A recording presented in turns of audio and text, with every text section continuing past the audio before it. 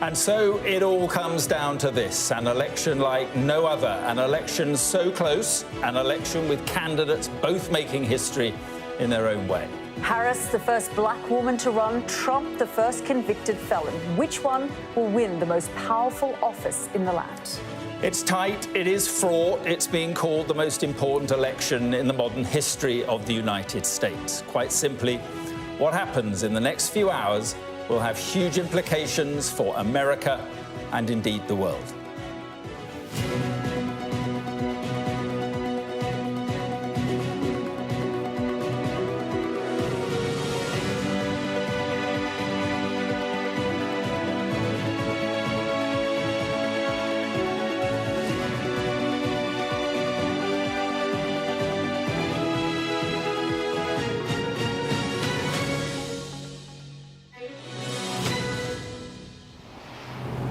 Coming up tonight, we'll bring you live updates, expert analysis and reactions from our team of correspondents in the crucial states, as well as the Trump and Harris camps. And we'll be looking at all the data and the states and the counties which will decide this election at our results screen with the man with the numbers, Lewis Goodall. We'll be here for the next 12 hours, and here with us, our US correspondent Mark Stone and our experts through the night, plus some special guests from each side of America's political divide.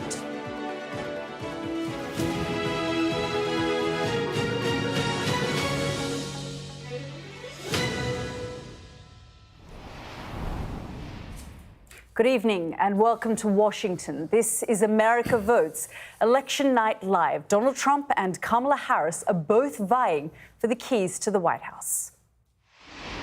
Americans are voting today not just for their next president, but also for who holds the power in Congress. And from this studio, just meters from where that power is wielded, we'll bring you every twist and every turn on what promises to be a dramatic night. I mean, it really does promise to be a dramatic night, doesn't it? I mean, it does. I mean, this has felt like an election like no other. Well, sometimes you rock up somewhere and you just think history could be made, and this feels a bit like that, doesn't it? Yeah. Very much so, Mark. Well, let's bring in our guests, of course, and Mark Stone, first to you, because, Mark, you've been here for the last 4 years, but what's been extraordinary is the last few months, frankly, all the twists and turns that we've seen. Extraordinary is an understatement. An extraordinary 4 years, in fact, an extraordinary few months, certainly. So many twists, so many turns, the future direction of this country on the line, of course, but the world beyond as well. Democracy in America on the line. Both sides are claiming that. So much at stake, so much to play for. An election so extraordinary, so consequential, so tight. So hold tight. The moment has come.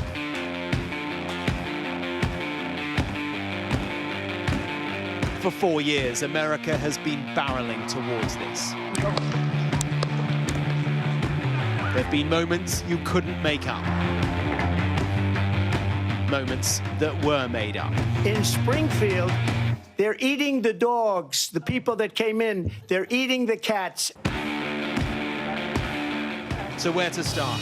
Biden had just won. Who was it called by? All the networks. Oh my goodness, all the networks. Wow! I, Joseph Robinette Biden Jr., do solemnly swear. A beaten president who never admitted defeat. An unprecedented attack on the seat of democracy. And that historic conviction. He will be vindicated. If it wasn't for him, they'd be after us. On the other side, Joe Biden, a man with a life of service, but a string of gaps. Ladies and gentlemen, President Putin. We're going to beat President Putin. President Zelensky. He was clinging on. And then, this. Inches from death, but perhaps also inching him closer to the White House. This evening could have been so much different. While President Biden eventually faced the music. I gave my best to you. He was out, she was in. I accept your nomination. Smart. Competent. No ideas, no attitude. There has never been an election like this. This truck is in honor of Kamala and Joe Biden. Never has this country faced two such starkly different choices. If we lose it, our country's going to hell. I think it's a civil war. Implications all huge. Here, now, tonight.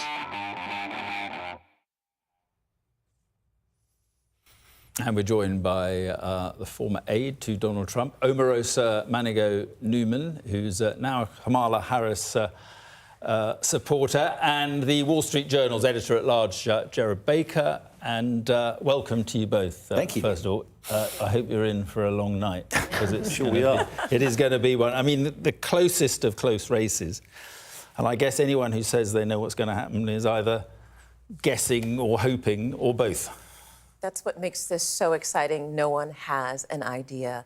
There is just no daylight between these two candidates in some of the most consequential states. And so we're all watching and waiting to see who America chooses, because the choice comes down to American people. Yeah, I mean, Jerry, I guess there are a couple of scenarios here, right? The polls are either correct and it is neck and neck, or the polls are fundamentally wrong, and we've seen that happen before. And it's a decisive win for, say, Kamala Harris, or the polls are wrong and it's a decisive win for Donald Trump, essentially. Yeah, it's not just that we have an incredibly close race. We've never had polls at this stage of the race, literally the day of the race, with the two candidates tied, not only tied in the national vote, which of course doesn't matter, as we know in this country, but tied, pretty well tied in every single one of the major swing states, all within the margin of error. So not only is it unpredictable in the sense that we have basically a tie, but because precisely, Yalda, because what you say about the polls, there is all kinds of ranges of possibilities on offer tonight. We could see a tie. We could be here for days and days and days, as we were in 2020 when Donald Trump refused to accept the result, or even that took a few days to get the final states in. 2000, when the George Bush-Al Gore race went on for 5 weeks afterwards. We could be in that situation. But because the polls have been wrong, quite significantly wrong, in each of the last set of elections, both the congressional elections that we've had and, of course, the presidential elections, we could actually, we could be surprised, and this could be over one way or the other within a few hours. Was it Nate Silver was saying 60% chance of one of the candidates taking 6 swing states? Yeah. Typically, that's what happened. I mean, in all of these elections, close elections, those swing states do tend to go one all in the same direction. Yeah. And if that happens again tonight, we'll have a good idea relatively early in the evening, and then we know the result. If they're tied, it'll go on for hours. I've just advertised a pollster. Other pollsters are available. I mean, but that's the thing, right? Could pollsters be spooked out by what happened in 2020 and 2016? Well, I was there on the ground with Donald Trump in the war room as the results are coming in. And remember, everyone told Donald that there was no way he was going to win, that Hillary Clinton would beat him decisively. We were there as each one of these key states came in, and each one of those pollsters were wrong. I was also here 4 years ago sitting at this desk for Sky News as we watched each one of those states come in, and we left not knowing who would be president. Yeah. So I'm going to lean on the idea that maybe tonight we won't, in fact, know. Don't say that. I have to say, but you have to say, I think it's actually quite nice that, we're all so used to seeing polls and poring over polls. We have what they call the polar coaster here, where everybody's, waking up in the morning and looking at the polls day in, day out. We're actually in the old-fashioned way. We're just going to have to wait for the results to come in. I love that. Nobody knows what's going to happen. So it could be days, it could be weeks. I draw the line at months. What's the longest? What's the 1876? Well, listen, yeah, 1876. Yeah. But I was on Gore's staff as well. That was 36 days. That was the longest, to the point where they just decided to stop counting. So you'll have to forgive me that I'm going to lean to the fact that we may not. There has to be a decision by the middle of December is when the Electoral College meets. Right. So it has to be clear. The legal challenges have to be cleared up by then. Now, as we saw in 2020, that's not necessarily the end of the process. If once again Donald Trump or conceivably Kamala Harris decides to challenge it, you could go further. But at some point it does have to be resolved. So it can't be 1876. It can't be 4 months. Yeah, because back then, of course, all sorts of shenanigans going on. In 1876, so nothing's changed. The inauguration in 1876, the inauguration didn't happen until March. They moved it forward in the 1930s to January. Anyway. So Yeah, so they've saved us a certain amount of misery, at least. We started with a history lesson. Yeah, well, Mark Stone, who said no one knows nothing? Yeah, well, exactly. Look, one thing I would say is that, you know, I'm excited, I'm anxious. That's nothing compared to the anxiety of the American people, I think, at this moment. This election does feel like no other before it. The division across the country is so stark. It is a country so siloed as well. And I think so many different groups of people just don't talk to each other. And there is huge anxiety. I've been talking to my neighbours this morning. I've been trying to get in touch with people I've met over the past few months, over the past 3 years, whose stories I've told, and all say the same thing. We're so anxious, whatever side they're on, we're so anxious about how this is going to turn out, because at the end of the day, or at the end of this 12 hours, if we get a result during our show, there are going to be an awful lot of people very excited and an awful lot of people very disappointed. And as you say, we have 12 hours. We will be talking about the polarization in this country as well. But as we've been saying, and as our panel has been saying, US elections are complicated. And in the end, they come down to a few voters in a few counties, in a few key states. And this time, those states are just so close. What do we need to now look out for? Well, Lewis Goodall will be guiding us through the crucial data as it drops. And Lewis, just talk us through what you're looking out for. Of course, these key 7 battleground states.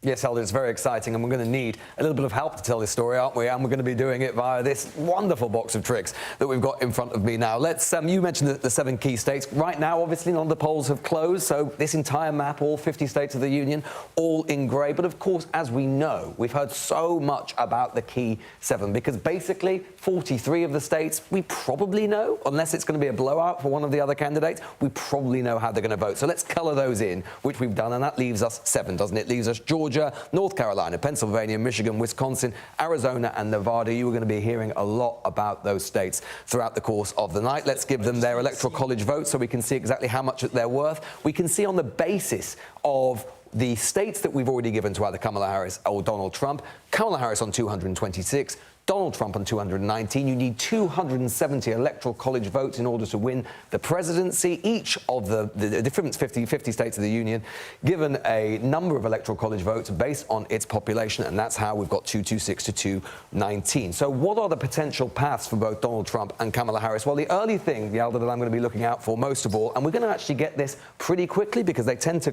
count the votes pretty quickly down in the south of the country, is what happens in Georgia, what happens in North Carolina. This states here, North Carolina and Georgia. What happens in those places will give us a really key indication of what is happening nationally. And the truth is, if it's the case that Kamala Harris can win North Carolina, a state that Donald Trump won back in 2020 and indeed in 2016, and she can win Georgia, which Joe Biden won in 2020, first Democrat to win Georgia since Bill Clinton did all the way back in 1992, then she makes her path to the White House so much easier. Look, she's already on 258. That is before we get to the traditional blue wall battleground states of the Rust Belt. And then all she would need to do is win Pennsylvania. Hey, presto, she's on 277. She's won the presidency. We can all go home. That'll be it for us. But if it is the case that Donald Trump can hold on to North Carolina and he can win back Georgia, then things look a bit different, don't they? He's already back on 251.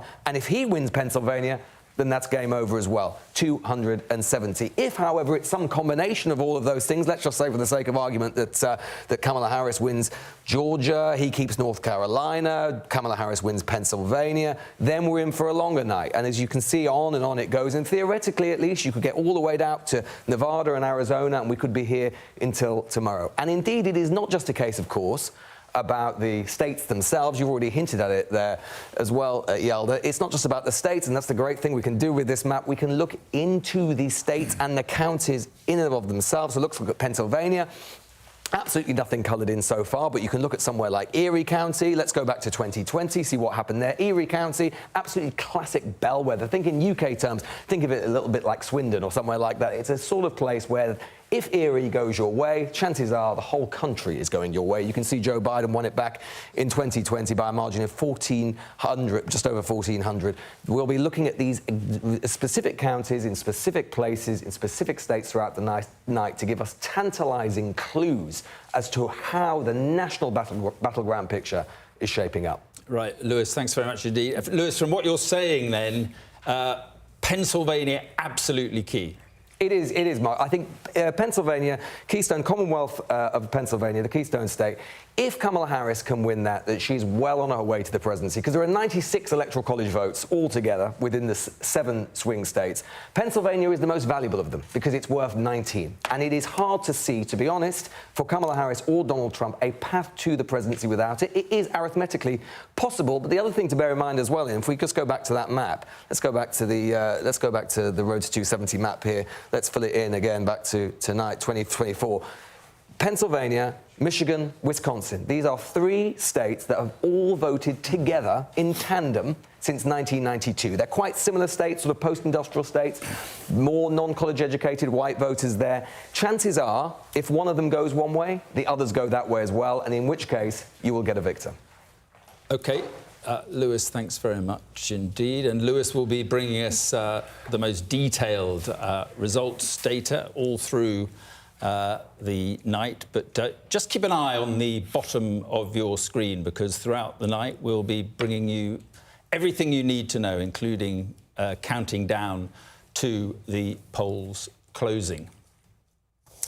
We'll also show you all the results in each state as they come in, as well as the battles for control of the House and the Senate, which is very important when it comes to power and who wields the power in this country. And we will bring you that all-important race to 270 college votes that Lewis was talking about, the number that Donald Trump or Kamala Harris need to reach it, to make it, rather, to the White House.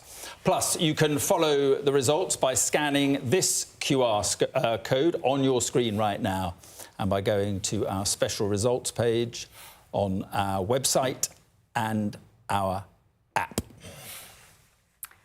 Well, we're live right across the country tonight. We're with the Harris and Trump camps, and we're in some of the key battleground states that will decide this election. As we've said, James Matthews will be with Team Trump in Florida. Martha Kelner is here in Washington, D.C. With the Kamala Harris team. Dominic Waghorn is in Pennsylvania, where, as Lewis was saying, there are 19 electoral votes up for grabs. Cordelia Lynch is in Georgia for us with 16 electoral votes. Michigan has 16 electoral votes, and our Yusra El-Bagir is there for us. And Shigi Marike is in Arizona, where there are 11 electoral college votes. Let's go straight to our James Matthews, who, as I said, is with Team Trump in Florida. And James, earlier in the day, we saw Donald Trump and the former First Lady. They were casting their vote. I've also just seen a little, he doesn't put anything out on, I guess he does now on X, but Truth Social as well. He put out a bit of a tweet. Yeah, hi, Yalda. He's been busy on social media, indeed, in the past few minutes, posting this. A lot of talk, Donald Trump, about massive cheating in Philadelphia. Law enforcement coming, he posts. Now, this is an individual who opponents say will try to style this election as corrupted, should he lose it, and a man who has been laying the ground for a legal challenge. So I suppose the question is that statement feeding into that master plan? Will he come here, as he intends to, the convention center in West Palm Beach? He's not far from here. He's in Mar-a-Lago. He'll have his own personal watch party with the great and the good. He will come here at some point to give a speech, and this place is getting busy, Yalda. Dozens of media already gathering at the front of the stage in the mosh pit before the stage. What will Donald Trump say? That's the question. When he comes here, as he's expected to in the middle of the night, will he declare victory despite what's happening at the vote count centers? That's what he has done before in the past. So will we see a Donald Trump who is trying to shape this result his way, no matter what the figures are telling us over the course of the night? And Martha, you're not too far away from where I am. I'm hearing mixed things from the Harris camp. They're telling me they're certainly feeling very anxious right now. Yeah, anxious, but I'm also hearing cautiously optimistic. They think that Kamala Harris could well have outperformed the polling, may in fact be ahead of Donald Trump, but take that with a pinch of salt. I'm at Kamala Harris's campaign headquarters here at Howard University in Washington, D.C. It also happens to be one of America's largest historically black colleges. Kamala Harris graduated from here in 1986 with a politics and economics degree. Could she return to the stage behind me as America's first female president? That stage is still being built. Bulletproof glass is being installed around the Speaker's lectern. As for Kamala Harris, after the madness of the 3 months that has gone before, the most truncated presidential campaign in history, she's having a quieter day today. She made a few appearances on radio stations, making last-minute appeals to voters. She's also performed a few vice presidential duties, and she made a surprise visit to Democratic Party campaign staff elsewhere in D.C. But as I say, her team are saying that they're cautiously optimistic, but I think they're aware, this country is aware, that there could well be a tense and long night and few days ahead. Indeed. Let's go to our Cordelia Lynch now in Georgia. And Cordy, I mean, Georgia is one of the first states that we're going to be looking at because, of course, polls close in less than 2 hours. That's right, and we've seen record-breaking early voter turnout in Georgia. More than 4 million people voting early, 700,000 today, and we are expecting 75% of the vote to be counted within 2 hours of the polls closing. We're told we could expect a result by midnight. Now, back in 2020, Joe Biden turned the state blue for the first time in nearly 30 years. If Kamala Harris wants to repeat that success, she needs to get a lot of support from black voters in Atlanta, where I am, but also in the more diverse, more affluent suburbs as well. But 2 words on everyone's lips here in Georgia: election integrity. We have already seen 5 non-credible bomb threats in Fulton County, where I am today alone. The FBI say they appear to emanate from Russia. The Secretary of State in Georgia says they will not be intimidated, but this is a hotly contested and very contentious race. Let's bring in our Yusra El-Bagir, who joins me now from Michigan. And Yusra, Michigan, one of those crucial swing states for Kamala Harris, part of the Blue Wall, the Rust Belt. She really needs this state to deliver for her. But you've been there all week, speaking to uncommitted voters, speaking to some of her supporters, but also speaking to Donald Trump supporters. Absolutely, Yalda. I mean, Michigan is a swing state, but it's also significant as a bellwether state, an indicator of who might be the next president of the United States. They voted for the winning presidential candidate over the last 4 elections, starting with Obama in 2008, and they broke their 30 years of voting for the Democratic presidential candidate by voting for Trump in 2016, and then Biden narrowly won it by 2.8% in 2020. So it's anyone's guess who will win here. I mean, we've been speaking to people across the state, and I could really feel why this is a bellwether state, why it's such an indicator of how this race could go, because there's just a cross-section of American society here. I mean, you've got a huge black population, you've got a huge immigrant population, Arab Americans discontented, infuriated by the Biden-Harris support for unwavering support for Israel during its military offensive in Gaza and now in Lebanon. You've got young working class people, working class families who've been reliant on the automobile industry, hoping that Trump can revive the economy. But you've also got students in campuses across Michigan who are backing Harris, who want to keep their rights intact and are fully supporting her in her presidential bid. So as the polls close, we're expecting them to close at 9 p.m. Eastern time, 1 a.m. UK. We'll start to see what the picture looks like in Michigan, and that could be a sign as to how the country will vote. Well, let's go to Pennsylvania and speak to our Dominic Waghorn. And Dom, I mean, a treasure trove of Electoral College votes. All eyes have been, for the past few months, on Pennsylvania. Both campaigns have saturated that state with so many ads. They have, and we've had the candidates coming here again and again because Pennsylvania, quite simply and literally, could well be the king or queen maker swing state in this election, not just because it has that demographic mix that kind of reflects what is happening in other swing states, but also because it has those prize, as you say, 19 electoral college votes, and it is split down the middle. It was taken by Donald Trump in 2016 by a margin of less than 1%. Joe Biden took it back for the Democrats 4 years later by just over 1%, and it really is, according to opinion polls, split right down the middle. And it is inconceivable, all but impossible, for anyone to take the White House without taking Pennsylvania along the way, unless there is a major upset in this election. But the bad news for all of us is that it is also likely to be amongst the slowest to return a result because of the rules they have about counting mail-in ballots. They can't start doing so till the morning of the election, unlike some of the other swing states. So back in 2020, it took till Saturday before this state returned a result, declaring it for Joe Biden by that very narrow margin. And in those days, when Donald Trump saw the election slipping away from him, he used that vacuum to fill it with suspicion, scurrilous rumours of election fraud and frivolous lawsuits. And he seems to be beginning to do so again now already, even while the counting is underway. So it is very consequential, this stake.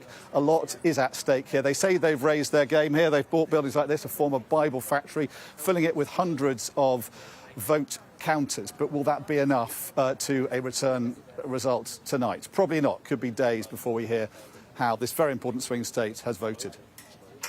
Yeah, very much so. Let's go to one of the Sunbelt states now and speak to our Shingi Mararike, who joins us from Arizona. So many issues on the ballot today, isn't there, Shingi? I mean, abortion rights, Senate seats, and of course, the keys to the White House.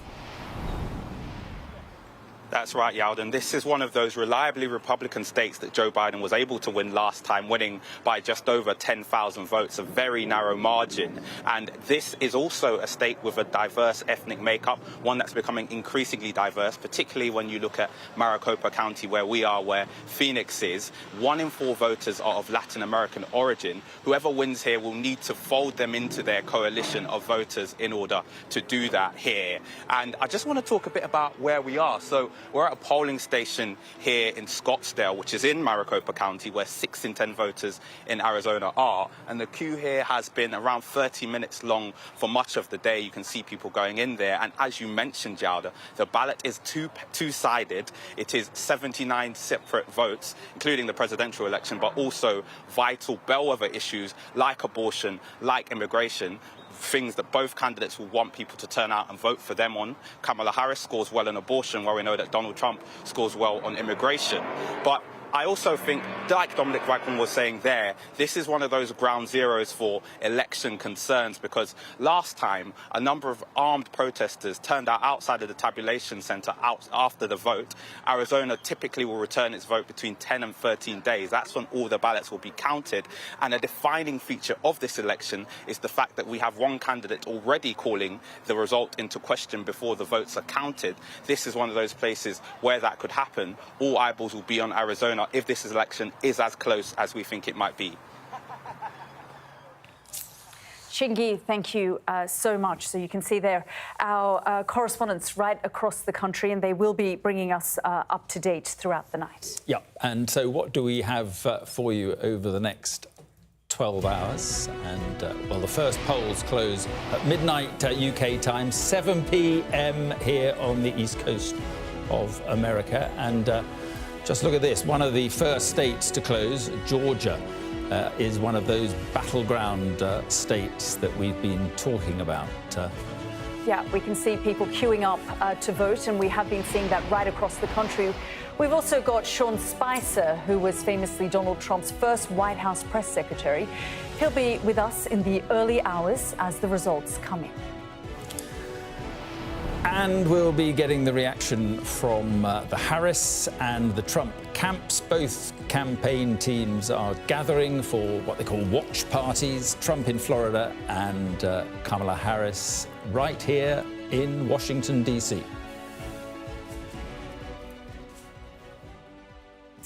So, as we've been saying, every state has its say, but some states have a bigger say than others. Here's a run-through of what you need to watch out for tonight. Now, there are 7 battleground states this year, accounting for 93 electoral college votes. A reminder, 270 is that magic number. Whoever reaches 270 will be the next president of the United States. And polls put the gap between Kamala Harris and Donald Trump in those states well within the margin of error. No one really knows which way they'll go. The first is Georgia, where polls close at midnight UK time. Joe Biden won the state by 13,000 votes in 2020. It just gives you a sense of how tight things were 4 years ago. Polls close in North Carolina at 12:30 UK time. Trump won there in 2020. And Pennsylvania, this is the most valuable of the battleground states, worth 19 electoral votes. And it's where many analysts believe this election will be won. Polls close there at 1 a.m. UK time. You heard there from our correspondent Dominic Waghorn, who talked about the importance of Pennsylvania. 2 a.m. UK time, polls close in Michigan. Along with Pennsylvania, it's picked the winner in the last 4 presidential elections. So too has Wisconsin, but by little more than 20,000 votes in the past 2 elections. And the third battleground where polls close at 2 a.m. is Arizona. The state went blue 4 years ago, the first time it's voted Democrat since Bill Clinton in 1996. And finally, Nevada, perhaps the epitome of the swing states, having voted Republican 6 times and Democrat 6 times in the last 12 elections. So 7 states, all with different demographics, issues and priorities that are expected to decide this race. Right, let's get into all this then with our guests, Jerry and Omarosa. So first of all, which states are you, or particular state are you looking at as the possible tipping point in all this? Can I give just a little background? That shot that you see at Howard University, that is a significant landmark for those of us who graduated from Howard. That's called Founders Library, and it's a very special place for Vice President Kamala Harris. She spent a significant amount of time researching there and studying there, but the backdrop was hand-selected by her for this special evening. So I wanted to just give that context, because you're going to see that image throughout the night, and it is a significant part of African-American history as well. I wonder if we can actually bring that shot back up just to show you, I mean, it's part of where the Kamala Harris camp is. And Omarosa, I mean, that is also close to your heart. Yes, of course. Founders Library is where I spent tons and tons of hours studying for my master's and my doctorate. But I think it's also significant to recognize that there are tons of people who are there to support her, who are very excited. Friends are texting me from what we call the Quad. And the Quad is the place where Kamala Harris also became a member of the first female sorority called Alpha Kappa Alpha, and that is the place where she crossed into that organization. So a lot of importance for her and significance for Kamala Harris as we look at that shot at Howard University. You've got some family members who are there at the moment. Yes, just tell us what they're telling you about the mood. About it's like a dance party. They were dancing not only in the queue, but now that they are in the Quad, they are anticipating the results to come in.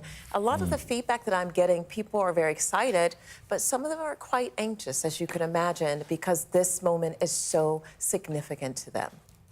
Jerry, let's talk about Donald Trump for a moment. Well, no, I was asking you about the state. Which pivotal state? Let's do that first. The key state, I think, is Pennsylvania. I was amused by Lewis's description, comparison of it to Swindon, or to Erie County as the Swindon. That could be a new slogan for Erie County. But visit Erie County, the Swindon of the United States, with a bigger lake. But I think Pennsylvania is key. Look, and it's key not only because it's the largest of those swing states, but there is this blue wall that people talk about.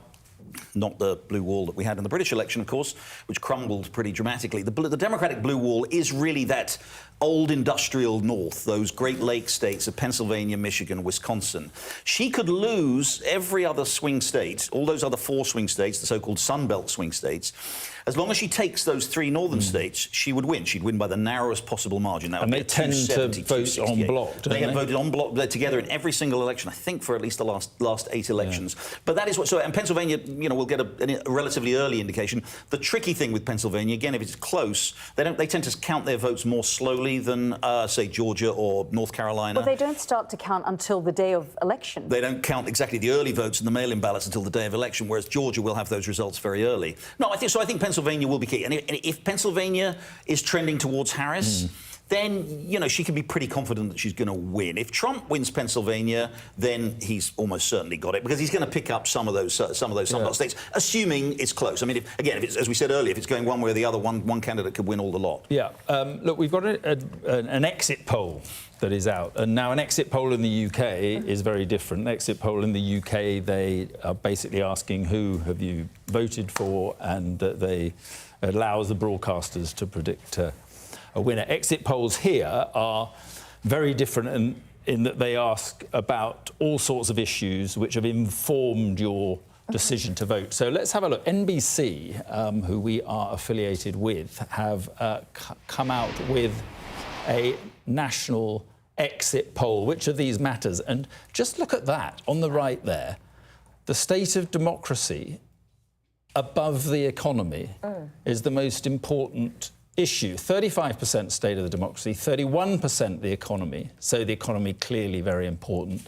And as you can see, 14% abortion, which may prove very important. 11% immigration. May be surprising that that's so low, but then foreign policy, I suppose, traditionally in an American election, not the... The state of the democracy is... What do you make of it? No, I was just going to ask what you make of that. Well, Donald has spent so much time trying to dismantle the key elements of our democracy, so I understand why it's top of mind we don't know for a lot of the other voters. Yeah, but even tonight, he's questioning the results of this election before the results even come out. That's a part of questioning free and fair elections. Right, but don't forget that there are plenty of people on the Trump side who also feel like Doc Democracy is on the line. So that, what was it, 35% there? Yeah. That will include plenty of Trump supporters as well. But I'm really interested by that, because everywhere I've been, I've found that democracy has come below the economy, and that the number one thing people are worried about is their back pocket, and that democracy, maybe they're worried about it, but not nearly as worried about that. And then also the immigration, that's quite low there. I'm surprised the immigration number is so low. Look, and Mark's exactly right. That could be both in polling that we've seen in the course of the campaign. A lot of Trump supporters say they cite the state of democracy because they think for things like freedom of speech, that they're not allowed to have free speech and all that. So that kind of is ambiguous. It's pretty remarkable that immigration is so low, and actually, I think, was that right? I could put it up again, below abortion, right? Was it below abortion? That again, doesn't fit with any of the polling we've seen in the campaign. People are asked, they say, number one, economy, number two, immigration, and then number three, democracy, and maybe four. But the democracy thing, maybe a different electorate. is this reflective of the fact that many people are calling this the fear election, that there is real... It's the ultimate fear election. But both sides have been campaigning on the idea of fear and change. You're either a radical left lunatic or you're a fascist. Well, the thing more than Donald Trump, whose whole campaign pitch has been, be afraid of the immigrants, be afraid of what happens if Kamala wins. She's going to bring these type of people into this country. He has stoked fear more than any side of this campaign. His campaign, whether that's on Kamala's side, who's saying, you should be afraid of another Trump presidency. And she has said democracy is on the ballot. She's also called her opponent. They've called their opponent fascists, and some of them have called them Hitler. I mean, you know, well, his own running mate called him Hitler. But it's hard to argue that they have been the ones who've been sort of saying that they're a threat to the Democrats. But when your vice presidential nominee calls you that, I think that there is some credibility. Well, he didn't call that. To that point, in terms of how people view Donald Trump, because of course, when we talk about the undecided voters, people aren't undecided when it comes to Donald Trump. They've had a long time to have a sense of what they think of him. We're just going to show you this next poll, also from NBC, this idea of how people view Donald Trump, favourable or unfavourable. And as you can see there, 44%, 54%. Interestingly, when you do comparisons, between the different sort of demographics, if you compare white voters. I'm seeing here in 2020, 57% of white voters found Donald Trump favourable. In 2024, it's dropped down to 49%, which is quite interesting. But how many of them will still vote for him? Yeah. You know, I say that because I think quite a lot will. So many people across this country will say, I don't like the guy. I don't like what he says. I don't like the way he acts, but I like his policies. So again, with that poll there, they may be answering, actually, I don't really like him, but his policies are good, and I really can't stand Kamala Harris because she's too far left, and I think, you know, that's something we'll get into tonight. But and Donald Trump's always, even when he won in 2016, had a majority of people saying they had an unfavourable opinion. He's the first two presidents, I think, in the last 50 years where that's been true. He's always, the majority of people don't like him. They may, as Mark says, they approve of the policies, some of the policies, they don't like the opposition, but they don't like, the majority of Americans don't actually like Donald Trump. What is it about the phenomenon of Donald Trump, then, that appeals to people? Because he's not a politician. That's at least how he pitched himself originally in his campaign. He said that he was going to come here in Washington and drain the swamp. They wanted to see a different type of change, and he had an opportunity because he positioned himself as this brilliant businessman who could take over the establishment here in Washington and bring change that people could feel. But also, one guy was coming along, and he did in 2016, and that's why he won, who was agreeing with a proportion of people who felt they'd been screwed over by the elite. Their kids had been sent to war, their industries had been exported, their culture, their conservative culture was being mocked by so-called wokey liberals. And suddenly along came a guy who was telling them that he was going to screw the elite. He was going to do it his way, rip up the system and rebuild it. He didn't get the chance to do that in 2016. But it's also that, but it's also, frankly, that his opponent in 2016, Trump was regarded unfavourably, but Hillary Clinton was regarded even more unfavourably. He lost to Joe Biden in 2020, in part because he was regarded unfavourably and Joe Biden was regarded favourably. We'll see tonight. We'll talk about this later. With Kamala Harris, I don't think that's true, Marissa, because with people Hillary actually Clinton, you saw in the exit polling that a lot of those folks who voted for Donald Trump did not want to, nor were they prepared to vote for a woman to lead this country. Tonight we'll test that. We'll have to, She does much better on favourability ratings, Kamala does. And she has a higher favourability rating than Hillary Clinton. Hillary Clinton ever does. Hillary Clinton's campaign, people just don't like her because she's a woman, isn't it? I mean, if she's got a more, if she's regarded more I worked favourably for than the Donald Clintons. Trump. Don't forget that I worked for Bill Clinton and I worked in that White House. I know Hillary Clinton. She had a lot of things that she brought to the table that Kamala Harris just doesn't. But, I mean, her campaign was not a great campaign. No, I mean, there's a lot going on. But look, we've just been hearing from both Donald Trump and Kamala Harris already today. Trump said he's feeling very confident about his chances, while Harris made one last call to voters to get out and cast their ballot. How you doing? Have you voted already? Give me a second. You did? Thank you.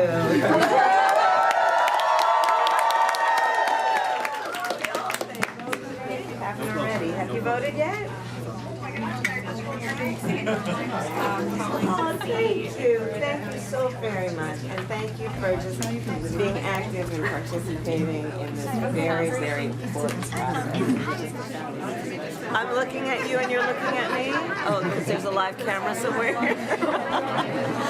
Which camera is, this is, okay, I'm waving at you. This is waving at you. Is this Teresa? We have a great country, but we have a country that's in trouble. It's in big trouble in many ways, and we have to straighten it out. We have crime is through the roof. We have people pouring through our borders that are not exactly perfect. They come out of prisons. 13,000 people convicted of murder. We don't need this in our country. We have enough difficulty. We don't need that. So I think people saw that. And it just seems that the conservatives are voting very powerfully. No, I feel very confident. I have felt. You know, we went in with a very big lead today, and it looks like Republicans have shown up in force. So we'll see how it turns out. But it seems that they have really shown up in force. I just got a call from Dan Patrick in Texas. He said they've never seen anything like it. So you heard there from Donald Trump and Kamala Harris today. And of course, all eyes, as we've been saying, are on these key swing states, the Rust Belt states in the north of the country, and then, of course, the Sun Belt states. And throughout the night, we'll be seeing this map turn red and blue. And, you know, there are some states, most states, where we know what the outcome will be. But of course, we are watching those crucial battleground states throughout the night. And Lewis will be bringing that to us as we move throughout the night and wait for the polls to close.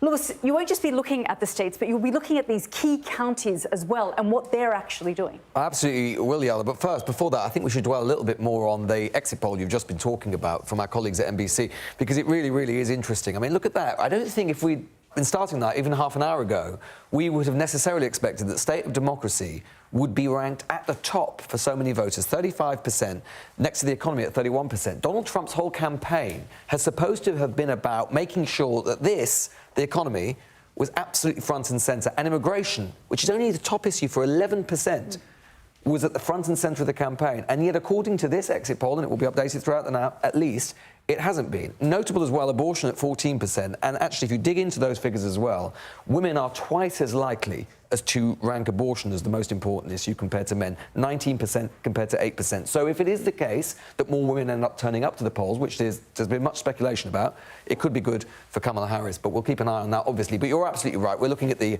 key counties of this election. Let me just talk you through a few of them. Well, God, I was just looking at it just now before you came over, so let's actually start with Michigan. And this is, let's have a look at it here. It's obviously a big, big important state. Let's update it here. This is Saginaw County in Michigan. This is the 2020 map. Saginaw County, really, really interesting place. Old home of General Motors. People talk about it as being a bit of a microcosm of the country overall. It's 68% white, 18% black, 9% Hispanic. And it's a real bellwether for the state of Michigan and for the Great Lakes in general. You can see here in 2020, Joe Biden took it by only 303 votes.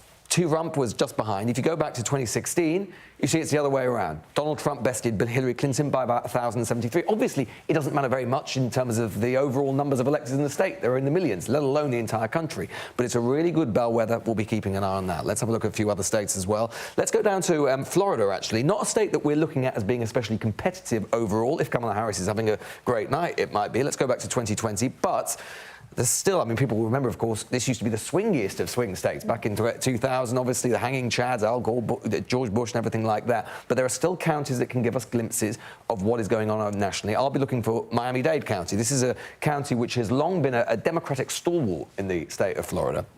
But over time, it has been trending, like the whole state itself, to the Republican Party. Large number of Hispanic, Latino voters in that county. Really interesting to see whether or not the Madison Square Garden's little imbroglio that there was with Donald Trump, with the comic obviously making that derogatory comment about Puerto Ricans, whether that has made much of an impact. That's one of the big things we'll be looking out for in terms of whether Kamala Harris can keep that together. We go over to Arizona. In the West, people might remember from 2020 this dragging on, sort of Arizona's counting for days and days and days and days, and that's partly because voting in Maricopa County in Arizona is dominated by Maricopa County, which is the home of Phoenix. 60% of the entire state's population is in this county. You can see there, Joe Biden bested Donald Trump by a difference of 45,000 votes. That's how Democrats win in states like this. They pile and pile up votes in key big urban areas. And a really good example of that as well is down in Georgia, which is going to be, we're going to have these results in Georgia pretty quickly because, as we were hearing before, the votes are counted pretty quickly down in the South. And I'll be keeping a very close eye on what goes on in all of these counties, clusters of counties here, which is around Atlanta and the Atlanta suburbs. Most of all, of course, Fulton County. Democrats dominate in these areas, big African-American populations and so on. But what Kamala Harris needs to do is absolutely run the table in these places, just like Joe Biden did. You run up massive margins in places like Cobb County, 56% of the vote, DeKalb County, 83% of the vote, and so on. And if you do that, then what you can do is just little by little outweigh Donald Trump's big margins in places like Toombs County, agricultural places where, as you can see, Donald Trump got 72% of the vote back in 2020. Well, we'll talk a little bit more, Lewis, about turnout and what that all means for all of this. But for now, Mark, back to you. Yalda, thank you very much indeed. Let's bring in Pat Toomey, a former senator from Pennsylvania. Good evening, and very good to talk to you. I just wonder, first of all, how you think things look in this very close election? Well, very close. It's a lot of questions, right? The polling is extremely close in all the swing states. But there's an open question as to whether the pollsters have correctly calibrated or recalibrated from the methodology that had them off in previous cycles, or did they over-calibrate? This is something we won't know until the votes are counted and we've got an outcome. But there are some actual data points that have been coming in. I find it interesting to see the big movement towards Republicans in terms of voter registrations. It's generally true across the country. It's particularly true in Pennsylvania, which is a very, very important state, as you know.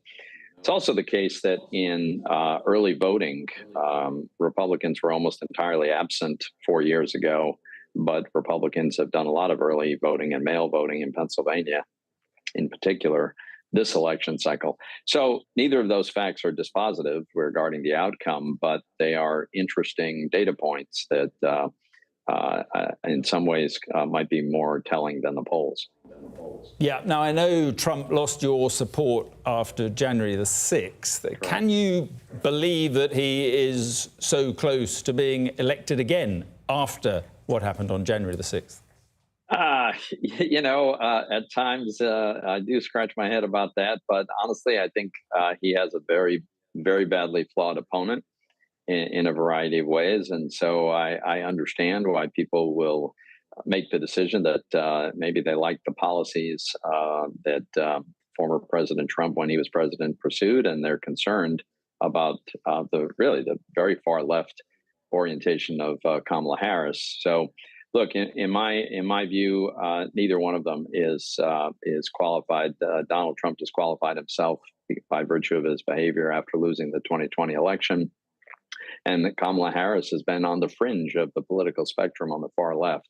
So I'm kind of a man without a home at the presidential level, but fortunately, I've got lots of good Republicans I can support in the Senate and House races. I'm tempted to ask who you did vote for. I'll tell you who I voted for. I wrote in Nikki Haley. And, it's interesting. As you may know, during the Republican primary, by the time it got to Pennsylvania votes relatively late, most cycles. Nikki Haley had already withdrawn from the race. She had announced that she was no longer a candidate.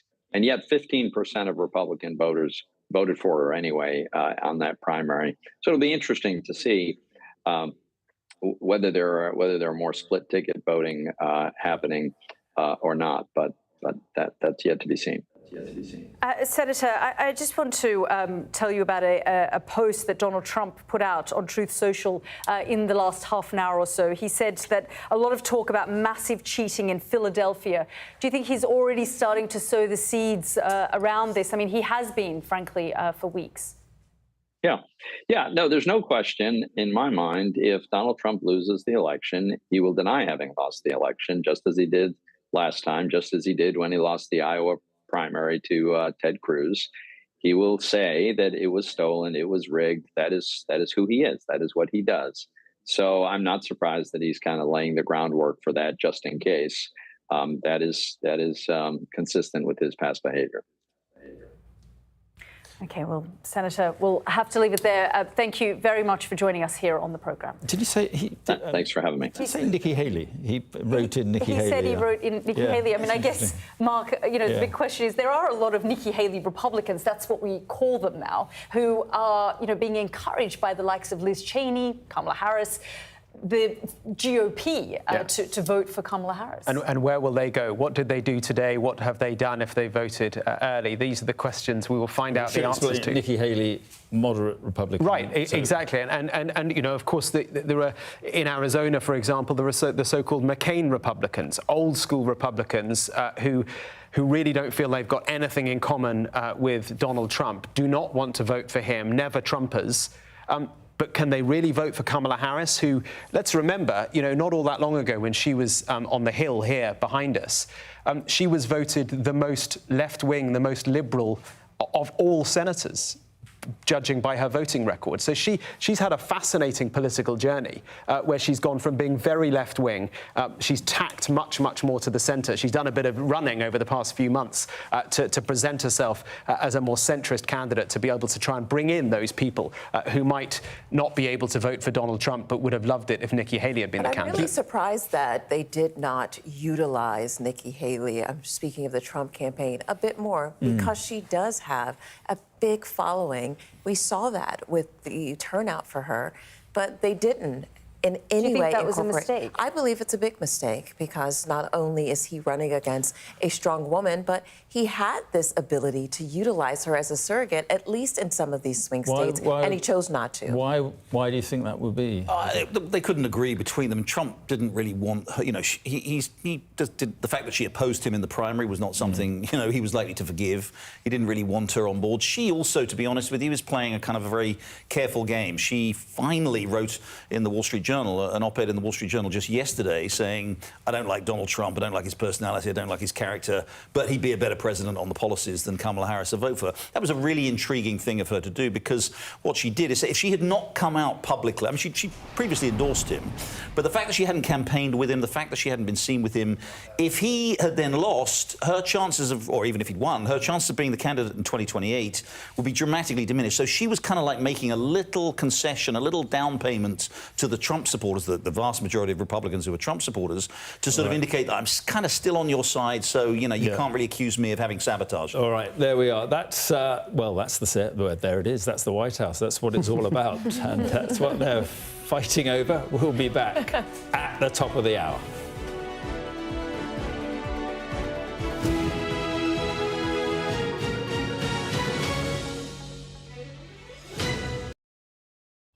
We arrive. A secret hospital hidden in the Myanmar jungle, treating the victims of this bloody war. This is Myanmar today. Its military rulers don't want the world to see, but we have.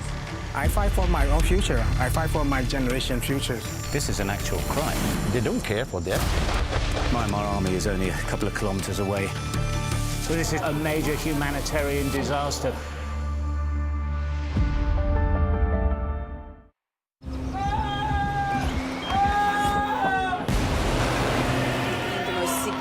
Day of this conflict. They keep telling us that they want aid. And this is what's left of it. Tanks, heavy vehicle. Why only in America? People want their country to work. Just want a job in a normal life. Why are these homes empty? I want you to be honest with people. That has happened within minutes. Sky News, the full story first. Free wherever you get your news. Play Sky News. From the Sky News Centre at 7. Now that you're up to date, we can go into a bit more detail. Things can change incredibly quickly. Taken by surprise. Have you ever known a moment like this in British politics before? Yes. Cheers. We'll start with breaking news. Let's get the latest on the ground. So, by the end, we'll hopefully all understand what's going on in the world just that little better.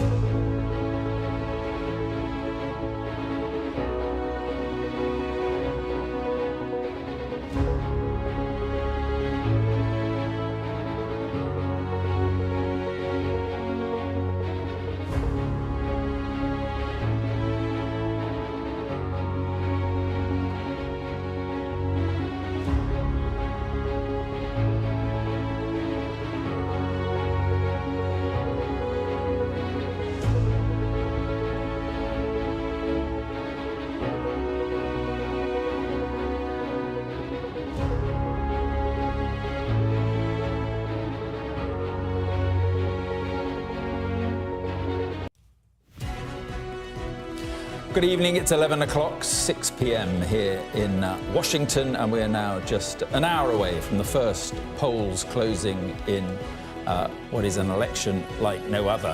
Both candidates have been seen today making last-ditch appeals as voters head to the ballot box.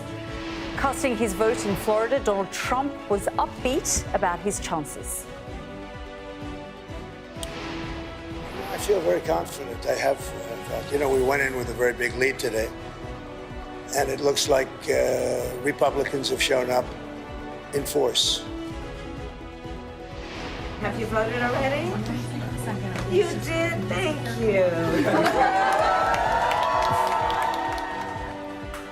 And a final call from Kamala Harris as the Vice President makes a last-minute appeal for votes. We'll bring you reaction from both camps with Team Harris here in Washington and Team Trump in West Palm Beach. Millions of Americans have gone to the polls, with officials in the Battleground state, Pennsylvania, saying they're on track for a record turnout.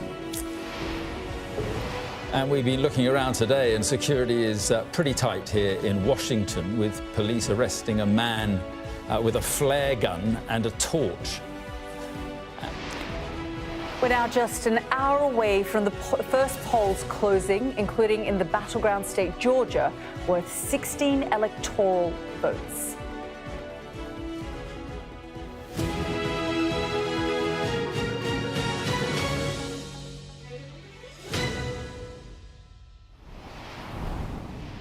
Good evening and welcome to Washington. This is America Votes, Election Night Live. Donald Trump and Kamala Harris both vying for the keys to the White House. Americans voting today not just on their next president, but also the makeup of Congress. We're in the heart of the Capitol, where the decisions that shape this country are made. From our studio, just meters from the corridors of power, we'll bring you every twist and turn on what promises to be a dramatic night. It really does promise to be a dramatic night, and we're waiting on this the first polls to close. Georgia will be a really interesting one to watch. But I just wonder if we should chat about how we got here. I mean, it's been the most crazy 3 or 4 months, hasn't it? I mean, we were here, actually, Mark, when this assassination happened, and then the RNC attempted assassination too. But of course, Mark, you've been following all of this so closely over the course of the last. Well, it was the debate, attempted assassination. But look, go Biden back 4 years, and January the 6th here. That extraordinary day for American democracy, when the guardrails appeared to be shaking quite considerably. As Donald Trump insisted that he had won the last election against all evidence. And from there, it has been, well, a roller coaster for sure. But after January the 6th, he was a man in exile. He went back to Mar-a-Lago. He went down to Florida, and he was wounded. And I think many people thought that was it. I remember when I first got to Washington, obviously, as you do, you want to get out and about around the country as much as you can. When I covered 2016, when Trump won, I was in Pennsylvania then.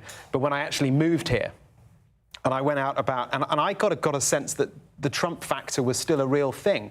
And I talked to colleagues here who were so exhausted by having covered the first Trump presidency.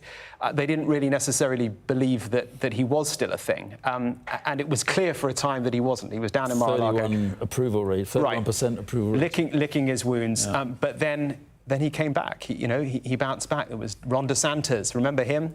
Governor of Florida. Everyone thought he was going to be the next big thing of the Republican Party. President, maybe. But no, he bounced back. Then the court cases. How many of them? So many. We thought that this year was going to be dominated by court cases, but one by one, for different reasons, they went away. While they were still while they were still happening, he used them to great effect as his campaign trail. The campaign trail for him was the courtroom.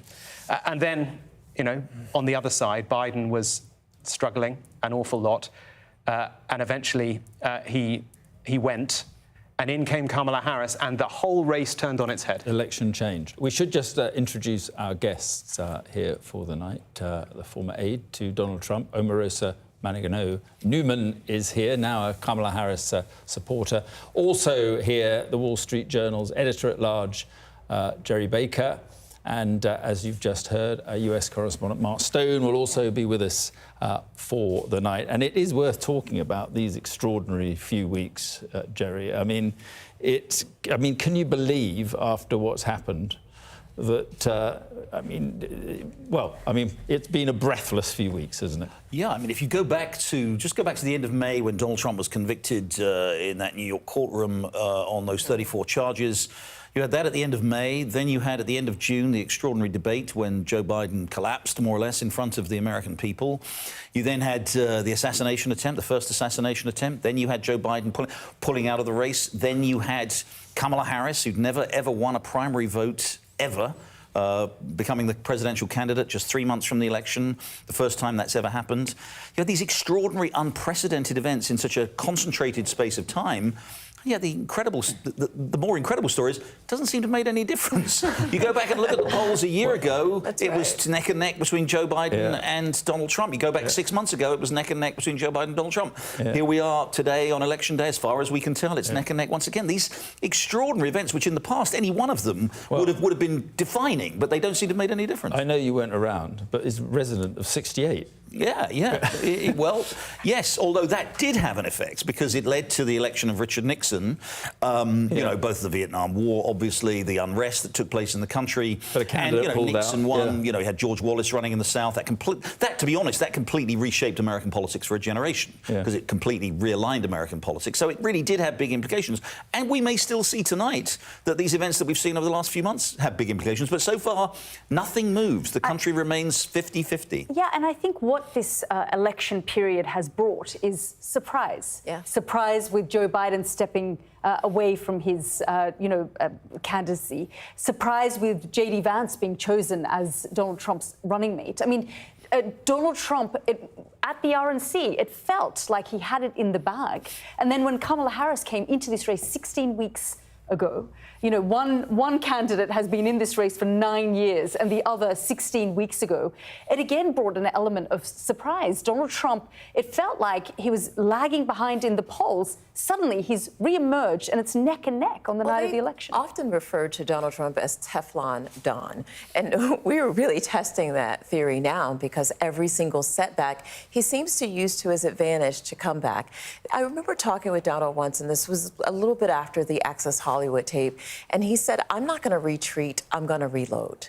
And I think that's what you're seeing, that resiliency from Donald Trump now. Every single thing that he's faced, every hurdle, every barrier he used to his advantage. And now he is sitting at just the precipice of becoming the 47th president. And I'll just quickly say, the other thing is, you know, good leaders, successful leaders, I'm not saying Trump is a good leader, but successful leaders, people who do well, whether in, you know, business or warfare or politics or whatever, they are often very fortunate particularly in their opponents. And Donald Trump, that has been his great good fortune. As we said earlier, he's not a popular man, Donald Trump. More Americans disapprove of him than approve of him, but he somehow seems to have this capacity to make his enemies even more unpopular, to make his enemies do things to him that actually end up rebounding on them and hurting them more. Mark talked about these lawsuits, you know, which were expected to hurt him. I think many people saw them, with some justification, as highly partisan attempts to use the judicial system to go after a political enemy. So a man who ended up being convicted, his very conviction, his criminal record, ends up redounding to his advantage. But he did lose to Biden. He's lost in midterms. Right. So, I mean, he's not a serial winner. Oh, as I said, he lost, you know, he's never won the popular vote. He's lost the popular vote every time. He could lose it again tonight and still be president. I think that... I was just going to say, I think... I remember a couple of years ago chatting to friends, colleagues, and we were wondering how Donald, as he was rising again, where he was going to find those... I mean, he lost in 2020, so where was he going to find, given all the baggage that he carried with him and gained, where was he going to find those extra voters? And I think tonight we'll find out, and it'll be different demographics, him chipping away at people who would once have voted Democrat who might now vote Republican. We'll see. Hold that thought. Yeah, absolutely, because we have a lot of time to talk about all of these issues. But in about 50 minutes' time, we're going to see the first polls close. And as we've been saying, US politics is complicated. And in the end, they do come down to a few voters in a few counties, in a few key states. And this time, those states are so close. And of course, Lewis Goodall is with us to guide us through. And Lewis, you know, our focus is on the White House and these two candidates, but there's a lot of other races going on tonight as well. There are, Yalda, and it's really, really important because all of those races have a big impact on the presidency itself. Perhaps the most important of all is what is going on in the Senate, the upper house. So the Senate is elected in thirds, a third every 6 years. There are 34 Senate seats up for grabs tonight. Each state sends 2 senators to the Senate. And as you can see, the ones in yellow here, those are the ones that are being contested tonight. And it's a bit unfortunate for the Democrats, this. The Democrats currently control the chamber of the Senate, but they only have a 2-seat majority. So the thing is if all the Republicans need to do is they need to flip 2 seats and they gain control. And unfortunately for the Democrats, when these seats were last contested 6 years ago, the Democrats had a bumper night. It was the midterm elections of 2018. It was in the middle of Donald Trump's first term. He was unpopular, and there was a blue wave, and they had loads and loads of seats, which means that they're on, as the Americans would say, defense. And it means that, in particular, there is one seat, which is here, which is West Virginia. This has been long held by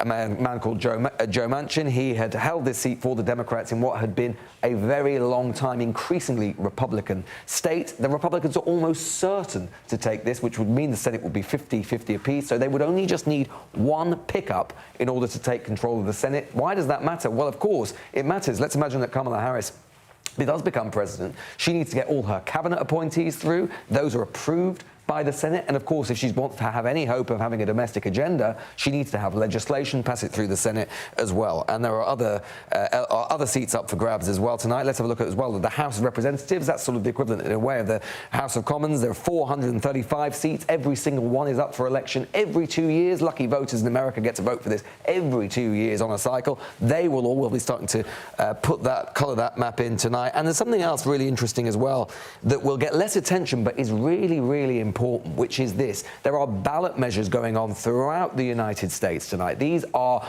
special amendments, usually to state constitutions, and the most hotly watched and contested ones of all are with regards to abortion. Of course, since Roe v. Wade was overturned back in 2022, that is the constitutional right to an abortion, lots of states, including Florida, including Iowa, including Arizona, have reverted to an abortion ban or a near total abortion ban. Florida, for example, has a 6-week abortion ban, having previously had some of the most liberal abortion laws anywhere in the South. There is a ballot initiative on the ballot in Florida today that for a constitutional right to an abortion. There is a 60% necessary threshold in order to pass it, but the Democrats are hoping that in key places like Florida, and in particular in a state like Arizona, that could help drive turnout, drive women to the polls for the Kamala Harris coalition. So it all, in the end, relates back to the presidency, but there is a lot more than just the presidency at stake tonight, Yalda. Lewis, thank you so much. And no doubt we will continue to hear from Lewis throughout the night as we start to get some of those results. Well, we're live right across the country tonight. We're with the Harris and Trump camps, and we're in some of the battleground states that will decide this election. James Matthews is in Florida with Team Trump, and our Martha Kelner is here in Washington with Kamala Harris. Dominic Waghorn is in Pennsylvania, where, as we've been saying, there are 19 electoral votes up for grabs. Cordelia Lynch is in Georgia with 16 electoral votes. Michigan has 16 electoral votes, and we've got Yusra Al-Bagir there. And Shingi Mararike is in Arizona, where there are 11 electoral college votes up for grabs. Let's go straight to James, who is in Florida for us. And James, as I was saying, you're with Team Trump. We saw Donald Trump and the former First Lady a little earlier. They were out, putting their vote through very close to where you are and where their home is. Hi, Yalda. Yeah, Donald Trump out today voting. Amusingly said he wouldn't tell us who he had voted for. I thought, Yalda, there's been much commentary about Donald Trump tiring towards the end of the campaign. I wouldn't say I disagree with that. I thought he looked tired today. He is 78, of course, and has been hitting it hard through the swing states, 4 rally stops yesterday alone. But yeah, in the company of his wife, Melania, he said, he was asked, does he have any regrets about the way his campaign went? You always have regrets, he said, but couldn't think of any at the time. He said he would concede the election if it was free and fair, entirely in keeping with his narrative throughout, qualifying that by the statement that he's not saying it is going to be free and fair, or backing the notion of integrity. And let me tell you this, Yalda, in the past hour or so, he's been on Truth Social as he sits in Mar-a-Lago. Said this about 45 minutes ago. A lot of talk about massive cheating in Philadelphia, law enforcement coming. 15 minutes ago, he tweeted this: Philadelphia and Detroit, heavy law enforcement is there. Now, Philadelphia's city commissioner, he himself has posted on social media that there's absolutely no truth in that. But I do wonder, are we seeing Donald Trump writing a draft, his draft, of what he would see as the story of the night? Certainly if he loses. That plan to undermine the integrity, to question the authority of the electoral process and go to the courts and challenge it, and challenge an outcome that he doesn't like. Interestingly, in Mar-a-Lago, he's in the company of Nigel Farage, by the way. He's been tweeting from the back of a cab on his way to Trump's private residence, but also by Trump's side will be Elon Musk. And on this of all nights, when there will be uncertainty, questions as the results come in, he's in the company of an individual who, of course, controls X, and many people will be consuming their knowledge of the election and having their thoughts shaped about outcomes, about integrity, by that very platform. So interesting in terms of the personnel and how it will play out overnight. Briefly, I'm in the convention centre. We're quite close to Mar-a-Lago, a couple of miles down the road. This is a huge place, huge media presence. Trump supporters with their MAGA red hats starting to gather, several hundred of them. We expect to hear from Donald Trump at some point during the night on stage. So I suppose then we'll get a very clear sense of how he sees the shape of things. Remember when he did the same thing in 2020, he went on stage and said, I have won the election, declared victory, despite the fact that the results were still coming in. We'll see how it goes. Yeah, absolutely, James. How could we forget that moment? Thank you so much for bringing us up to date. And we will be talking to James throughout the evening. Let's go to our Martha Kelner now, who is here in Washington with Team Harris. Martha, just give a sense of what the mood is like there. I'm hearing that they're anxious, they're nervous, but they're also quite excited. And this is a huge day for both camps. Yeah, Team Harris nervously looking at that exit poll data for any clues as to how this election is going to augur for her. I am at Howard University, not far from where you are, about 10 minutes drive from the White House. It's one of America's largest historically black colleges, and it's Kamala Harris's election night HQ. It's also her alma mater. She graduated from here in 1986 with a politics and economics degree, and her team hope that over the next few days she can stand on that stage, returning here as America's first female president. But just to give you a sense of the scale of the challenge for her in collecting enough votes to do that, I was here at Howard University last week speaking to students. This is a centre for black excellence. It's somewhere where she should be able to rely on fairly steadfast support. But some of those students were saying they'd not been convinced. They'd not heard enough from her. She'd not made her case for being president forcefully enough to them, and they said they weren't sure which way they were going to vote or if they were going to vote at all. One student was also mentioning how close Kamala Harris is to President Biden and the Biden administration and their handling of the war in Gaza and President Biden's backing of Israel. They're upset with her for that. They weren't sure whether they could vote for her for that reason. I'm sure another thing that Team Harris will be looking at from that exit poll data is how big an issue abortion is for voters, particularly young voters. Harris has been courting the Gen Z vote in a major way over the past 3 months, and we know that younger voters are very motivated by the battle for reproductive rights. It's why we've seen Kamala Harris on stage over the past few weeks with women telling their own abortion stories. And these are not women who have elected to have abortions for financial reasons, for lifestyle reasons, or the myriad other reasons that women have abortion. These are women who have wanted pregnancies, who then experience serious medical problems but are unable to get abortions in their home state, and then have these harrowing stories. I've heard them firsthand, where they've had to travel across state lines, sometimes hundreds of miles, to receive abortion care. The Harris team hope that those stories have resonated enough in swing states with those really crucial voters that it can help her get across the line.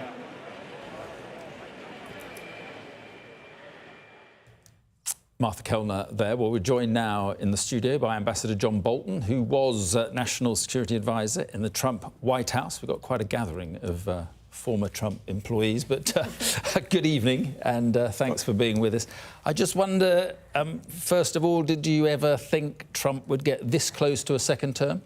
I didn't. He shouldn't have, and I think it's a responsibility of the Republican Party and a lot of people in it who brought him back from the political dead. And if he's elected, it's another price we're going to pay for the damage he does to us in a second term. Do you see more trouble if he loses or loses closely?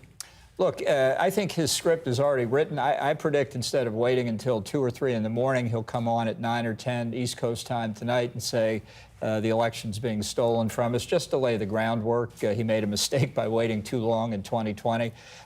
Just let's all get this straight. There are winners and losers in the world. Donald Trump is a winner, therefore he can't lose. Therefore, if he is losing, it was stolen. That's how it works. Ambassador, your relationship and how volatile it has been with Donald Trump. You're going to play the most recent quotes again, aren't you? I am, actually. I'm going to ask you about, his recent tweet that he put out about you, and he was very, he insulted you.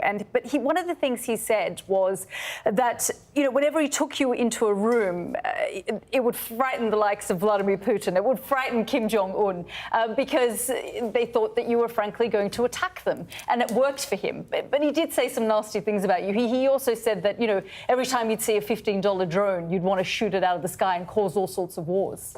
Yeah. Well, I'd like to find the guy who hired Bolton and get rid of him. This is classic Donald Trump. It's a juvenile approach, and it's not just me. He does it to anybody who crosses him, and it's one of the reasons he's really not fit to be president. He doesn't understand issues, so he turns things into personal attacks. And in the kind of politics we have in the United States today, that kind of divisiveness is, I think, very harmful. What about some of those issues? And he talks about Ukraine and sorting it out in 24 hours. And how does that actually happen in a real world? Well, it won't. But I think it's a mark of how much trouble Ukraine is in if Trump wins. I think that his natural affinity for Putin, whom he thinks he has a good relationship with, will work against Ukraine. In fact, I think it's Putin who believes that Trump is an easy mark and is prepared to take advantage of him in Ukraine and in other cases as well. Go ahead. I was with Kevin Rudd last night, former Prime Minister of Australia, now the ambassador here for Australia. He said that China, and he has, a working relationship with the Chinese, are more concerned about a second Trump presidency because, frankly, they can't deal with unpredictability, and they'd rather see a Harris in the White House. I don't think that's right. I think Xi Jinping also thinks Trump is an easy mark. And my prediction is this: if Trump wins, the day after the election, Xi will call him up and he'll say, Donald, I'm so glad you won. That guy Biden messed everything up. We've now got so many problems. Let's you and I get together. We can fix them. Let's negotiate the biggest trade deal in history, which is what we were trying to do before. Trump will be on his way to China. I will tell you a quick story. When we were with Prime Minister May in 2018, she had us out to Chequers, and we had a conversation and a lunch with the president, his aides, and Prime Minister and her aides. And Trump was telling her about his trip to China in 2017. And he said, do you know the Chinese gave me the biggest welcome they have ever given anybody in all history? And yet the Trump administration's policies on China were far tougher than the Obama administration's policies. Over him kicking and screaming in many respects. He sees the relationship as fundamentally a trade relationship. And if he could get that biggest trade deal in history, he's talking about massive tariffs on China. Well, he believes that China cost him the election in 2020. Of course, he didn't lose the election, but if he had lost the election, it would have been because of the COVID virus coming out of China. And he thinks they're responsible for it, and that's one reason he's very tough. But I guarantee you the prospect of negotiating a huge deal, if Xi puts it on the table, will be irresistible. Ambassador, I'm keen to know whether of America's other adversaries, who you think they would prefer to win. I mean, the Russians would prefer Trump to win, presumably because of what would happen in Ukraine? Right, I think that's probably right. I think Iran has a somewhat different view of Trump. Iran I was going to come to. They would prefer Harris, given... That's right. But I think the main effort by all of our adversaries, the interference they're currently undertaking in our election, while it may be designed to help particular candidates, is really designed to undermine Americans' faith in the legitimacy of our institutions, to reduce the credibility of the electoral process, to sow dissension. And you can do that very well by openly advocating somebody's election. It just irritates the other people. This is, I think, a very dangerous problem. Ambassador, may I ask, Ambassador, is there anything you've seen at all in Kamala Harris's record, either in the Senate or as Vice President, gives you any confidence whatsoever that she will be an effective foreign policy president? No, look, when she became vice president, she had effectively no foreign policy experience. She's sat through nearly 4 years of National Security Council meetings, intelligence briefings. She's met with many foreign officials. There is no evidence, I guess this is in part a plus for the Biden administration because there are so few leaks, but no evidence she ever took a strong stand on any national security issue. She never carved out an area to make her own. She never seemed to have much interest in it. I mean, I think the best prediction you can make in the first, let's say, year of her term would be it'll look a lot like the Biden administration, but not because of her particular interest in any given area. Ambassador, we're going to come back to you in a moment, but we've just got some developing breaking news in the last few minutes. Now, as you can see on the screen below us, that there is about 35 minutes left, or so we were told, that the polls in Georgia would close at 7 p.m. here, Eastern Standard Time, which is 12 midnight in the UK. But we've got an update, and we're being told that the final polls in Georgia will now not close until 7:45 p.m. Eastern Time. So 10 polling stations have extended their hours due to the disruption from non-credible bomb threats, and therefore they have now extended the time for the polls to close until 7:45 p.m. So an extra 45 minutes. We have seen these threats throughout the day, haven't we, and heard about these potential threats. We have, yeah. And I think it's the story we haven't yet discussed, the extent to which there could be threats and violence. And, you know, let's hope not. But and I was actually struck by the fact that Donald Trump said in a bit that we didn't play, but that same clip that we played earlier on, he said that his supporters are not violent and that there would be no violence. Let's hope he's right on that. But clearly, in Washington, in every state around the country, there are people very anxious, law enforcement very anxious, about how all this could play out. But I'm really glad that they did extend the time and they did not disenfranchise voters who are really committed to making sure that their voice is heard through voting. So good on them in Georgia. We've got a couple of more minutes with you. I just want to pick up on Iran and the question of Iran. What do you think Netanyahu will do? Wants to do, and what difference would a Trump government make to that, do you think? Well, I can tell you what I think he ought to do, which is destroy Iran's nuclear weapons program. You may have heard earlier today he fired the defense minister of Gallant and put in the former foreign minister to get a government that's ready to do that.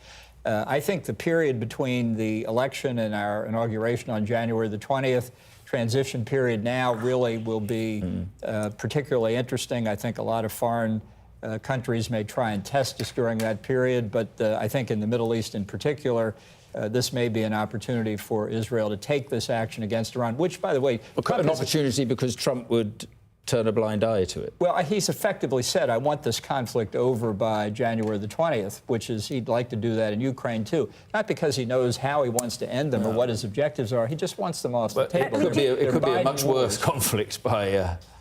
January the 20th. Let me tell you, there will never be peace and security in the Middle East as long as Iran is pursuing nuclear weapons. I mean, do you believe that that period you talk about, that 76 days between, you know, when the president-elect is announced and inauguration, is a dangerous period because it's sort of a lame duck period for the U.S. president? Yeah, look, there's only one president at a time. Americans are clear about that, but that's easier said than done particularly as we get close to January the 20th. I think there's also a risk, frankly, whether it's Trump or Harris who wins, that immediately after January 20th, they will try and test the new president. Whether it's Russia or China, Iran, North Korea, or others, I think that's going to be a dangerous period as well. Can we ask who you voted for? I mean, you clearly couldn't have voted for didn't want to vote for either. Certainly not. I wrote in Dick Cheney in 2020, but since he backed Kamala Harris this time, I had to find somebody else. So I decided today. I wrote in Mike Pence, because he's the one constitutional officer in the executive branch who did his duty on January the 6th. Yeah. I wonder what he's thinking tonight. Yeah. Well, I don't think he voted for Trump. I don't think he voted for Harris. Maybe I don't know what he did. Maybe he wrote my name in. Who knows? Look, we've only got a minute left. Just on a personal level, you joined Trump in, I think it was April 2018, I think, when I was here for a year. And I just wonder why you took the job. You must have known him. Yes, I did. So why did you take the job? Look, I've been called a lot of things, rarely naive. I believed that, like every president before him, Trump would be disciplined by the gravity of his responsibilities in the national security space, by the importance of the decisions he had to make, and that, you know, he would make the decisions, but we'd have a disciplined process and good policy. And I was wrong on that. Nothing disciplines Donald Trump. At least one of your colleagues described him as fascist. Do you think he's fascist? I wouldn't fight over that word. I think you have to have a philosophy to be a fascist, and he can't do philosophy, he can't do policy. It's all about Donald Trump. It's transactional, ad hoc, episodic. He's an aberration in American politics. 4 more years will be trouble for us. Ambassador, if we do have a Trump 2.0, how do you view his foreign policy? Well, I think it will be as erratic and unpredictable as in the first term. You know, he's made a lot of claims. Russia never would have invaded Ukraine if I were president. Iran wouldn't have attacked through its terrorist proxies. Those statements are not provable or disprovable. He just doesn't want to be Biden. And I think his real preoccupation would be domestic. I think he wants retribution against his enemies. Do you? And you think that will happen? Yeah, I absolutely think it will happen. And what form will that take? Well, I think the main pressure points will be the Justice Department and the Defense Department. I think he's got a long list of people he wants to prosecute. Including Biden's? It could be. Look, this is everything to Trump is personal. And I think he's very serious when he says that he wants to use the Justice Department in the way he says it was used against him. I think erroneously, but that's how he sees it, and that's what he's going to do. He thinks he's been given leave by the conduct of prior administrations, starting with the Obama administration and the Russia collusion argument. Can I just ask about the impact of his tariffs that you think will have in this country and abroad? Well, if he gets what he says he wants, which is 10% or maybe it's 50% now, duties on all imports, it will crash the economy. There's no doubt about it. Whether he really has the authority to impose tariffs under existing legislation is open to question. It'll certainly be litigated. But Trump has a very simplistic view of international economics. Trade surpluses good, trade deficits bad, and he doesn't really understand why. But he thinks he understands it because it looks like dollars and cents. Thank you, Ambassador. Yeah, well, thank you indeed. Because we're going to talk to Lewis Goodall at the screen. But appreciate your time this evening. And just quick, which way do you think it'll go? I don't have any idea. And honestly, I don't think anybody does at this point. We'll see the real results, and you know, hopefully it'll be wrapped up soon. I think one of them wins clearly. I hope that's the result, because if it does, it will make the transition a lot easier. Could be a Mike Pence majority. I was going to say it won't be Mike Pence. I don't see a sudden late swing to Mike Pence. I don't see a way of coming at this point. Where is Mike Pence? Where is Mike Pence? We need to get him on. Thank you very much indeed. Thank you. And Lewis. Yes, Mark, I thought it might be useful just to run through some of the terms and look at some of the states that we'll be talking about a lot tonight. We've talked already about the 7 key swing states which are going to dominate this election and dominate the coverage of this evening. You can see them there in grey there, as opposed to red or black. And indeed, we can see that, of course, these were pretty much the same states. Let's go back to 2020. These were pretty much the same states that were being heavily, heavily contested in the 2020 presidential election. So it's worth just reminding ourselves how Joe Biden did it. And indeed, Joe Biden took 6 of them. So if we think, we've got Georgia, North Carolina, Donald Trump had, Pennsylvania, Michigan, Wisconsin, Nevada, Arizona. As you can see, Joe Biden got to 306 electoral college votes by winning 6 of those 7 swing states, and he came close-ish in North Carolina. And in particular, it's worth just talking about these terms, because we're going to be using them as shorthand a lot this evening, which is this. We've got the Rust Belt states, or the Great Lakes states. These are these up here. The 3 here. We've got Wisconsin, Michigan, and Pennsylvania. These are real kind of solid rocks in the Democratic coalition. They have been held in every single presidential election by a Democrat, whether they won or whether they lost, since 1992, apart from in 2016, when Donald Trump took all 3, which is how he got to 306 electoral votes in that election himself. These are post-industrial or industrial states, a bit whiter than most of the rest of the United States, older, more non-college educated voters, exactly the sort of coalition that Donald Trump did very, very well in with 2016, and which Joe Biden was selected in 2020 to be the answer to Donald Trump, in order to be able to at least take some of them back and put them back together with the traditional Democratic coalitions of black voters, Hispanic voters, minority voters, and white non-college educated voters. So that is the Rust Belt, and they have, generally speaking, in recent election cycles, been trending towards the Republican Party, but still just about enough narrowly Democratic. Then, of course, we've got different states. We've got the Sun Belt. So this is Georgia, to some extent North Carolina here, and then you've got Arizona and Nevada. These are states which are having big demographic changes, traditionally have tended towards the Republican Party, but particularly after COVID, and particularly generally, as I say, with demographic change, lots of universities expanding and all those sort of things, they are becoming more diverse over time, and generally speaking, trending towards the Democratic Party. And increasingly, we can see with an exceptional ground game, particularly in states like Georgia, in Arizona, the Democrats, for the first time in 2020, managed to flip these states blue for the first time in a political generation. Joe Biden flipped Georgia for the first time a Democrat had carried that state since 1992. Before that, you have to go all the way back to 1976, Jimmy Carter winning it. And in Arizona as well, the first time a Democrat winning since Bill Clinton won it in 1996. If Kamala Harris, the route for either Donald Trump or Kamala Harris is either through all of these, or ideally, as Joe Biden nearly did in 2020, in both. So we will be talking a lot about the Rust Belt, we'll be talking a lot about the Sun Belt, because those are the places where this election is going to be fought and lost. Lewis, thank you so much. We just want to bring you all up to date because, of course, in about, I believe, 20 minutes' time or so, the first lot of polls were supposed to close, and we were really focused on that key battleground state, Georgia. But we have learnt in the last half an hour or so that Georgia will now not close until 7:45, so they will keep some polls open for an extra 45 minutes. They're saying that 10 polling stations have extended their hours due to the disruption from non-credible bomb threats. Well, let's go straight to our correspondent, Cordelia Lynch, who joins us from Atlanta, Georgia. And Cordy, we were expecting those first polls, especially in Georgia. All eyes are on Georgia at the moment because it's that first battleground state. Georgia, this is a key area for Kamala Harris to try and make gains with black voters. She also needs to make critical gains in the suburbs. We were expecting the polls to close, but there have been some delays. It follows non-credible bomb threats, 5 in fact, in this county alone earlier. We heard from the FBI that they believe that they are connected to Russia in some way. We've heard from the Secretary of State in Georgia, who has said that we will not be intimidated. But just in the last few minutes, we are also hearing some reports from DeKalb County as well that polling stations there have been delayed because of further bomb threats. We're awaiting detail on that. And I can speak now to 2 people at a watch party here desperately awaiting these results, Nikidra and Shanika.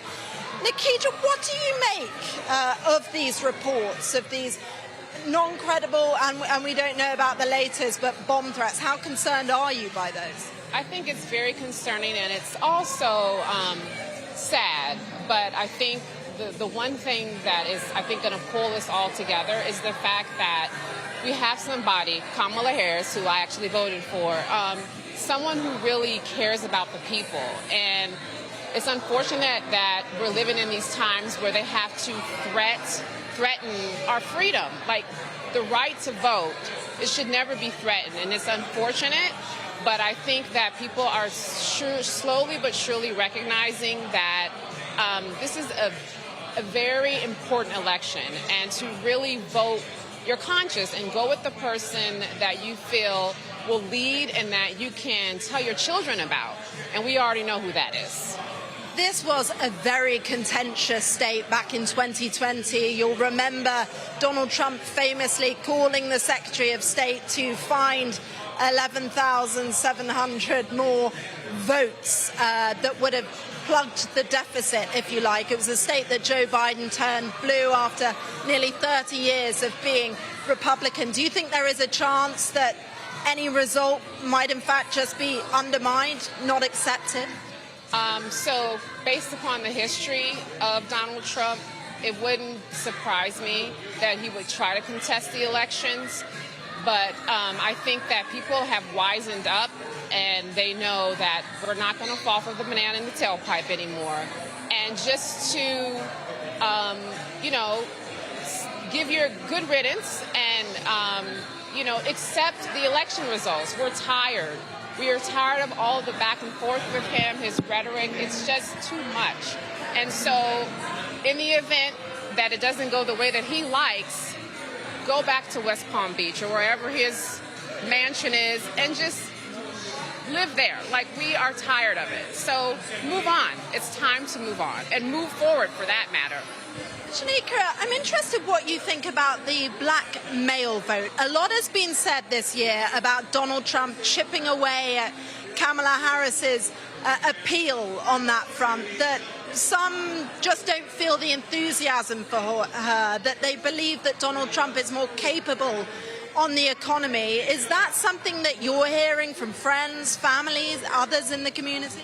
No, well, I'm active in my sorority, and there's also fraternities that are really backing Kamala Harris. So I did watch a couple of interviews on different media outlets, and I know one in particular said that they feel that that was a myth. And I feel really strongly about that.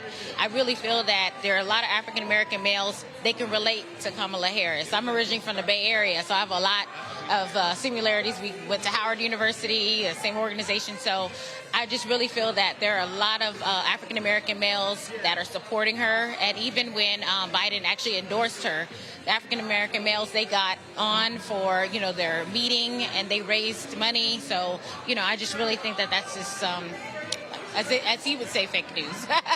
We know that there's been record early voter turnout in the state, more than 4 million people voting early. What do you think is motivating them? Because we have abortion certainly in the top of Kamala Harris's campaign, the economy big in people's minds too. Just shortly, what do you think's the most important to most people here? Yeah, I would definitely say healthcare, like the abortions and things of that nature. And, I just really feel that people believe in her vision. When you hear from someone and you know what their platform is, and there's someone that's not really sharing what their platform is and just coming with negative, it's just, yeah. Ladies, thank you very much for speaking with us. Well, we will update you as soon as we hear on those polling stations and when polls might close, but we are expecting at least some delays tonight with concern around the safety and integrity of the vote here in Georgia. Cordy, thank you so much. So that was our Cordelia Lynch bringing us a bit of an update from Georgia. We also have a bit of developing news that's coming in from North Carolina. We're told that 2 precincts have extended the hours of voting because they're saying they have technical issues in Burke County in the western region and one in Wilson County in East Raleigh. So 2 precincts there have extended their time for voting as well. No doubt there are going to be technical issues as well as security issues across the country. Yeah, and also news from Pennsylvania that election officials in Pennsylvania with both parties are denying Donald Trump's claims of massive cheating. Election board member there has said there's absolutely no truth to the allegation. It is yet another example of disinformation. So that's from Philadelphia, where Dominic Waghorn, our international affairs editor, is this evening. So, Dominic, what's going on there in relation to these claims of cheating? Well, we're hearing from Philadelphia City Commissioners responding fairly quickly and pretty angrily, I think, to what Donald Trump has been putting on Truth Social. That's his social media platform at Mar-a-Lago in Florida, where he said, I think an hour or so ago, he said a lot of talk about massive cheating in capitals in Philadelphia, law enforcement coming. 3 exclamation marks. There has been no talk of massive cheating here in Philadelphia.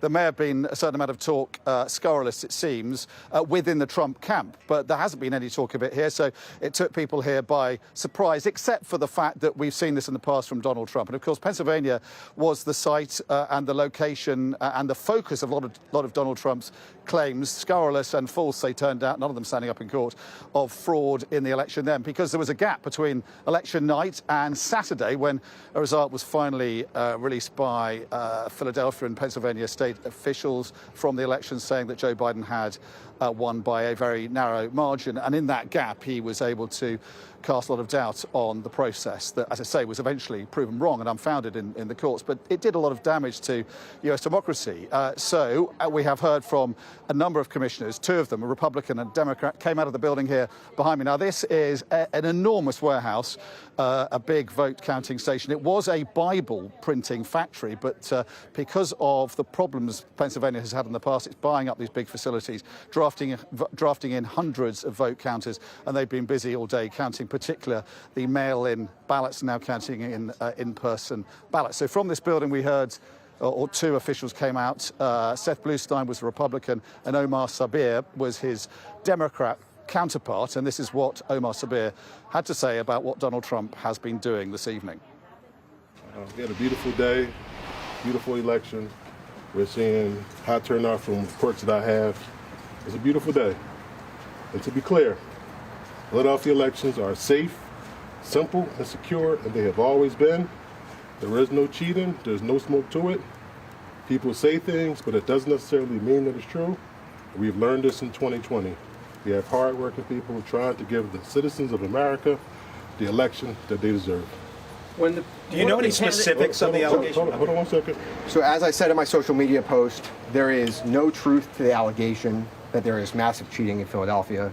We have been in touch with the RNC and anybody who has any complaints throughout the day. We've been responsive. Everything has been handled appropriately. So we look forward to the continued voting until 8 p.m. when the polls close. We also have ballots that still need to be counted inside the warehouse. What is your message to Mr. Trump, sir? How concerning is it that Mr. one Trump? of the candidates says that you're cheating, put Philadelphia on blast on his Truth Social? What does that say? Well, here's the reality. I mean, no one's worried, no one's concerned. We have hard-working Philadelphians who work on the election boards, who do the canvass. They're hard-working citizens. And again, that's an attack on the hard-working people who are honest. And we have evidence and proof to show that everything is on the up and up, and it has always been. And again, we're not going to be here all the time just addressing whatever's on social media. We have an election that we have to run. So we actually ought to please respect that and let us finish our job. What do you want to say to So Seth Bluestein, the Republican official there on the right who spoke there, before that he tweeted this. He said there's absolutely no truth to this allegation. It is yet another example of disinformation. Voting in Philadelphia has been safe and secure. And then he said we've been in regular contact with the RNC, that's the Republican Party and campaign. We've been responsive to every report of irregularities at the polls to ensure Philadelphians can vote safely and securely. And what they're saying is if there are claims, or if there is any evidence about cheating or fraud or abuses there, they need to know about it. They've received nothing to that effect. And so they are pushing back a lot faster than they did, I think it's fair to say, 4 years ago about the allegations made. But it's an extraordinary situation, Mark, isn't it, where one of the candidates in this election is, before the counting's even over, saying that there's massive cheating here with absolutely no foundation or substantiation for that claim. And one member from his own party and from the other party, from this very important part of this election, in what is one of the crucial, possibly arguably the most crucial swing states in this election, having to come out and effectively telling him not to do it, and there's nothing in what one of these presidential candidates is claiming about cheating in Pennsylvania. Yeah, OK. Dominic, thank you very much. And Mark Stone is here, and I suppose not unexpected. No, I mean, listening to Dom there and listening to those two city commissioners, I got a sense of déjà vu, because this is exactly what happened 4 years ago in Philadelphia with city commissioners from both sides. And remember, these city commissioners are in charge of elections locally. They are the people that run the elections. And you had one there, a Republican, the other a Democrat, coming out on camera and saying there is no fraud. 4 years ago, it took a couple of days of barraging from Trump alleging fraud for the then city commissioner to come out, also a Republican, a guy called Al Schmidt, to come out and say, look, there is no fraud, and there is no fraud taken place. That was then proved in the court cases. Al Schmidt is now the Secretary of State in Pennsylvania, so he is the top man in charge of elections there. I've been in touch with him over the course of the past few weeks. Clearly, he and his staff have been very concerned about this happening. They have also been very prepared. I think 4 years ago, we were in the middle of COVID as well. They were not as prepared for what was going to hit them in terms of false allegations of fraud. This time, they are much more prepared. All right, Mark, thanks very much indeed. Yalda. Mark, and as you guys say, we will be following the situation in Pennsylvania very closely. But let's talk now about the economy, because as we've been saying, and all the polls have been showing, it's a big issue in this election. Americans are struggling thanks to inflation and high interest rates, and that could hurt Kamala Harris at the ballot box. She says she will cut taxes for more than 100 million middle-class Americans and provide assistance for first-time home buyers and new parents. Donald Trump has enjoyed a persistent lead in polling on the economy, and Joe Biden and now Kamala Harris. One of the core promises on his campaign website is to end inflation and make America affordable again. Well, let's go straight to our Shingi Marurike, who actually, no, I'm going to show you this exit poll now. And as we said, we are getting some of the exit polls that are coming in. Earlier, you saw that NBC exit poll, which actually put the economy just behind concerns around what the impact on democracy will be because of this election. So in that NBC poll, 31% of people said that they were worried about the economy. But the question here coming from the national exit poll was, who do you trust more on the economy? And 47% of people have said Kamala Harris, 51% have said Donald Trump. Well, let's go now to our Shingi Marurike, who joins us from Arizona. Shingi, we're getting some of these exit polls coming in. No surprises there that more people said that they trusted Donald Trump with the economy than they did with Kamala Harris, because, of course, they do associate the vice president with the Biden administration and its policies. Yeah, that's right. That poll isn't surprising, just solidifying something that we've seen over the course of this campaign, the fact that Donald Trump scores highly on the economy. And we know that, speaking more broadly, in American elections, the economy is a major issue. You always think about that slogan associated with Bill Clinton's campaign in 1992, "It's the economy, stupid." And what we've been discussing with voters here in Arizona is why they think that Trump is the more capable candidate when it comes to the economy. And so much of it is more to do with optics than anything else. They see him as this former businessman who was in office before global conflict, was in office when inflation was lower, when the price of gas, the price of groceries was also lower. They take that context away and they speak more generally about the way Trump presents himself. In fact, I can remember quite vividly a couple of conversations with voters here. One person who said that I'm voting for Trump because my meal in McDonald's, the place I go as I think about having children and think about starting a family, will be cheaper. I know that sounds a bit oversimplified, but that is what they were saying. They said that that's a massive driver when they come out to vote. Other people we've spoken to here at this polling station have also said similar things, ignoring that global context as well. And I think Kamala Harris has put forward policies from helping people who want to buy homes to more social safety, social security as well. But that's not cutting through, because what you do get with Donald Trump's rhetoric is a kind of sense of bombastic sort of clarity in a lot of ways. So that, as I'm saying here in Arizona, isn't really making a dent.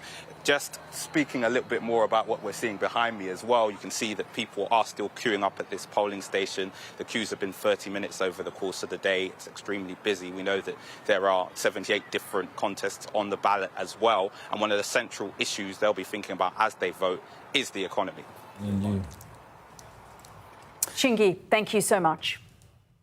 Well, in a little over 5 minutes, the first polls will close in this election. Hour by hour, we'll move across the country as voters have their say.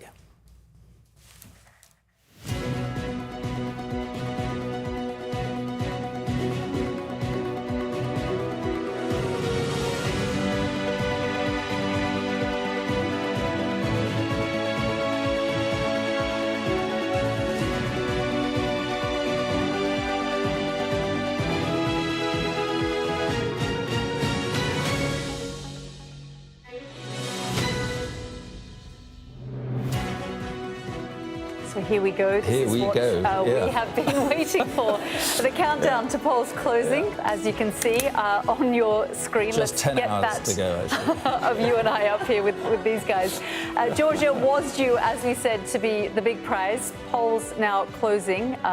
No, I believe there's actually a bit of an update, Mark, on the situation. Breaking news on Georgia. That's right, on Georgia and North Carolina. A few minutes ago, we told you that the polls would be closing 45 minutes later than planned in Georgia, and there was a delay in North Carolina now. We're getting an update. NBC News, our sister channel, has confirmed that state polls in both those states will close as planned, with counting beginning and exit poll published, even though some precincts will remain open. Yeah, I mean, because these were hoax threats, right? That's what we're talking about and here, there are a hoax couple of those locations. Yeah. One of them, one of my classmates is in, and that's the one that's in Stone Mountain, Georgia. That's staying open until 7:58. Mount Perrin Church is staying open until 7:20. Kells High School in Cobb County. But I think has that not been over?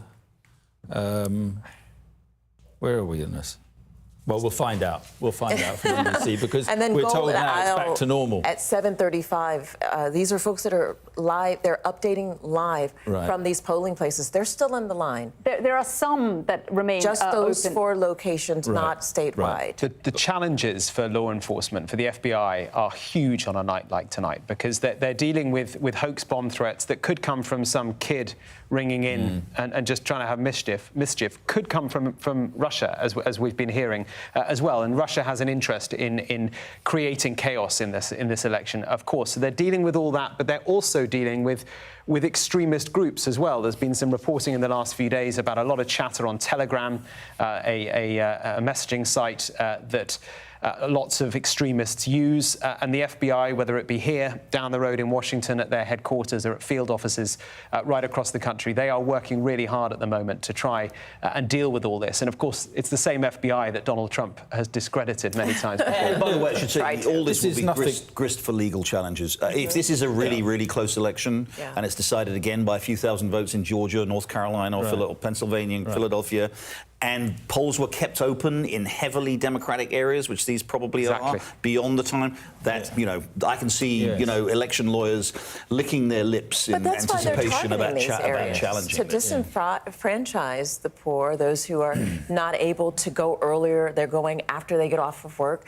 They're targeting the areas where people have to stay in the line in order to vote, and if they're scared, they're going to go home. But some folks are staying around because they want to exercise that right. Yeah, but hoax calls and bomb threats are nothing new. I mean, they're not exclusive to this election, and they won't be exclusive to this election. Right. What's not usual is that, you know, a party leader talks about a candidate, talks about massive cheating at this stage in the evening. Yeah, I mean, as Mark was saying earlier, there is a sense of déjà vu, isn't there, Mark? I mean, we've got about a minute 30, actually less than a minute now, just a minute 10, actually, until the first polls close. But Georgia, one of those key battleground states, as we said, some of those precincts have remained open, but polls will be closing in about 50 seconds in Georgia, alongside a number of other states, 6 states alongside Georgia, and there will be 60 electoral college votes that have been up for grabs. But it is Georgia that we will be watching very closely, because that is the battleground state that we're waiting to see what happens. Indiana, Kentucky, South Carolina, Vermont and Virginia will also be closing in about 20 seconds. There we go. Yeah, 16 electoral college votes. It's such an important state, the heart of electoral fraud, so it was claimed. I mean, it's a big moment. Yes.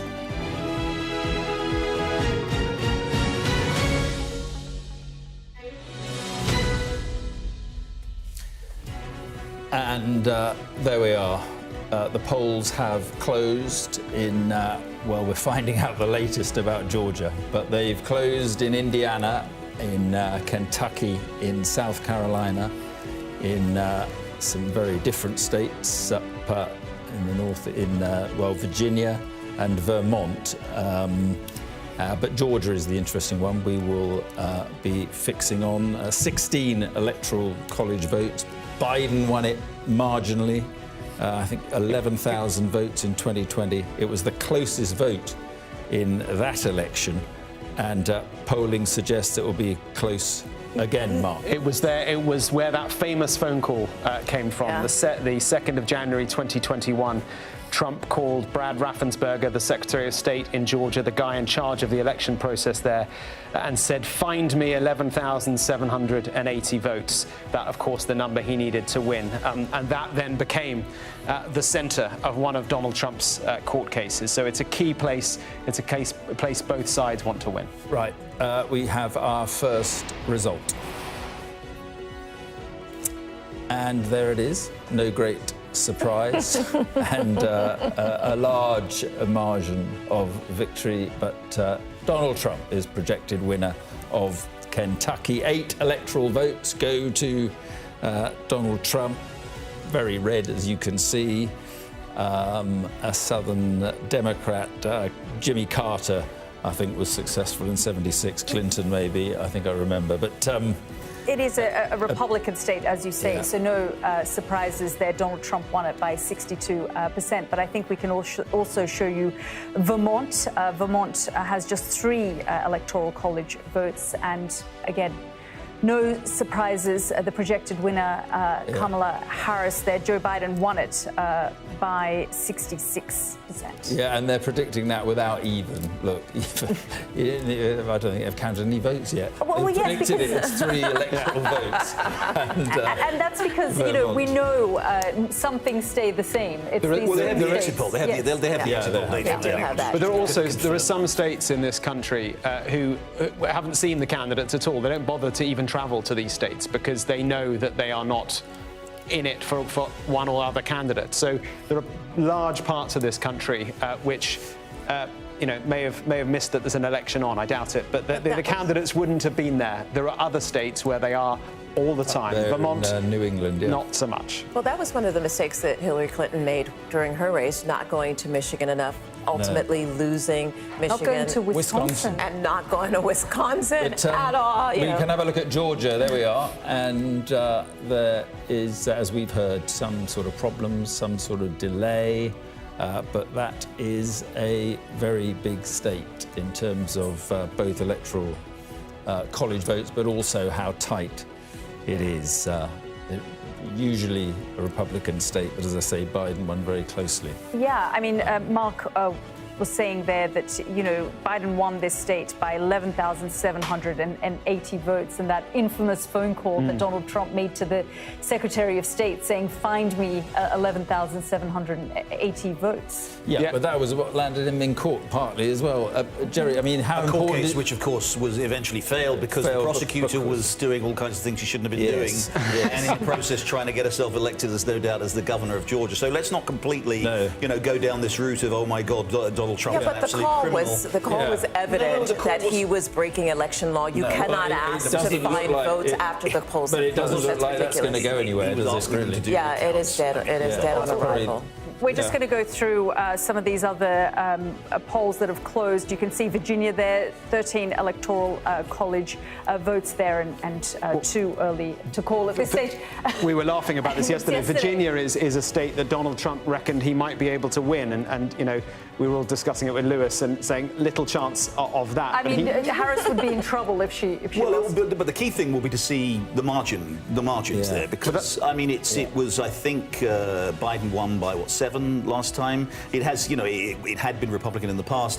If Trump is able to eat into that margin in Virginia, and we'll look at some key districts as they come in, some key counties, particularly in the suburbs, then that will be good. If the margin is widening for Harris, then it'll be good for her. So even though it's probably most unlikely that will flip tonight, we've got an early opportunity, and they count votes very quickly in Virginia to see whether there is a swing in either direction. Virginia's just over the river here. I mean, it's a huge state. It's got some suburban parts of Washington, D.C. They're not, of course, because they're over the river, but Washington, D.C. is spread out, urban parts there that are usually Democratic, and then you go right the way down to the border with, North Carolina, I think, and the Shenandoah Mountain Range. These are very Trumpy parts of the world where Donald Trump can expect, obviously, to do very well. The question is how much he's been able to eat into the suburban parts, and that will give us a clue of how he might be doing elsewhere. We looked at South Carolina, was just up there. The graphic from South Carolina was just there, and 9 votes are reliably red.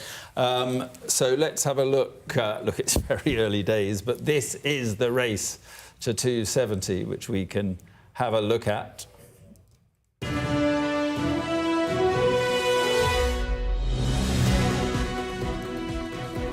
So as we've been saying, I mean, very, very early days. The polls have closed in about 6 states in the last few minutes, and already we can see that the column of Donald Trump and Kamala Harris is starting to pick up some of those states. And we're being told that Indiana has been called for Donald Trump as well. So we can add that to Donald Trump's column as well. Yeah, 11 electoral votes for Indiana, a strong Republican state. Only Obama back in 2008, I think, has won that. Otherwise, pretty solidly red. And so we've got some results. We can look at a few patterns, maybe, and Lewis is at the screen. Yes, Mark, it's good to be off and running, isn't it? On the board, Trump with 19 electoral college votes projected, Harris with 3. We're starting to colour. Just got 3 of the states in so far, started to colour in the map of the Union. We can see Indiana there, the Hoosier state's just been declared for Donald Trump. Interestingly, we're looking, obviously, there was no question whatsoever that Donald Trump is going to win this race. As you say, Mark, Barack Obama carried it in 2008 narrowly, but it has been trending very Republican ever since then. But it is interesting, and we can't read too much into it. It's got to be heavily caveated, but we can see when we start to look at some of the county data, actually in county after county, Donald Trump is underperforming his performance in 2020. So we've got 66% of the vote in Huntington County, just outside Fort Wayne. You can see there, Donald Trump got 73.7% of the vote in 2020, 72% now. Let's go look around more places around Fort Wayne. Again, same thing in Whitley County, 73% versus 71. Fort Wayne itself, in Allen County, 45% of the vote in, 54 versus 51. We've also got Hamilton County, which is down here, which is a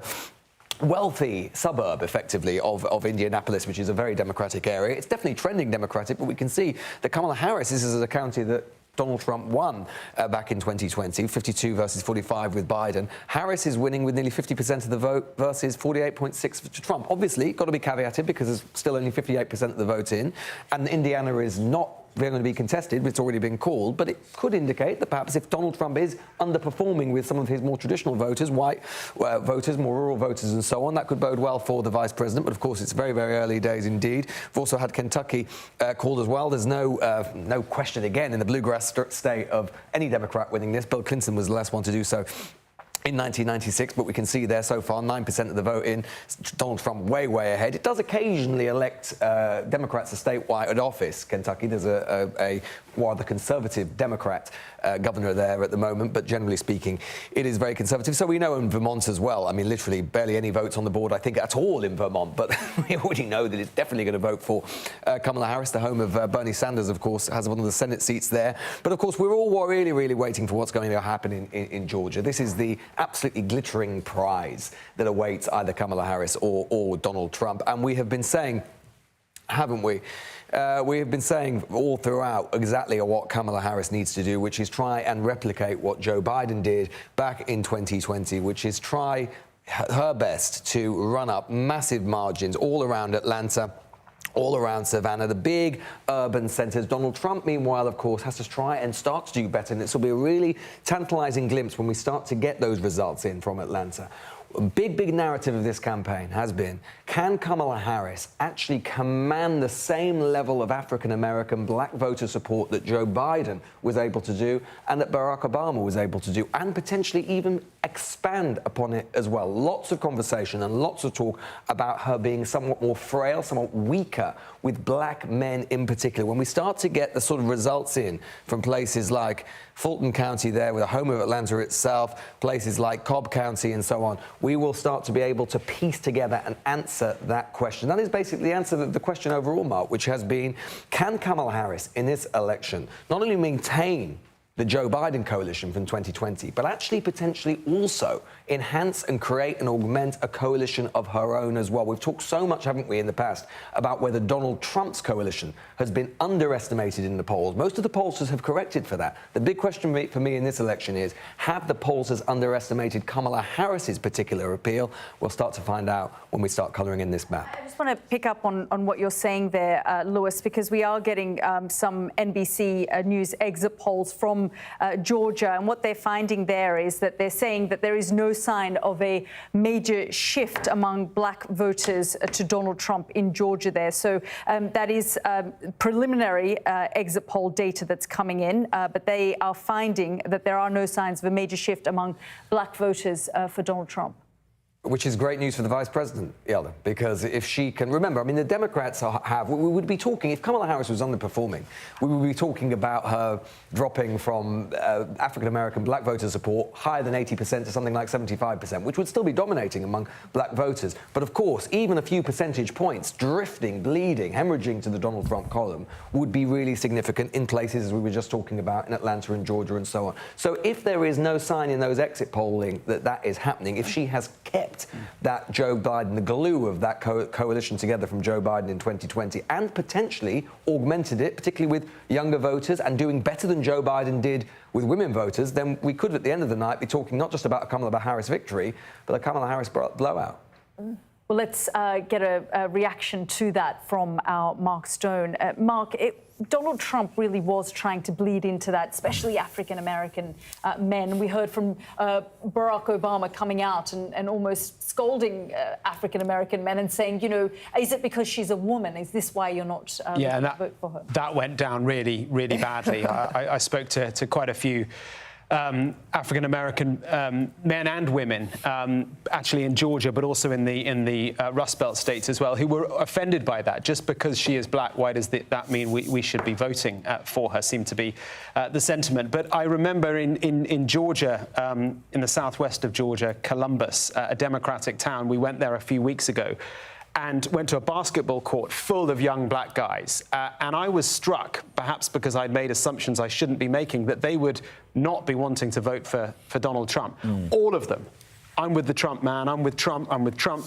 They were absolutely with Trump. The question, and we will find out tonight, is whether or not they bothered to go and vote. Well, I want to just ask Jerry about this, because it's interesting, because originally, 2016, it was the kind of a neglected white, predominantly young working class. Do you think this is a deliberate attempt by the Republicans to move into the same, but with Latinos and the black population very much feeling dispossessed? I mean, Republicans have historically polled very badly among black voters, rarely getting more than 10% of the vote. There has been some suggestion that Trump would do significantly better than that, and these early exit polls are interesting, that he's not doing as well. He does seem to be doing well among Hispanics. Now, some polling data I've seen show him getting as much as 40% of the Hispanic vote. Yeah. That'll be the highest share that any Republican candidates had of the Hispanic vote since George W. Bush in 2004. So it's interesting. The other thing I will say, though, Mark, and we're getting I'm just digging through some of the exit poll data that I'm seeing, there is some interesting suggestion that Trump may be doing much better in places where he doesn't need the votes. He looks like he's doing significantly better in county after county in Florida, for example, which he's probably going to win. And this will be a really interesting thing, because for the last two elections, there's been a kind of an inbuilt electoral college advantage for the Republicans. That is because of the Democrats build up huge numbers of sort of wasted votes in big states like California and New York. Republican vote is much more efficiently distributed. So it typically been the case that Democrats need a 2 to 3 point advantage in the national vote in order to win in the Electoral College. Hillary Clinton won by 2.5, and so she didn't win the Electoral College. Biden won by 4.5, and he did win the Electoral College.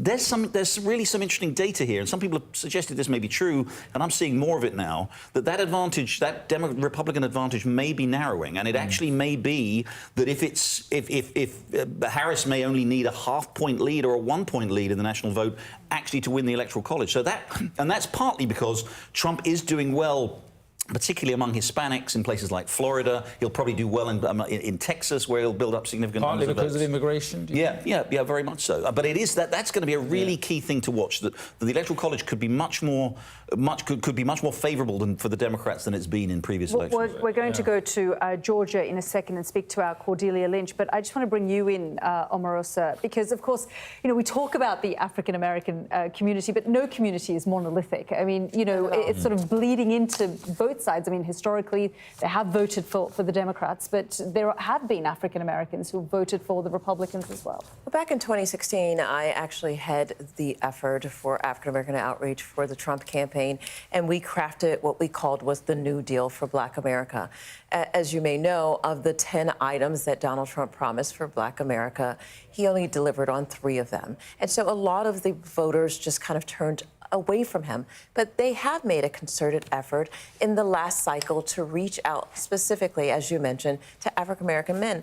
The problem is many of these African-American men just don't vote or are not registered to vote. They are not connected with the process. They talk a lot. They're very vocal on social media, but they do not turn out to the polls. So we'll see the impact of that this night in Georgia. But the issue they were most focused on, whether they turn out or not, the issue they were most focused on among black voters was the economy. Yeah, we'll see how all that pans out in terms of the exit polls as well. Let's go straight to our Cordelia Lynch, who joins us from Atlanta, Georgia. Cordy. Yes, well, this early preliminary data, and it is just that at the moment from the exit polls here in Georgia, suggests that Donald Trump hasn't shifted the dial with black voters, which he needed and needs to do in a place like this, in Atlanta, where I am, in Fulton County. He also needs to do so in those all-important suburbs like Cobb County, DeKalb County as well. So far, the data suggests he hasn't done that the numbers are looking very similar to what we saw in the race between him and Joe Biden back in 2020. Something I have witnessed on the streets here over the past week, speaking to people at polling stations, speaking to those that are trying to drive the vote, encourage people to come out, is that they think it's a fallacy, really, this notion of the black bro vote, as some are referring it to, coming out in support for Donald Trump in their droves. They say they're just not seeing that in Georgia, and that, yes, people are motivated by the economy, but they're also motivated by reproductive rights, which are so contentious in a state like this where abortion is illegal at 6 weeks, and they're going to the polling stations today, and in the huge early voter turnout in the state as well. 4 million cast their votes early because they care about their sisters, their mothers, their friends, and they're worried about the direction, the trajectory of the country. And if Harris is able to retain those black voters to try and match Joe Biden's success with them in 2020, as well as getting some of those more wavering suburban voters that are more diverse and more affluent, then she could well keep this state blue. And that is hugely significant because it was Republican for nearly 30 years. And I think it would be a sign of changing demographics here. You've seen a lot of change, a population explosion really, away from the sort of urban centre of Atlanta towards the suburbs, more college-educated people as well that Kamala Harris has been trying to get on side. I'm actually in a bar in Atlanta and I am surrounded by alumni from Howard University. Of course, that is the university where Kamala Harris attended.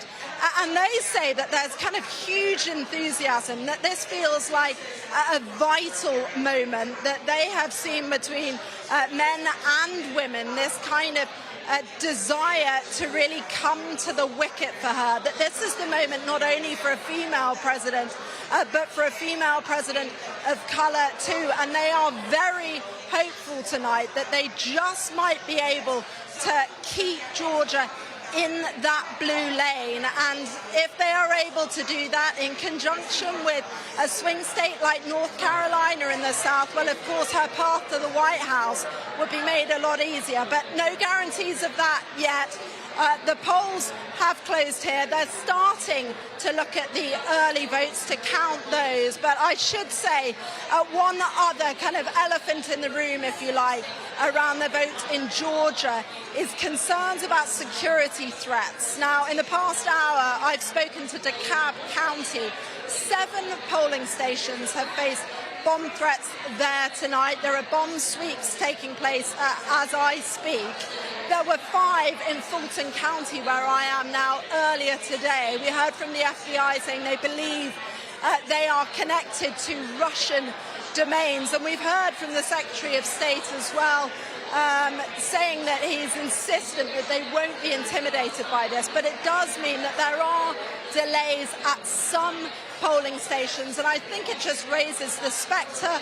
The controversy shows you what is at stake in Georgia. This, of course, back in 2020, there was that very controversial recount. Donald Trump famously reaching out to the Secretary of State, asking for him to find those extra votes to try and plug that deficit for him. He wasn't able to, and Joe Biden won it. Tonight, everyone in this room hopeful Kamala Harris can win again. OK, Cordelia, thanks very much. And we're seeing pictures there of a count in Fulton County in Georgia. And there's going to be a press conference, as you can see, about the delays or the non-delays or whatever it was all about. So we'll find out a little bit about that. Let's go down to our correspondent James Matthews, who is at Mar-a-Lago. Donald Trump's home in West Palm Beach in Florida. Martha Kelner, you can always also see there, is she's right here in Washington. And we'll speak to her in just a moment. But James, first of all, give us a sense of the mood down there. buoyant, I would say, Mark. We're in a cavernous convention centre in West Palm Beach. Loads of media interlocked on this, or what they call a riser, 3 levels of journalists, cameras, you name it. Several hundred, I'd say, of Trump supporters, MAGA red hats, MAGA capes. You can see them just gathering at the front of stage, where we expect Donald Trump to appear at some point through the night to give a speech, and that is the big question. Does he channel the story or his version of events towards something, an election process that has been rigged? He did it in 2020, remember. It's so important in terms of the perception of his supporters, what he says in this arena tonight. I can tell you that we're in touch with a Trump campaign advisor, and they're talking up their chances, feeling good, buckling in for a long night, to use their expression, especially given the news of delayed counts. They're looking at unusual stakes, Mark. The likes of Virginia, New Jersey, New Hampshire and New Mexico. They reckon that if Trump can do it there, or comes even close, then it's over for Harris, to use their expression. You'll remember that Donald Trump spent time this weekend campaigning in Virginia. They think there is a momentum that has built behind Donald Trump, and to that extent they like the sound of a high vote turnout. Just one thing I would say, not about this place, but about Georgia. We've been speaking to Cordy, and you've been discussing security issues. I was down in Georgia speaking to the man who was on the other end of that call from Donald Trump, looking for the votes. Give me a few extra votes, man. Brad Raffensperger is his name, Secretary of State. I have to tell you, never in the history of elections has an individual been more determined that it would not be messed with, that the count in Georgia would be seen to be underpinned by integrity. We turned up, and as you'll know, when you're foreign media here, it's often difficult to get access. You are at the back of the queue. But Brad Raffensperger had time for everybody. Come in, he said. We went into his office, and he reeled off the measures that they would take to ensure fairness and an authoritative vote. And the last thing he said was, look, if anyone has got any concerns, any doubt about what's going on here, give me a call. You've got my number. It's been made public.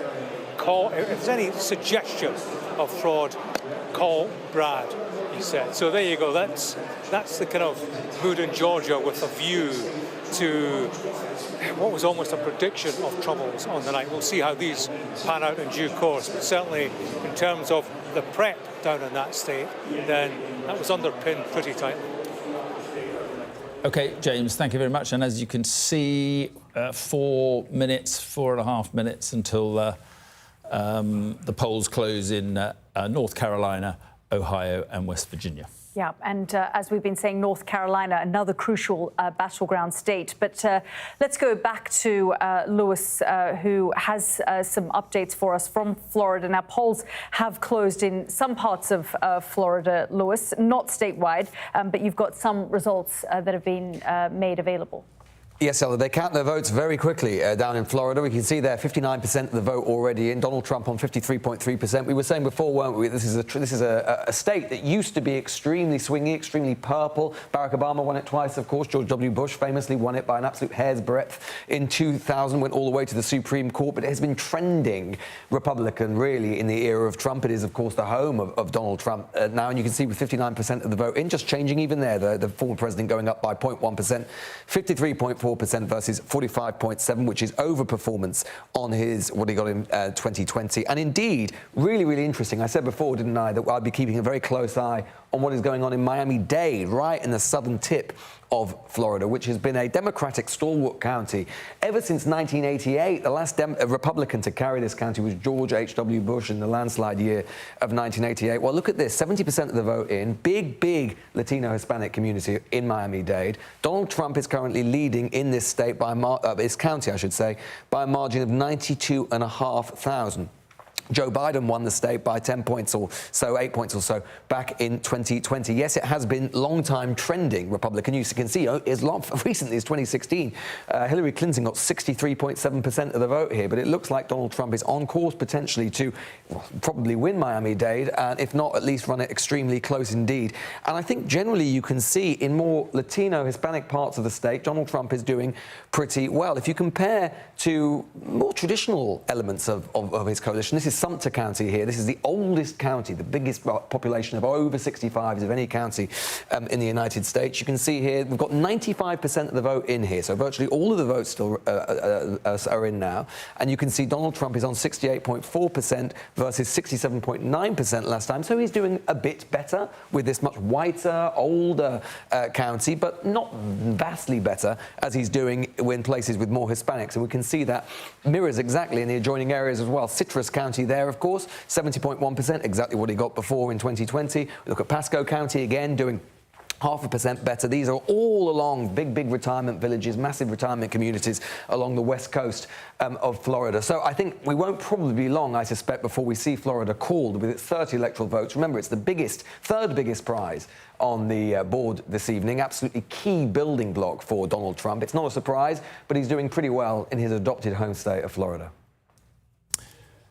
Lewis, thank you very much indeed. Just keep an eye on the strap at the bottom there, about a minute and a half to North Carolina polls closing. Jerry, you were talking just earlier about Florida. Yeah. What do you make of what's going on down there? Just exactly what I said before. I mean, as Lewis says, the state has been trending towards the Republicans now. It was the traditional swing state, the biggest swing state. Trump won it relatively comfortably in 2020, and clearly is going to win it again tonight. And again, those 2 points, the Hispanic vote, he's doing really well among, it's interesting that he's increasing his vote among the Hispanic, the Latino-heavy counties in Florida, even more than he is among the white-heavy counties. And the second point I made earlier, which is that he may be building up a big majority in a place like Florida, meaning that he's wasting votes, if you like, because he could have a million margin in Florida, which would mean again that he'll do well in the national vote, but he may not be doing as well in the electoral vote as that advantage for Republicans has traditionally been. And unless that pattern is replicated in places where it does matter. I mean, the Latino vote is really important, and the reason that they are leaning in greater numbers towards the Republicans is because they are socially conservative, but also about immigration, which may seem odd, but they came to America in a legal way, and they're fed up with people coming over the border illegally. So when you hear that music, that means be quiet. You just have a look at you have a look at the clock, and it's a good indicator. I'm excited about this one. It's a good indicator that we should all be quiet.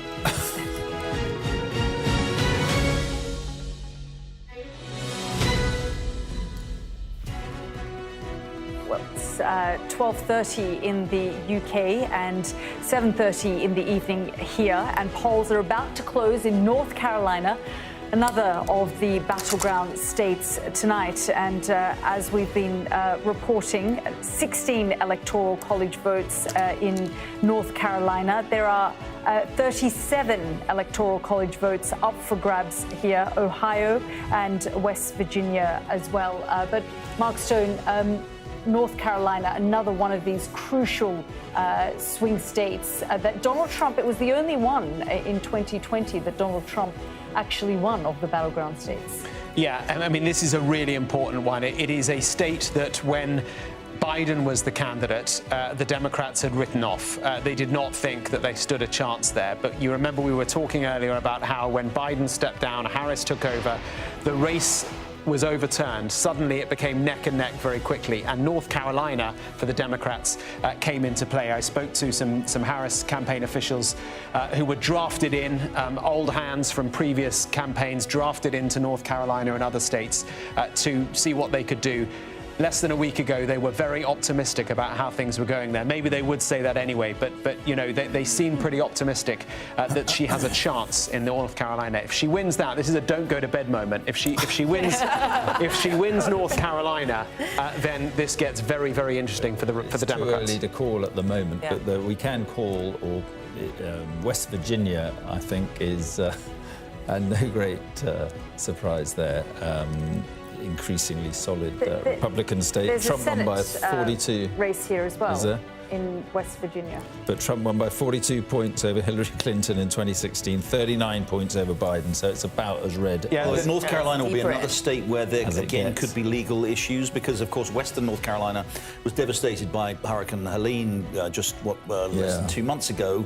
A lot of people having trouble. I mean, it could cut both ways, actually. A lot of people saying Trump supporters who typically dominate that part of the state will sort of crawl over broken glass, let alone just devastated communities to get to vote. But again, if it's very, very close, and if there's evidence that some people in the western part of the state were unable to vote, didn't get their ballot papers or whatever, it's going to be another of these issues if it's very close. Presidents get into trouble with hurricanes. Not to extend the registration period there. They shut it down in spite of all the devastation that we saw from that storm. It's a bit surprising because buildings were flattened, and yet they would not give the folks an opportunity to register. Yeah, I covered that a few weeks ago, but it was devastating. What was also interesting was the disinformation that came out pretty quickly. You know, as you said, Jerry, it's a very Republican area. And Donald Trump was claiming that the federal authorities, Biden, was not doing anything to help.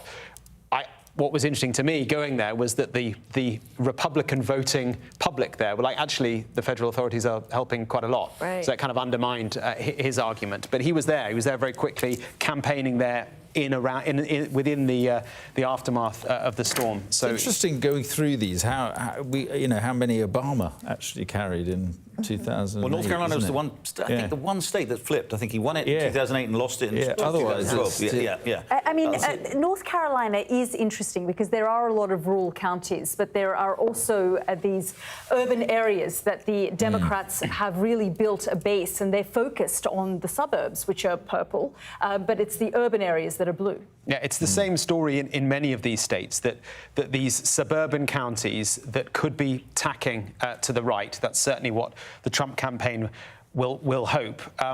The extent to which the extent to which different demographics in those suburban counties are fed up with the past 4 years of a Biden-Harris administration. We haven't talked about it a great deal yet, but the problem that Kamala Harris has had through the course of her pretty short campaign is that she has struggled to differentiate herself from President Biden. She's literally the vice president.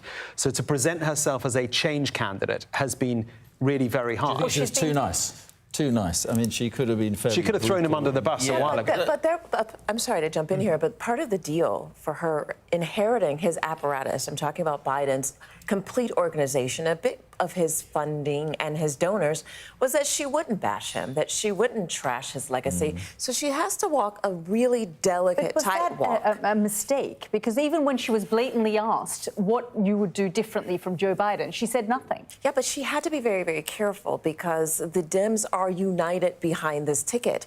You don't want to cause division in a ticket like this. But one of the things that I think that she has, in fact, differentiated herself is her approach to how she wants to deal with women's issues, reproductive health. That's where she can really take off and show that she has a leader. It's really difficult to run for the presidency from the vice presidency. In the last 190 years, only one man has succeeded in doing that. That was George H.W. Bush in 1988, who took over from Ronald Reagan, who was as popular as any president has been in the last 50 years. It's incredibly hard to do that, partly for the reason you say, Zalda, partly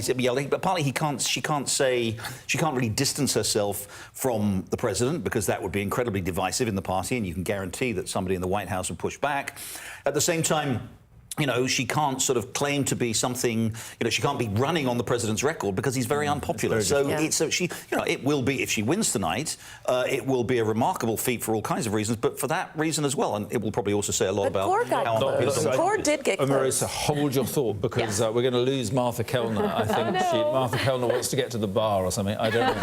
But Martha Kelner is in Washington with the Kamala Harris camp. So we spoke to James Matthews. He said that they think they've got the momentum. What do the Democrats think? Yeah, I think James described it as buoyant down in West Palm Beach, didn't he? And I think it's a similar mood here. Just to explain where I am, I'm in a large grassy area in the middle of Howard University's campus between lecture halls and dormitories. And there's a large group of students gathered in the central area here. There's possibly a few thousand more on risers to my right-hand side. There's a large group of young women who are wearing salmon pink and apple green, and those are the colours of the AKA sorority, which is the sorority that Kamala Harris was a part of when she was a student at this university. She graduated in 1986. She hopes she can return here as America's first female president, and they are readying themselves for a celebration here. There have been rehearsals, a young girl singing the national anthem, a choir as well. Who knows if they will ever get that celebration, and if they do, it may be some days down the line. As for Kamala Harris herself, she's had a quiet dinner with her family this evening. She's watching as these exit polls come in. Her camp, the Kamala Harris campaign camp, reports that they're seeing, interestingly, a high Puerto Rican turnout in Philadelphia, and they believe that they've been able to make some inroads with the Puerto Rican and Latino population in the past week since that rally, that Madison Square Garden rally for Donald Trump, in which a comedian appeared on stage and made that disparaging joke about Puerto Rico being a floating island of garbage. Now, I was in Philadelphia yesterday evening for Kamala Harris's final rally. They had Ricky Martin on stage, obviously a very well-known Latino performer. They also had Fat Joe, who is a rapper from the Bronx but of Puerto Rican descent, and he almost shamed Puerto Ricans into casting their ballot for Kamala Harris. He said, if you have any pride in where you're from, then you should vote for her. So the fact that they say they're seeing high Puerto Rican turnout in Philadelphia could well be significant. They also say they're seeing a large amount of college student enthusiasm at Lehigh University. I was also there yesterday. Kamala Harris did a rally in Allentown, which is in that county, a key swing county. So they're certainly saying that they're seeing positive signs. Obviously, it's very early, and they're bound to portray this sense of enthusiasm. But obviously, a lot of optimism here at Howard University. You can hear it's getting louder here, performers taking the stage.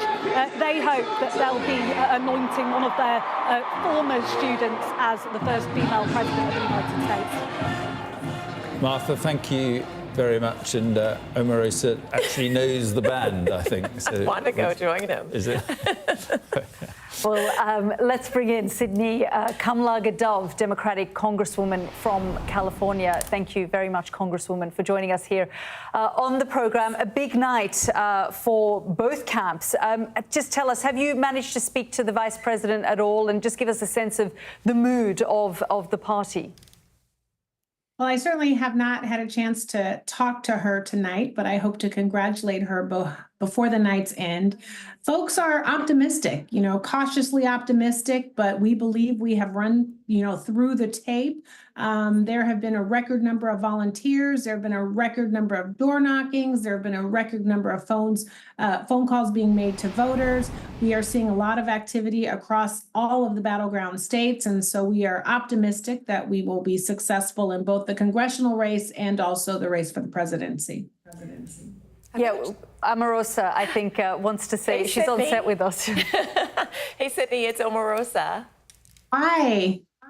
Long time. I want to just ask you if you could speak a little bit to the work that she did with faith communities when she was in California and how she's extended that now in her national campaign.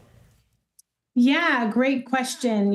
As the Attorney General for the state of California and then also as a U.S. Senator, she began to make real deep ties into the faith community, not just in our state, but across others. Talking about, how we can reconnect with our formerly incarcerated folks, really activating voter mobilization in many of the faith-based communities, our pastors, our rabbis, our priests, et cetera, and really also talking about the importance of generational wealth building, economic opportunity, how faith-based communities can participate in housing, and also how they can continue to motivate folks to be civically engaged. Sydney, it's Mark Austin here. We met at the Democrat convention, but I was just seeing a poll last week that was saying that 25% of registered voters say they're casting their ballot or being asked to cast their ballot without really knowing what Kamala Harris stands for. And she's had weeks to fill in the blanks. I mean, what is the vision? What is the plan for America? Well, first, we know all that Donald Trump stands for and also against. All you have to do is read Project 2025. I think it's very important to remind folks that the vice president was running a special election across this entire country, essentially a 3-month election. And so she has been, I think, very forthcoming about her plan for this country, her vision for economic opportunity for all, her desire to continue to make sure that healthcare costs are lowered, not just for seniors, but for everyone else, continuing the debt forgiveness for students, and really supporting small businesses. And then she's also talked about bringing joyfulness and dignity and integrity back to the White House and back to politics in the United States. I guess, you know, one of the things that Americans have said throughout this campaign period, and as you say, I mean, she's had just 16 weeks because she stepped into this role at the end of July, early August. But do you think she's done enough to help Americans understand who she is and what she stands for, and at the same time distance herself from Joe Biden? I think she has. It's important to remember that she's in a political marriage right now. She's the vice president, not the president. So when folks are lobbying charges that she hasn't done something, well, she's the president. And so she's a partner to the president. She has talked about what she would do differently. She is walking a very thin line, as she should, because she is still currently the vice president. But I think she's been very vocal about the joyfulness, integrity, really supporting American and small businesses, making sure that folks are able to cut down on their debt and save more in their pocketbooks, supporting the notion that we should be creating more jobs and making sure that folks are protected in their jobs, and also protecting reproductive health care, a woman's right to choose and make decisions about her own body. Given the fact that the Supreme Court under Donald Trump has decimated those rights for women across this state, that is why abortion is on the ballot in 9 states during this election. I think she's been very clear about who she stands for and who she will be fighting for. Sydney, is there any disappointment that she decided to stay here in Washington, D.C. at Howard instead of coming home to California? On you for asking me that question. As a California girl, absolutely. I wish she would have been here in California, even in Oakland, to celebrate this historic night. But I understand, given the fact that she went to Howard, it's important for her to be close to home and also to the place, I think, where she, started. Right. Can I just ask you a question on economic policy? Because she is talking what policy she has announced. She's talking about expanding tax credits for middle and low-income households, tax breaks for first-time home buyers and small businesses. Experts are talking about this being $3.5 trillion onto the national debt. I mean, where does all that lead? Well, what we do know is I think over 24 economists has said that Trump's plan or concept of a plan would be disastrous for America. We've also learned that his plan would create $8 trillion more, I think, in debt for this country. And we know that Kamala Harris is talking about an economic opportunity for all. Yes, subsidies and grants for folks who want to be first-time homebuyers. Yes, tax deductions that would be greater. Yes, addressing capital gains. Yes, making sure that we're supporting workforce development and job training for folks that want to get into the workforce. Yes, to supporting small businesses with grants. I think she's been very strong, and she's talked about it globally. She's also talked about additional help that Latino men and Black men need. We know that she's been leaning into that. I think she's the first presidential candidate that has actually talked specifically to the needs of Latino and African American men when it comes to economic opportunity. Congresswoman, America's economy is being described as the envy of the world. Unemployment is down, inflation has also gone down, there is growth, and yet that doesn't seem to be translating back to people and, their pocket issues. They say they're still worried about the economy and that they're concerned about how that will be under another Harris presidency. I don't think people have anything to worry about, but I do recognize the fear that folks feel. And I think a lot of it is because we have become intoxicated by this divisiveness and polarization that has come from Donald Trump, you know, blasting folks that have dissenting ideas or want to push back. And so we have to get out of that paralysis, that emotional and psychological paralysis that he has placed on this country. It is true, inflation is down, unemployment is down, GDP growth has been up, and we have to continue to talk about that. But I think part of the fear also comes from the fact that, Americans have to continue to understand global competition, what the global marketplace is about, our relationship with other countries, other regions in the world, the role that trade and foreign development and foreign diplomacy also play in not just agreements that we have with other countries, but how those agreements play out with regards to prices that we have to pay. And so that's something that I think she understands. And I think she's had a teacher in President Biden and the advisors that have been working with her on issues around foreign policy and that connection to our economy. OK. All right, Congresswoman, thank you very much indeed. Thank you. Well, as we are starting to get some results, no surprises, some parts of this map have already turned red. And as you can see in the northeast, blue, these states for a long time have remained the same, voted in the same way. But it's the key battleground states, 7 of them, that we are going to be watching very closely tonight. And of course, Lewis is here to guide us through. Lewis, you've got some more information coming in. Well, I just want to just draw viewers' attention to something that's really important about these elections, Yalda, and that is what has become known as a sort of red mirage. And it sounds a sort of bit weird. It sounds like a cocktail, doesn't it? But it's not. It's a thing about psephology. So we've already talked about Florida, and we can see that Donald Trump, as expected, is doing well in Florida. He's currently 72% of the vote now in, got 54.3% of the vote, which is better than he did before, 51.2% in 2020. So let's see how many actually numerical terms that is. So we've got 12 million votes in the state of Florida. So we've got about 3.3 million remaining. But as we know, in this, well, it's an election. We talk about election night, but really what we have these days is an election season, because we've got lots of different ways that Americans can vote. We have got election day voting, we've got early ballot voting, early by mail voting, and early in-person voting. So there's 3 different types. And what we can do, and there's a lot of numbers here, but what we can do with this is actually show which of the different types of votes we've had in for Florida so far. So what you will notice is that most of the vote so far has been dominated by early in-person voting, which we can see Donald Trump does exceptionally well in. He is getting 62.7% of the early in-person voting so far, right? Compared to only 36.5% for Harris. Kamala Harris is doing better with postal voting, 55.4%, but we've still had very little so far of the actual election day vote. The vast majority of the remaining, third or so of the vote still to come in is election day voting. Now, it might well be that Donald Trump does as well in that as he does in early and by-person voting. But the point is that we can't necessarily know. We're seeing a very particular type of voting in this so far. And we can also show that with a neighbouring state, which is more important in this election so far. We've got Georgia, which is in now, 19% of the vote now in. You can see Donald Trump is obviously doing very well overall. At the moment, it looks like he's absolutely dominating this state, doesn't it? But look, again, if we have a look at what's remaining, so we've only got, we've still got a long way to go, still 4.3 million votes.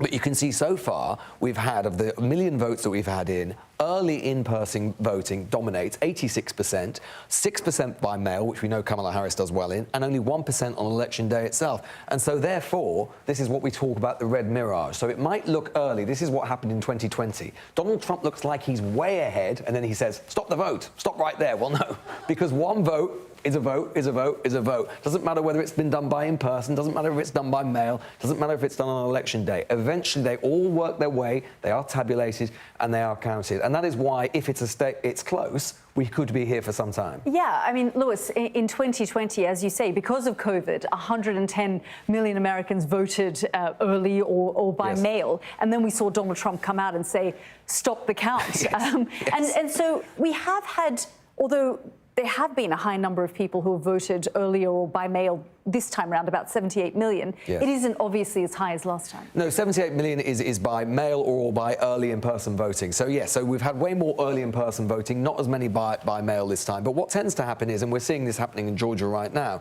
older voters, we saw it in Florida as well, older voters tend to vote by mail, and therefore they get counted earlier in the sort of more rural areas. And then it will take far longer in places, as we've already talked, around Atlanta, let's get the pen out there, in places around Atlanta, these will take time. There's huge numbers of people who live in these sort of counties. We can see Gwinnett County here, it's only had 1% of the vote in.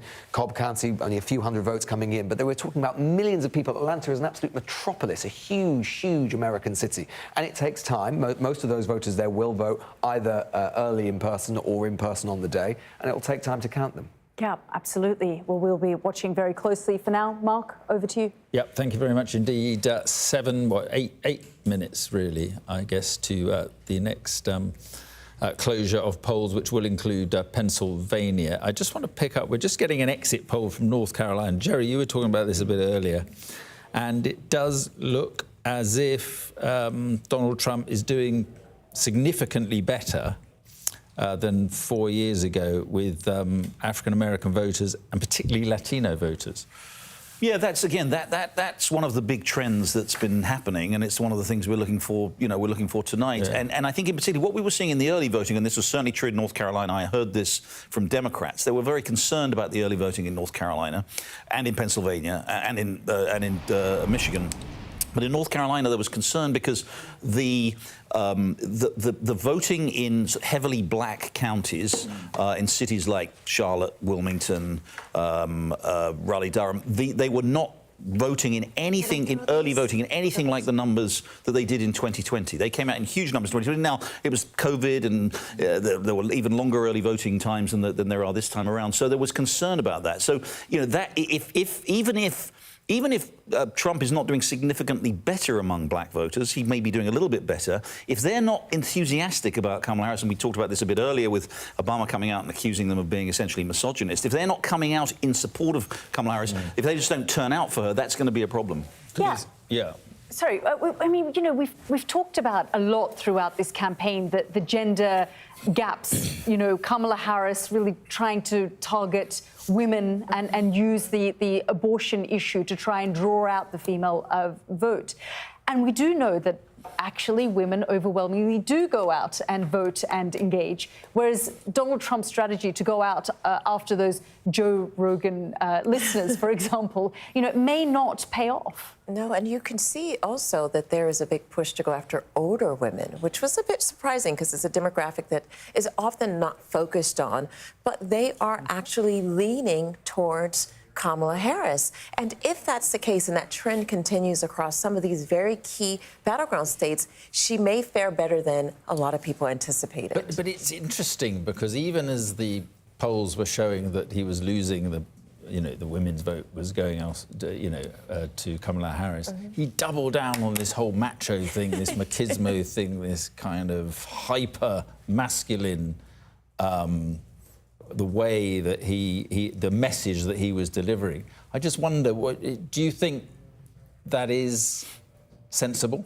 Well, so again, there were two things. One, men do tend to vote in smaller numbers than women. We're probably already seeing that tonight in the exit poll, and there was an attempt, and men obviously do vote more Republicans, so there was a real attempt to gin up the male vote and the number of men coming out. And secondly, again, back to the race point, some polls have been suggesting that Trump is doing really quite well among black men. They kind of like his image that he presents. They also remember back in Trump's administration that the black unemployment rate was the lowest it's ever been. The economy was stronger then for people. There wasn't inflation. So he has been making quite significant inroads into that. And part of the aim, look, that everybody understands there's a big gender gap. Trump is going to lose women by possibly an historic margin, and the compensating factor for that was to get as much of the male vote out as he can. It also shows his age. I mean, I think he thinks he's stuck in this Mad Men age where he's like, I'm a man, I'm going to protect you, I'm going to keep you safe, and that sort of thing. And it's really because he doesn't believe that women can do those things without him, and it's really a generation thing for me with Donald than anything else. But it's this kind of locker room humour, isn't it? That, in Pennsylvania, with Arnold Palmer's hometown. He was talking about Arnold Palmer, what a hero he was, and then just started all this stuff about Arnold Palmer's manhood. Does he think, is that him? I mean, his campaign team must be going like this. That's not part of the strategy. That's Trump sort of unhinged, really, just wandering off into directions that he likes to go. But I think that one of the reasons Trump has been this unexpected success in the last 10 years is he does appeal to it. There is a sense in this country, and indeed in other countries around the world, that men are regarded as the enemy of much of the media, much of our culture, much of Hollywood, much of academia. Tells us that the patriarchy, white males have been sort of terrible and doing these terrible things, and they have something to atone for, and they need somehow to be kind of put back in their place. And Trump's come out, and by the way, that wasn't, Republicans didn't even really push back against that. Trump's come out and said it's fine to be a man. It's fine to be a traditional man. It's fine to be a macho man. Let's talk. We're going to go to we got to go to Dominic Waghorn, but I think an interesting conversation will be in the next hour maybe what the Republican Party is now and whether it's Trump's party. Does he own the soul of that party? Absolutely. We will be going to that in a moment, but let's go straight to our Dominic Waghorn, who joins us from Philadelphia in Pennsylvania, because, of course, in the next few minutes, in about 2 minutes' time, Dom, we are expecting the polls to close and, of course, close in Pennsylvania. Yes, but they have been all day counting in the building behind me. This is a former Bible printing factory that the state of Pennsylvania bought and has turned into a massive vote counting warehouse. And they've done that because they know that they need to raise their game, particularly when it comes to counting mail-in ballots, because the rules here means you can't open a mail-in ballot until the morning of the election, unlike other swing states. So Pennsylvania has this sort of crucial, paramount role as the swing state with the most amount of Electoral College votes, 19 of them, compared to all the other swing states. That's a lot more, so it is a prize that both candidates want to win. And it's hard to see a path to the White House that doesn't include picking up Pennsylvania on the way, but it is also potentially going to be one of the slower states to return a result. It certainly was back in 2020, and the gap between Election Day and Saturday, when they eventually announced that Joe Biden had won here by a whisker, was a vacuum into which Donald Trump was able to pour a lot of doubt about the election, a number of scurrilous court cases and legal action disputes and claims of fraud and abuse in the election, none of them actually supported and found to be well-founded in the courts, but certainly did a lot of damage to American democracy. So they say they've raised their game here. They've got a lot more vote counters, and they are trying to get through those mail-in ballots, and then they'll get going on the in-person ballots that are going to be arriving here, of course, during the rest of the evening. But I think, even though they've raised their game, it's unlikely we'll get a result out of here tonight. It could be a few more days to come.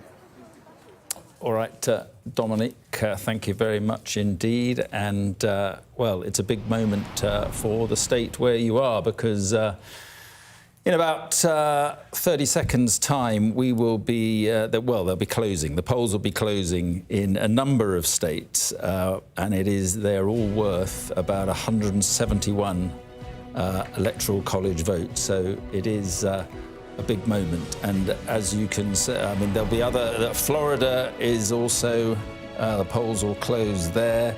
The polls will also close here, actually, Washington, D.C., which I don't think has ever been anything other than Democrat. But the polls there are closing.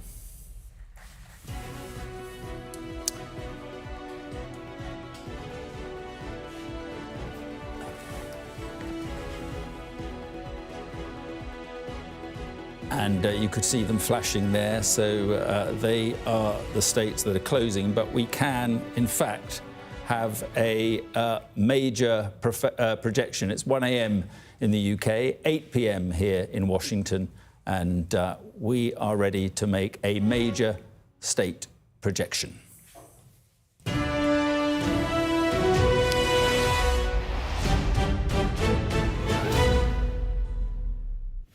And it is that Sky News is projecting that Donald Trump has won Florida. The state used to be a swing state, not so much since the rise of President Trump. It used to be the ultimate battleground in many ways. Ultra close, of course, in 2000. 537 votes out of 6 million cast then. But now the Republicans are in the ascendancy, and Trump has won Florida again. Yeah, no surprises. I mean, the state, as you say, was once the swingiest of swing states 24 years ago. But now Donald Trump comfortably winning, a projected winner of Florida. Mark, as we were saying, I mean, it was a very different situation for Florida when Al Gore and George W. Bush ran there. Certainly was. Are we going to be seeing a repeat of that nationwide in terms of such a tight election? Maybe, but yeah, Florida no longer a swing state. The home state of Donald Trump. It is where he voted. It is where he is right now. Just about halfway up the state there on the East Coast is West Palm Beach. That is where he is, and that is where he is hoping to be able to announce good news later on tonight. It's a sizable we will see. Win as well. It is, yeah, look at that. Very comfortably winning Florida there. Let's go straight to Lewis, who is at the screen for us, because Lewis, while this was predicted, we knew that Donald Trump would win Florida. It's what's happening in some of these counties, especially where the Hispanic population is, which is interesting, could tell an interesting story about what's happening across the country. Yes, absolutely, Yalda. I mean, look, there was no second presidency for Donald Trump without the state of Florida. It's worth 30 electoral votes. It's the third biggest electoral prize available, and it has been trending Republican all throughout the Trump era. It's a long time ago, or it feels a long time ago, that Barack Obama won this state back in 2012, having won it in 2008. But Donald Trump has won it handily, and it is absolutely true, as we have been saying, there's still 23% of the vote to come. But you can see here, actually, I mean, right now, for example, I mean, Hillsborough County, which is the home of Tampa, which is a very Hispanic city, long-standing Democratic county. Right now, Donald Trump is ahead there by 50.8%.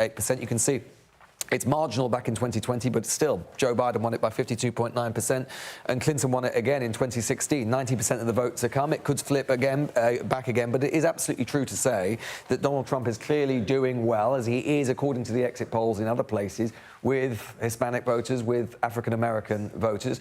But, contrary-wise, Kamala Harris appears to be doing better with white voters. So it will depend in the swing states whether they emulate Florida or indeed they go their own way. And we should say, in particular with regards to Florida, the Hispanic Latino population of Florida is perhaps a little distinctive by comparison to other Hispanic Latino populations across the rest of the country. Tends to be particularly influenced by the Cuban situation, of course, and what Donald Trump has been doing very successfully. The Republicans have been arguing that somehow Kamala Harris or Joe Biden or whoever it happens to be is imitating a sort of form of socialism, which is a particularly kind of resonant theme, political theme for the voters in this state. Whether it is for voters in other states remains to be seen. Just one other thing on Florida, by the way. We talked a little bit earlier on about what was going on in terms of the fact that the right to choose is on the ballot paper this time. Amendment 4, the right to an abortion. 79% of the vote now in on that. We can actually see at the moment right now, yes is ahead by 0.7%, 60.7%. Why is that important? Why am I focusing on the 0.7%? Well, you can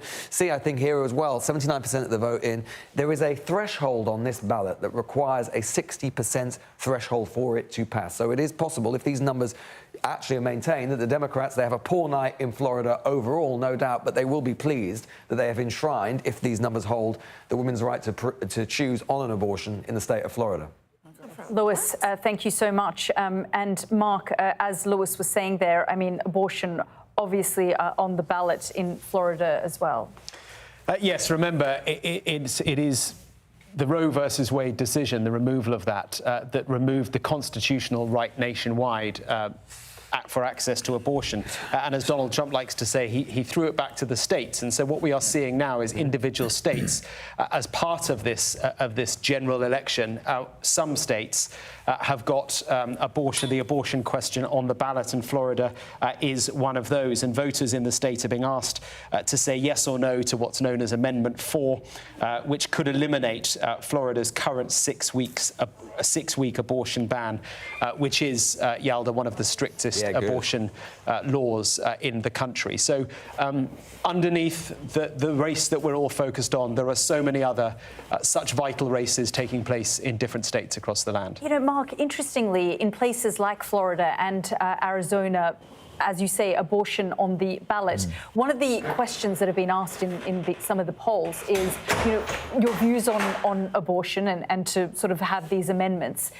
And people have said, no, we want to have reproductive rights in our state, but we're also going to vote for Donald Trump, which has been quite an interesting combination. And so down ballot, as it's known, you will see potentially people voting different ways. They'll vote for Donald Trump, but then they'll vote to uphold the right to have an abortion. The abortion issue has got Donald Trump in one almighty pickle over the course of the past few years, because he realises that it is an issue that is so divisive. He realises that it is an issue that potentially could cost him the election. And so he has been on brand in that he's been ambiguous about what he would or wouldn't do. And he says, well, I'm sending it back to the states. That is the most democratic thing we could possibly do. Except that overall, what has happened in America has been so profound, and I think it's been lost a little in the debate over the past 4 years. That decision to remove the constitutional right to an abortion in America was a body blow for so many people. Absolutely profound. And if you look at the size of America, and then you look at the states that have now, as it is, effectively banned abortion, people have to travel an incredibly long way to get an abortion, hundreds of miles.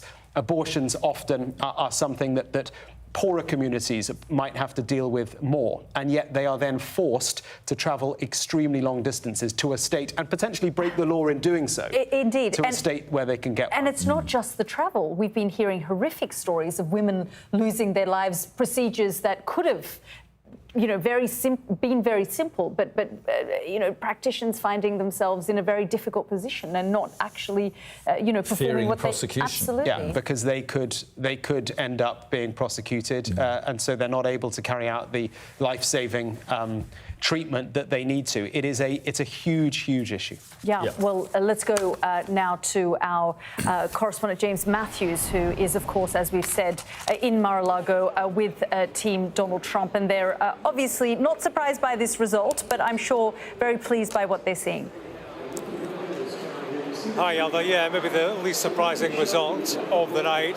And yeah, they are heartened by it. I'm in a convention centre just about 2.5 miles from Mar-a-Lago, which is where Donald Trump is. He's expected here in a few hours' time to address this crowd, steadily growing. Several hundred Republicans, MAGA faithful. You can see a sea of red baseball caps are gathering by the stage for the big speech when it happens. And yeah, they sound reasonably confident. People who are in Trump's orbit right now, campaign advisors, they are talking up his chance. He's talking about the likes of Virginia, New Hampshire, states where they think that tonight he could do well, which would be something of a surprise. And they reckon if he can score there, not necessarily win in these states, then it could be lights out for Kamala Harris. Right now, Donald Trump himself, he's in Mar-a-Lago, his private residence, surrounding himself by old acquaintances. Roger Stone, Nigel Farage has made the journey, posted a picture or a video indeed of himself in the back of a taxi on his way to Trump's house. Elon Musk is there as well, owner of X. That's interesting because tonight, of all nights, social media will play a big part in terms of public perceptions of the vote. So to have Elon Musk by your side, we'll see how that plays out in terms of coverage. Bear in mind, Musk has leaned heavily towards the Republicans, been a staunch, vocal supporter of Donald Trump. X has arguably been a Trump mouthpiece in recent weeks and months. Otherwise, Woody Johnson, former American ambassador to London, is with Trump as well. So they're having their private party. All the pros are in the house. For the candidate who, of course, is trying to tap into the pro vote of late, many say that has been a mistake. And, that coupled with the rhetoric, talking about the enemy within and so on. His advisors have been uneasy with that throughout the Trump campaign, which went from a position of winning just before Biden quit to where he is now. Not in a losing position necessarily, but certainly not in a guaranteed position of victory. James, thank you very much. So Trump projected winner of Florida. That's his home state? Is it his holiday home state? Is New York? Well, I think it's where he votes there. It's his home state. It's his home state because he's voted there this afternoon. He has. Yeah. So look, we're getting that's Florida, but there are other results as well. Is that right, coming in? Yeah. Yeah, absolutely. Plenty of projections made at 1 a.m. And let's just take you through some of those that have started to come in. So as you can see, Massachusetts there with 11 electoral college votes. No surprises. Kamala Harris taking that very comfortably. Let's have a look at Tennessee. 11 electoral college votes, and Donald Trump, again, no real surprises. He's the projected winner. Let's have a look at Maryland. 10 electoral college votes, and Kamala Harris.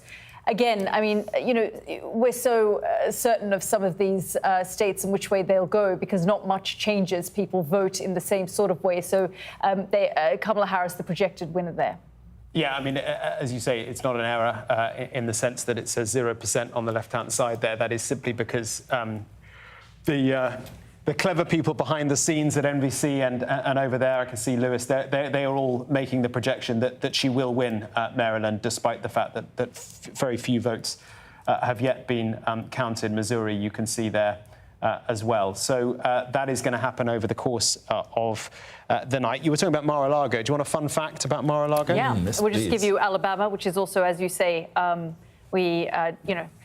there's no error, as Mark said on the screen there, very comfortably projected for Donald Trump. Fun fact, come on. Go on then. So Mar-a-Lago, it was built by Marjorie Mayweather Post of the cereal empire, but then when she died, she gave it to the country, and the idea was it was supposed to be a southern White House for presidents to go and sun themselves.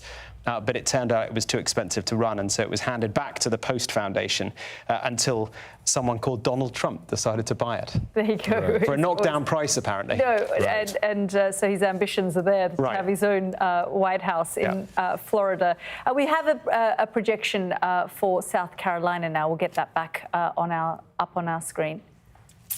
9 electoral college votes for Donald Trump, and there it is. No great surprise, but a solid Republican, and 9 electoral votes for Donald Trump. And we'll have a look at these crucial states now. Pennsylvania, too early to call,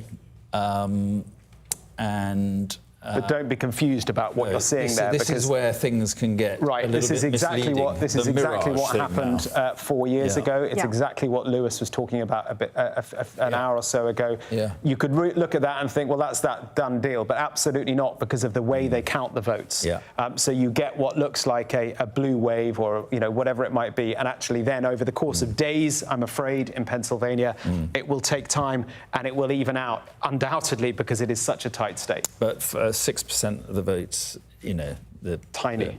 So yeah, I mean, unlike other states, as we've said, Pennsylvania counts their mail-in votes as well on the day of elections. So things are slower in Pennsylvania. They can't start counting. So have a look at Georgia as well, which is in a similar place. Well, too close to call now. So these words matter. Too early to call. This one too close to call, so it does suggest that Georgia is once again going to be a very close battleground. You can see some of the battleground states there. Let's just have a look at our map to 270, because that is the magic number that both candidates are working towards.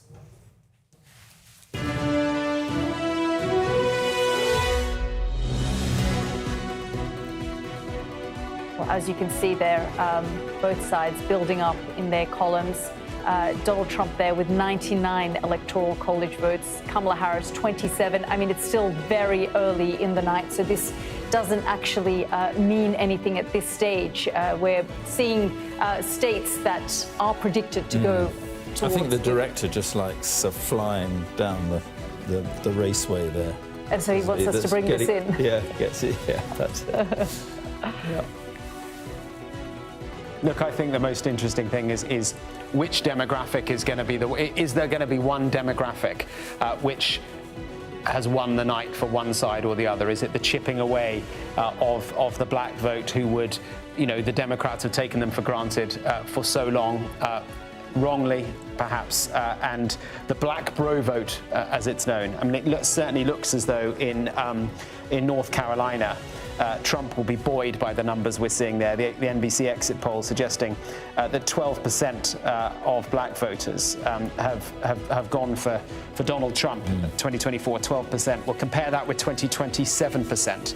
So that's really interesting. Or is it going to be on the female vote? The women that we keep hearing that will turn out for Kamala Harris. I was going to ask you, Mark, about Gen Z. There's been a lot of talk about young people and how they are likely to vote, and they're much more mobilized in this election. Yeah, Gen Z, young women for Harris. 67% of young women voted for President Biden 4 years ago.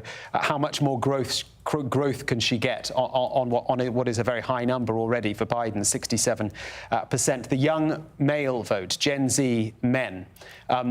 Jerry was talking a little earlier on, or was it Omarosa? I can't remember who, but one of them was talking about this idea that young men, the woke issue, they feel a bit left behind. They don't quite know what they can and can't say, political correctness, and so Trump's kind of no-nonsense, say what you like type of thing, it kind of appeals to them. It's why Donald Trump has done a lot of stuff on podcasts. Joe Rogan, others as well. Podcasts that enormous following. I mean, 26 million people listen to that podcast within 24 hours. It's necessarily know who Joe Rogan is, but I mean, isn't it 18? I saw some 18 million subscribers. I saw something. Extraordinary numbers. This election is many things. One thing it has been is a podcast election for sure. It certainly has, because Kamala Harris has done the same sort of thing on the other side with women-led podcasts that she's spoken to. But Donald Trump has done a lot of podcasts, kind of gone under the radar a little bit, but appealing to a very particular voter. And we'll see as the course of the night goes on how well that's done. 52% of young black men voted for Biden in 2020. 41% of young black men voted for Trump. So could this flip? You're kind of doing Lewis's job for him. Really. Well, let's go to his he's magic. Over there looking very This is Lewis's job.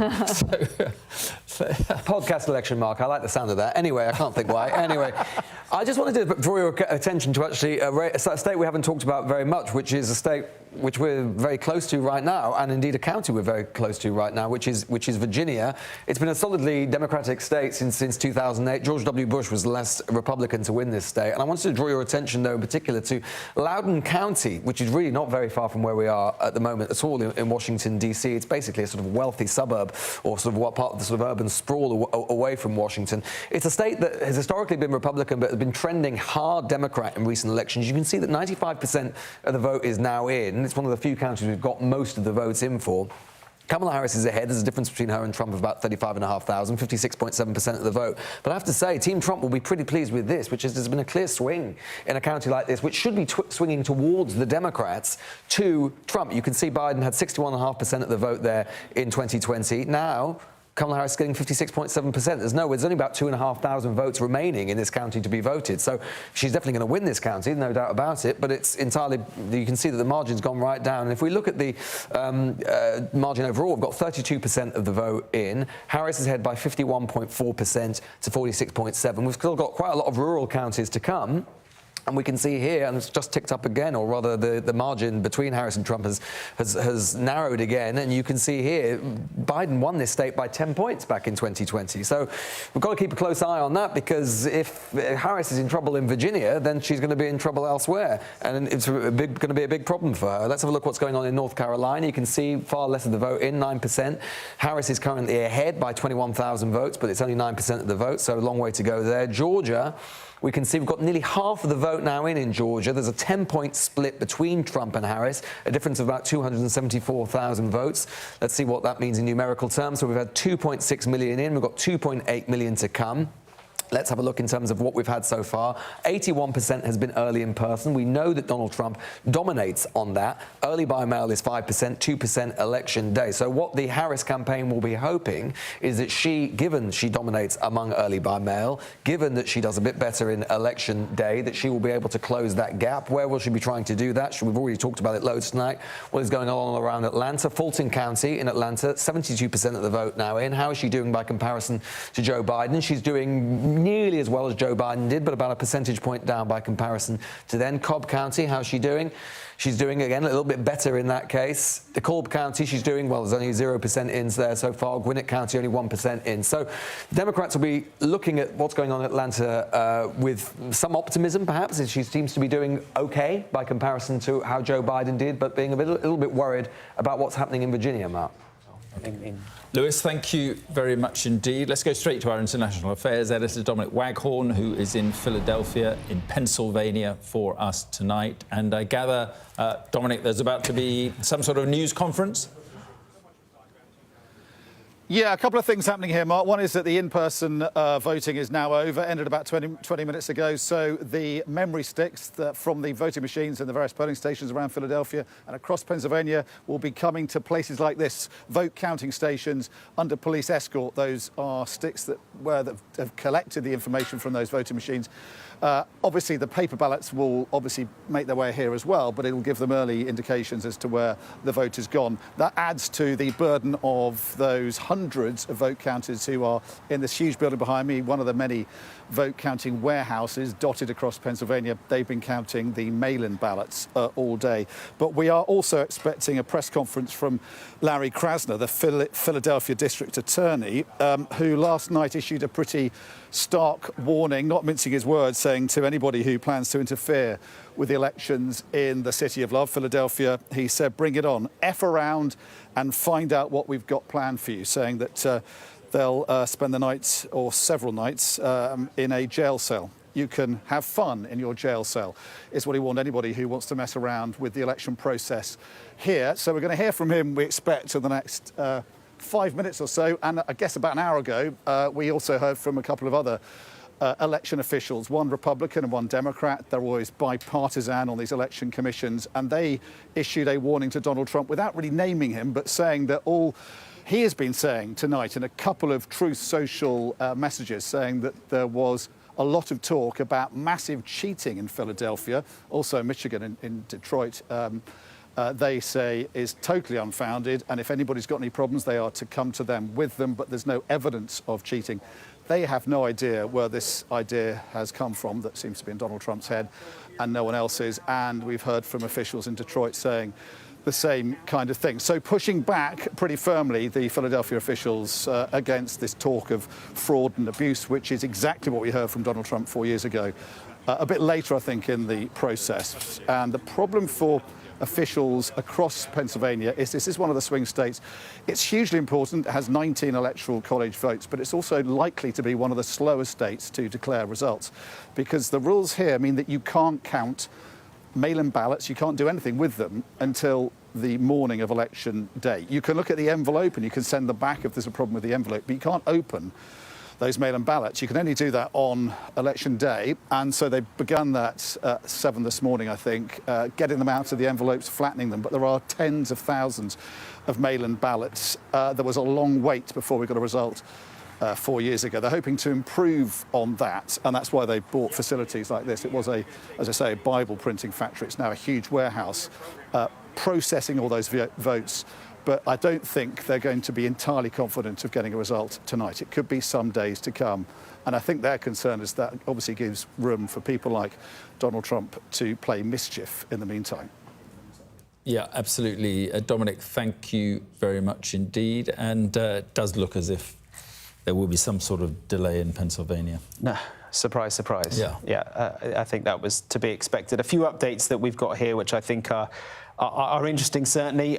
It's not just a presidential race. Of course, we know that there is a race for both houses of Congress, and in some states a governor race as well. And NBC, our colleagues at NBC, have projected that Josh Stein, the Democrat, is to win the governor race in North Carolina.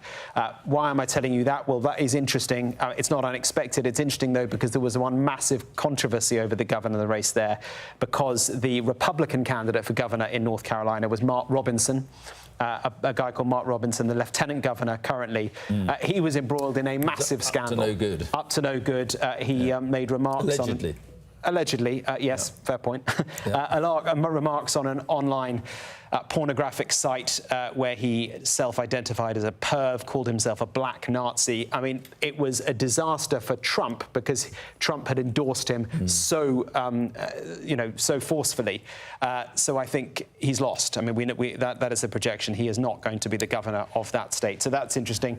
Briefly, I talk about other things being on the ballot. Legalizing marijuana is on the ballot as well. And in Florida, they have rejected the call to legalize marijuana there. That's on the ballot in, I think, Florida, North Dakota, Nebraska, and South Dakota. So actually, for millions of Americans, profound changes to the marijuana laws are up for debate tonight as well. Yeah, it's interesting, isn't it? The ballots sometimes in these state elections just go on forever, don't they? I mean, there's several pages, some, down to, do you approve of your school playground being, funny enough, you mentioned relayed or something. Funny enough, you mentioned schools because education and the way our American children are educated has been a really massive talking point. Lewis mentioned Loudoun County in Virginia a little while ago. It's about 40 miles up the road.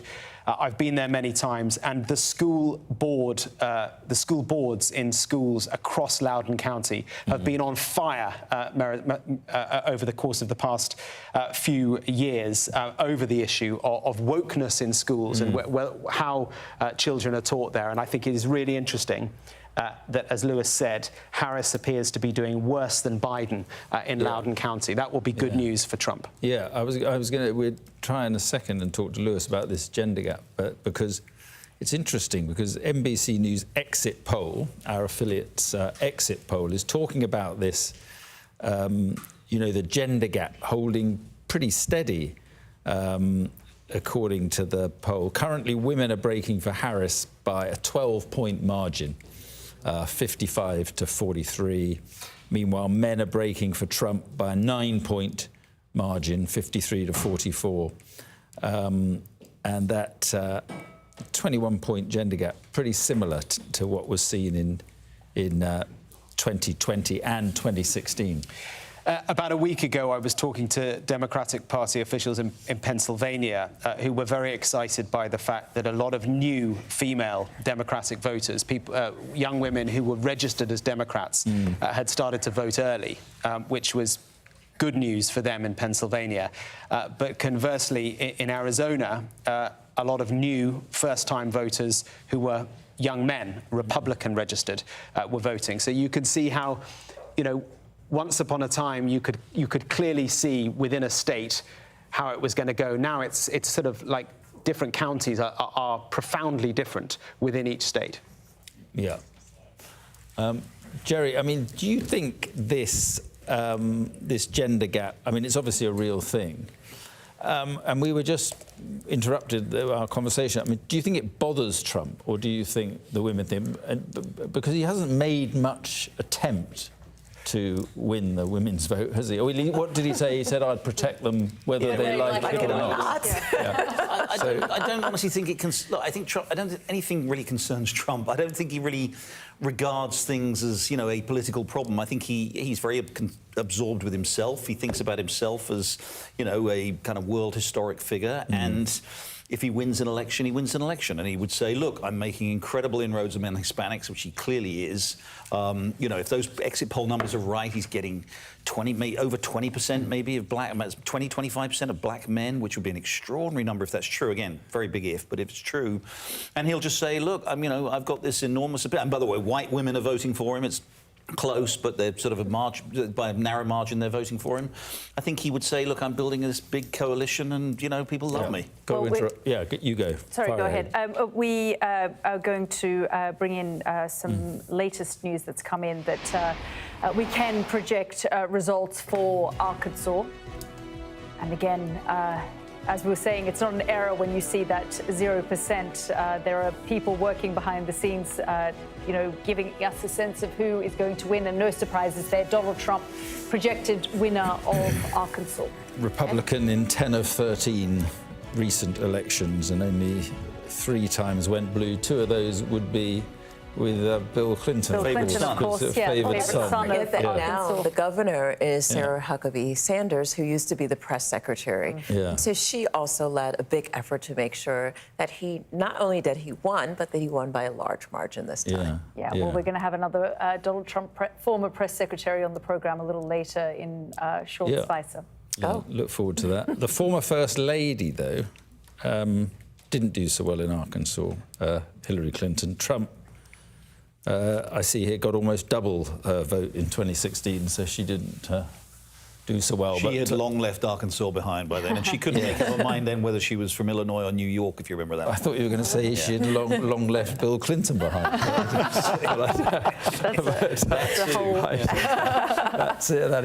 a whole other thing. Yeah, but Bill Clinton's been an interesting figure in this election. The extent to which they have wheeled him out, the old guard of the Democratic Party. I mean, do you both think that he could have been used more?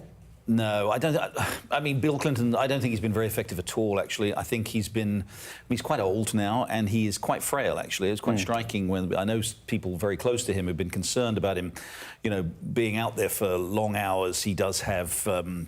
he has some sort of fairly plain physical, obvious sort of physical weaknesses now, so that hasn't been very good. And he's also been, you know, in a way, Clinton is almost too sort of thoughtful. So he's been kind of a little bit off message on things like Israel. He's been, you know, one of his speeches just in the last week, he gave a long talk about, you know, how, you know, the Palestinians had rejected peace deal after deal after deal, and in Michigan exactly, you know, which wasn't really probably what that audience in Michigan, in Dearborn, Michigan, wanted, which is a heavily Arab American. That probably didn't want to hear that. in you know, quite a big way, actually. At the time.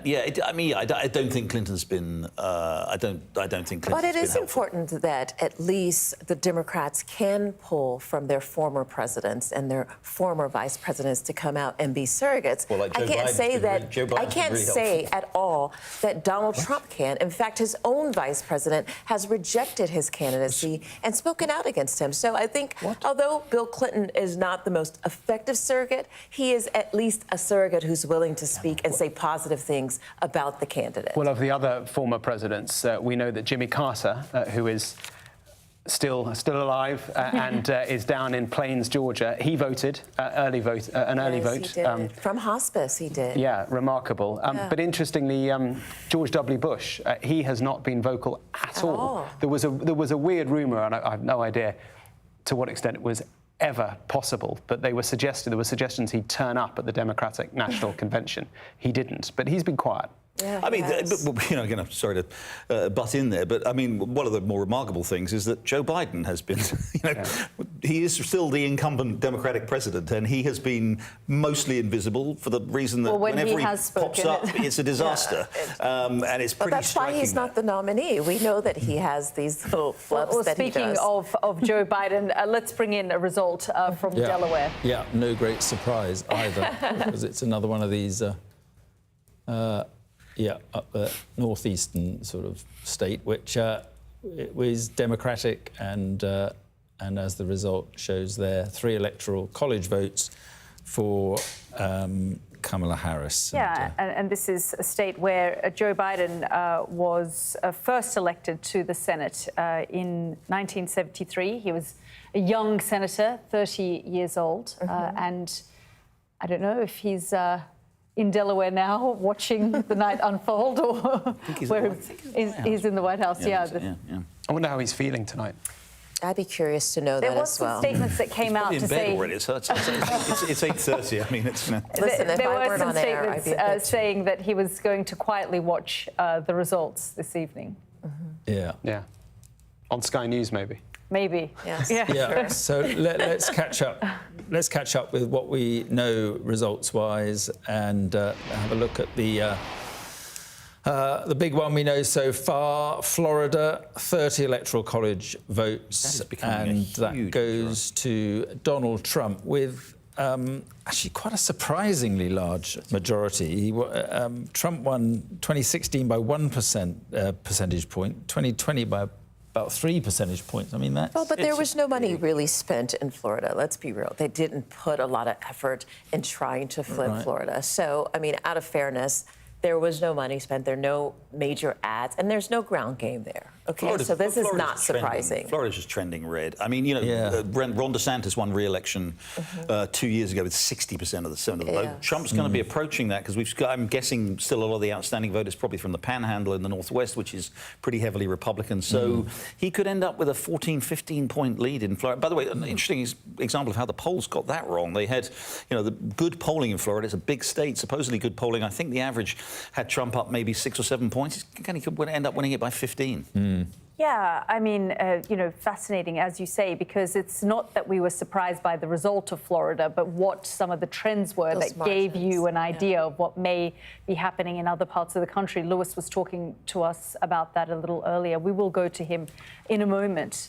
But let's have a look at some more results, and let's have a look at Massachusetts with 11 electoral votes. And as we were saying earlier, very comfortably, their projected winner, Kamala Harris. Tennessee, Donald Trump. Again, no surprises there. And Indiana, 11 electoral college votes, 57.7% goes to Donald Trump. Maryland, for Kamala Harris. And as we were saying there, that 0% is not an error, but there are certain states where we know which direction it will go. And this is the big prize, the one that we're watching, treasure trove of electoral college votes, 19 of them there, and we mustn't allow the results that we're looking at now mislead us, because still very early days, too early to call. We're going to have a quick look at Georgia, I think, and 16 electoral votes, but too close to call in Georgia, and North Carolina is the other one. Too early to call, it says there. Two big states. And we were just talking a few moments ago about the African-American vote and what's happening to it. What did you make, Omarosa, I'm interested in this, of Barack Obama coming out and saying, what was it he said? He said, basically saying that it was unacceptable for young black voters not to turn out for... do we have it? I don't know. I wonder where we've got that, Barack Obama, what he said. We don't have it, but... Well, the former president, first of all, he wanted to lay a groundwork for showing how it was important that you understood that Kamala Harris was looking forward. He talked a bit about Donald Trump and his grievance-filled campaign, about how Kamala Harris was fighting for the people, Donald Trump was fighting for himself. But where he went off track with his message was his chastising of African-American men who were very vocal about saying that they did not connect with the Democratic Party, that the party hadn't really made outreach attempts to them. And Barack said, put all of that aside, you need to vote for the black woman, and he got a lot of flack because of that. But he was saying it was unacceptable to come up with, other reasons for not voting for Kamala Harris, when actually the reason was that they didn't want to vote for a woman. That was what he was saying. He did say that. And that caused a little bit of consternation in the Harris campaign. They were very upset about that. Yes. In fact, I don't know if it was your piece, Mark, where you interviewed, it might have been James, but, interviewed an African-American man who said, just because I'm a black man does not mean I have to vote for an African-American candidate. Yeah, Pastor Lorenzo Sewell in the suburbs of Detroit. We went to Detroit a day after Obama had said that, and he was really offended Let's just have a listen. We can hear now. Listen to what Barack Obama had to say. Speaking to men directly, part of it makes me think that, well, You just aren't feeling the idea of having a woman as president. And you're coming up with other alternatives and other reasons for that. I think you have to ask them, well, how can that be? Because the women in our lives have been getting our backs this entire time. Yeah, you see, it's Well, interesting. and he even wagged his finger. I don't know if you saw the last What part would of they that. think of that, you see? I did.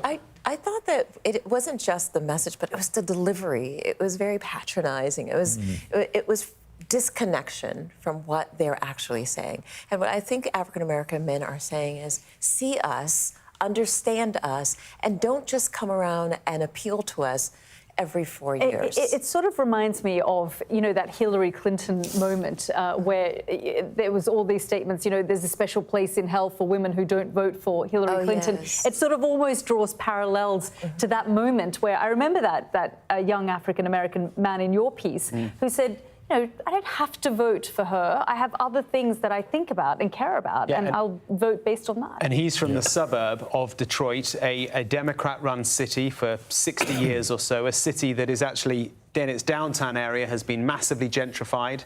It looks great, but as a consequence, a lot of the poorer people who once lived there can no longer afford to live there. They've gone out to the suburbs where their lives, frankly, are not great. Goes back to that famous Reagan quote from 1980, do you feel better off now than you did back then? Answer from Lorenzo Sewell, no. And therefore, he wants, he's looking for change. But Biden also said, I think, a faux pas where he said, if you're not voting for me, you're not black, or something to that extent. And it's these wholesale statements blanketing, painting African Americans of all thinking alike. The expectation that is your vote. That's right, and that's not fair because we're not monolithic. It just comes at the time. The British Conservative Party has just elected a black woman as its leader, and nobody really talks about it. It's not, it's not expected. I know there are people on the left who expect blacks to vote for Labour, but that to me is the way I think the sort of the sort of obsession with racial identity, and somehow that you have to be, that if you are of a particular race, you have to vote in a particular way. Britain is leading the way on that and demonstrating that's just not true. And President Obama has done this a number of times. I mean, even with the Arab and Muslim vote in Michigan, he made a statement like, you're going to vote for a man who imposed the Muslim ban. Is that what you want to do? When there was concern that the uncommitted or those who were worried about how the Biden-Harris administration has prosecuted the war in the Middle East. Yeah, and I put the issue of whether, plenty of people believe that Donald Trump is racist. He certainly has dog-whistled to white supremacists over the years. And I put that to Lorenzo Sewell in his church. And he said, look, I don't think he's racist. Yes, I think he's coarse at times. I think he probably does try and dog whistle to different communities at times. But ultimately, he said, I'm not voting for a pastor. I'm voting for a leader. And I think that sentiment is quite widespread. People don't particularly like Trump the man, but they are appealed by Trump the leader. It does call the question of how effective these surrogates are. We've seen in this last cycle how surrogates have often gotten each of the candidates in trouble on both sides. At the rally in Madison Square Garden, the comedian who talked about Puerto Rico, for instance, being an island full of garbage. And then you had Mark Cuban making statements about women or smart women not wanting. So how effective really are these surrogates? Sometimes it's not just the surrogates, it's the current president. We have a guest. We have a guest. We can speak to Catherine Whiteford, co-chair of the Young Republican National Federation, who is in North Carolina, I think. Yes, Concord, North Carolina. Well, that is a key swing state. What do you think will happen there? Yeah, so early reporting has already been coming in, and so far it's looking pretty good for Trump, although obviously it's still a little bit early to tell. But the last two presidential election cycles, North Carolina has gone for Trump, although by slim margins. So it's expected that North Carolina will probably go for Trump this time around as well. What do you think the issues will be that decide things there? I think that the biggest thing is the economy. Obviously, we're all feeling our pocketbooks. People that are my age, we can't afford to buy a home. And the idea of having home ownership seems to be very much out of reach. So I think that that's something that people are looking at. Especially with the Hurricane Helene that came to North Carolina and devastated Western North Carolina. I think a lot of people are looking at how the government responded when it came to the hurricane and hurricane response, the lack of response from the Biden administration for almost a week. And also, but at the same time, being able to send funding to Lebanon for foreign wars. And so I think a lot of people are looking at, why is it that America isn't being put first, especially when Americans are literally dying because they aren't getting enough the help that they need in the time frame that they need in order to come out alive. Something that we have been hearing a lot from young people in this campaign is their concerns around the economy. They're saying that they've been left behind. They haven't been able to purchase a home. They're worried about, taking up multiple jobs. Do you think that Donald Trump has resonated with young people, especially in a state like North Carolina, because, of course, they do have that research triangle, the tech hub, where there are universities. There is a lot of young people who live there as well. And, the Harris campaign is expecting to tap into that for themselves.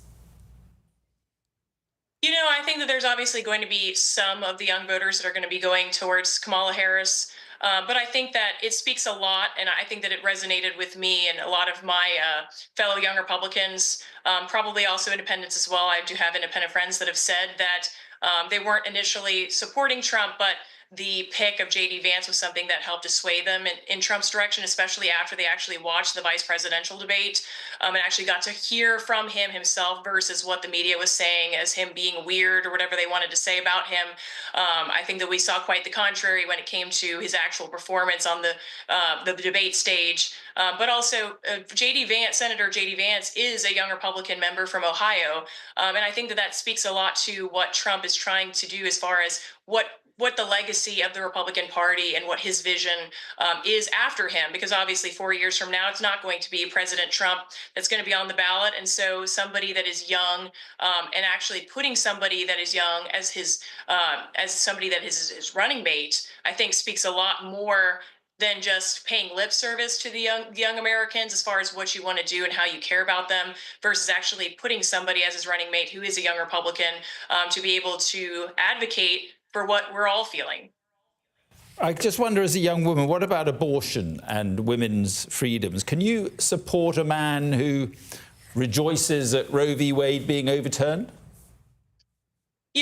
I'm a limited government person, and so for me, and I think that this should speak to people who are somebody who's a young person, a young woman who is more of a pro-choice person. They should also be wanting to look at it as a states' rights issue, not necessarily a federal ban. And Trump has openly said numerous times, and so has J.D. Vance, that they are not in favor of a federal ban on abortion. And so to me, him saying those things, that doesn't bother me. I'm actually happy that it's going to the states because honestly, California and what they want as far as their abortion policy is going to be very different than what you see in Texas with their heartbeat bill or with North Carolina even.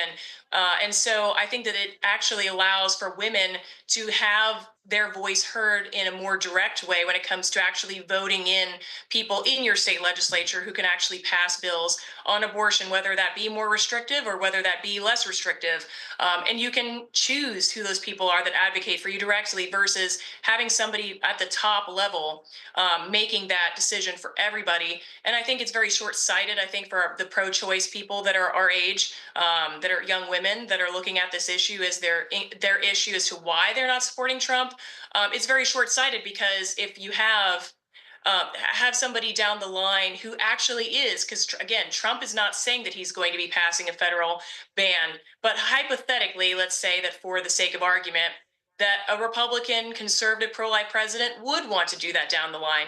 Would we want the federal government to have that kind of power to do that at the national level? I think that a lot of people would say no. And obviously, Republicans and conservatives that are pro-life would say the exact same thing on their side. So I think that it is better for everybody involved in the United States of America. Something that we're going to be all able to live with is something where you can choose at the state level as to what those policies look like.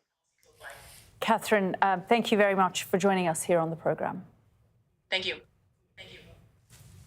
Let's go straight to Lewis now, because, of course, he is at his magic wall, and you've got some more results. You're looking at some of the counting. I think you're looking at the latest from Florida. Not Florida in this case, Yalda. No, I'm going to look at Virginia, not a state that we expected to be spending much time looking at this evening, which is a very bad sign indeed for the Harris campaign. Have a look at this. Donald Trump is currently ahead in Virginia. He's ahead in Virginia by 2,700 votes. 49.1 versus 49. Now, remember, this is a state that Biden won by 10 points in 2020. Now, there's 54% of the vote still to come, and a lot of that vote will likely break for Harris. It's urban, it's mail-in, and so on.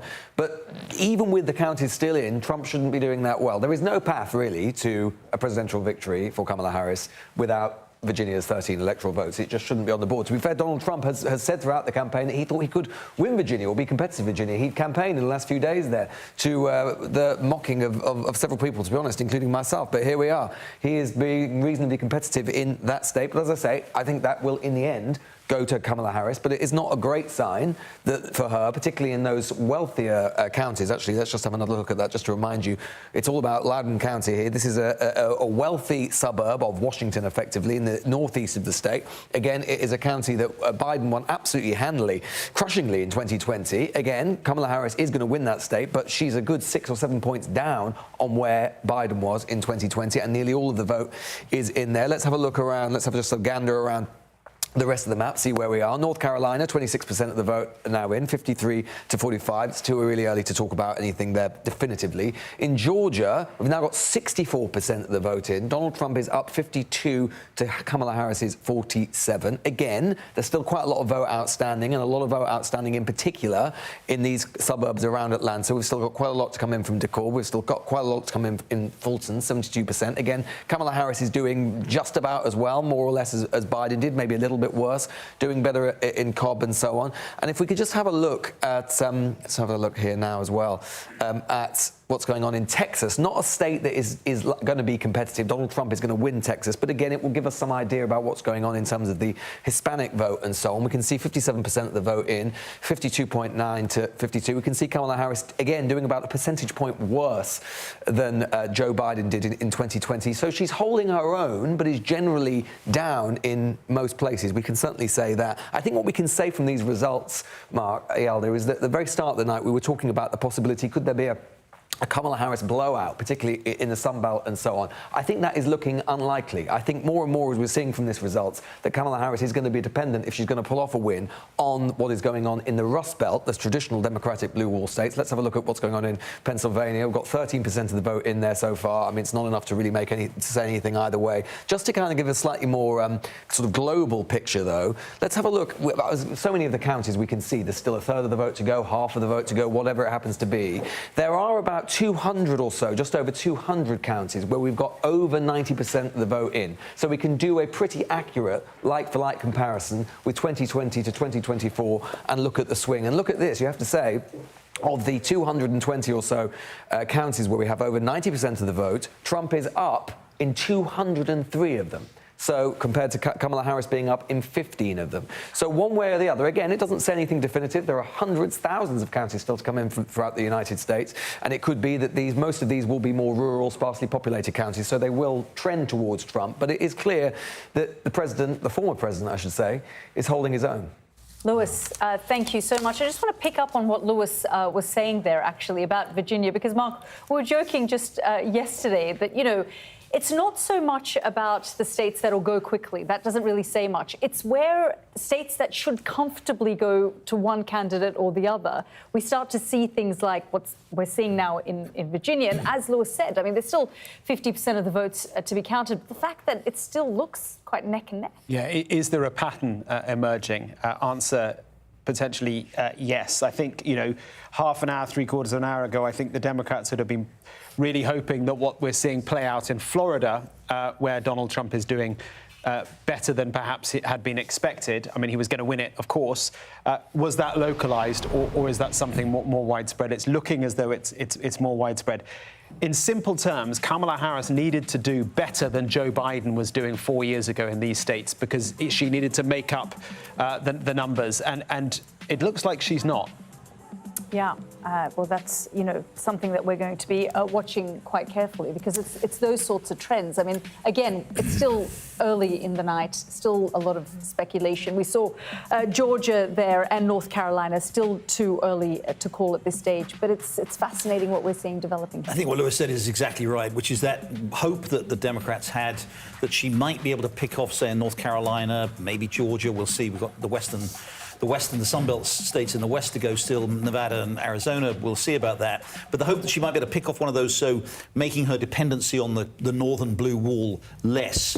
I think that is steadily fading. Very strong Trump performance in the South. We've now seen Florida, possibly in Georgia, Virginia, as Lewis points out. So, her path to victory, it's early, very, very early days. No one in any way should start predicting, but her path to victory is narrowing a bit, and it's narrowing probably to those three northern states. Don't forget, though, and Pennsylvania is looking increasingly important. Yeah, and don't forget. I think it's a little premature to say that it's narrowing to the point where they would be extraordinarily concerned. Yeah. She always knew that she would have a battle in states like, Texas was never projected that way, just because the margins in Florida were so large. Like you stated, DeSantis won by big margins. We will start to see, as we move north, whether or not their campaign was effective at getting out key voters. I just think that we should just wait a bit and see before having any kind of No, dire absolutely, of predictions. course, because we're just exploring the potential scenarios of the path and, the dependency on Pennsylvania, Michigan, Wisconsin that she has, hoping to gain something either in North Carolina or Georgia, which would eliminate that dependency. Talking of Michigan, let's go to Michigan. We've only got a few minutes to the 3 minutes, exactly. 3 minutes. 3 minutes. Yusra El-Baghia is in Detroit, in Michigan, and are we going to Arizona as well? We're not going to go to Arizona as well. We're just going to go to Yusra. And, Yusra, it's a key state. It is a key state, Mark, and the nail-biting element of this election has been the war in Gaza and now in Lebanon. It's splintered the Arab community here who don't know who to vote for. Many of them told us that they're voting for Trump just as a protest vote to show their discontent around how the Biden-Harris administration has continued to support Israel. And voters have been split over over the U.S. support of Israel. There are Harris supporters who feel like the support has been too strong, and there are Trump supporters who feel like the support hasn't been strong enough. That's what the exit polling data has kind of shown us or indicated, but we won't be able to know what the projection is until the polls close in 2 minutes. So we're here now in the Democrat Watch Party in downtown Detroit, and this is like a key place because Alyssa Slotkin is running for Senate as the Democratic candidate up against Mike Rogers, Trump's pick for the Republican candidate, and people here are excited. They're cheering, they're watching, they're hopeful. But again, what's absent really is that Arab American support today.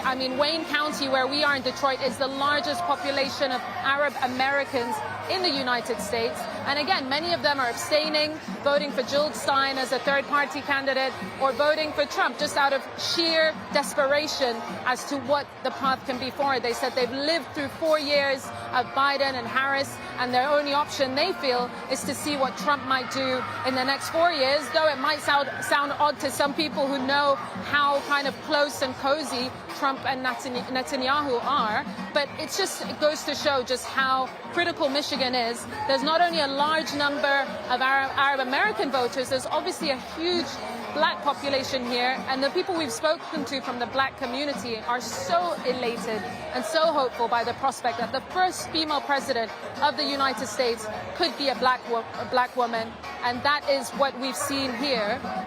African American community, leaders of the African American community, hoping that today they will witness history being made. Yusra, thank you very much indeed. And we are building up to 2 o'clock in the morning where you are. And it is 9 p.m. here in Washington. And we are about to have a number of states, their polls will be closed.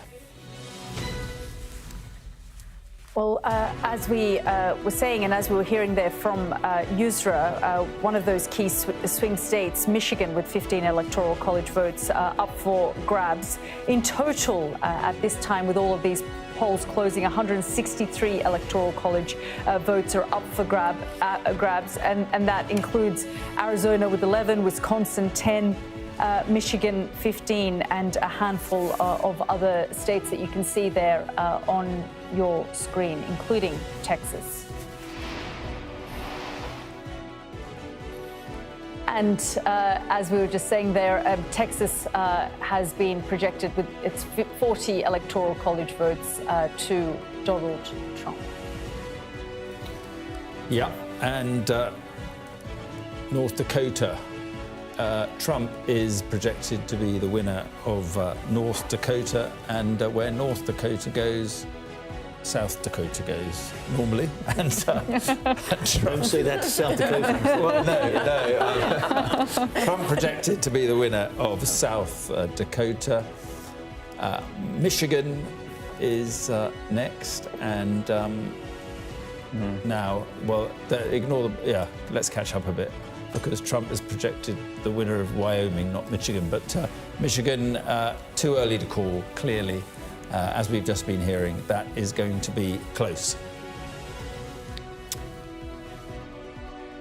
And of course, Arizona, again, obviously too early to call. Crucial swing state with 11 electoral college votes. Abortion also on the ballot here, as well as a Senate seat. Wisconsin, 10 electoral college votes. Again, too early to call, a crucial swing state. And as we were saying earlier, it's these northern states, Wisconsin, Michigan, Pennsylvania, part of the Rust Belt, that was often considered the blue wall. And Donald Trump smashed that blue wall in 2016. Joe Biden was able to gain those back, although they were 3 battleground states in 2020, and just by the smallest of margins, he won in each of those states. Yeah, and look, I'm really interested in which way Michigan's going to go. I spent a week there the other week, as Yusra has done now. 3 demographics that I think are really important there. The Arab American community, as you say, Dearborn, the cities of Dearborn and Hamtramck are 2 Arab majority cities where the mayor of Hamtramck, who we spoke to, has come out in support of Donald Trump. He has endorsed Donald Trump. And what struck me as being really interesting there is the focus, the headlines are all about Gaza. This is why they want to support, they don't want to support Harris. It's because they're upset about the Biden policy on Gaza. But I found it runs much deeper than that. It is also about social issues. The Arab American community is naturally socially conservative. It was only after 9/11 and the Bush administration that they left the Republican Party and went more democratic. And since then, they have been predominantly democratic. But they're worried about so-called woke issues, and they're worried about. Do they vote for Trump, though? I mean, or do they Traditionally, not vote? they vote for Trump. Let's not be fooled. Many of these folks were voting for Trump regardless, and I believe that they milked the spotlight because suddenly they had microphones in their mouth when they never did, and they were able to speak up about issues that were important to them. But I think an important question to ask those same folks who are saying, now I'm not going to vote for Kamala Harris is, who did you vote for last time? I mean, who were you leaning towards before you had this platform? And the truth of the matter is, many of them were already going to vote for Donald Trump. So I'm not very concerned about them because, as you stated yourself, they had always leaned conservatively. They did not, as a collective group, all move to the left. Just checking on the race. Let's just check in on the race, because there it is. As it stands, 154 electoral college votes. Donald Trump, 30 to Kamala Harris, and a long way to go. Yeah, I mean, just to pick up on Amarosa's point there, again, not a monolithic community. Of course not all Arabs are Muslims, not all Muslims are Arabs, but it is an issue that they have highlighted as something that they are concerned about. What I'm curious about, Mark, is how much, Harris's hopes to sort of rally that community, how much that bleeds and they go towards independence, for example, or don't show up at all? Well, for what we found, many of them were looking towards Trump. And to Omarosa's point, you know, I remember one distinct conversation with a woman who voted for Obama. She voted she actually was a fan of Bernie Sanders. And this year she's voting for Donald Trump. I mean, that's a profound shift in position. That's in Dearborn, which is, it's Arab American, but it's a little bit more progressive than places like Hamtramck, which are Yemeni American, very, very conservative. But the mayor of Hamtramck is a Democrat mayor, and he's endorsed Donald Trump. So I do think there has been a profound shift, and I think it's about much more than just Gaza. And of course, all that Trump needs to do is bleed away a few voters in such a tight state, and he's got it. Which is what happened to Hillary Clinton. Remember the two that did the Democratic primary there. Joe Biden was obviously unopposed, but there was a seat in Michigan. There was a significant support for uncommitted. I think it was 15-16%, which was, you know, an explicit protest vote against the Biden administration's policy towards Israel and Gaza. And you wonder, you know, many of those, I'm sure, will have come home to vote for Kamala Harris, but you do wonder whether that critical number may have stayed at home. But into that uncommitted moment came Donald Trump, and he saw it, and he was like, "I'm going to milk this," and so he did. And he, you know, his daughter Tiffany is married to a Lebanese American whose father is a very wealthy Lebanese American businessman who has been absolutely central to trying to pull over some of these Arab American leaders in the community. They've done a remarkable job there, I think, in trying to persuade them. But I do think that a lot of the young Arab Americans there who were so profoundly concerned about Gaza are going to find themselves bitterly disappointed because, you know, on the tarmac, as Trump arrived in Michigan for one of his visits, he was asked about Netanyahu, and he said, well, I don't think he's going far enough. I think he should be going further. And yet, somehow, they weren't hearing that just down the road in Dearborn. Yeah, really interesting. And we will also get to the point that you just made there, where we saw, you know, in people who voted for Obama, then for Trump, then back to Biden, and then, you know, who knows where they might go this time round. Let's actually go to Arizona now and speak to our Shingi Marike. Shingi. Yes, I'm praying. I'm praying. So in the last few minutes, we've seen the polls close here at this polling centre in Scottsdale. The group of people behind me cheering. There's campaigners in and around the polling centre, obviously trying to encourage people on their presidential ballot, but also the number of measures that are on the ballot here. And so much of our analysis over the course of the evening has been granular because it isn't just about those swing states. It's also about those swing counties. And Maricopa County, where I am, there's 6 in 10 of Arizona's voters are here. It's a county that is larger than some states. So whoever wins here will no doubt need to do well in Maricopa. I've spoken to someone who's already voted in the county. Deb, she's with me. You are a Republican voter, as you can see from your hat. Yes. Just first of all, tell us why you voted for Donald Trump and his vision of America. Well, his policies. We've lived through them for 4 years, and now we've not had them for 4 years, so we can really tell the difference. But we had a safe, secure border before. And we had not as much crime. We had low inflation with him, and no wars at all while he was there. And all these broke out as soon as Harris and Biden became president. And this is a razor-thin election. How are you feeling about tonight? Some of the mood music is suggesting that Donald Trump is picking up demographics that he might not have. But how are you feeling? This is close. Yeah, we're excited. You know, I've been to rallies. There's so much enthusiasm and support for him. So, you know, we feel really confident, but you never know until we get all the votes in.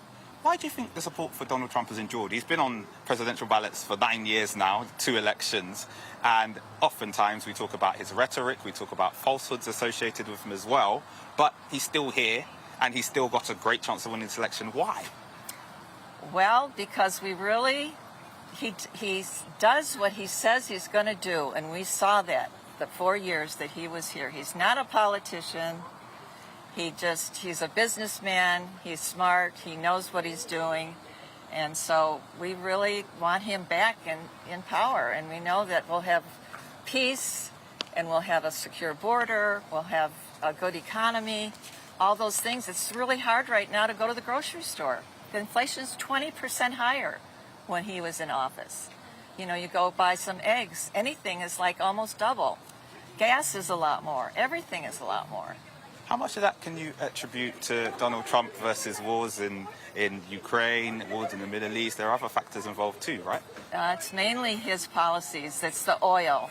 As soon as Biden came into power, he shut off, he had the Green New Deal, shut off all the oil. And so everything depends on oil. You know, if you're going to transport eggs, you know, you're going to use gas. So everything depends on the price of energy. I had one last question, slightly different topic. Abortion is on the ballot here. Kamala Harris polls well when it comes to abortion. We know that Donald Trump is part of why Roe v. Wade was overturned in putting those conservative judges on the Supreme Court. What do you think about abortion? Do you think that's something that could have an impact on the ballot here and encourage more people to vote for Kamala Harris, who polls better on abortion? Well, I don't know. Personally, I don't believe in abortion, but I think that that's all she has.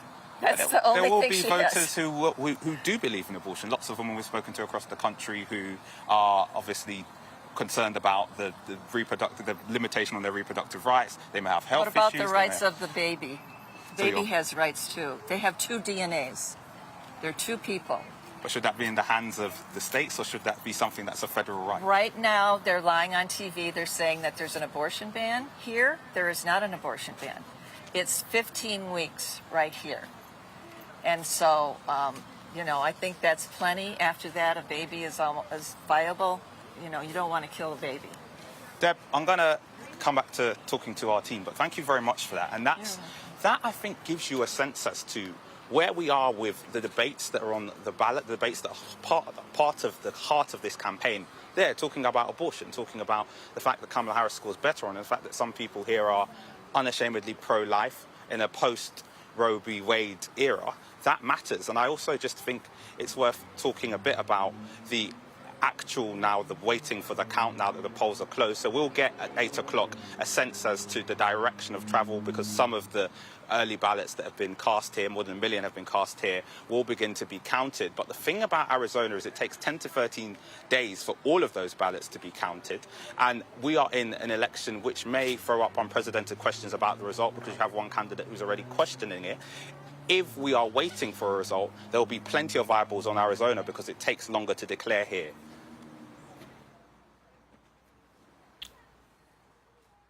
Thank you so much, Shingi. And just in the last few minutes, I've been told that Mississippi has gone to Donald Trump. So no real surprises there as we look to our map. And as you can see, the northeast states starting to turn blue. The rural states are turning red. No surprises at this stage from what we are seeing.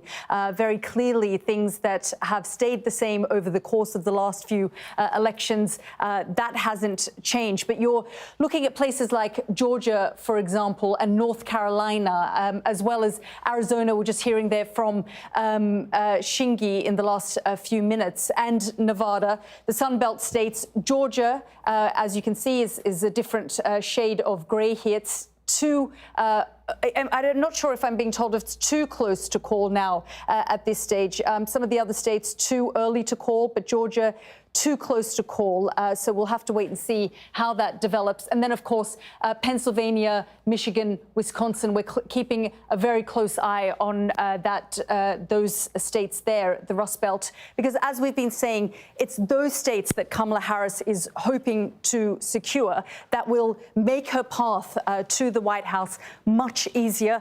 If she doesn't get a place like Pennsylvania, for example, her dependence on North Carolina and Georgia increases. And we can talk to Lewis about Pennsylvania, because, of course, that is the all-important swing state that we're looking at tonight. It is, Yalda. I mean, at the moment, it looks rather lopsided, doesn't it? Trump on 160 and Harris on 30. Of course, it's largely because the states out west, which won't declare till much later on the night, California, for example, huge numbers of electoral college votes. Harris's totals will start to climb, New York as well, and so on. But you're right, it feels to me as if the polls, actually much derided polls, everyone talking about them herding and so on, may well have been spot on in the sense that Kamala Harris is proving a little bit weaker than Joe Biden did in the Sun Belt, and and therefore it will all come down to the Rust Belt. We can see here Pennsylvania, 20% of the vote now in.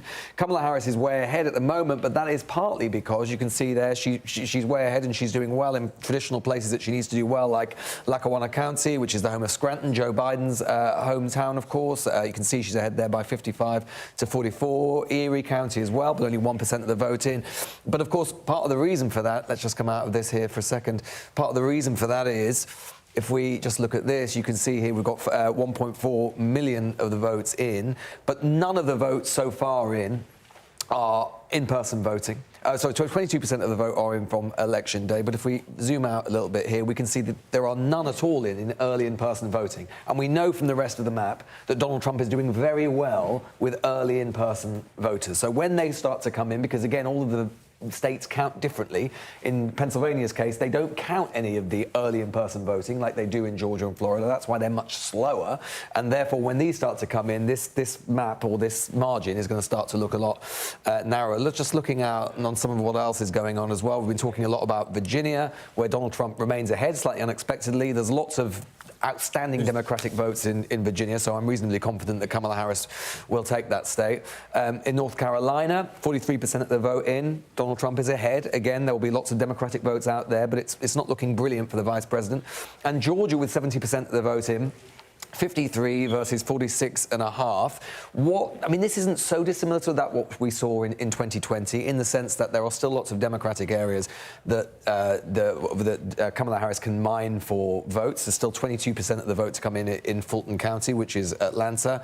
There's still 22% of the vote to come in here as well in Cobb County, again, the suburbs of Atlanta. So there's still quite a bit of vote outstanding, but it's going to be difficult. I think what this actually shows us, let's go back to the road to 270. Let's go to 2024. Let's just say, for the sake of argument, that Donald Trump continues to do well in the Sun Belt, and let's say that he takes Georgia, and let's say that he takes North Carolina, and if he's doing well in the Sun Belt states there, let's assume he's been well ahead in Arizona, so perhaps he'll take that.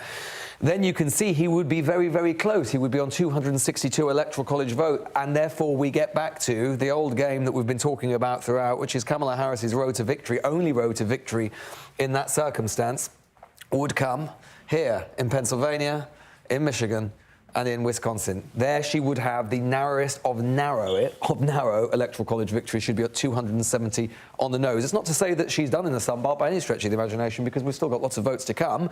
But I think what we can say is that the prospect of a blowout for her in those places, this map is looking a lot more like the 2020 map, if anything slightly in Donald Trump's direction. Yeah, and as you say, some of those Sun Belt states, like North Carolina, Georgia, were her insurance policy. She needed that, and say in Nevada, so that she wouldn't have the dependency on Pennsylvania. I'm just being told in the last few minutes that Louisiana has been projected, Donald Trump, to win Louisiana. No surprises there. No. But again, he's adding more of these states to his column. Yes, I mean, it's no surprise at all. Louisiana, the Pelican State, there's been no Democrats carried that since 1996 and Bill Clinton. But yes, he is doing very well in the South. And we are just now waiting to see whether we can.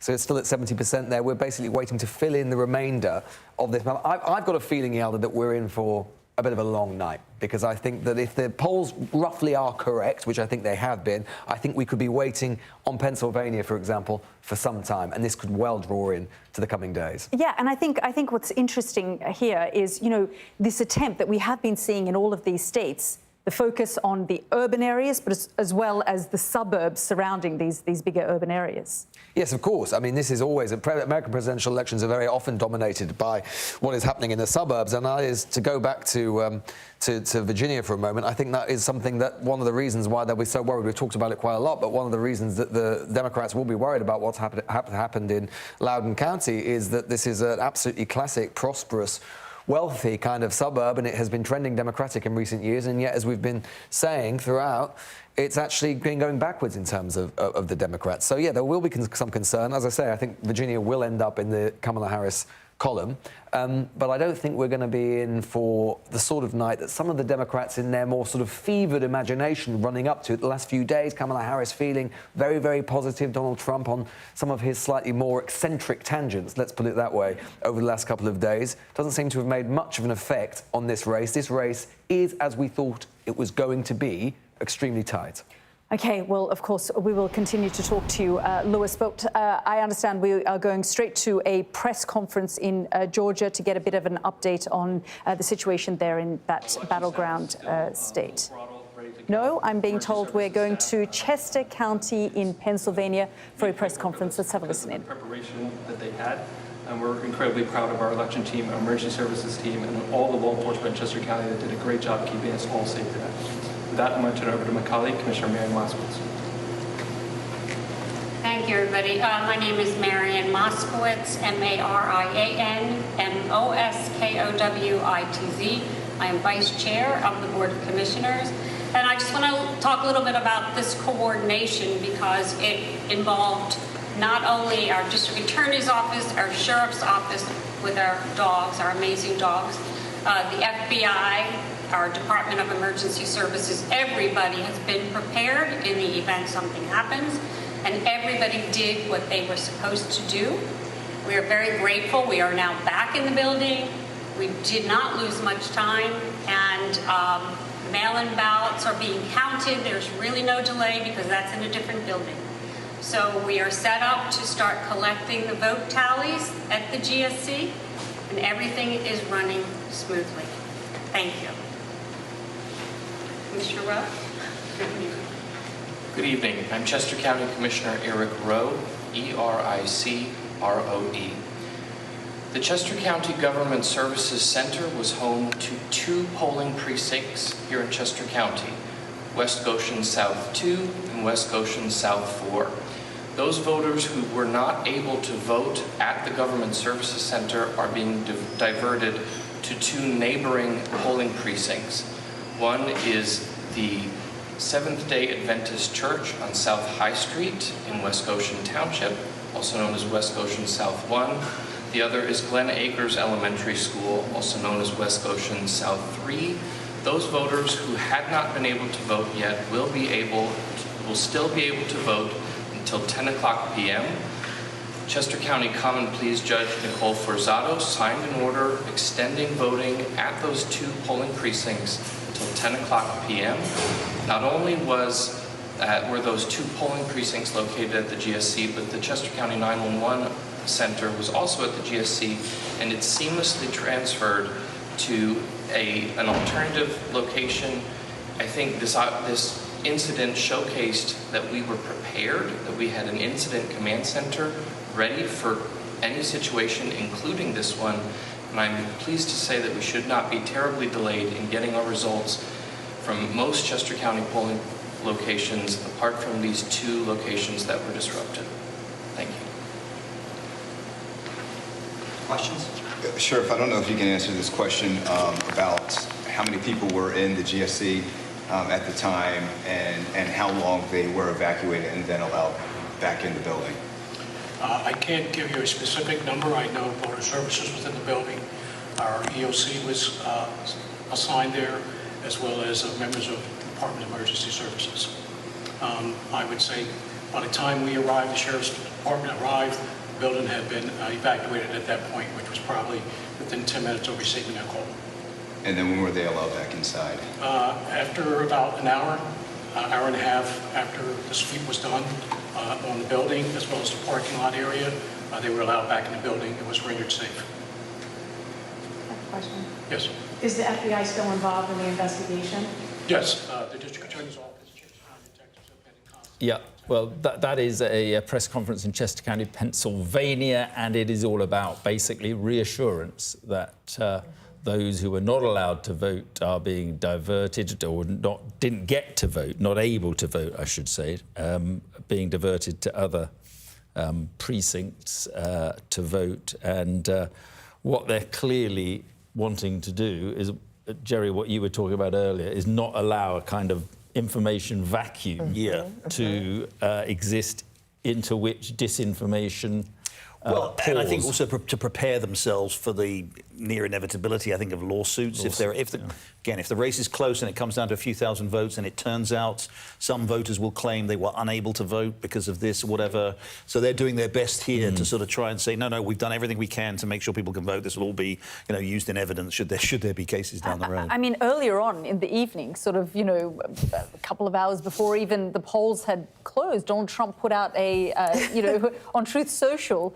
he put out just a line saying that he could see that there was cheating taking place. Massive so really cheating. laying the groundwork. Because I think he's concerned, particularly in the areas that he is the most protesting the highest and the loudest, but he also has a track record when it comes to these things. From what I understand, he's prepared to declare himself victor no matter what at a certain time. So we know that Donald Trump has a playbook. He's going to follow it. He's followed it in the last two and now the third presidential election. But now I see officials are ready for his games and his trickery and his scheming. It might not stop him, claiming victory. But I mean, we saw, Mark, in 2020, I mean, the race almost moved to Pennsylvania in Philadelphia outside that convention center where everyone was waiting for this recount because of Donald Trump saying, I'm not accepting this result. They were a crazy few days. They really were. That convention center is a massive building, takes up about 4 blocks in downtown Philadelphia, and outside the streets were full with Biden supporters. YMCA was singing, and then into that crowd turned up Donald Trump's surrogates, and they went into the convention center and they claimed a fraud as they went in. And then, I mentioned a few hours ago the then commissioner of Philadelphia, Al Schmidt, a Republican who was kind of up against these Republicans, Trumpian Republicans, saying, look, there was no fraud here. And it was a really tricky time, and it did feel very, very anxious indeed. And then, of course, that big moment, Four Seasons Total Landscaping, where Rudy Giuliani actually came out and brought with him a few individuals who had said that they had seen fraud taking place. Did you go to the right place? Because I went to the actual Four Seasons. So did I. Yeah. We turned up at the first time. we turned up there, and the doorman said, no news conference here. It's because Trump had tweeted, press conference, Four Seasons. So we turned up there because we happened to be close, and then he... the doorman was like, no, it's not happening here. And then there was an update from Trump saying Four Seasons Total Landscaping, which is a random landscaping business next door to a sex shop on the suburbs of Philly. We never did quite work out why they ended up having it there. But are we headed? I mean, this can become a serious issue. If we're looking at the Democrats having to win this blue wall, having to win the 3 states, and Pennsylvania becomes the key, and Pennsylvania is at the same time at the centre of, these allegations of. One does wonder where it all heads, and do you think the process has changed and that there's more ability for the authorities to challenge this now and to safeguard the system, or are we still, do you think, going to be in a... Well, I mean, remember, the system did actually, all of Donald Trump's challenges in 2020 failed. I mean, he didn't get anywhere with any of them in 2020. So I don't think that, I don't think that was the problem in a sense. I think, the challenges he made were ridiculous. That he could have actually conceivably made some challenges about the changes that were made to Pennsylvania voting law by the Supreme Court of Pennsylvania just before the election. But the ones he chose to do were just absurd claims about, dead people voting or all this kind of stuff. So I think if anything, they'll probably have the Trump people will probably have sort of slightly smarter arguments this time than the crazy ones they had last time. But I think, it'll just, again, depending if it's close, there will just be a large number, and the counting will go on for some time. Again, I think we are looking at a long night here. The polls are, going to be basically right on the overall numbers and on these swing states. We're going to be here for a long time, and several of these states are going to be decided, as they were in 2020, by possibly just a few thousand votes. Yeah, we were just looking at the map there, and we saw Rhode Island and, of course, New York has just turned blue as well. no real surprises there. But blue wow. in 1842. Yeah, but it'll be interesting to see again how well Trump has done in some of the those counties to the northeast of New York City. But isn't it embarrassing to lose your home state? You're not far off, actually. I mean, it's embarrassing to lose your home state. I mean, Donald knows that New Yorkers are not supportive of him, but traditionally presidents at least carry their home state. That's not happening here with clearly. But it's New York. Yeah, I mean, I know it's New York, Florida, in his column, so I think His Madison Garden rally the Madison Square Garden rally that he held there, he was making a point, wasn't he? Yeah, but how many of them were from Manhattan? Well, yes. They all drove in. I mean, what's really interesting about New York is the locus for several of the key House races. As we get those results That's what later we in the should evening, be watching, yeah. There's like 4 or 5 congressional seats which could determine control of the House of Representatives, and we won't know those results for a long time. Well, it's interesting. New York and California. Yeah, some they are the two, interesting exactly. races. Yeah, two deep blue states at the presidential and that's important, level. isn't it? I mean, controlling the House of Representatives.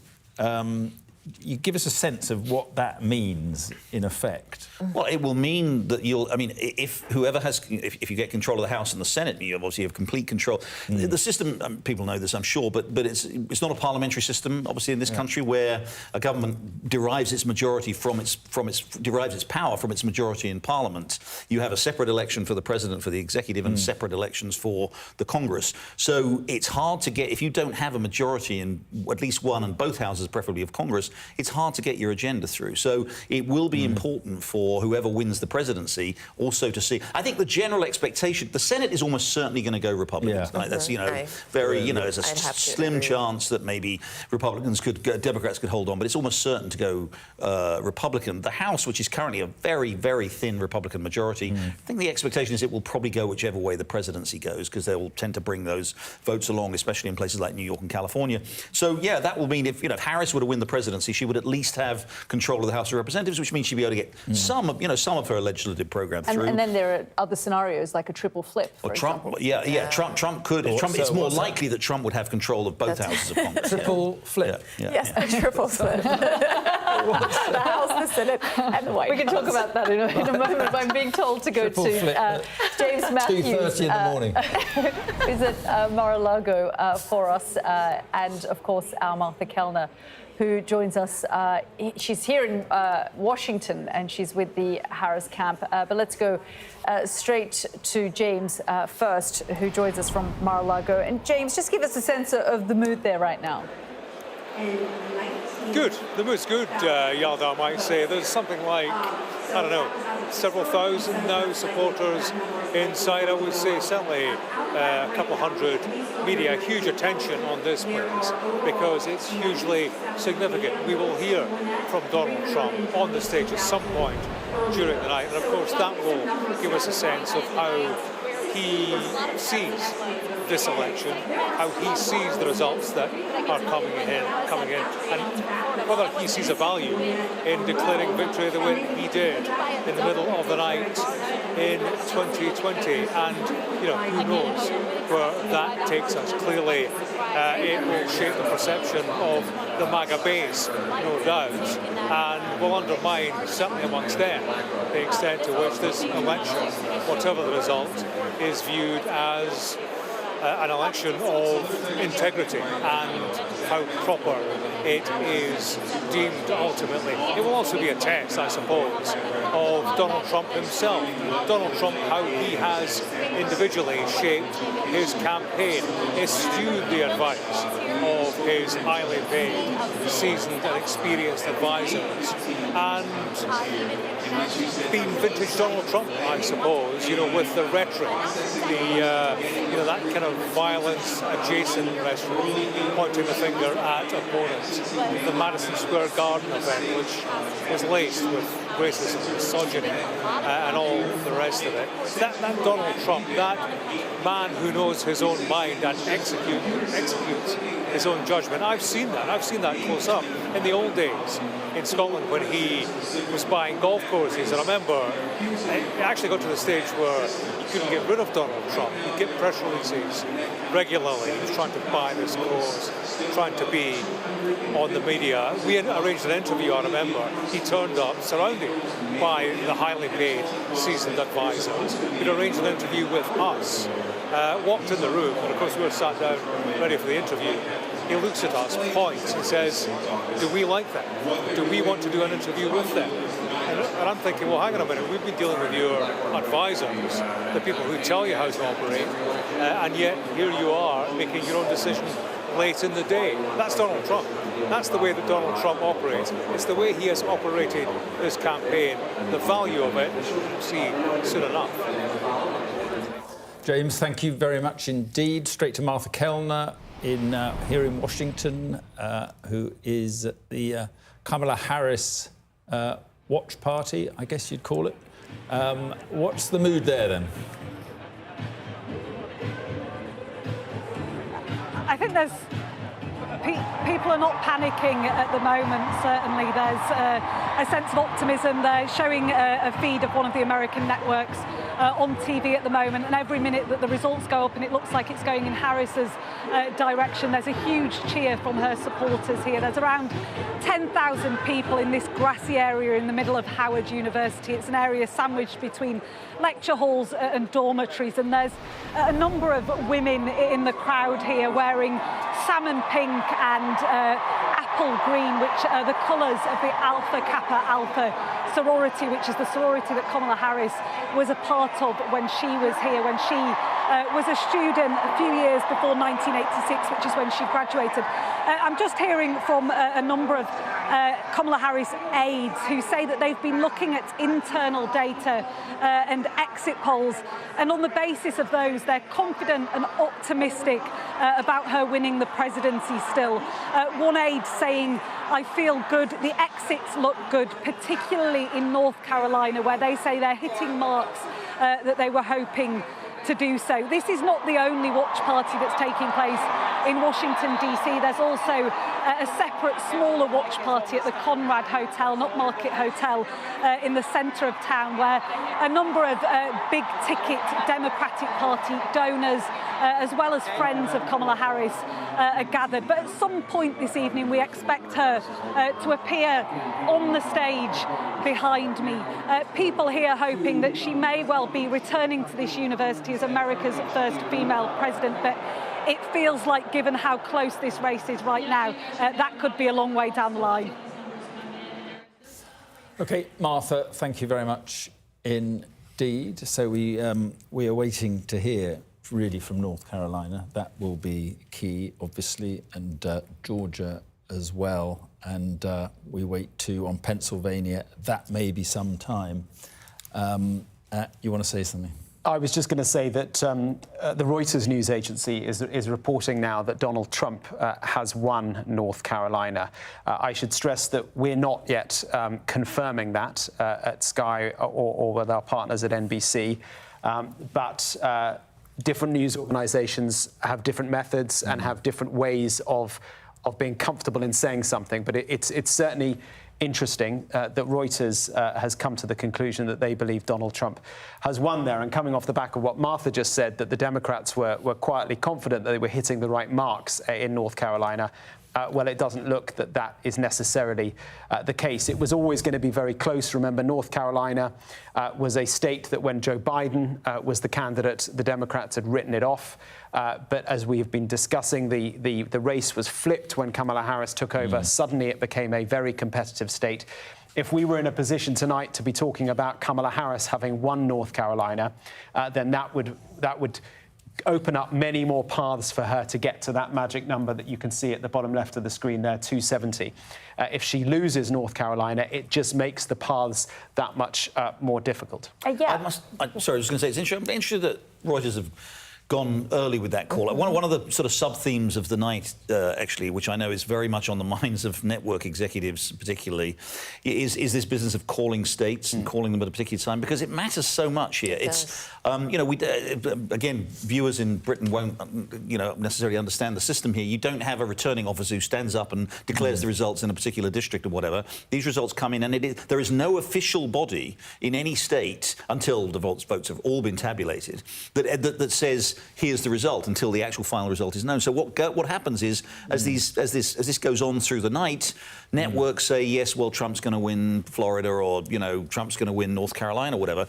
But they can do that it can be quite controversial. Most famously, we all remember in 2020 when Fox News, of all places, called Arizona for Trump, for Biden, sorry, relatively early in the evening, enraging the Trump people, because they felt because it does carry a kind of a certain authority when the television networks say that's the result. People tune in and they look at the numbers, the Electoral College numbers, and they say, OK, that's the result, even though there could still be outstanding challenges going on in those states. So this is going to be again, it's going to be close again. I think we can say that tonight. It's going to be a story of the night. That Donald Trump has outspent. We just want to make a point here. We can't call North Carolina, but we can project that Kamala Harris has won Illinois, which is, let's have a quick look, 19 Electoral College votes in Illinois. Sorry to interrupt. No worries. Listen, Donald Trump has outspent Kamala Harris by $3-4 million.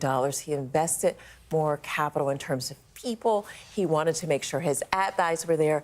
And Laura Trump, who is the chair of the RNC, who's from there and married to Eric Trump, spent a significant amount of time there on the ground. I'm not certain that Harris's team did as much, but it would not surprise me if, in fact, Donald Trump won North Carolina. Well, I mean, but we have to say, if the Democrats won it, that you know, that's a big deal, isn't it? Yeah, remember, this is the only one of these 7 states that Trump won in 2020. It was the only battleground state that he actually won. But just to your point there about calling states and what Mark just said, I mean, given the territory that we are in this election and 2020, it is about being very careful at this point in time and having all the information that we need. Yeah. Let me give you a couple of other updates while we get some clarity on what's going on in North Carolina.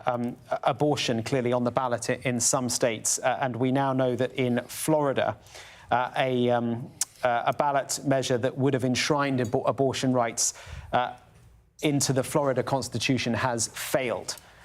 So a majority of people in Florida sticking with the 6-week abortion ban that will now go into effect. Now, this is clearly a blow for abortion rights campaigners. Up until that point, ever since the point at which Roe versus Wade was overturned here at the Supreme Court, abortion rights campaigners had won a series of measures in states across the country, sort of overturning the decisions that were made here at state level.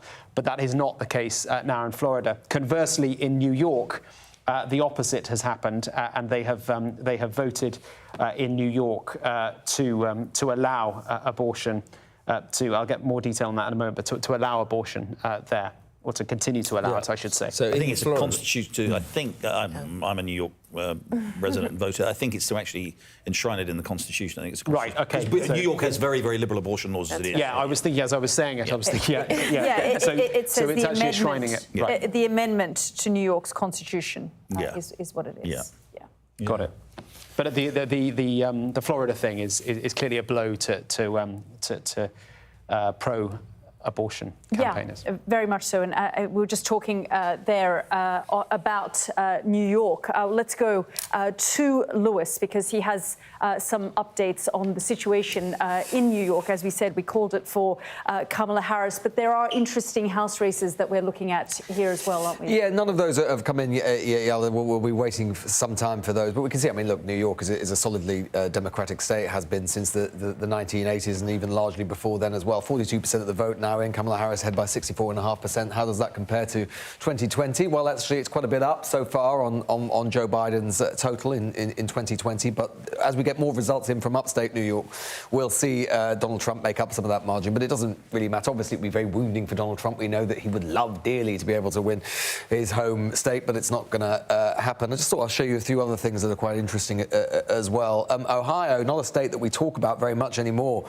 in modern electoral politics. A swing state. Once, what the absolute swing is, as the nation goes, so goes Ohio, as the old saying used to go. It picked the winner in every presidential election right up until 2020, but then, of course, voted for Donald Trump instead of Joe Biden. But here, this is a sort of pattern that we see across these states, which have generally become more Republican. Donald Trump adding to his total on 2020, 55% versus 53%, so doing pretty well. Kamala Harris not doing as badly, though, in some of the places where the Democrats used to do much better, places like Youngstown, which is Mahoning County. Kamala Harris not doing quite as badly in those old industrial places. I actually think something that we're seeing is the Democrats potentially holding their own in, conversely, weirdly enough, some of the whiter, older sort of places that Donald Trump historically has done much better in. And though this map right now isn't looking very positive for Kamala Harris, and we're thinking more and more about the Rust Belt, just a note of caution on Georgia in particular. I know we were talking about what Reuters was saying about North Carolina, but on Georgia in particular, one note of optimism that the Democrats have right now is that in the Atlanta suburbs, most of the counties we're seeing across the US, we are seeing a swing towards Donald Trump. But in the Atlanta suburbs around here, which we keep talking about, but they are really important because millions and millions of Georgia's population lives there, we are actually seeing a swing to the Democrats in these places. So Kamala Harris is actually doing a bit better in some of these counties than Joe Biden did. And Joe Biden did very well there in 2020. So we talked about the red Mirage earlier. Right now, Georgia is 79% of the vote in. It's 52 to 48. As we get more of that vote in from these places, so let's see how much we've got left. Fulton County, 8% of the vote in, 72%, 72.6% in 2020. We can see here Cobb County, 18% as well. So there's still quite a lot of vote to be mined in Atlanta and in the Atlanta suburbs that might keep Democrats' hopes alive in Georgia. But my word, it's certainly going to be very close. And then just one other thing about Pennsylvania. Let's see, we'll check in how we're on there. We've got a third of the vote in there now in Pennsulvania. We can see Kamala Harris is at 51.6% versus 47.4% for Donald Trump. Joe Biden took this state by, by only 1.2 percentage points back in 2020. There's still a lot of early in-person voting still to be counted here, which will favour Trump. So, look, Pennsylvania is going to be extremely close. We've had also some really interesting exit poll data from the blue wall states. Let's just have a look at these. So, for example, really interesting in Wisconsin, we do have to treat this data with caution because they're often quite small sample sizes. But obviously, one of the big questions coming into this election was, can Kamala Harris maintain the Democrats' hold on ethnic minority voters? Can Donald Trump expand his appeal with ethnic minority voters? There were lots of polls going into the election suggesting that he might. Well, let's look at Wisconsin, a state we haven't had that many votes in yet. This is just exit polls, remember. But let's have a look at this. White voters, we can see that Donald Trump is doing a little bit better with white voters compared to 2020 by 1 percentage point. Latino voters, he's doing 1 percentage point better. But look at that. With black voters, he's more than doubled his support, according to this exit poll in Wisconsin. There aren't a lot of black voters in Wisconsin. There are some, particularly around Milwaukee. It's generally a white state. But if that were to be borne out, certainly in Wisconsin and other places, then it's entirely possible that we can see that would be extremely advantageous for him indeed. We see the white suburban women vote by contrast. This is for Trump instead, again for Trump. We can see here in 2020 he got 56% of the white suburban women. This goes back to what I was saying about Trump doing better with ethnic minorities than white voters. You can see here with white suburban women, he's doing quite a bit worse than he did in 2020, 51% compared to 56%. And this is really interesting as well. Again, an exit poll in Pennsylvania, racial split here. We can see here white voters, black voters, Latino voters. Dark blue for Kamala Harris is 2024. The lighter blue is 2020. We can see she's actually doing better with white voters in Pennsylvania than Joe Biden did in 2020. So that's good news for her.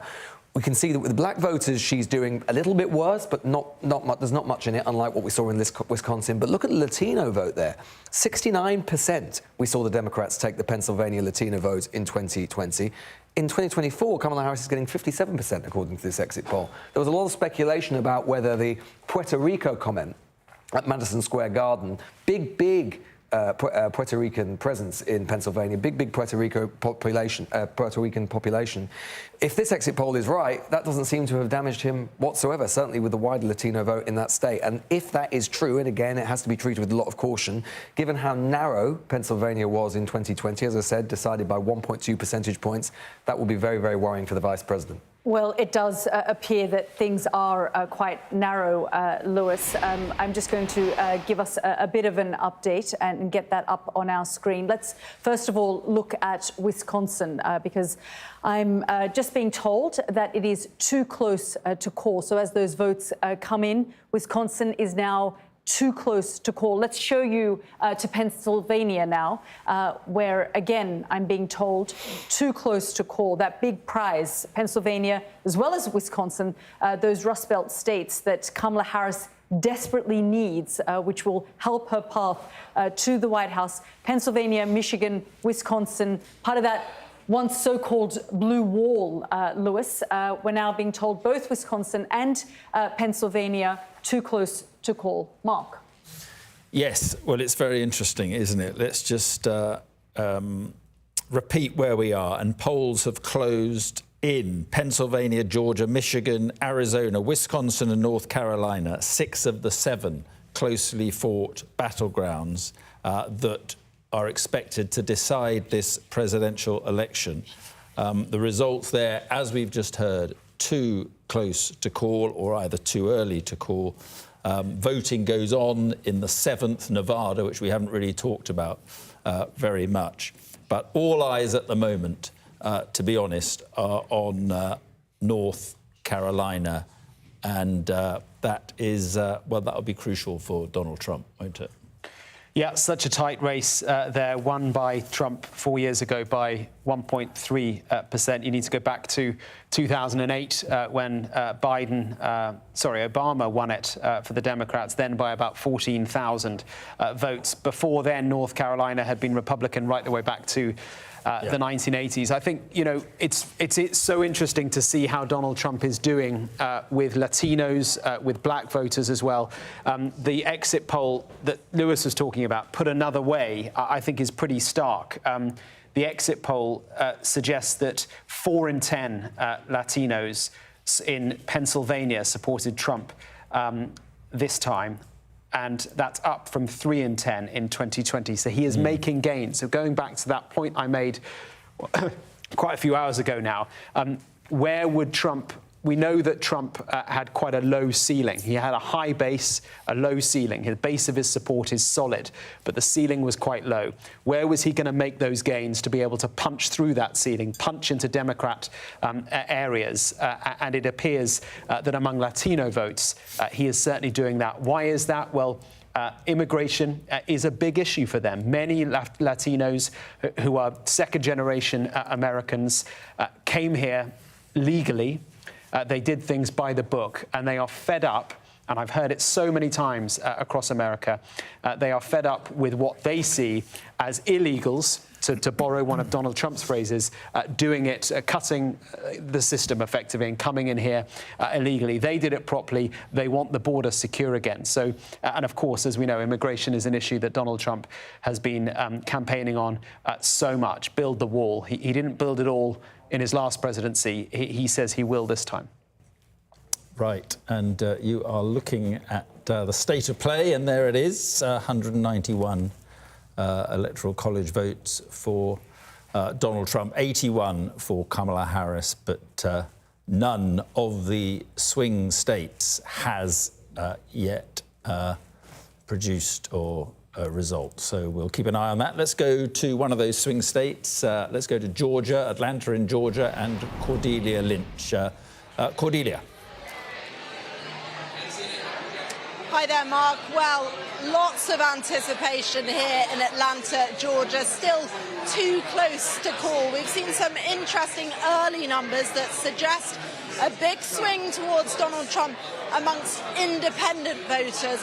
There is still a lot of votes to count, particularly in urban areas like Atlanta and in the suburban areas as well, which Kamala Harris needs to do well in. She also needs to build on what Joe Biden achieved. back in 2020, but I think the Harris camp will be concerned about some of that data around independent voters.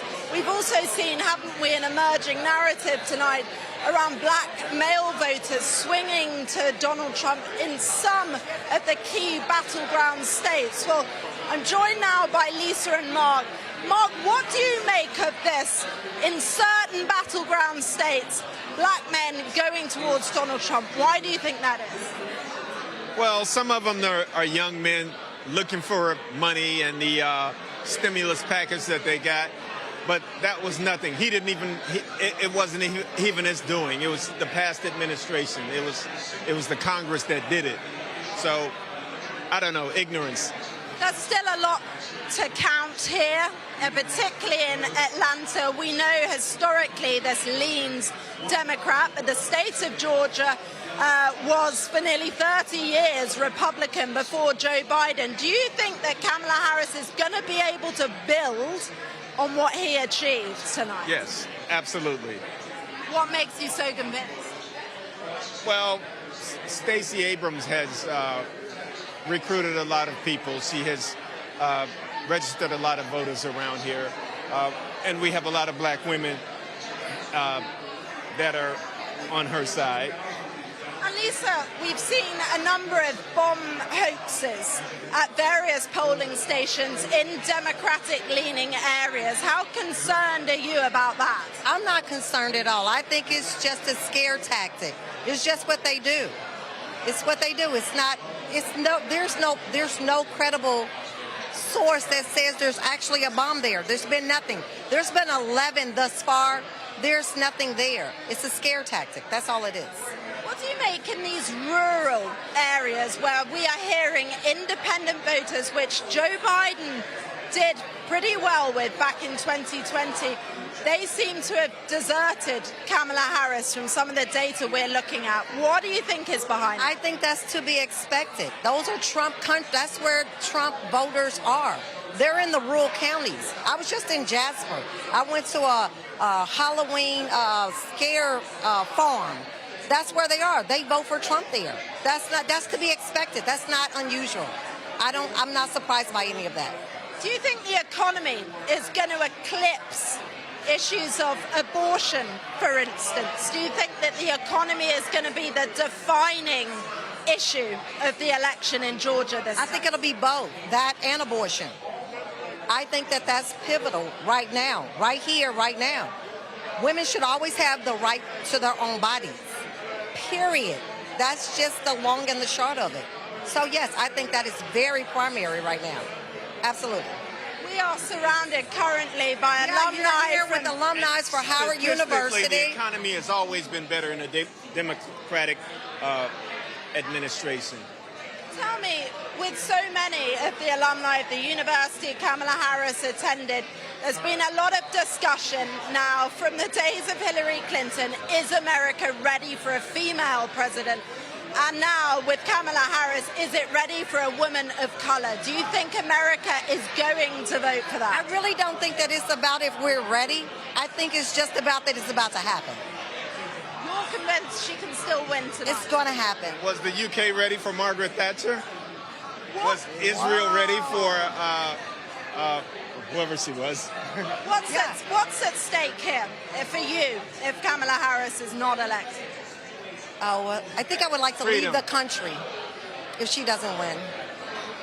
Well, there you go. Thank you very much, Lisa and Mark. Some of the kind of stark, very emotional sentiment that we have been hearing here. But you go out to some of the suburbs like DeKalb, like Cobb County, where I've witnessed a lot more kind of moderate sentiment as well. People that say, actually, I'm willing to make a compromise with Donald Trump.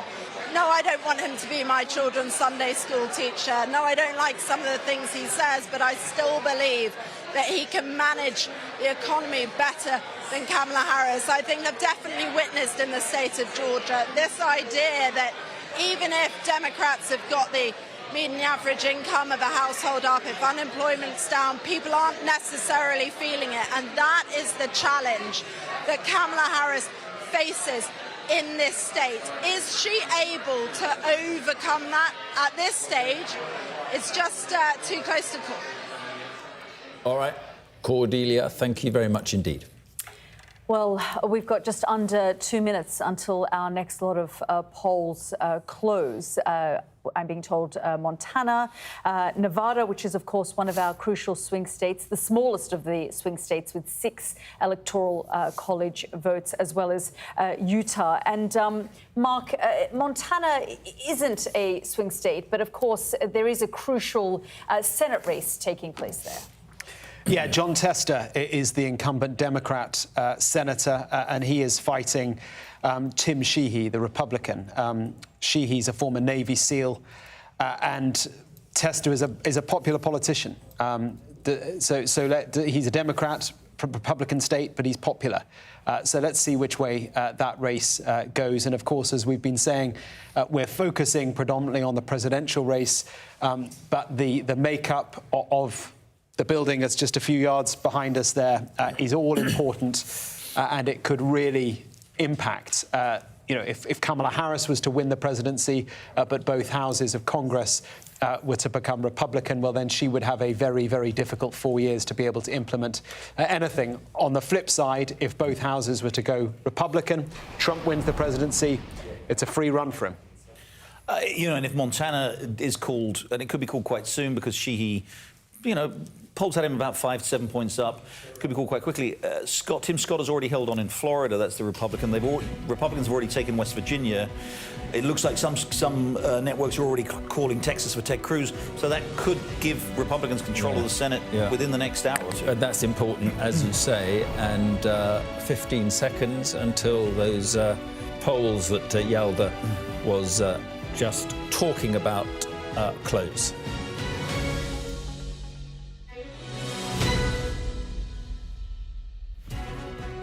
So the polls have closed. It's 3 a.m. in the UK, 10 p.m. here. Just the last few states have closed. And as we said, polls closing in Nevada, Utah and Montana just in the past few seconds. 3 more states, 16 electoral college votes up for grabs.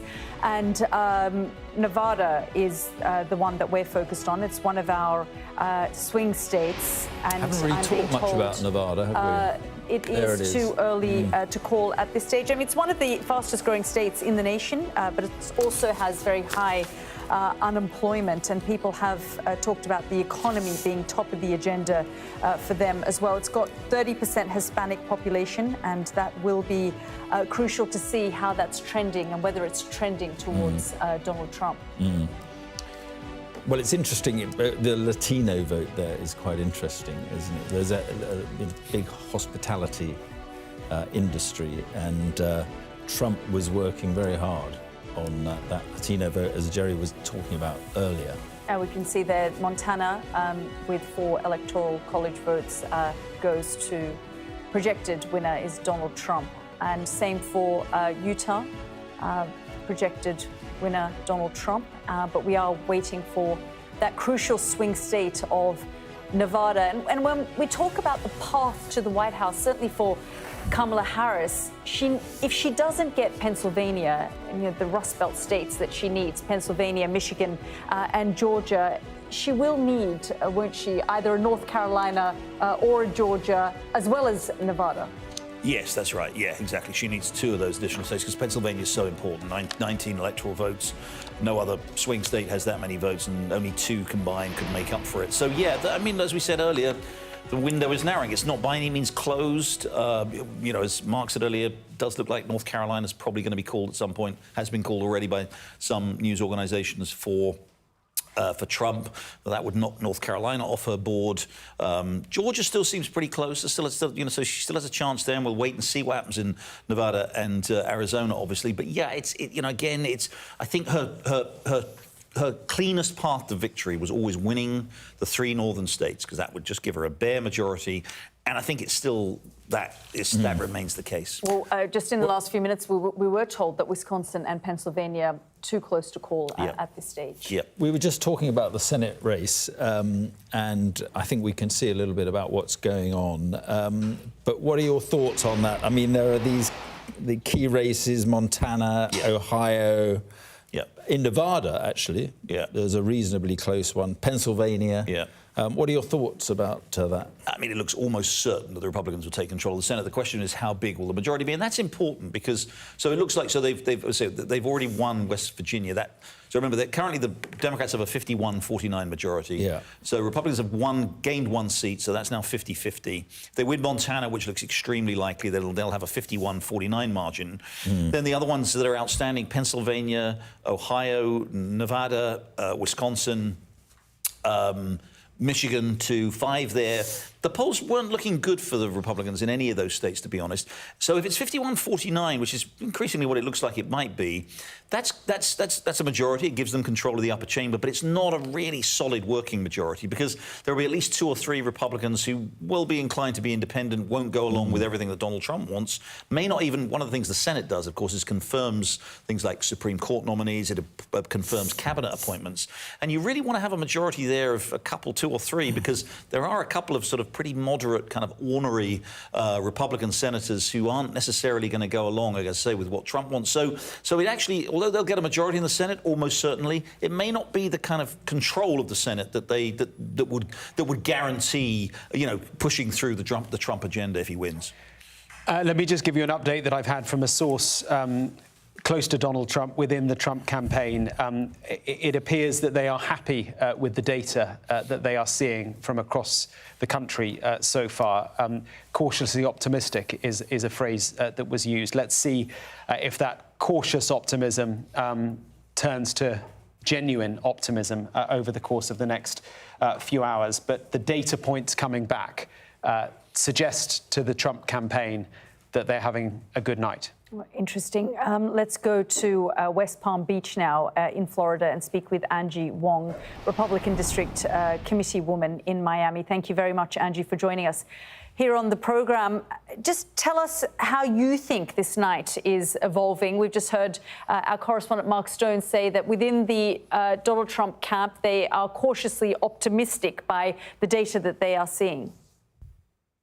No, absolutely. It is party season here in West Palm Beach. I'm here at the Trump watch party, and we're now starting to see everyone from the Trump team enter the party. I think there's people are having lots of smiles on their faces for sure, entering the convention center here in West Palm Beach. We are expecting a win, and we're expecting a clean win coming up. Everyone is just very festive. The numbers are coming in. Everyone is cheering in the convention center. We're having a great time. It looks like we're picking up Senate seats as well as congressional seats. So one by one, state by state, we're getting really excited.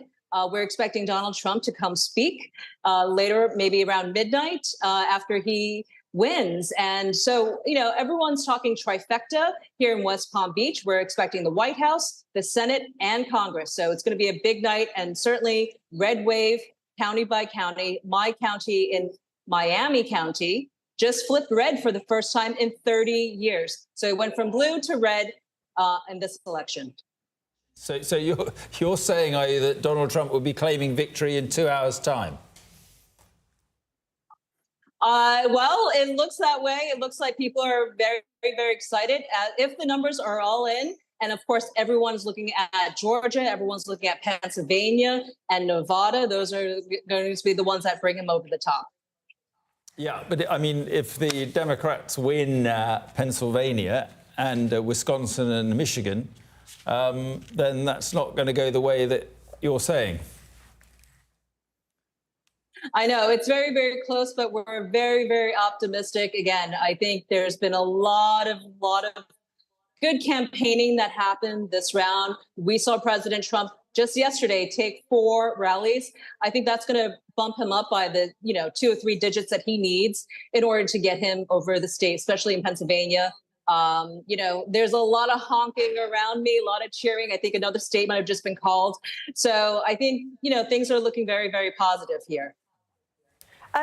Let's talk about Florida, because, of course, Donald Trump comfortably won Florida, but a real slap in the face of those who have been campaigning for reproductive rights. We saw that Florida abortion amendment to add the right to abortion to the Constitution has been rejected in Florida. Yes, and we've been pushing for that measure. Look, the reason why we're pushing for that measure as Republicans is because it really does remove the parental rights if a child gets impregnated. And also, we just want to have some kind of stop measures in case that there are things. But clearly, if the mother's life is endangered, we don't want to have any sort of circumstance like that. But, ultimately, we do not want to give up parental rights. We want to know as parents if our child is having an abortion. And that is what that amendment is trying to get rid of. It's trying to basically put our children's health in the state's hands. And we don't want that at all. OK, Angie, we'll leave it there. Thank you very much for joining us. I mean, as we can see, it's abortion rights on the ballot in some of these states. And in New York, we saw it go one way, and in Florida, the opposite. But if that is the way the Republicans are thinking about declaring victory in 2 hours' time, I mean, look, who knows? Donald Trump may just do that. He may just come out and say it's done. But it clearly isn't done. No, but he was always going to do that, I think, anyway. But I do think the way the results are trending right now, looking at some of the votes coming in crucial counties in states like Wisconsin and Pennsylvania, it's getting more and more likely that Trump will be able to declare victory, and it won't just be a sort of premature brag at midnight or whatever. It may well be that we're quite close to him actually winning.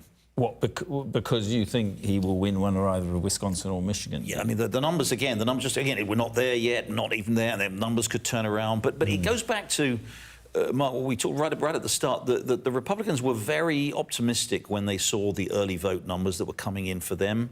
They were coming in much, much larger numbers, way larger numbers than happened in 2020. As we know, in 2020, Republicans were discouraged from voting, in fact, by Donald Trump. They voted in huge numbers, but interestingly, this time they voted in huge numbers, much larger numbers than the Democratic vote declined in huge numbers. The Republican early vote stayed the same. That was always a pretty strong sign that actually this was going their way. Again, it's still too early to say, but this is the trend in most of these states. If Harris is going to pull this out, it is, it's going to have to be a very, very narrow needle threading exercise in those 3 states. Could still do it, but it's going to be tight. And interestingly, Donald Trump, although he accused the early voting and mail votes of 2020 as being part of this, they stole the vote, he encouraged his supporters and Americans to go out and vote early for him. He did this time, yeah.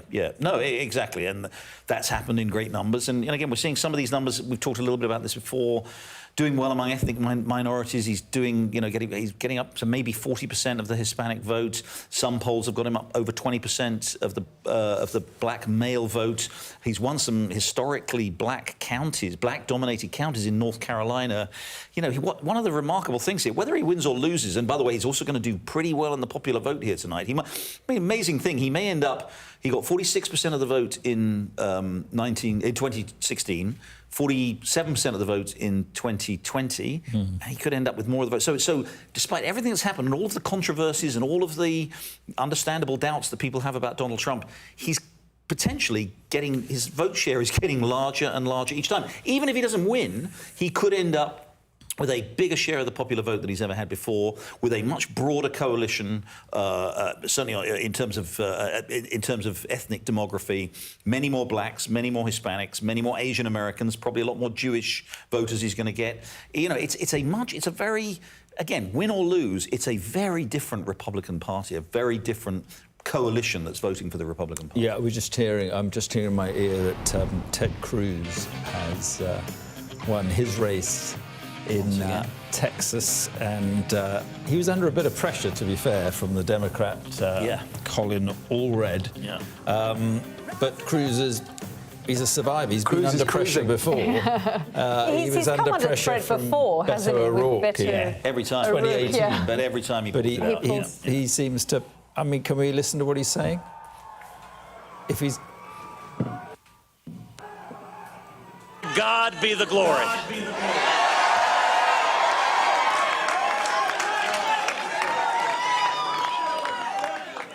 Tonight is an incredible night. A huge victory here in Texas.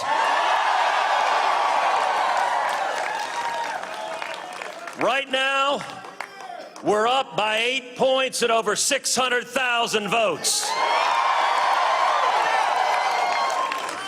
And they're still counting votes. It also looks very likely that we're going to have a Republican Senate next year.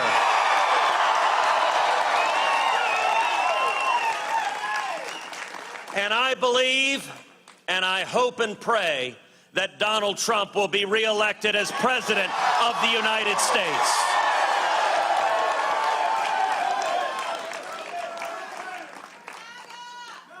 I want to say thank you, number one, to my extraordinary wife, Heidi, my best friend in the world. Such an amazing partner on this magic carpet ride of life. And I want to say thank you to our two beautiful and amazing girls, Caroline and Catherine.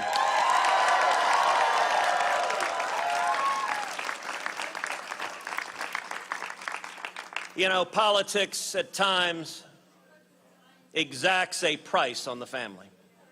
And I want to say I am so grateful for their love and support, and you guys are amazing. Thank you.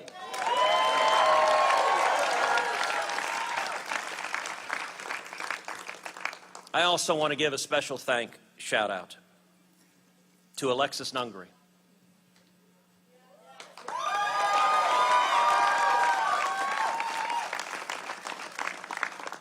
Alexis, thank you for your incredible courage speaking out for your precious Jocelyn, and your courage has made such a profound difference in this nation.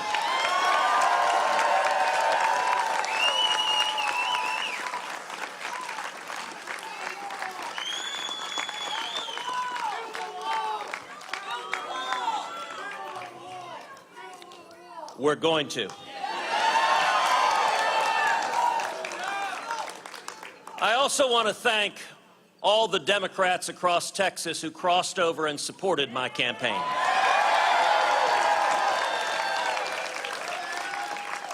Including especially Harris County District Attorney Kim Ogg.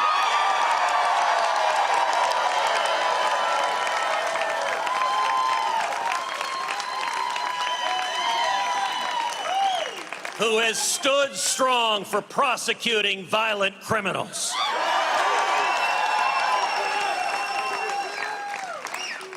And I want to thank every Texan across our great state who has stood with us in this fight, who worked and who fought for Texas. I want to congratulate Colin Allred on a hard-fought campaign. And I want to say to all of those who didn't support me, you have my word that I will fight for you, for your jobs, for your safety, and for your constitutional rights.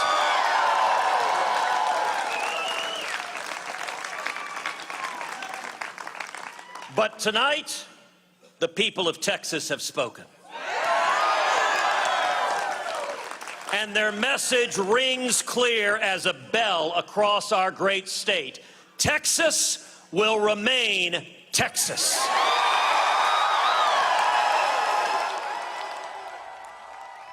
Well, there we are. Ted Cruz celebrating a victory in his Senate race, and it does look as if the Republicans are doing well in the Senate race, and they're also doing reasonably well, it has to be said, in the national race. And Omarosa, I just wonder we've had a Republican on saying that Donald Trump could claim victory in 2 hours' time, which I don't know about that. But what are you thinking about the way this is all panning out for the Democrats? Well, I took a break. I wanted to step back and touch base with the different folks who are on the ground in Pennsylvania, in Michigan, and in Wisconsin. The Democrats are feeling very confident about Wisconsin and Michigan. They are very, very concerned about the results that are coming in Pennsylvania. She was up, and now, of course, Donald Trump has taken the lead in Pennsylvania. So they're concerned, but they haven't given up quite yet and are still optimistic that she has a path to the 270. Right. Well, we have a bit of an update from Iowa now. Let's just have a look on our screen. As you can see, Donald Trump wins Iowa. So it just goes to show that Ann Selzer, Des Moines, prediction that was made just days, I think 24 hours before the election. She predicted that there was a sudden surge for Kamala Harris. And of course, she's considered the oracle of Iowa. Her polls are highly respected, but you know, she had Harris at a three-point win lead. It was way out of line with yeah. everything that anybody had ever seen. I mean, there was no poll that had given Trump anything less than like a 5 or 6 point lead. Yeah. You know, she has a particular methodology that she stands by, which is kind of old-fashioned and doesn't make adjustments in the way that modern pollsters do for things like, you know, recalled past vote and stuff like that.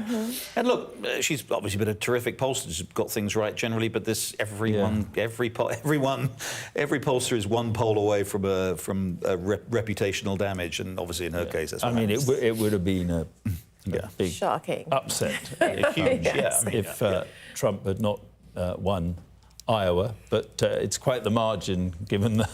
Given what that poll was saying, so that I am off. I'm going to go. She's got for a bit of a while. I've had enough. But you know what we're looking at the moment are these key battleground states, and we've just said called Iowa for Donald Trump. But we're looking at these 7 battleground states, and you've got a bit of an update for us. Yeah, Yalda. I mean, look, I think we're really seeing a pattern now, particularly, I think we can say we've got enough results to say that Donald Trump is doing well with ethnic minority voters. This was one of the big questions, outstanding questions coming in. Strategy. Indeed so. And indeed, I think that it is very likely that Donald Trump is putting together one of the most racially diverse Republican coalitions that there has ever been. I mean, let's just have a look here, for example, Nash County. This is a county which is 45% black in North Carolina. You can see Joe Biden won it by 49.6% to Donald Trump's 49.4%. Again, small margins, but it looks like that Donald Trump is going to take that county. We can also look at Union County here, very similar situation. Anson County. This is another county which has been 40% African American. It's only voted Republican once before since 1872. Well, look, at the moment, Donald Trump is projected right now with 8% of the votes still to come in. Very little votes still outstanding. He's on 51%. Kamala Harris is on 48.3%. Joe Biden got 51.7% in 2020. If we look elsewhere as well, in terms of, let's look what's going on in the Rust Belt. Well, let's look at Pennsylvania.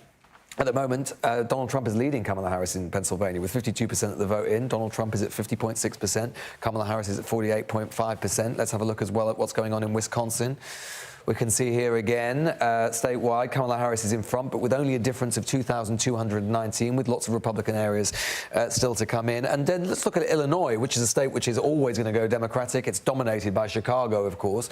We can see here, Chicago, lots of African Americans living in Cook County, which is the home of Chicago. You can see Kamala Harris is on 67.6% there, but that is way, way down in percentage point terms on where Joe Biden was in 2020, winning Cook County, the home of Chicago, with 74.3%, to Kamala Harris now on 67.6%. So I think we can say that Kamala Harris is certainly struggling to maintain that very diverse coalition that Joe Biden put together in 2020. And Donald Trump looks, despite everything, despite all of the comments that he makes, despite all of the fact that we've seen with Latino voters, we saw with Puerto Rico, Madison Square Gardens and so on, he is nonetheless clearly appealing, and we'll have to wait for the data breakdown to be sure, but he is certainly appealing to younger voters, and in particular ethnic minority younger voters in particular.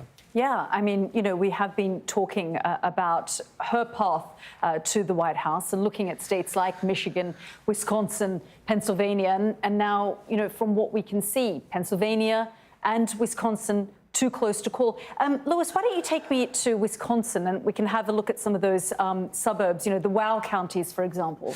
Yeah, well, let's look at what's going on in Dane County, which is the home of Madison, which is the state capital. We can see 75% of the vote in. Again, Joe Biden performance, 75.5% then. She's about 2 percentage points down. Let's look at what's going on in Milwaukee County. Joe Biden, 69.1%. Again, she's about 2 to 3 percentage points down. Let's have a look up in the north of the state with Ashland County, only 13% of the vote in. She's doing a little bit better there, but I would imagine that would go down as well. And let's look down here at Eau Claire County, 68% of the vote. This is where the sort of place where Democrats get their vote in. Again, she's about a percentage point down. This is what we're seeing again and again and again. Even in the Rust Belt, where she's probably doing a little bit better than she's doing in the Sun Belt, you can see she's usually about a percentage point or so down on where she needs to be. And you've got to remember, of course, if we go back to 2020, let's remember how Joe Biden, how narrowly he won states like this, like Wisconsin. Look, he won it with a margin of 20,000 votes. So you can see that very quickly. You only have to be a percentage point down or half a percentage point down, and already Donald Trump is doing better. I think what we can see is that going into this election, there was a lot of speculation about, really, we've said before, we said at the start of the show, this should be a Republican's year. Joe Biden is an unpopular incumbent president. She is associated with Joe Biden and an unpopular incumbent president. The economy is top of voters' priorities, and rightly or wrongly, Joe Biden is associated with an economy that Americans feel is not working for them. And we are seeing in presidential level, Senate level, House level, we're seeing that this is looking to be a Republican year. Yeah, and well, we'll be watching all of that and discussing with Lewis. But for now, Mark, back to you. Yeah, thanks very much. Let's have a quick scoot round some of these swing states. We have Dominic Waghorn is in Pennsylvania, Yusra El-Bagir is in Michigan, and Shingi Mariiki is in Arizona. Dominic, if we can start with you. And, well, it was a dead heat, according to the polls, and Donald Trump has a slight edge with, 50% of the votes still to be counted. Yeah, which is giving this place, Mark, a bit of a buzz. This is a watch party, as they call them in America. You've got a carnival atmosphere going on here, as you can see, a real party spirit. Watch parties are obviously what happens. While the votes are being carried, Americans across the country are gathering in these kind of parties, waiting to hear what happens, expectantly, nervously, and, you know, there's a real mixture of outfits here. We've got a family here with a very particularly impressive hat there, an outsized Donald Trump cap. How's the mood for you, sir? How are you feeling? I'm very excited. If we take Pennsylvania, I think we got the whole thing kit and caboodle. Were you nervous earlier? Has your mood changed as the evening's gone on? It was a little bit earlier, but now I feel a lot better and confident about what's going on now. Pennsylvania is very important, of course, isn't it? It has 19 electoral college votes, so people are watching very closely what happens here. What makes you want Donald Trump to win from where you're standing in Pennsylvania? Pennsylvania, we got to make sure we get all the votes in there and get all the confidence in there. It's about the drilling of the oil, more jobs, immigration, and everything that he's saying. Everybody believes in Pennsylvania that we have to do. And what do you feel about it? Is the mood here? The mood here is getting pumped. A victory party, do you think? It is, but there's been a lot of cheating going on. And it all started the last election when it was stolen. It was definitely stolen the last time. I think when he ran around when he was running against Hillary, they thought that Hillary was going to win. So cheating didn't start then. But the last time around there was, and it was proven. And there's a lot of things. The main thing is the open borders, all the immigrants here, the Venezuela gangs coming in here. We need to deport. We need to drill, baby, drill. We need to lower financing. We need no tax on tips. We need to protect Israel. I'm from the Jewish faith. I want all of that safe, and I want all the wars to end. We were much safe then. They respected him, and that's what we need. A lot of people thought that women would support Kamala Harris because she's a woman, but also because of abortion. People are. Is that an issue that bothers you, abortion, reproductive rights? Absolutely not. I'm the most independent woman that you're ever going to meet, okay? And I'm going to say this again. I've said this before. She cannot do anything with that abortion. It's over. She can't. There's nothing she can do. She wants to tell people that she can do. She can't. They cannot reverse Dobbs versus Jackson. They can't do it. You think she's a one-issue candidate, do you? That's it. She's running on abortion, and this is what I have to say to the women out there. If you're responsible enough to have sex, use birth control. And you shouldn't have to wait 4, 5, 6 months to decide whether or not you want to have that baby. Close your legs and use birth control. If you get raped or if you have incest, take the day after pill. It's a very simple thing. You can't base running the president of the United States because of something that cannot be changed. It can't be changed, ladies. Be responsible. There's so much more.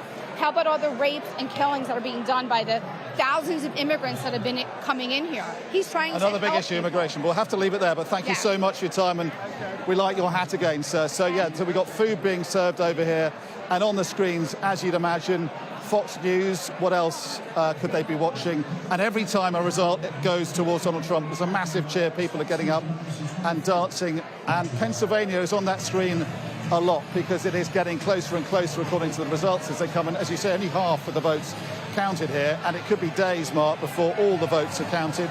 They hope it'll be less than that, but certainly it could be a bit of a wait. I think they're preparing for a long night here, but the mood's certainly pretty buoyant, and I think they feel the evening is going in their direction. Yeah, it does seem that way. Dominic, thanks very much indeed. And some interesting views on abortion in that little clip. But Yusra El-Bagir is in another of these swing states in Michigan. Yusra, what is the sense there? There seems to be some momentum at the moment with the Republicans. There is momentum, and you can feel people here at this Dems Watch Party in Detroit, in downtown Detroit, keeping their morale high, trying to kind of stay patient before jumping to any conclusions about what these results might mean. But one surprising thing has been this exit poll from Michigan, showing that Trump has won with under 30s by 4 points. Now, that's shocking to us because we've been on campuses around Michigan. We've been speaking to young people, particularly students, and have seen an overwhelming amount of support for Harris. But I'm joined here by Charlene Johnson, who is a professor at the Detroit Local Community College here in Detroit. Charlene, what do you think about this exit poll? Do you think young people could be leaning more towards Trump than Harris? I think some of the information that young students are engaging in, they have not read about it. They're only looking at advertisements and commercials. But when you really study, for instance, our area's education, then I want our students to look at whatever your profession is, what is each candidate saying that really inspires you to support them. I mean, you're clearly for Kamala Harris. Yes. Does it upset you to see that young people could be leaning towards Trump? I'm surprised because I look at a person's character, I look at how they speak, I also look at what is their program, how is this program going to benefit you? And it's surprisingly, I don't know if Project 2025 is really going to come into fruition, but if that is what you're thinking about, removing education, that's going to eliminate a lot of students who are getting financial aid. That's going to hurt a lot of parents who have their children in public education. So education is primarily my basic focus, and I think students need to educate themselves. So as a college professor, I think it's important and essential that students read about and document and get research. Don't look at Twitter all the time and all the other forms of media, but actually read and investigate and know for yourself what each represents. One more thing, you're born and raised in Detroit. Yes. How did you feel about Trump coming to Detroit and saying we don't want other cities in America to be like Detroit? What did that make you feel? He does not know his history. That's what I said. Detroit is the foundation of the automobile industry. We put the world on wheels. It hurt me that a president would come to my hometown and degrade it to the extent that which he did. If you can't say anything good about the city, don't say anything at all. And I was secondly surprised that nobody from the economic club got up and say that is not appropriate. It's almost like they are afraid to say things that are not complimentary. You know, that was awful for him to do that. I was very much upset. Thank you, Charlene. Okay. Enjoy yourself. I mean, very strong feelings here on both sides, as we've seen. But people here in Detroit, in this Dems Watch Party, are a strand of the community here in Michigan. It's too early to say how Michigan is going to vote overall, but there's a lot of hope here still. Yusra, thank you so much. Let's go straight to our Shingi Marariki, who joins us from Arizona. Ms. Shingi, you're also at a watch party. Just give us a sense of what's going on there.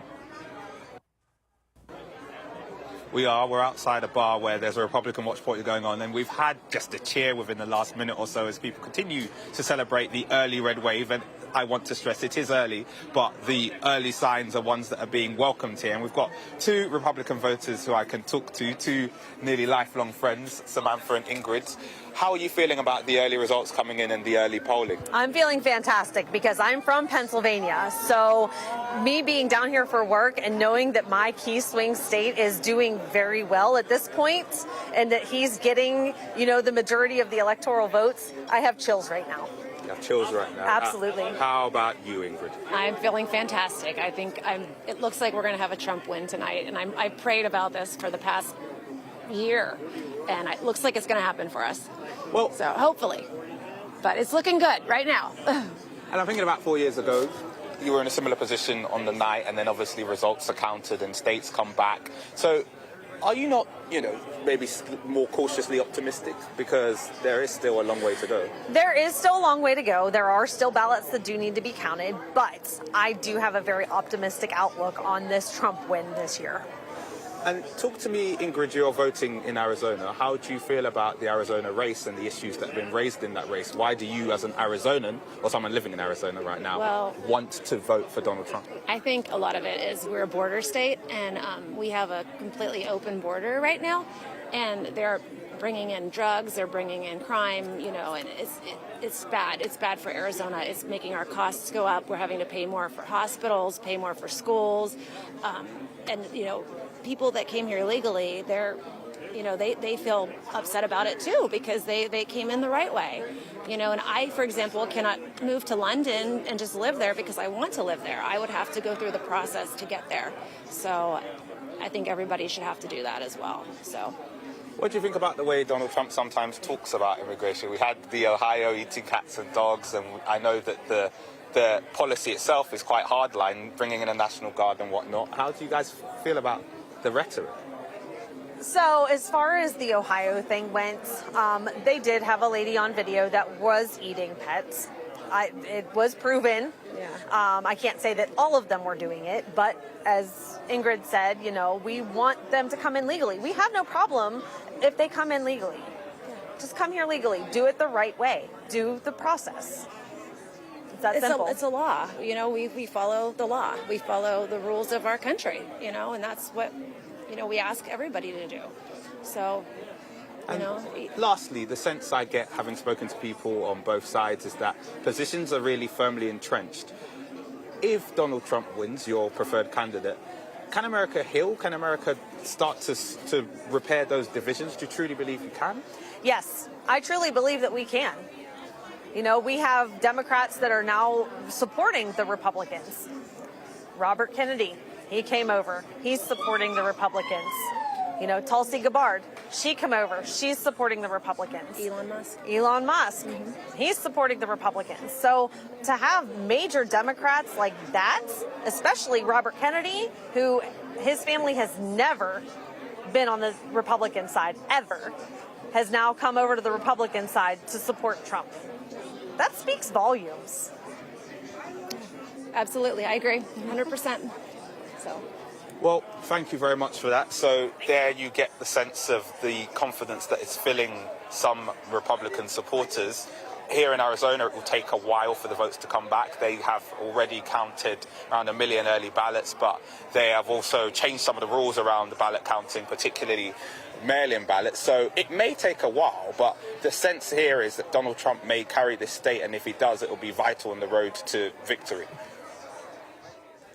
Shingi, thank you very much indeed. And we can project a win for Donald Trump in Nebraska. And he picks up, he gets 3 of the 5 Electoral College votes that are available. It's one of only 2 states to have 1 vote assigned to each congressional district. And in fact, Omaha is the 2nd congressional district, which could, we were told before this, go Democrat, but who knows, given what's going on. And it could give Harris a It should go. I mean, it should. Pretty solid. They're calling it. Democrat. Well, they called it Obama-ha in 2000.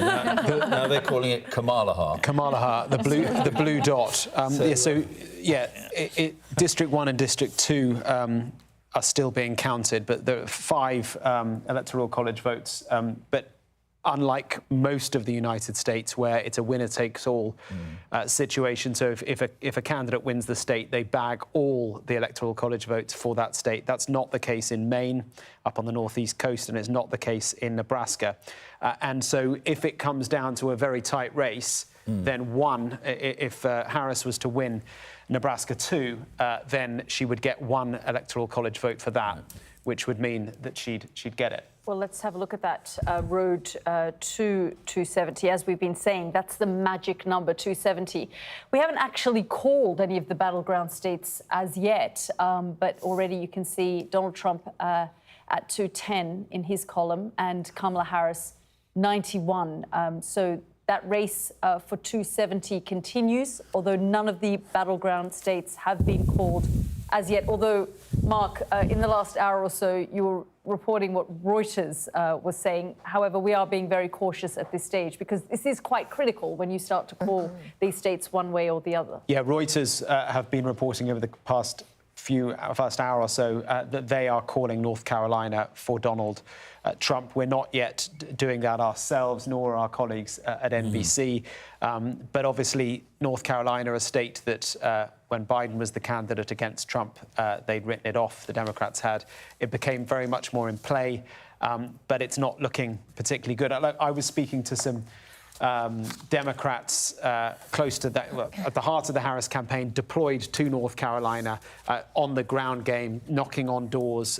And 4 days ago, they were telling me that they were really quite optimistic about how things were going, which I was surprised about. It didn't really tally with what we found when we were there a week ago, just outside Charlotte, in one of those suburban areas where both sides, the Democrats trying to hold on to, Trump trying to eke into. And it was clear to me there. Everyone we spoke to, completely unscientific, but everyone we spoke to wanted to, except for one guy, in fact, was voting for Trump. Why? All of them. Economy, economy, economy. Yeah, really interesting. And we will talk about the economy in a moment. It's difficult to know at this stage whether all of these polls that we have been seeing over the course of the last few months have actually managed to figure it out. Is it neck and neck? We just don't know because the battleground states haven't been called yet. They look pretty good, actually. Again, this is when we started off the night. We said, the polls suggest it's an absolute dead heat. But they've been wrong the last 3 elections, if you like, and could they be wrong again this time? They look as though they got it pretty well right. Again, it's still early. Things could still develop. It's going to be close in the battleground states. Even if one or the other, Trump is more likely now to win all of them than Harris is. But they'll either be split, or even if Trump were to win all of them, it will be by a very small margin. So the polls this time basically got it right. It looks like they got the national popular vote right, which is going to be almost a tie, or maybe even a slight Trump advantage. So actually, the polls did make those adjustments. Given they were spooked out by right. 2016 and 2020. Well, let's learn a little bit more about these battleground states and go to Lewis now. Lewis.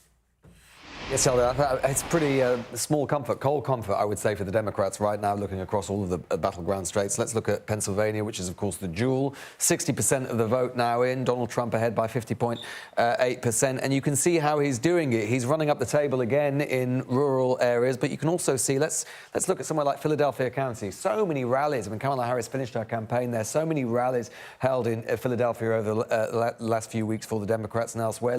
Kamala Harris is absolutely dominating there, of course, 77.5% of the vote, with 66% of the vote now in, ticking down. But again, look, she's 5 percentage points or so down on where Joe Biden was in 2020. So that she needs to be running up the table in those places, and she's not doing it. Let's look at Lackawanna County, 95% of the vote in here. Obviously, the home of Scranton, Joe Biden's hometown. He won it by 53.7% in 2020. She's winning it by 51.2%. Again, Harrisburg, let's have a look what's going on here. Dauphin County, we can see again, just doing a little bit, she's doing better there, but 45%, lots of the votes still to come in there. And you can just see that in county after county, Kamala Harris, unfortunately for her, is just not doing as well as Joe Biden did in 2020. Let's look elsewhere. Let's see where we are with North Carolina.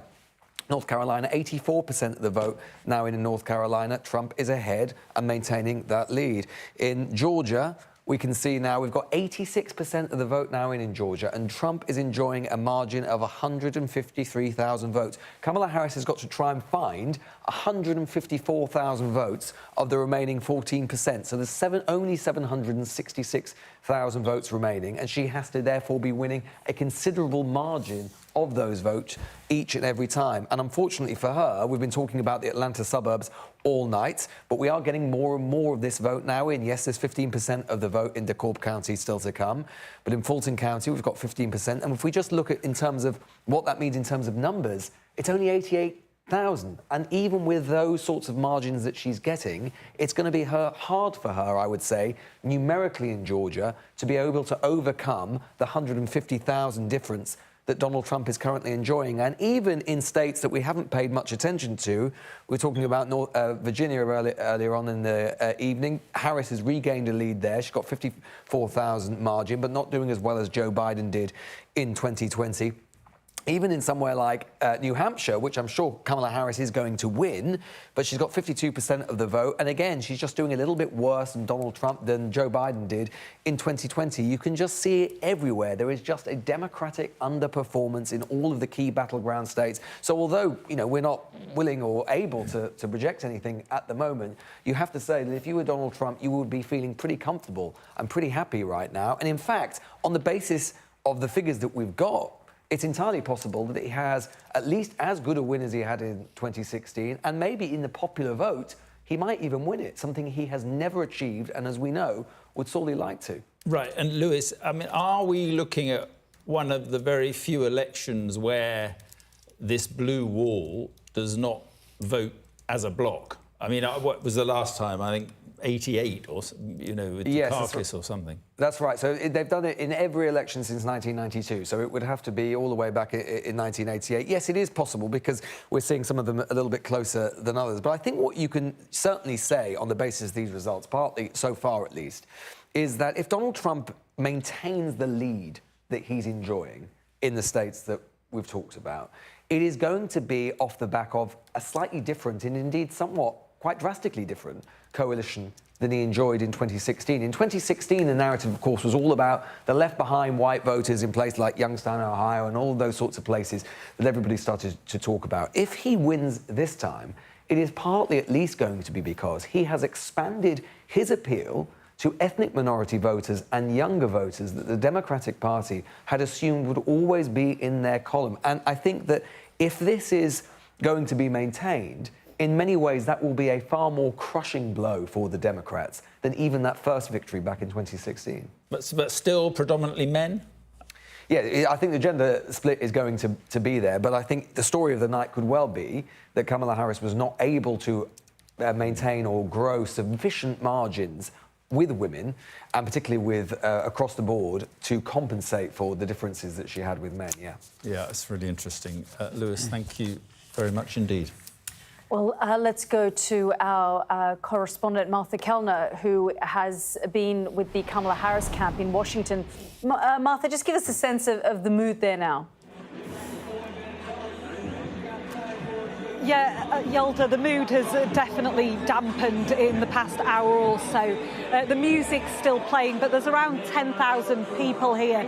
You wouldn't know it because not many of them are making much noise at all right now. I think there's very little for them to grasp onto in terms of signs of optimism from the early data at the moment. People waving their stars and flags, people waving their flags, but really not particularly optimistic at all. And just to build on what Lewis was saying there, I think some of the data that we're seeing around the female vote is particularly concerning for Kamala Harris. She's +7 in Georgia with women, whereas Biden 4 years ago was +9. That is concerning given how aggressively the Harris campaign has been courting the female vote. We've seen her on the campaign trail, particularly highlighting the battle around reproductive rights. I don't think that has quite landed in as big a way as they hoped that it might. And I think particularly that defeat, that heavy defeat in the state of Florida is worrying too, because abortion was actually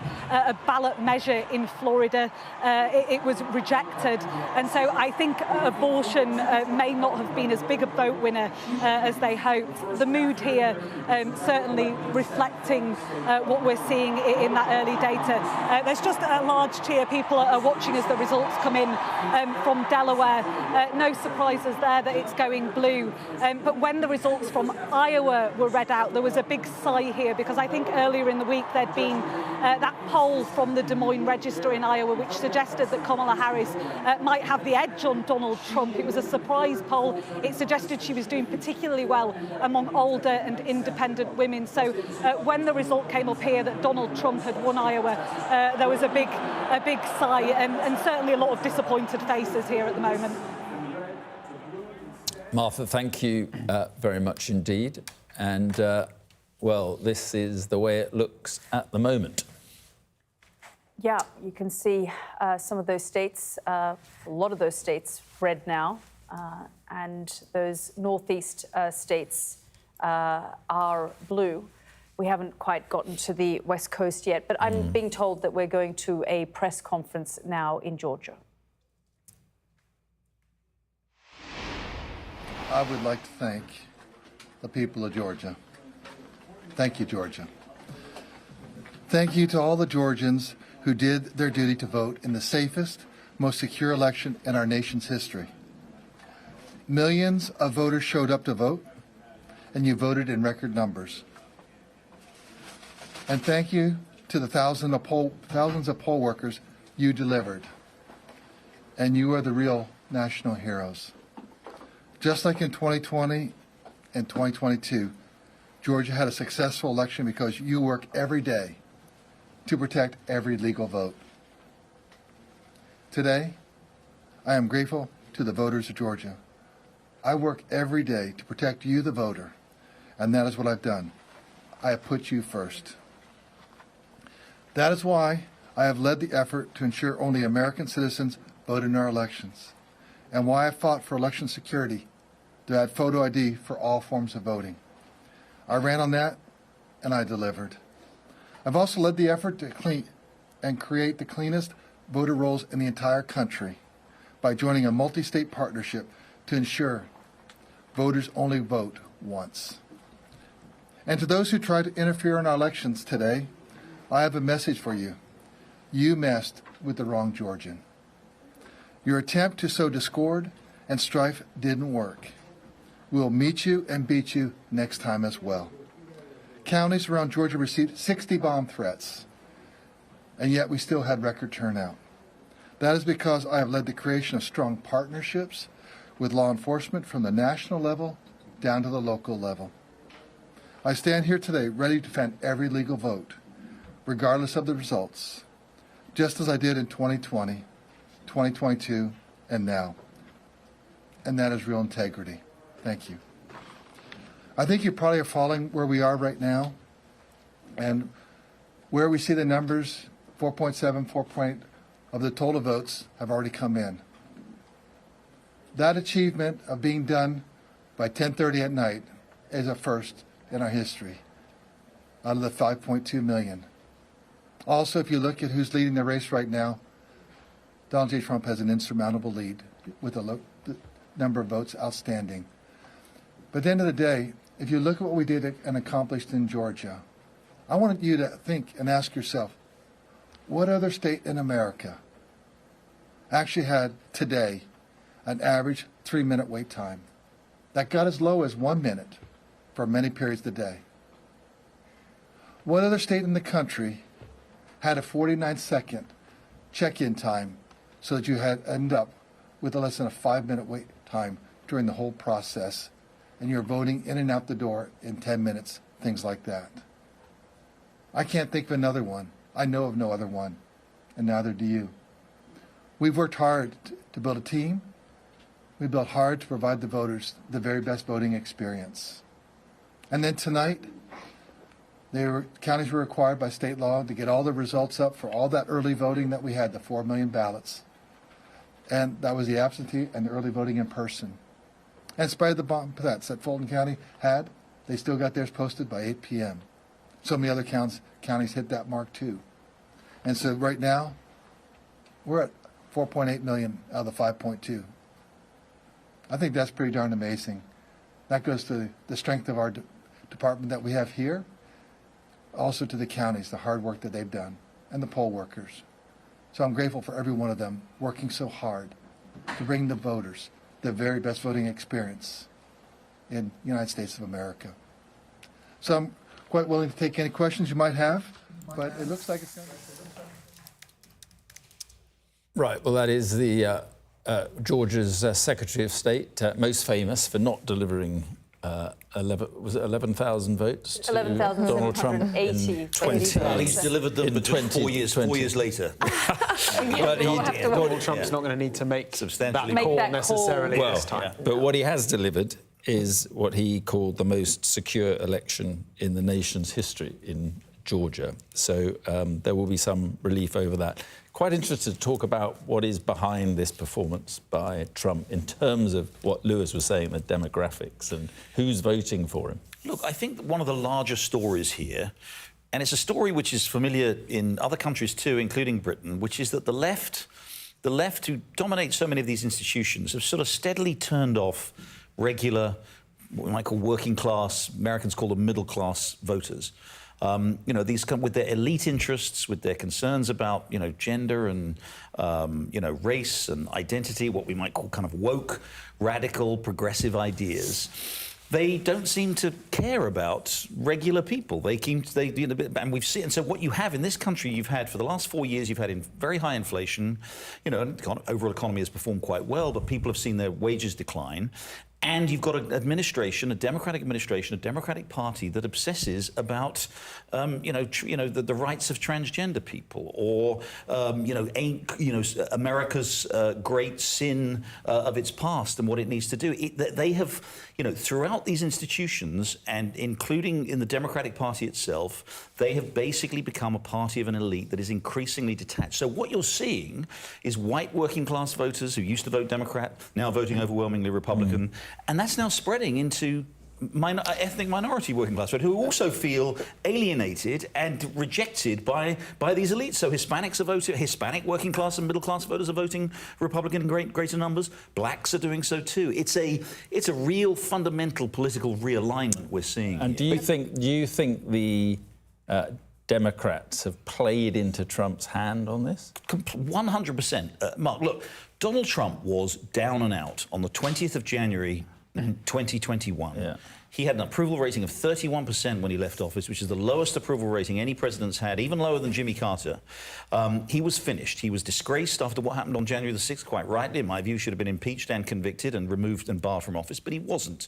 But Joe Biden had an astonishing opportunity at that point to bring the country together, to say, look, this has been an incredibly turbulent and difficult couple of years. We've had COVID and we've had this presidency and we've had this January the 6th.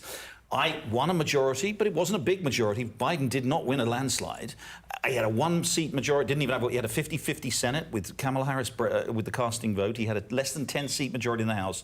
He had an amazing opportunity to say, I'm going to heal this country. I'm going to bring it together. I'm not going to pursue radical, progressive policies. I'm not going to massively expand government spending or pursue these big green energy policies or open the border up as I did. He could have pursued straightforward, moderate, sensible policies, and Trump would have been finished. He could have, forgive the expression, because I know some people will think it's, advocating violence. He could have driven a stake through Donald Trump's metaphorical heart if he had governed wisely and sensibly, if the Democratic Party had interpreted that vote in 2020 for what it was, which was not for an embrace of all these left-wing policies. It was a rejection of Donald Trump. But instead, he thought he was going to be FDR and LBJ combined, and he was going to radically transform the country. That's not what the people wanted. It just sounds so fascinating because I've watched some of your opinion pieces. I've read them, and you're kind of speaking a little differently than you did in those policies. You were saying yourself that Donald Trump was done, that his presidency was going to be a joke and had been a joke, and that there was no way for him to recover. But your tone has completely different than a lot of most of your opinion pieces about Donald Trump was doom and gloom. Now now today, it looks like the outlook is a little better and you're shifting a bit. But a lot of the things that you described as radical, many African Americans particularly wouldn't call radical. Fighting for social justice, making sure that there's equality, the things that they talk about in terms of DEI, these are not things that many of these African Americans would call radical. They call it necessary because there are African Americans. Who opened the border? Please tell me the example of what opening the border. Well, you sound a little bit like Donald Trump right now. Donald Trump, no one's opened the border. You still have to go through the process to legally become a citizen here. But to say that somebody just flung open the gates of America so that how else did 11 that's million people ridiculous. enter the Nor do we illegally? have time to even address that. There's no open border. You still have to go through a process here in this country. And you know what? 23 million entered while Donald Trump promised to build a border wall and make Mexico pay for it. We have to acknowledge that both sides have problems with immigration, and they have failed to address this issue. But it does not lay squarely at only Biden's feet. This is an issue that historically people have struggled with. But I want to go back to the policies that you've called radical that most African Americans will say are necessary. Crime in this country is up, and we've talked about inflation. It is very expensive right now to fill your gas tanks or even fill a prescription. And that's what I believe that you're seeing people are struggling with. And maybe that's why you're seeing the results that you are. Your party wanted to defund, I'm not, defund the first of all, let's clarify. I am not a Democrat. So Kamala Harris in 2020... I am an independent. So if you're going to address it, you have to do it accurately. In 2020, the candidate you supported in this election... particular network. Candidate you supported in this election in 2020... Okay, let's talk about supported the defund the police movement, actually raised money for people who were Okay, so what does that have to do with the price of tea in China right now? You talked about crime. You just talked about crime. Essential to African You said African Americans, and you were dead right, concerned about crime. That's where this movement started with George Floyd. If we want to go back to seeing a man choked in the streets, we can talk about that. But that's where the racial justice movement started. And why people are crying, and you're calling it woke, I call it necessary. We have to address these issues in this country and address inflation at the same time. Then you'll go and lose more and more elections because, people want tough measures on crime. Americans choose their president, they get the presidents that they elect, and we have to respect that. But you can't denigrate the people who make the decisions and the people who lose elections. That's just the way things go. Well, you can denigrate people who lose elections that they shouldn't have lost. You should probably remain consistent on the policies, the things that you write about Donald Trump, and then not flip. I mean, this does give you, though, a sense of the polarization in this country, which we will get to, actually. But I was just going to say, about a minute, I think... Actually, 36 seconds until the next The music I is think about to come in. I know that's when I should shut up. I think she has failed to define herself in any meaningful way. And I think she also failed to separate herself from Biden. She is literally the vice president. She hasn't, it seems, with a lot of voters, managed to separate herself and present something new, present change. Yeah, and we are good in 105 days. But we will get to that in a moment because her campaign did start 16 weeks ago. We will get to that in just a second. And it is 4 a.m. in the UK, 11 p.m. here, and polls have just closed over in California, Washington, Oregon, and Idaho. And we can see some results. And one of them is not that surprising. 54 electoral votes for Kamala Harris, which will make her map look a little bit better. So California, and the most votes of any state goes to Kamala Harris. Let's go to Idaho next, and Donald Trump, projected winner, no surprises there, 4 Electoral College That's a big win. Yeah, it is. Yeah. And Washington State, nothing to do with where we are. Right over on the other side of the country is too early to call Washington State. And Oregon, too early to call there, 8 Electoral College votes. But we're talking there about California. And 54 Electoral College votes, as you say, Mark, that will make things look a little bit more even for Kamala Harris.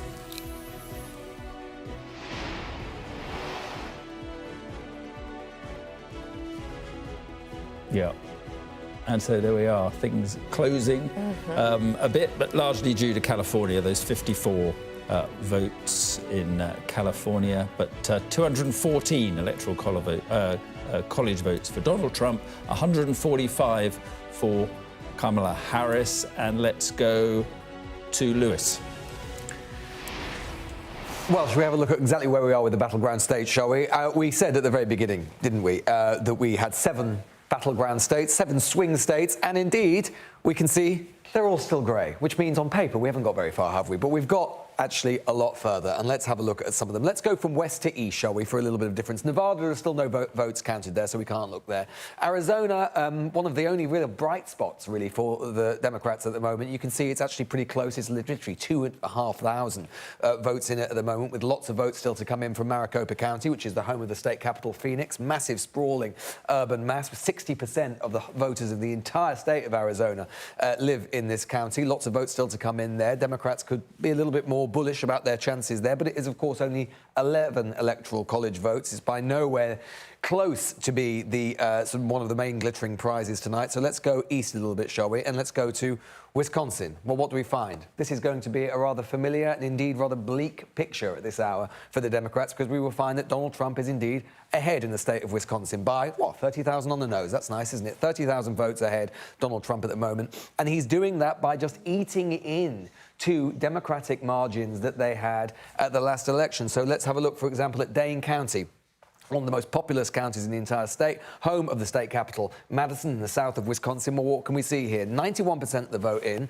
Let's see how much that leaves left on the table. Only 31,000 remaining of 344,000 in total. Yes, Kamala Harris, fantastic. She's got a good lead on paper, but if we have to have a look, compare it to where it was last time, we can see that she is about nearly 2 percentage points behind where Joe Biden was at the same point. So bad news there. Let's have a look at Milwaukee County. Same thing again. We see her 2 percentage points down on where Joe Biden was in 2020. Let's go to Eau Claire County. She's doing, well, pretty much on the nose where Biden was in 2020, but that, given she's just so much further down in the other big urban centres, it's not good enough. So that's how we end up in a situation where in 2020, let's go back. Another good way of showing it, by the way, is to look at the map now. Just have a little snapshot of it in your mind. You can see all that red there and blue. Let's compare it to 2020. There you go. You can see more blue counties that Joe Biden managed to run up to give him what was a very, very narrow margin in the end of 20,000. But he just about narrowly took the state. Let's have a look elsewhere as well. Not 2020. That's the dream map for the Democrats.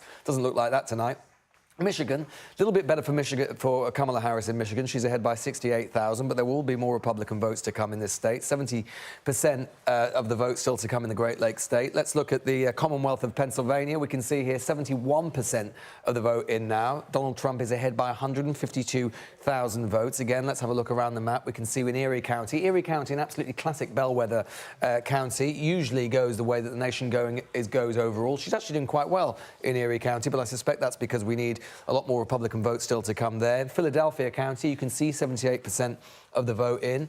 And again, she's doing about 4 or 5 percentage points less well than Joe Biden did back in 2020. And again, I think we can see as a result of that, or we can see the reason for that, is that Kamala Harris is clearly not doing as well with black voters. She's not doing as well with Latino voters. And Donald Trump is continuing to dominate among white voters. League County, another one there again. Kamala Harris is down by about a percentage point or so. Lackawanna County, again, the home of Scranton, Joe Biden's hometown, down by about 2 percentage points. We can just see this pattern emerging again and again and again. On all of the key metrics, we see that Kamala Harris is underperforming in the key constituencies that she needed. We talk so much about whether she could motivate her own unique coalition. The truth is she is performing anemically with the Joe Biden coalition of 2020. And let's just have a quick look elsewhere as well. Georgia, 88% of the vote now in Georgia. It's still too close to call. It is still absolutely possible that Kamala Harris, because she is holding her own in these places. Oh, there. Just go back here. It's early in the morning, you know, we've got a bit of a slip of the finger. It has to happen now and again, doesn't it? It was going to happen at some point, so I'm glad it's happened now rather than an absolutely crucial moment. Let's go back to Georgia. And circle is, we've been talking all night, haven't we, about what's happened in the Atlanta suburbs.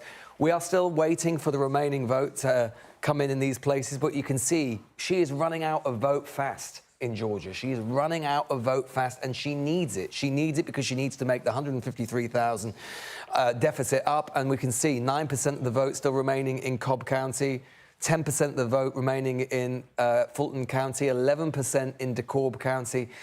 It's looking harder and harder to see exactly where she can find the votes. Hour by hour, are staring down the barrel of a second Trump presidency.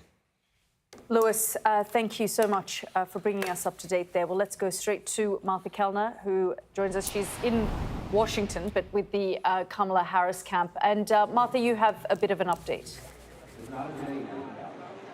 Yeah, a significant update here. The campaign chair for the Kamala Harris campaign, Jen O'Malley Dillon, has just in the last few moments sent out an email to campaign staff, which basically boils down to this. She is urging for patience and for caution as these results are coming through. She says that the Harris campaign still do see a path to victory, but essentially they see it through those blue wall states, through Pennsylvania, Michigan and Wisconsin.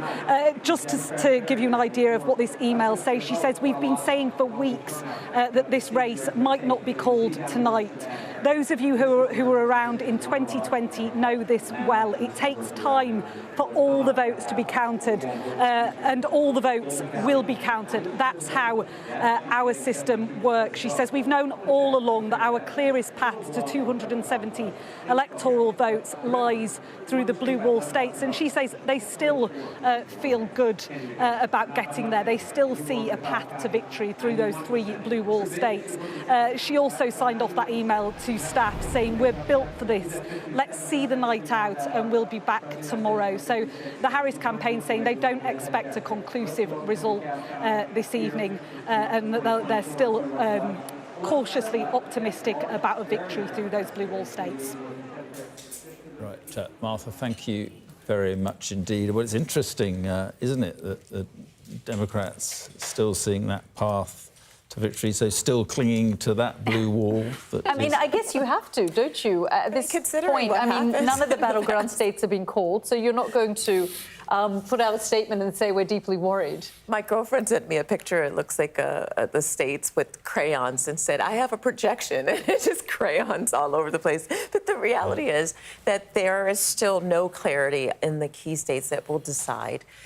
Although Donald Trump seems to have the momentum, we have to acknowledge that. But I'm glad that Harris is sending a message to her supporters to tell them to keep the faith, to make sure that they know that every vote must be counted before a winner is declared. To pick up on the conversation we were having just before we looked at some of the other projections, I mean, this idea that Kamala Harris wanted to project herself as the change candidate and whether she's been able to distance herself from Joe Biden, whose approval ratings weren't that high before he stepped down. Can I talk a little bit about when I worked for Al Gore and he decided to run for president while serving as the vice president? It was a very similar situation where he was faced with wanting to embrace very key policies from a successful administration, but he wanted to distance himself from Bill Clinton, who had some personal challenges at the time. And so he, too, had to find a way to communicate where he stood on issues and distinguish himself from Bill Clinton. That's very similar to the challenge that Kamala Harris has right now. I guess... But isn't it... Sorry, but I mean, isn't it... It's about this whole idea of change.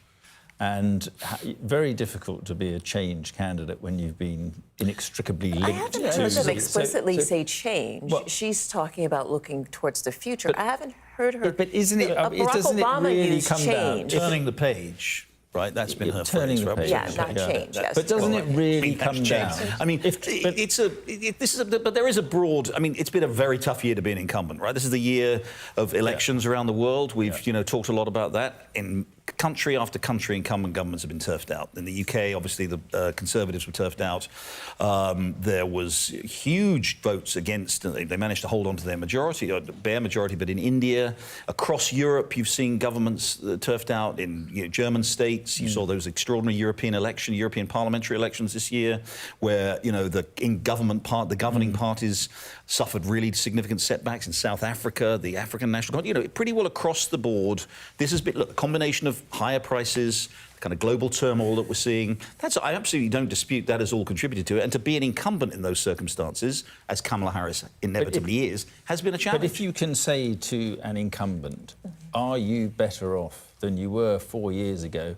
And the answer is invariably no, you're in trouble. But I think one of the things, though, that's interesting is, the front cover of The Economist had a feature that said, the envy of the world, America's economy. And the fact is that inflation has gone down, there is growth, there is innovation, there is lower unemployment, and yet people aren't feeling it, and they haven't been able to translate that and sell that back. Well, it's because prices went. I mean, prices went. So we'd had a period from 2000 to essentially 2020 where inflation in the West and in the United States in particular was more or less dead. Prices didn't really move at all. Real wages in the United States, particularly in the Donald Trump period, actually wages did go up significantly while inflation stayed low. Then inflation took off for a number of reasons. I think the Biden administration made it worse, but it wasn't entirely their own fault. But they certainly contributed to it. Inflation took off here from 2021 to the end of 2022, essentially. Prices have gone up by 20% in the last 4 years. Under Trump, they went up by about 8 or 9% in 4 years. In the 4-year increase in prices here has been greater than any presidential term's inflation since Jimmy Carter. So it's just inevitable that and wages have barely caught up. They were behind for a long time. They've just about now caught back up. Again, under Trump, real wages rose quite significantly. So, yes, it's true that unemployment is low, that growth relative to the rest of the world has been good. But, when people in, Wisconsin go into the grocery store and they see the price of eggs is 25% more than it was, they don't think, oh, well, but the German economy is growing really strong, really, really weakly at the moment, so actually I feel pretty good. They just see that the fact that the prices they pay in the stores They're having to take up multiple jobs. And when they do think about what their lives were like under Donald Trump, they do make those comparisons. But also, sorry, go on. I just want to point to the kitchen table issues. That's really what it really comes down to is whether or not people can just, like you said, go to the grocery store and feed their families, whether or not they're able to sustain just simple lifestyles. And what we're seeing is Americans are struggling to even make ends meet. That's what we're feeling right now, and that's how people are responding at the polls. But beyond the economy, it's about memory and recent memory. And a lot of people have a recent memory of chaos in America, chaos in the world. Now, you can attribute that to President Biden or not, but they see wars in Ukraine, in the Middle East. They remember the chaotic withdrawal from Afghanistan. Yes, something that former President Trump had planned, but he now says he'd have done it in a different way. But they remember 4 years, which has been quite chaotic globally. His approval ratings, Biden's never really went up. Right, precisely. And they then remember a time under Trump, even though beyond America we might remember quite a lot of chaos surrounding the Trump presidency. They remember a time when things appeared to be cheaper, the world wasn't on fire. Trump often says there were no wars when I was president. Well, to an extent, he was right. I mean, the Middle East was not on fire.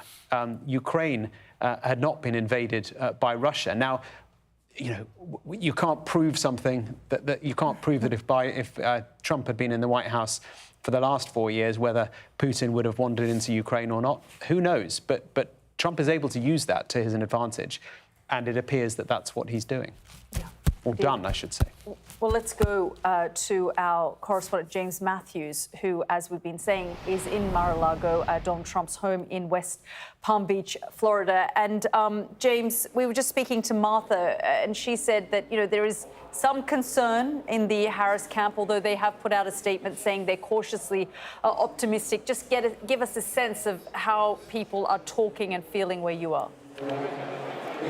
Hi, Yalda. Yeah, on the cautiously optimistic stakes, I can tell you, advisors for Donald Trump, they have said that they were cautiously optimistic, and they have shifted their position, they say, to optimistic. I think that is reflective of the crowd here, several hundred now, inside this cavernous convention centre, the size of 2 football pitches. Donald Trump will be giving a speech later. He's currently in Mar-a-Lago, surrounded surrounded by close supporters. Elon Musk among them. Nigel Farage happens to have dropped in for the night. And they are confident, Yalda, I can tell you.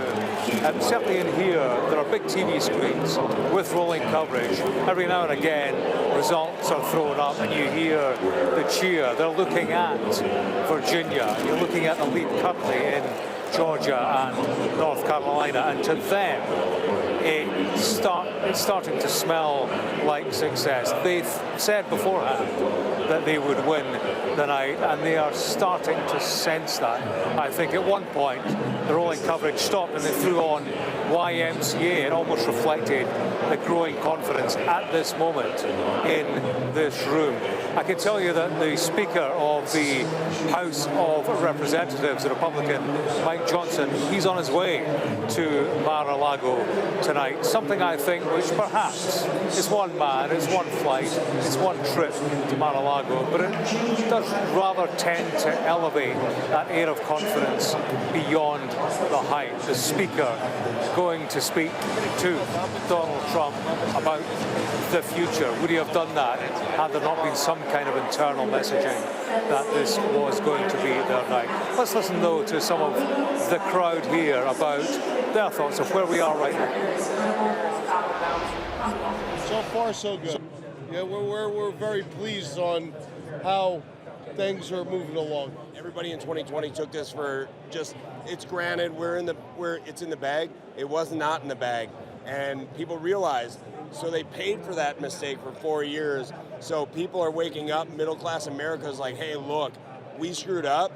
And they're showing up in record numbers, and tonight's showing that. So far as the states that have come in, such as Iowa, we had that crazy poll that came out and said that she was up 3 in Iowa. Well, clearly that's not the case.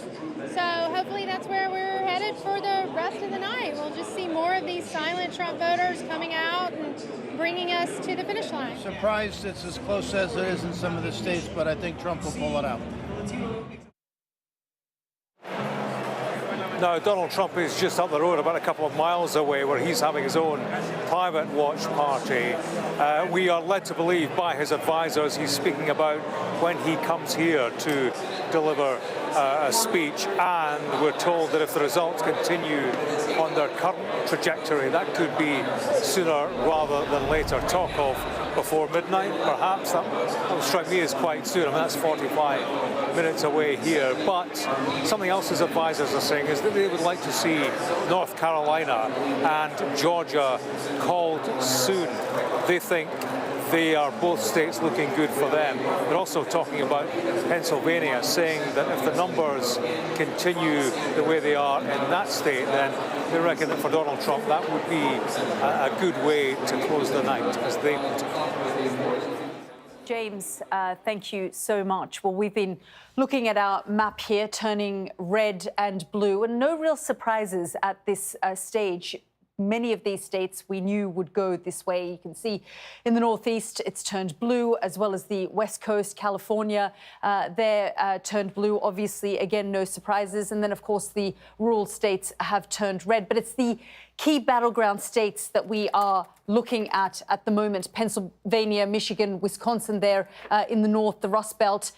Kamala Harris needs these states if it is her path to victory is to be made clearer. But of course, we're still waiting for results, and we're being told too close to call in places like Georgia. We're keeping an eye on North Carolina, as well as Arizona and Nevada. So these are the key battleground states. And of course, Lewis has not just been looking at the states, but also the counties and what the counties are saying, what it all means, and which direction they're actually going. So, Lewis, tell us what you're looking at right now. Well, I'm sort of looking at what the Democrats are talking about, Yalda, which is that there has been, NBC has obtained this email from the Harris campaign where they're saying they're not conceding defeat in the Sun Belt, but they're accepting that it's it's difficult and that it is potentially more difficult in the blue wall. They are saying that they still believe that there is a path to victory in the blue wall. They are saying that there's still lots of vote outstanding in places like sort of places we've been talking about, like Dane County here. Well, there's actually only 7% of the vote still outstanding, but they're saying that there's more vote to come there,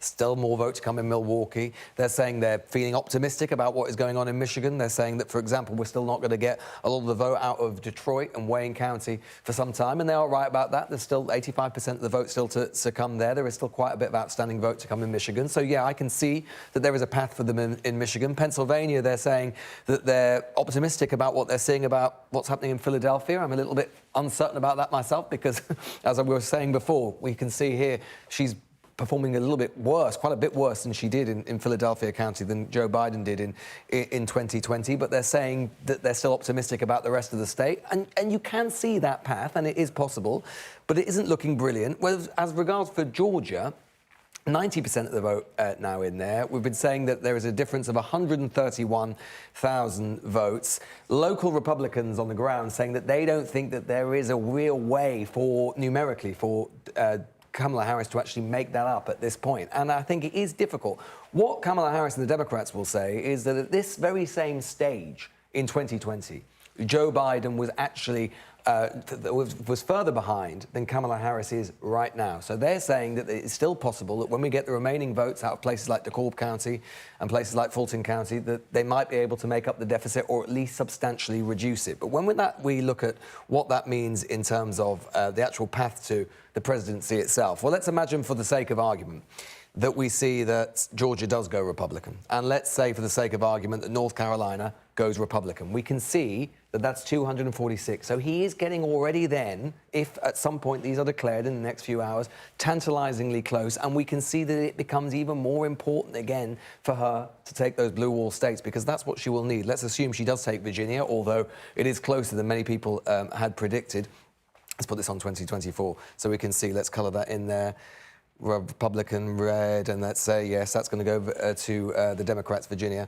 And then you can see that if we give her the blue wall states there, then she gets to 270. But if she just loses just one of them, so, for example, Michigan, you can see there's still potentially a path, but then if he wins Nevada, then that takes him over the top. So by winning these two states, and it looks, as of we're talking now, that Donald Trump is on course to win those two states, then it really does narrow the path for her substantially. Yeah, and her dependence, as you say, on those blue wall states increases. Lewis, thank you so much, and we will continue to explore all of these scenarios. Mark, over to you. Yeah, I just want to pick up on some interesting comments from the Georgia Secretary of State, Brad Raffensperger, who we heard at a press conference a little earlier. He's apparently told reporters that Trump has an insurmountable lead in Georgia. He said, if you look at who's leading the race right now, Donald J. Trump has an insurmountable lead in the state. Now, there are clearly thousands of outstanding votes still in that state, but he added that the maths looks like this is done. Now, our affiliate, NBC, is still saying that the race is too close to call, but it does, in that press conference that we were seeing, it does appear as if the Secretary of State has effectively given it to Donald Trump. He's called it for Donald Trump. He is, of course, a Republican himself, but not a man who has always been on side with Donald Trump. He's the man who Donald Trump called back in 2020 to ask him to find 14,000 votes, was it? You had the exact number. 11,000, that's right. 780. He said, look, find me those 11,000. That's a pub quiz question, yeah. And you got it. Yeah, so, but he is, he says the maths looks like this is done. We're not calling it yet. NBC aren't calling it yet. What I can tell you is that, as well as Reuters calling North Carolina for Donald Trump, the Associated Press is now calling North Carolina for Donald Trump as well. So, as we've been saying, Kamala Harris needs Michigan. She needs a clean sweep of the Lake states in the north, the Rust Belt, if she is to stand any chance here.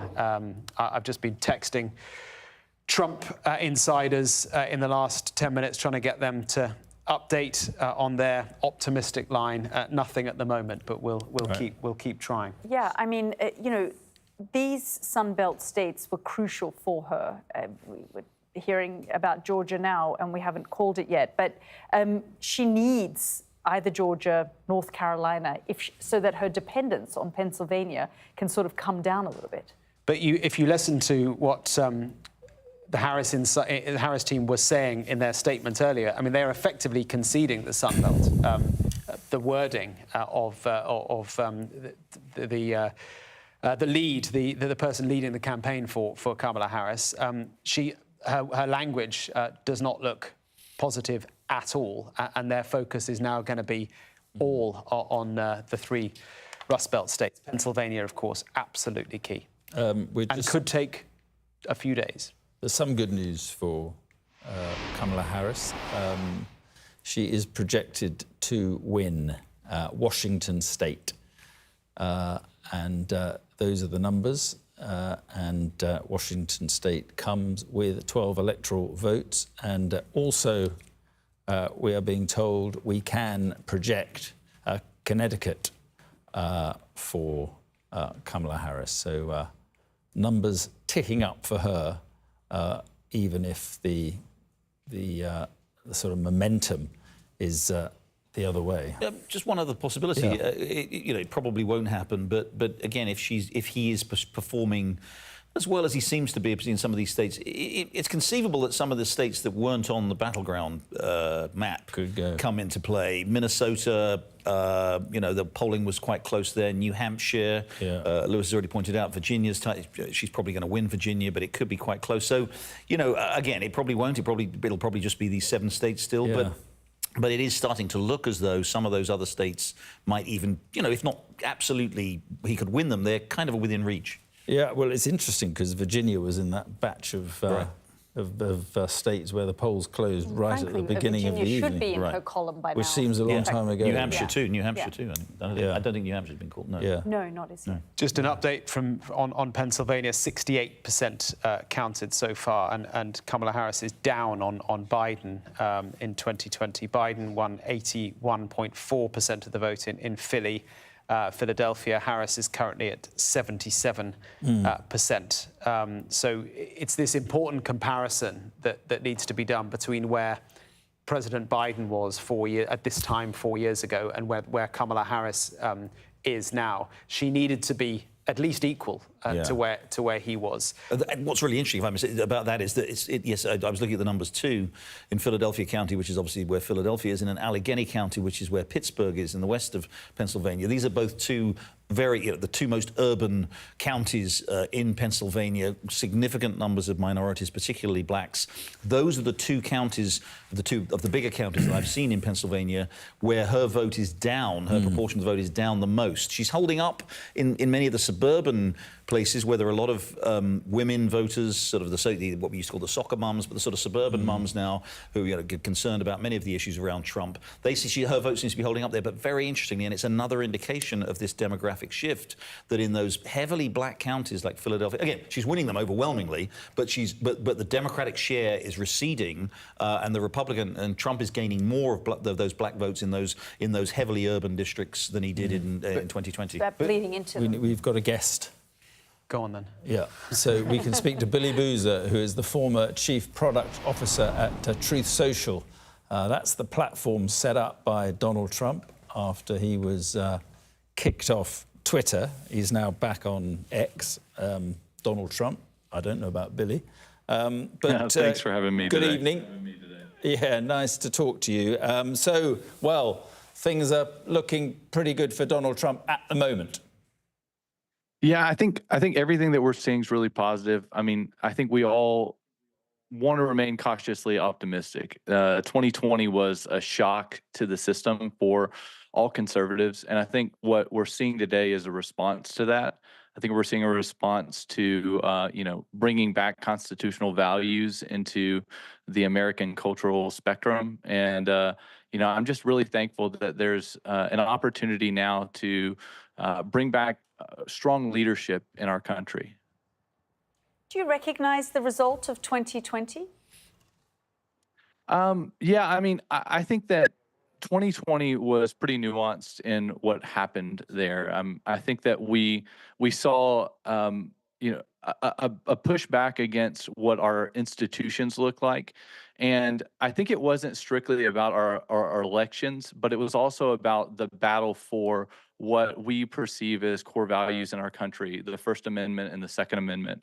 And so I think, while I think we'd all like to have a clear-cut answer about 2020, I think it's still one of those scenarios that we'll look back on in the future and still have some questions about. So is your answer yes or no? I'd say yes. I mean, I'm fine with that. I mean, I think that as long as he wins this time, I don't know if it really matters what happened in 2020. Right. I mean, I guess, the other thing that there's been a lot of conversation. We've been having a conversation about the demographics, the Joe Rogan listeners and the other demographics that Donald Trump has sort of tried to, lure towards himself, the African-American vote, the Latino vote. We're starting to see some of that now playing out. Yeah, I think we see an age down in the vote as well. I think that young men decided that the future that they were seeing under the current administration wasn't the future that they wanted to see. They wanted to see a future where there wasn't ambiguity between men and women, that freedom of speech was still a core value, that they had the opportunity to protect the future family that they have.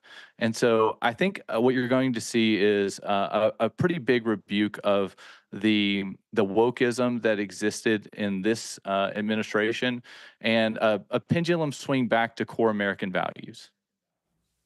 But this is, a man who has been impeached twice. He's facing criminal trials.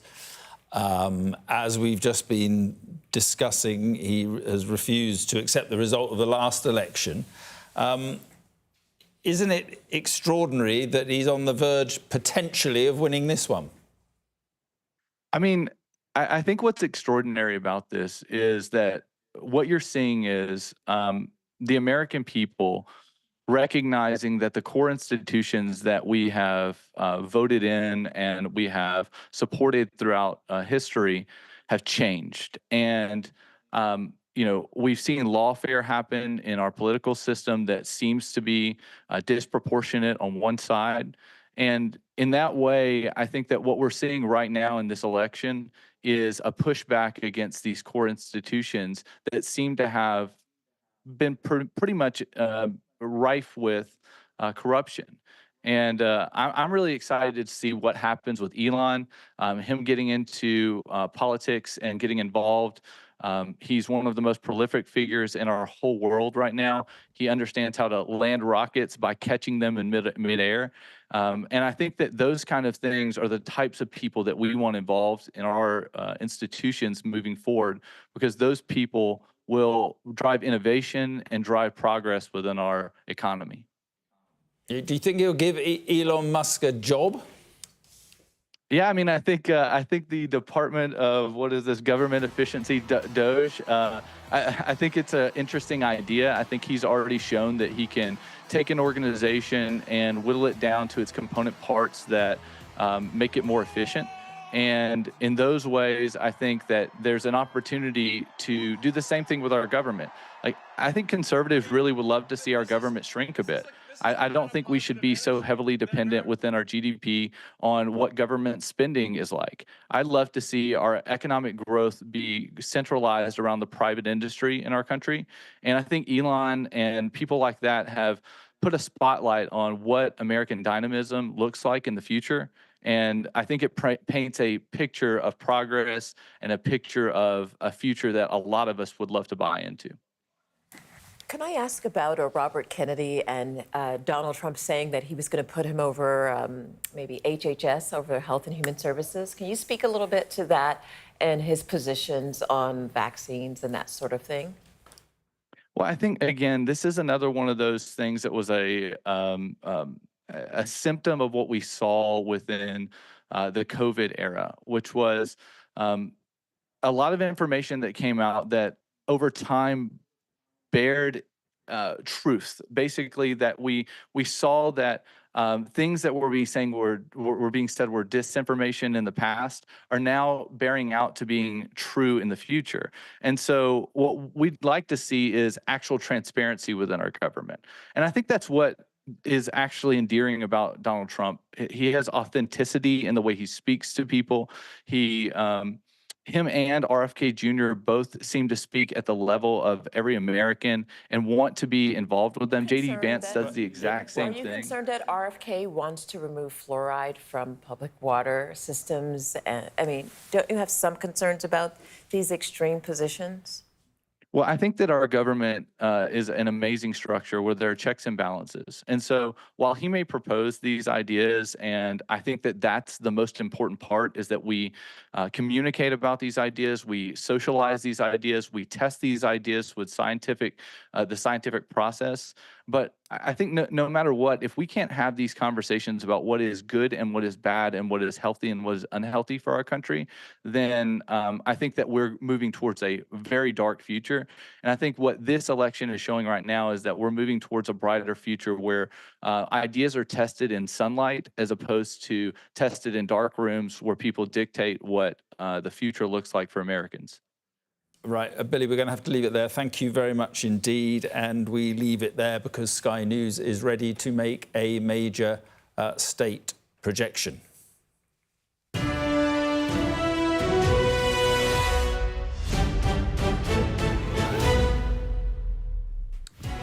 And there it is. Sky News is projecting that Donald Trump has won the state of North Carolina, a crucial swing state where Trump won narrowly last time by just 74,000 votes in 2020. That was his narrowest victory. But this time he has held on. Do we have the result, the actual result? Let's have a look, because that will be interesting. And to see what percentage he's won that by. As you were saying there, Mark, in 2020, it was the only battleground state that Donald Trump won by a margin of 1.34%, just under 75,000 votes.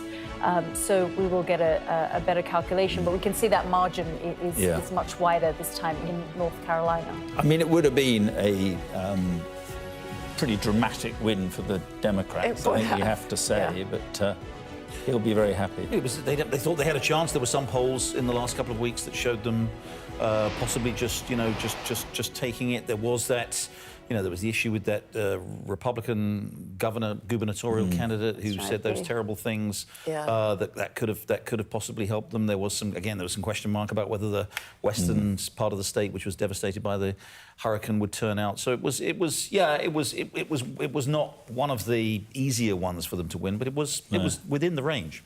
Really interesting on the Republican candidate, actually, in North Carolina. I'm glad that you mentioned those who are still trying to recover from those storms. These storms came through this country, and there's still Americans who are watching these results come in, who are trying to clean out their basements and that sort of thing, but they have not been forgotten.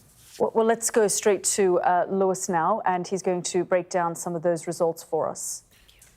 It's a big moment, Yalda, of course, a huge, huge moment. North Carolina would have been the key for Kamala Harris to free up this map, to open up this map, and to give her option after option after option after option. As it is, it's 16 electoral votes of the Tar Heel state go to Donald Trump and give him the options, give him more keys to the door to get to 270. You can see 89% of the vote now in, and we can see that Donald Trump is the projected winner, 50.7%, an improvement on his score in 2020 when he got just shy of 50%, difference of 146,000 votes. We don't think there is any way that Kamala Harris is going to be able to make it up. And essentially, Donald Trump has done it by making sure that Kamala Harris's margins in urban areas are lower, and we are seeing that across the country. We're seeing that Donald Trump is doing better in urban areas than he did 4 years ago. That's a theme I want to return to in a second. And as well, he's keeping her at bay in the suburbs to such an extent that he's able to expand on his 2020 performance. Just a bit of better news for Kamala Harris, although it should never really have been in doubt at all. We've been talking a lot about Virginia. A state that Joe Biden won by 10 points back in 2020, now projecting that Kamala Harris will win the state of Virginia, a state that a Democrat has carried in every presidential year since 2008. 2004, George W. Bush, the last Republican to carry this state. Donald Trump will not be breaking that record, but you can see he's doing a lot better than he did 4 years ago. 47.3% of the vote at the moment, projected by comparison to 44% 4 years ago, but some much needed good news for the Democratic Party. Let's just have a think about exactly how it is that Donald Trump is doing better, because I do think this is the story of the night in so many ways. NBC is now projecting that Donald Trump will win, get this, 1 in 3 ethnic minority voters in the United States. That is a far better performance than he achieved 4 years ago, or indeed 8 years ago in 2016. Kamala Harris, by the way, is actually doing quite well with white voters. What we're seeing tonight is a country which is becoming less divided racially than it has been in the past, which you can say is good news, although in a sense it's not good news for the Democratic Party, because it means that Donald Trump is doing much better with those voters which have been a core constituency for the Democrats for all of these years. And I just want to show you what I mean by this. This is New York. This was a state never, ever going to be in doubt, of course. Kamala Harris has taken the electoral votes here. And I'm going to zoom in a little bit here, down in New York itself, because you can see here, this is the city of New York down here. I'm just going to actually show it on the map here. New York down here. These are the boroughs of New York. It is obviously absolutely central Democratic territory. They absolutely pile up the votes here, of course. But you can see, let's just have a look at this. So this is Queens County, which of course is Donald Trump's home borough of New York. And you can see here, 86% of the vote now in, 62% Kamala Harris has got. But look at that. Joe Biden in 2020 got 72%. She's 10 percentage points down in Queens, in a county, in a borough where normally the Democrats weigh the votes, and she's 10% down. And that's not an isolated example either, because look at Brooklyn. I mean, you don't get more Democrat than Brooklyn, do you? And you can see here, 2020, Joe Biden, 77% of the vote. Kamala Harris is on 71.5% of the vote. Again, Donald Trump is just doing that little bit better. It doesn't matter in terms of New York overall. The Bronx, even, again, doesn't get more Democratic than that. Very African-American, very black area. Joe Biden, 83.4% of the vote. Kamala Harris gets 72.7% of the vote. Donald Trump puts on over 10 percentage points in his vote in the Bronx, somewhere indeed he campaigned and was mocked for so doing. And this isn't an isolated example either, because we can have a look at some other cities as well. We mentioned a little bit earlier on what's going on in Illinois and in Chicago. Look at this here. Cook County, again, this is one of the absolute homes, the sort of pedigree homes, the ideological homes of the Democratic Party. It's the sort of place the Democratic Party was born decades and about a century and a half or so ago. And you can see here in 2020, Joe Biden gets 74.3% of the vote in Chicago. Urban centre, lots of young voters, lots of more liberal voters, lots of ethnic minority voters and black voters in particular. Joe Biden does exceptionally well in 2020, and we've got 87% of the vote now in. And Donald Trump has put on 12, 13 percentage points of the vote compared to what he did in 2020. We are seeing this pattern everywhere. Again, it doesn't matter for Chicago, it doesn't matter for Illinois, because the Democrats enjoy such huge cushion in these places. But when you're seeing those sort of patterns be repeated in places like Wisconsin, in places like Pennsylvania, in places like Michigan, and so on, that is how Donald Trump wins, because he is he's maintaining his command, more or less, of the white vote. But the Donald Trump coalition is becoming a lot more diverse. Yeah, sorry. I mean, there's something up in Minnesota, isn't there? Yeah, we were just talking there about North Carolina going into Donald Trump's column, but we've just got some news coming out of Minnesota. It's now being called it's too close to call. And just a reminder, in 2020, Biden won Minnesota by almost 3 million votes. And of course, Kamala Harris's running mate was the governor of Minnesota. But, what we're hearing now is that it's too close to call at this stage. And last voted Republican, way back in the Nixon's... well, Minnesota's actually had the longest run for any state for the Democratic Party. When Ronald Reagan won 49 states in 1984, the one state he didn't win was Minnesota.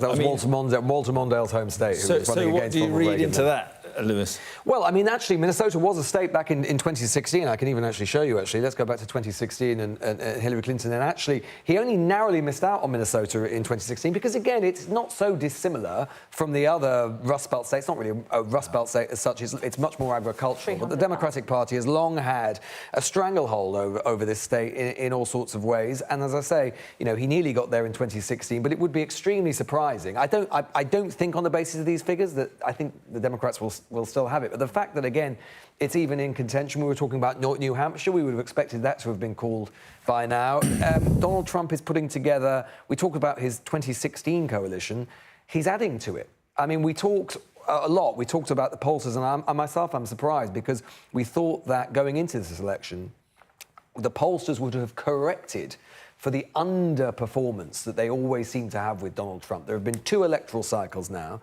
that his overall strength has been underestimated. I think that we are on the verge of seeing a third. Right, yeah. Well, let's talk about North Carolina then. And, well, you visited it recently, didn't you? Yeah, and it was, you know, the suburbs, which are the areas which Kamala Harris needed to make gains, where she appears not to be making gains. And the issue was the economy. I mean, the border, yes, the economy mainly. And it does feel to me that the Democrats, that Kamala Harris has, yes, failed to define herself and stand herself apart from President Biden, but has also, the Democrats, even when Biden was the candidate, but even more so now when Kamala Harris took over, have failed to spell out to the American people the remarkable state of the US economy. There have been an awful lot of remarkable successes. The inflation rate has come way down. It is almost back down to the target level. And yet people don't feel that. The perception and the reality is different. They haven't managed to sell the brilliant American economy to the American people. I think the other interesting thing to point out, and look, Minnesota may be the story that spells this out, is more elderly white people. Which way are they voting? A lot of them, and I'm thinking of people I've met in some of the more rural parts of Pennsylvania as well, these are working class people who could relate to Scranton Joe, as he liked to cast himself. Joe Biden, the man from Scranton, working class guy, is how he liked to present himself. They cannot relate nearly as much to Kamala Harris. She struggled to tell the American people who she actually is. And I think this is why she did this sort of flurry of interviews at one point as well, to try and, you know, tell the American people a little bit more about herself. And maybe just too left-wing, even for white Democratic Party voters. As one guy said, who I spoke to last week, who I've met quite a few times, he's a working class guy, as he called himself, from Johnstown, Pennsylvania. He said, look, I'm an old white man. I've voted Democrat all my life. But Kamala Harris, she's just too left-wing for me. And I said to him, so what, you're going to vote for Trump? He said, absolutely not. I will vote for her. I don't actually know whether he did or not. He said, I will vote for her. But Tim Walz, who you mentioned, the running mate, we haven't mentioned Tim Walz at all tonight. Tim Walz was the guy that Kamala Harris brought in as her running mate because he's coached him. He's the guy that can relate to just the sort of people I'm talking about, so they hoped. White, middle-class soccer dads who can't relate to wokey Kamala from California, but could relate, they hoped, to someone like Tim Walz. So the fact that that was just a terrible decision, to be honest with you. I mean, Tim Walz, for one thing, his politics are exactly in line with Kamala Harris. You know, he's been the governor of Minnesota. That's you know, it's a pretty liberal state. The Democratic Party, the Democratic Farm Labor Party, as it's called in Minnesota, is pretty left wing, and Walz, you know, subscribes to pretty well all of the things that the kind of the left wing of the Democratic Party is supposed to. And on top of all that, this attempt to be, you know, the kind of soccer dad fell horribly flat. I mean, he just did not come across at all as a kind of a regular guy. I mean, the fact that we're now seeing too close to call in Minnesota is a bit of a blow, given Tim Walz's... I agree. I just was saying, win your home state, if nothing else. Yeah, but just on that point, on Tim Walz, you know, a lot of, at the time, people were asking whether she should have chosen Josh Shapiro of Pennsylvania then, rather than him. Yeah, I mean, look, if it a bit again, we'll see. Could still be close. Maybe it could still come down to Pennsylvania, and if it does, and she loses, then absolutely she should have picked Josh Shapiro. But it's starting to look as though maybe it won't actually be that close. But yeah, she didn't pick Shapiro largely because, well, I mean, there were conflicting views. There's no question that because partly because he's Jewish and very sort of emphatically and explicitly, outspokenly pro-Israel, that was going to cause problems within the Democratic Party. Also, I'm told because they didn't think there was much chemistry between him and her. But look, he's the governor, the very popular governor of probably the most important swing state. He's got an approval rating of 60%. He's very effective. He's very persuasive. He's well liked. Yeah, he would have been, and he's moderate, and he would have appealed to a lot of voters. I and agree he would with have you, and I can't believe we finally found common ground on that. But while we're talking about candidate selection, I thought Vance was a little strange of a choice for Donald Trump, considering his criticism of Donald Trump and him calling Donald Trump Hitler, that sort of thing. But it doesn't seem to have impacted Donald in a negative way, including all of the strange things he said about cat women, childless cat women, and that sort of thing. Vance was also a surprise, and I guess there were others who were saying, Donald Trump chose him when he thought that Joe Biden was going to be his running mate. Yeah. He was going to be against Joe Biden. I'm just checking. Do you know where Donald Trump went in each of the last 3 days of the campaign? North Carolina. Yeah. North Carolina. Yeah. I think it was a good gamble. He did 3 stops in North Carolina on one day. Yeah, he did. And she went to Pennsylvania. Just Pennsylvania. I noticed she went to Michigan too, and she remained overnight in Michigan and then back to Pennsylvania. So let's see. He went to North Carolina. He won it. She went to Pennsylvania. Maybe she'll win it. Pay off. Well, they've Maybe. certainly saturated that state with so many adverts and so many, massive part of her At one campaign point, trail. they were doing, the Democrats were knocking on 2,000 doors a minute in Pennsylvania. Money. By the way, that's an interesting story about the much vaunted Democratic get out the vote operation. It is, it was thought to be, it's always thought to be an advantage for the Democrats, and this time around, people were talking about it being maybe a 1 percentage point advantage. Well, if it was, it doesn't look like it's been enough in most of these states. There was the Republican get out of the vote operation, which had been outsourced to these independent groups, was criticised even by some Republicans. But again, it looks like Trump is going to end up. As I said earlier, first of all, it looks increasingly likely like he will win the popular vote for the first time in three attempts, and he will increase his share of the vote, for the second straight time. That's something he'll be very, very happy about. Pennsylvania, $1.2 billion was spent by, this is enormous stuff. Most of it by Kamala Harris. Michigan was second, 759. These are staggering figures, and it didn't always used to be like this. George Washington, they keep is a fact. TV. They keep a fact is coming. George Washington blew his entire campaign budget in 1758 in a Virginia Assembly election, about $100, on 160 gallons of liquor to serve voters, and he won. And should go back to those days. The rest is history. But these are staggering sums of money. What is it in the UK? You're limited to 35. Yeah, well, it's nearly all television advertising. As I say, they keep these local television stations in business every 4 years by spending these vast sums of money. If you want to, and again, it is. We've talked about this a bit earlier. That this election is fought in basically 7 states. So if you want to kind of survive in television, local television, buy a television station in a swing state because every 4 years you're going to get. But there have been attempts at campaign finance reform that just. Every single time, it never goes anywhere. It needs to be. But what about these billionaires? Elon Musk, spending a lot of his own money on the PAC, a Trump-supporting PAC. Alex Soros on the Democrat and then you've got Bezos and the guy who owns the Los Angeles Times making decisions because they own the paper about whether to endorse And for the Kamala first Harris time, or not. So there's a huge endorsing. amount of influence. To be fair, they do own those newspapers. I mean, I think they have. No, absolutely. Well, that was probably more a business decision as well. No, I think that's very unfair. I mean, I know quite a lot about this because I know the people who run the Washington Post. So very, very unfair. And I know that Bezos has been very concerned about the Washington. Do you ever read the Washington Post? It's crazily left-wing. I mean, it's like they're obsessed with, with Trump. They're obsessed with these woke progressive issues. They've gone way, way, way to the left. They've lost. But it is what it is. Unfair assessment of the Washington Post reporting. They've been really fantastic reporting. Well, it's not how Jeff Bezos. It's not how Jeff Bezos sees it. And it's not how the readership sees it. Well, Jeff was making a business decision. It had nothing to do with traditional. But what do you think? I mean, these papers. No, but these papers traditionally make an endorsement. And they didn't this time. The Post didn't. I mean, the Post has done so since 1988. Back in, it didn't in the 1950s and 60s. I mean, the Wall Street Journal, what I work for, hasn't endorsed a candidate since 1932.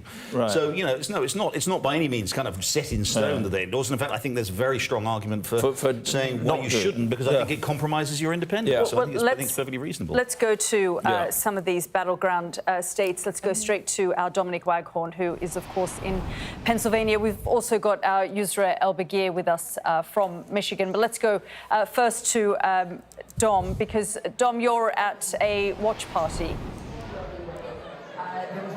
Yeah, we're in, I think, one of the biggest watch parties in Pennsylvania, possibly in the country. When Americans vote, they have these big watch parties, and Trump supporters have organised this one. A massive cheer in the last 5 minutes when Fox News announced that the Senate has gone to the Republicans, majority control of the Senate being won by the Republicans. But the result they are really waiting for, obviously, is Pennsylvania, their home state, but obviously a crucial state in this election because it has, as we've been saying all night, 19 Electoral College votes. And I think there's a growing sense of confidence that they might win that state, and possibly it might be announced soon. Let's talk to a man who might know more than I do about this, Jim Worthington. Jim, you've organised this event, but you're also one of Donald Trump's biggest fundraisers. What do you think is going to happen in Pennsylvania? You're expecting an announcement quite soon, are you? I'll be honest with you. I thought we'd be announcing it by now. I think it's just a matter of time. He's up 3.5 points. There's not that many votes left out there. 82% of the votes cast. Might be 700,000 votes left. She can't make up the 200,000 deficit. You're very close to Donald Trump. You raise a lot of money for him, so you kind of got his ear. Have you been in touch with him tonight or his inner team, and are we going to hear from him soon, do you think? Well, I have been texting back and forth with some of his top people. The president's locked down in Mar-a-Lago watching the returns. He's pretty intense. I would tell you, it always seems to happen. 2016, when he won the election, they held Pennsylvania from 11 o'clock till 3 o'clock in the morning. We knew he had won Pennsylvania 11, and 4 hours later, they finally announced it. I think we'll know in the next half hour. But why, I think, this point, even half an hour ago, I think he declared 4 years ago, thinking he'd won. Why? What's holding him off this time? Because things do seem to be moving more in his direction. I think he just knows that he's got this in the bag, and he just doesn't want anybody to accuse him of jumping the gun. He'll wait till the news, Fox and people like that announce it. Fox, he likes Fox. Fox is very slow on the trigger sometimes, but so I think they're just being cautious. So he's in Mar-a-Lago watching what we're watching tonight, do you think? Oh, no question he's at Mar-a-Lago watching this. He's a big watch party at West Palm Beach. If he announces tonight, he'll do it there. He'll take the short drive over the bridge, and that's where he'll do it. I mean, it's still early days in a sense, but things do seem to be moving in that direction. What do you think a Trump victory will mean outside of America? So people watching Sky News at the moment, wondering what's going to happen next. What do you think it would mean for them? Let me tell you this, internationally, the people around the world should be the most happy about this victory. We'll go back to peace, prosperity. The world will be a safer place. You'll have less conflicts. You'll probably have no conflicts, but he'll come in and resolve those things. Remember, the 4 years he served, there was not one new conflict. As soon as he gets out of office, Ukraine is attacked by Russia. You got Israel's war breaks out. There's all kinds of things happening in America, outside of America. I mean, I'm shocked that the people around the world should be supporting him as much as they can. I mean, other people would say he doesn't seem to believe in climate change. Most people do. He could be disastrous for the planet, and he's very close to Vladimir Putin as well, an enemy of Russia. Well, so let me tell you this. A nuclear bomb dropped on Europe is a lot worse for climate change than anything that I could ever imagine. So you better be concerned about things like that first before you're concerned about that. As far as Vladimir Putin, you know what? There's nothing wrong with establishing relationships with foreign leaders. Then they get to know you, and then they get to fear you. All he has to do is, he's very unpredictable, and that unpredictability is the reason why they wouldn't do anything. You hoping to speak to the former president, possible president-elect tonight? Will I speak to him? No, I won't, but I'll see him on Thursday. I'll be at Mar-a-Lago Thursday through Sunday. He's always on the patio for dinner. That's where we all eat. I'm sure I'll get to see him then. I may get to talk to him today, or maybe tomorrow. I wouldn't put it past me, but because this community here, Bucks County, Pennsylvania, is the bellwether of the county and the country. You win Bucks County, you win Pennsylvania, he's the president. That's the way it's going. You know him well. What do you think he's feeling right now? I think he's feeling like he's gotten his revenge, they're announcing Hawaii. I think he feels like he's fought back, and the guy's just an incredible warrior. I mean, imagine being shot, up on stage in Butler, another assassination attempt, all the lawfare against him, all the fake stuff that they did, coming up with things to try to put him in jail. I mean, the guy is just resilient. You just can't. He just keeps fighting back. I'm sure he's, it's the greatest comeback story in American politics. We'll leave it there, Jim. Thank you so much. We'll let you get on with your evening. Thank you. Good to talk to you. And I think that's sort of typical of the mood here. Pretty bullish, I think increasingly confident, but a number of people have said to us they're still nervous. They remember 4 years ago they went to bed thinking Trump had won and then woke up and Joe Biden was the president-elect. And a lot of them said to us tonight they don't dare go to bed because they're worried that could happen again. But I think the way things are going, I think those jitters are being dispelled a bit, and they are expecting, I think, pretty good news about their home state in the next half hour or so. We'll see where that leads in the national race as well. Yeah, we will. OK, Dominic, thanks very much indeed. Well, it's just past 5 a.m. in the UK, midnight here on the east coast of America, and the polls have just closed in Hawaii. And pretty much straight away, there it is, Harris has been the projected winner of Hawaii, solidly Democrat, and some good news for Kamala Harris. And then we're going to see North Carolina, and there we are. That is a big win for Donald Trump, projected winner of that swing state of North Carolina. OK, let's speak to some of our correspondents. James Matthews is in Mar-a-Lago, Donald Trump's home in West Palm Beach, Florida. And Martha Kelner is with the Harris camp here in Washington. Let's actually go to Martha Kelner first and just get a sense of the mood there with the Harris camp. We spoke to you in the last hour or so, Martha, and you said that they were cautiously optimistic. What are they saying and thinking and feeling right now? Well, I think publicly the Harris campaign are still saying that they're cautiously optimistic. They still think that there's, or at least publicly they're saying that they believe there's a route for Kamala Harris to victory still through the blue wall states of Pennsylvania, Michigan and Wisconsin. But I have to tell you, here at Howard University, which is her election night HQ, a couple of hours ago people were singing and dancing. The mood was very buoyant. Well, that has completely, drastically changed now, especially when that result was read out. People are watching on the big screen here as the results come in. When it was revealed that Donald Trump was the projected winner in North Carolina, it felt almost eerily silent here. It was so quiet that even with 10,000 people in the crowd, I could hear a drone buzzing above. There are a lot of dejected, despondent people here. I was just taking a quick wander around, and there's lots of people holding stars and stripes flags, but they're just, you know, dangling by their waist. And I think the hope that they might see Kamala Harris appearing on this stage this evening is dwindling too. The Harris campaign still trying to strike a positive note, particularly with campaign staff. There was an email sent by the campaign chair for Kamala Harris, Jen O'Malley-Dillon, in which she said that she still believes that they do have a route to victory. She said, we've known all along that our clearest path to 270 electoral votes lies through the blue wall states. She said, we still feel good about what we're seeing there, about the data that they're seeing, especially from Pennsylvania. In that note to staff, she said, we'll continue to keep you all updated when we get more information. This is what we've been built for, she said.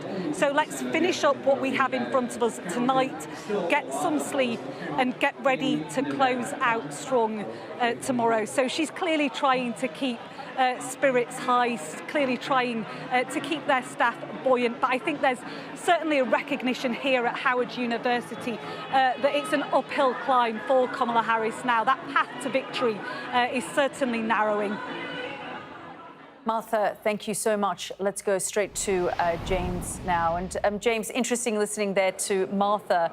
It's almost like the Harris camp have given up on the Sunbelt states and they're focused now on those northern Rust Belt states. Hi, Yalda. Yeah, looking for results where they can. I can tell you they like what they're hearing in terms of results here at the convention center in West Palm Beach. The Trump Watch Party, several hundred in here. I mean, they've been here for several hours now.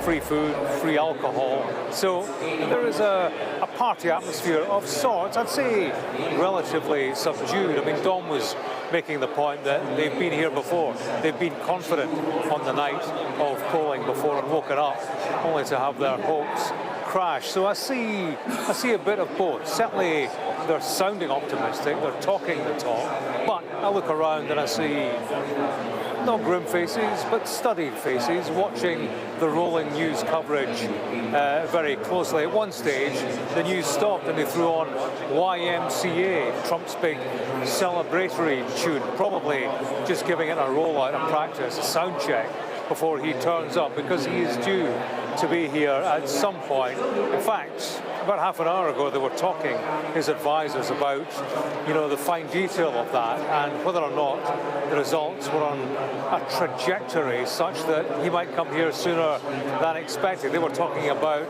midnight. Well, midnight's passed here, so we'll see. We'll see how that pans out. But Team Trump previously were talking about being cautiously optimistic.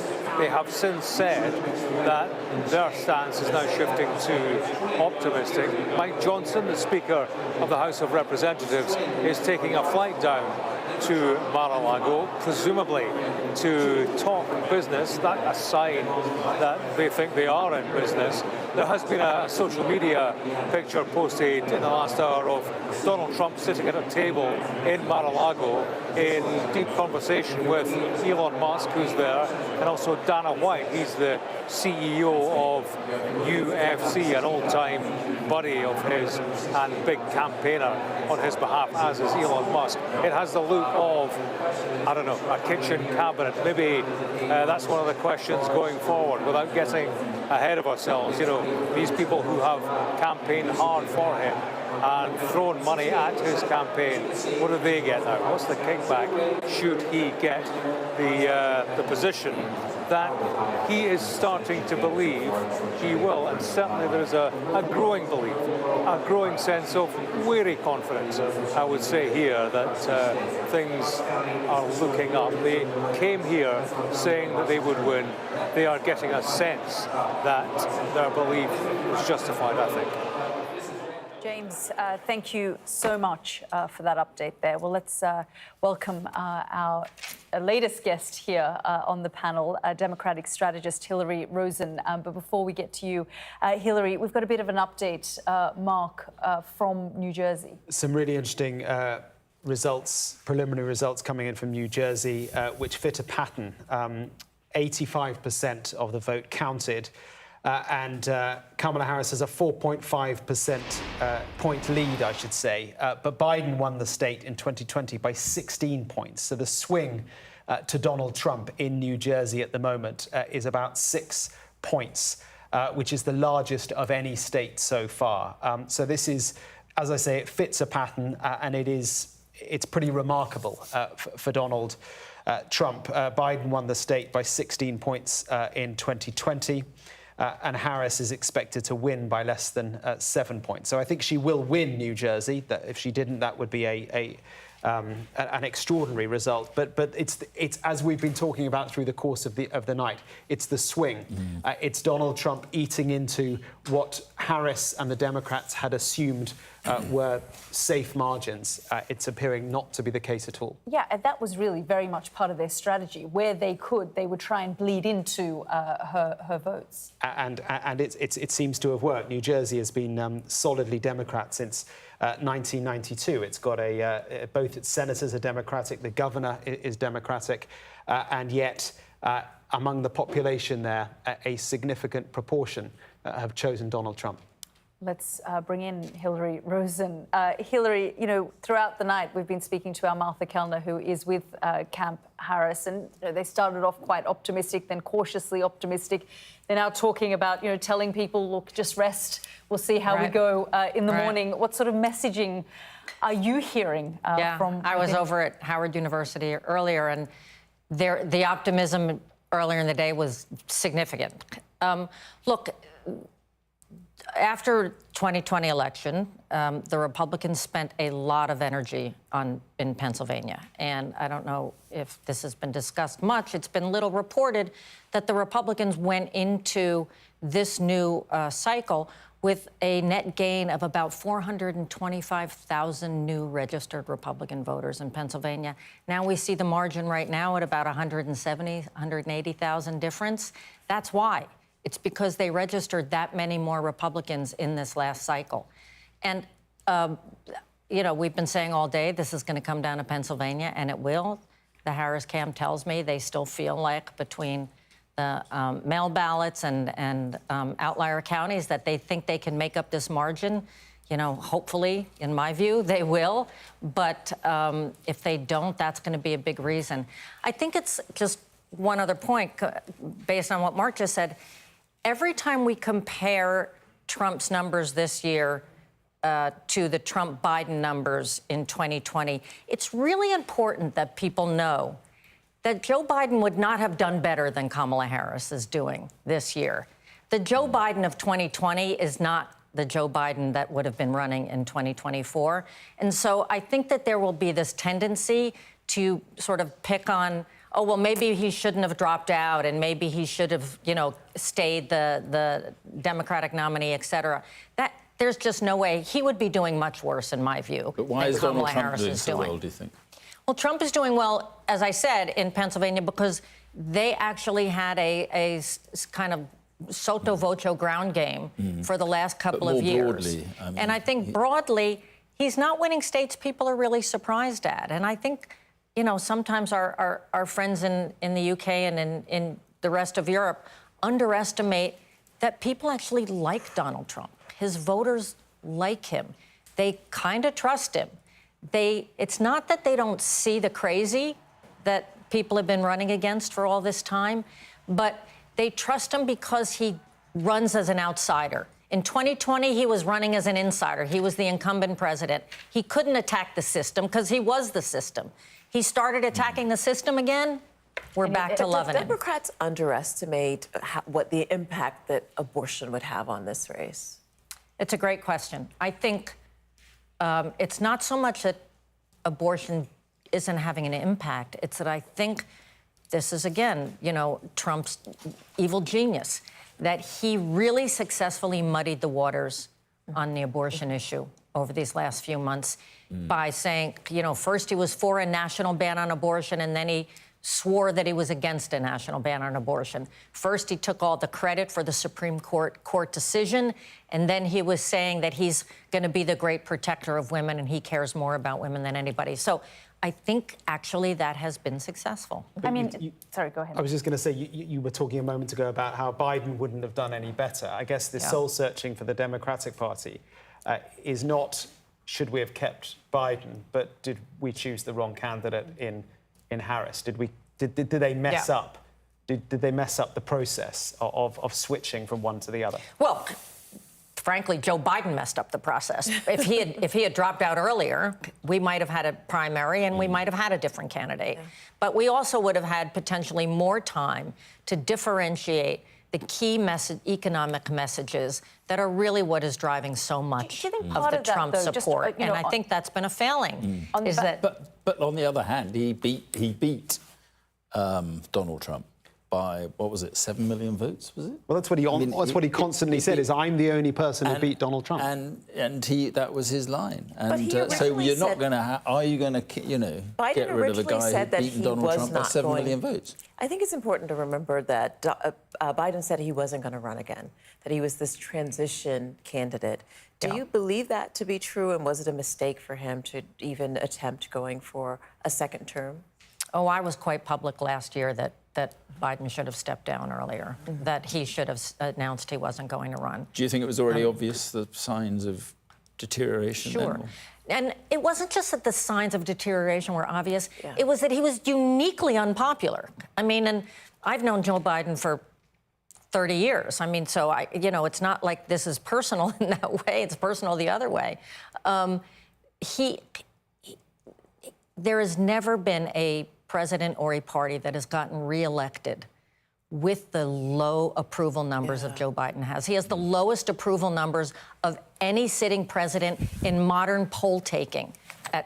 And that is crazy, but true. And so that's translated into 70% of voters right now feeling like the country is going in the wrong direction. And Hillary, I mean, obviously it's not over till it's over, because we still have a way to go, and we haven't seen how right, and if Kamala Harris wins, she will have overcome that.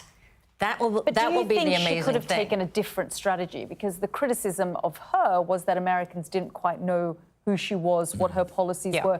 Yes, she's only been in this race for 16 weeks, and Americans have had a long time to figure out who Donald Trump is. So even the attacks she was making, the sorts of things she was saying about him, weren't sticking because Americans had already made up their mind about Donald Trump. Yeah, and, we've had this conversation on air many times that it was hard to give voters some new information about Donald Trump. But she could have spent more time giving voters new information about who she was, about differentiating her economic policies from Joe Biden, about creating a vision that gave people a little more hope. I think they spent a little too much time on Donald Trump's a fascist message, and not quite enough time on the undermining of his actual economic policies. Were they a little late getting her out there? I mean, she did that one big week of press, but before that, she was somewhat silent. She didn't do a lot of these sit-down interviews. Do you think that was a mistake?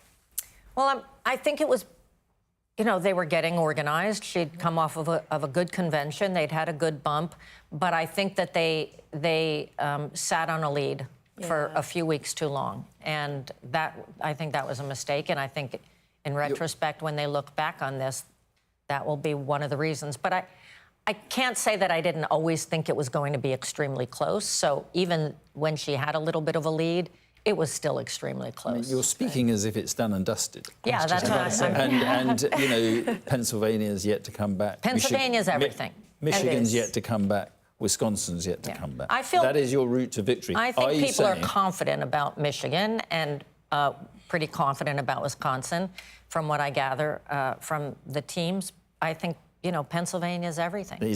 But is your information that Pennsylvania is going to be a stretch now? No. I mean, I don't know. Well, it's already a stretch. So we could be having a very different conversation in we could, but a few hours' time or a few days' time. to the extent that we see Donald Trump overperforming in Pennsylvania beyond expectations, I'm giving you the reasons why. To the extent, as I said, Kamala Harris wins tomorrow, she will have overcome a lot. And, you know, that will be a huge victory. I mean, there is one issue. I mean, I was here in 2008, and even Republicans were saying Barack Obama is, you know, a once-in-a-generation politician and, you know, extraordinary candidate. No one is saying anything like that about Kamala Harris, and she probably, to be fair, suffers in comparison with Barack Obama. Would you think, is that true? I mean, I don't know that that's the comparison. I think that the problem that she has is that she has been, you know, the number 2 to an extremely unpopular president. And I think were she out there on her own, she would have had a different shot at defining herself. Let's just bring everyone up to date on where we're at with some of these results, because, of course, one battleground state we've been able to call for Donald Trump, and that is North Carolina there. So we're still waiting for the other battleground states. We've been talking about Georgia and Pennsylvania, Michigan, Wisconsin. But let's just have a look at Georgia. Georgia remains too close to call at this stage. So while we've called North Carolina, projected Donald Trump to be the winner there, Georgia is too close to call. Pennsylvania there, again, too close to call.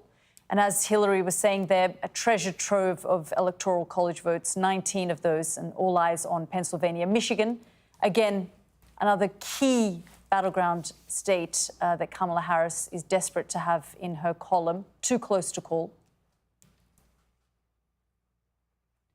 Wisconsin, again, too close to call at this stage. Let's have a look at Arizona. Very tight there as well. Too close to call. And Texas, Donald Trump, the projected winner. And let's go to Florida now. Donald Trump, projected winner in Florida.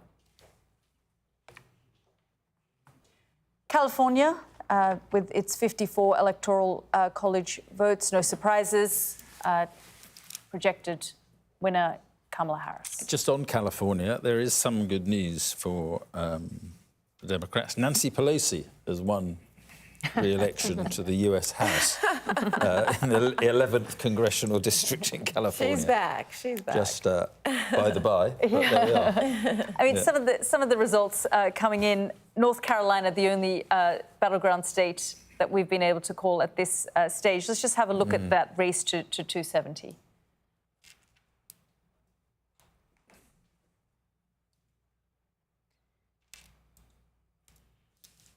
Yeah. And, as you said, that magic number 270. It's not as dire as it did look. Yeah, some of the blue states from the West are coming in, and you know, California. We laugh about the margin and Nancy Pelosi, but California is really important. The margin that Harris is pulling in California may just be enough to pull in a few close congressional races, which could give the House to the Democrats, which would be a huge victory if we get that shift over. Yes, what's going on? We need to find out from Lewis at some stage what's going on in the House race, actually. Yes. Because there are these important races in California three and races in New York. in California, three or four races in New York that people are waiting on that will make the difference in the House. But also Nancy Pelosi, of course, was one of those who wielded the knife on Joe Biden, and she may be wondering now whether she should have done it earlier. She might be. She'd never tell you, but she might be. Yes. Yeah. Well, let's go to one of the battleground states and speak to Yusra, who is in Michigan, of course, for us. Yusra, just bring us up to date on what the mood is where you are.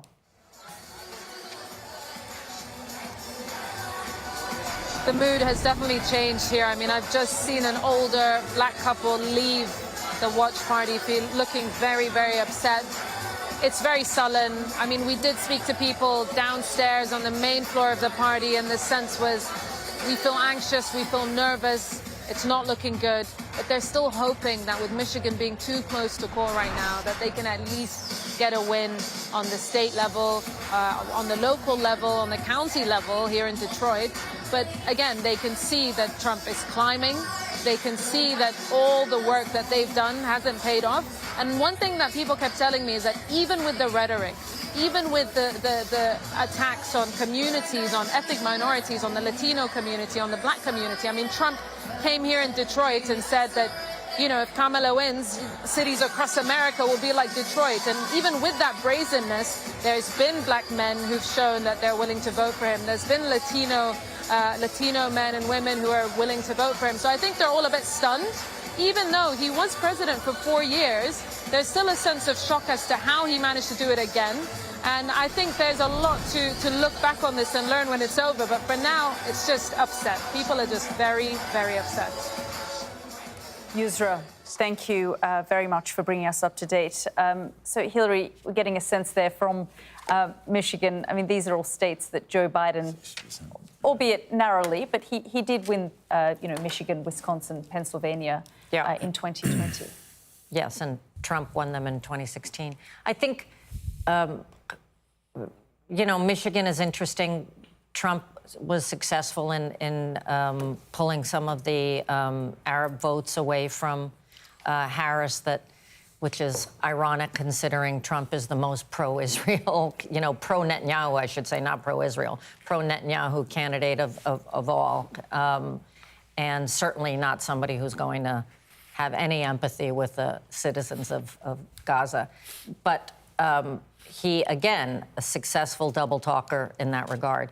I think the other place in Michigan where it really matters is, blue-collar manufacturing workers who have historically loved Donald Trump. Mm-hmm. They are voting in numbers. And I think we've seen today, we'll see better over the next couple of days. Younger men have navigated towards Trump, whereas people under 35 have historically had very significant Democratic margins. I think we're seeing that it's a bit different today with men. Hillary, are you seeing any similarities between Kamala Harris's campaign and Hillary Clinton's campaign as we sit here now? Only the desperate fear that they're both going to have lost. I think in many ways, Kamala Harris is actually much better liked. And, one of Hillary's problems, even though I love her to death, she wasn't personally popular enough, particularly among women and loyalty. And I think she's even said in recent days that, the abortion issue for younger women, for older women, it's created a motivation and a sisterhood that she didn't experience in her campaign. And I think that that's right. But I think the message on the economy is, a powerful message, and people just maybe are not trusting women to deliver it effectively. And on that point, I wonder what lessons the Democratic Party takes from this, because, this isn't a fait accompli as yet. Right. But if it is the second time that they have put a female candidate forward, and this is the reaction, do they learn the wrong lessons as a result of this outcome? I guess I have to think that this isn't about Kamala Harris being a woman. I think, we talked earlier about so many other impacts. Look, the Democratic Party used to be the party of working people, both black and white working class folks. It is no longer the party of white working class folks in the United States. And that, unlike the Labour Party in the UK, and that in and of itself has been a dramatic loss. A Democratic president hasn't won the votes of white women since Bill Clinton. So we have really lost this commitment to identifying and engaging working class voters in a systemic, trusting way. And the fact that you have a billionaire who's focused on tax cuts for the wealthy is somebody who those working class voters seem to trust more on the economy is hard to fathom. But yet that's where we are, because he is, again, the person who's saying you are getting screwed. And all of those other people are the ones screwing you. And that's an easier message. I just to bring you up to date with what Donald Trump is doing. And he's on his way to Palm Beach, the Florida Convention Center, to talk to his supporters. So Donald Trump. And he's going to declare victory straight out of the playbook. We don't know. He may also have been told about the news from Erie County in Pennsylvania, the northernmost county in Pennsylvania. It's considered very, very important, a key indicator of either candidate's success. 95% of the votes counted in Erie, and Donald Trump is leading by just under 2,000 votes. It's one of those very, very important must-win counties in a must-win state, a manufacturing hub.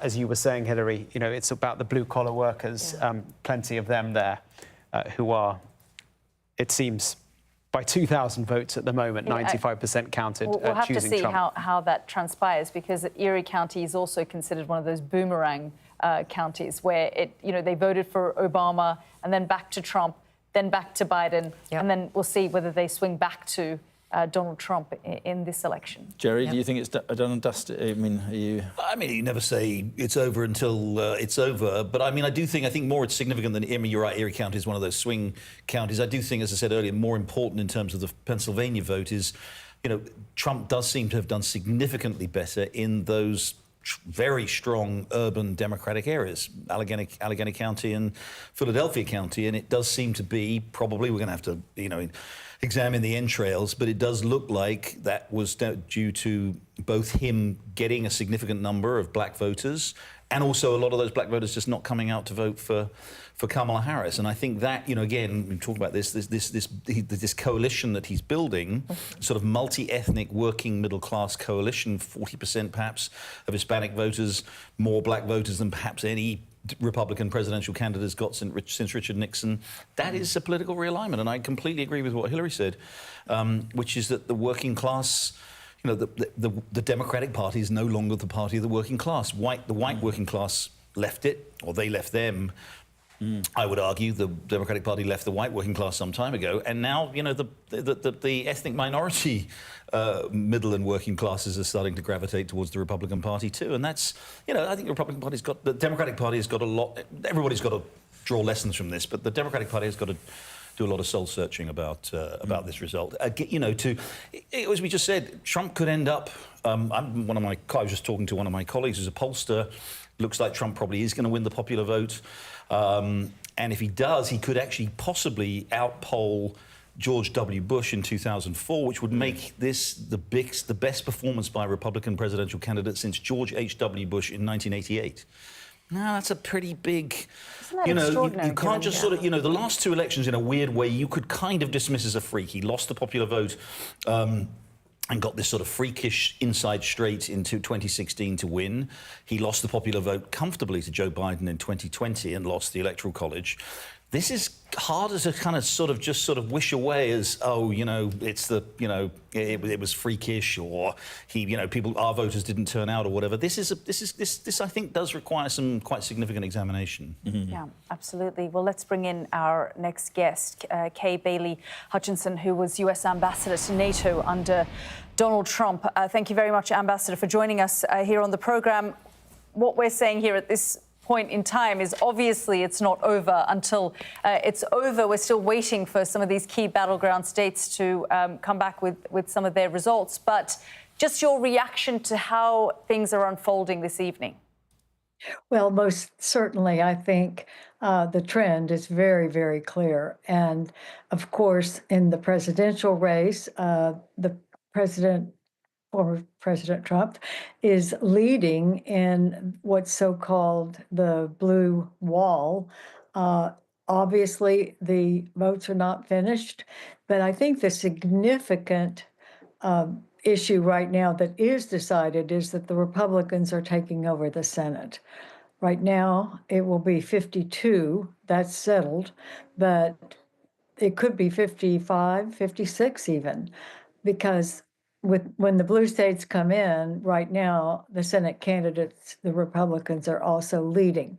Now, that could change, but what is already settled is a Republican Senate. So that's going to make a big difference regardless of who wins president, and it looks like President Trump is on his way back in. Why do you think that is?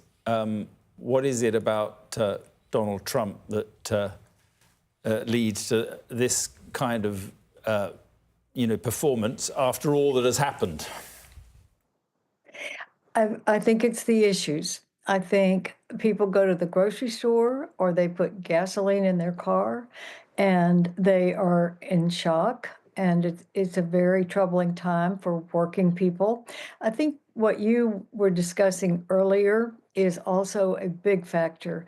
There is a realignment of the parties, and I think the Republican Party is talking about the issues that working people care about.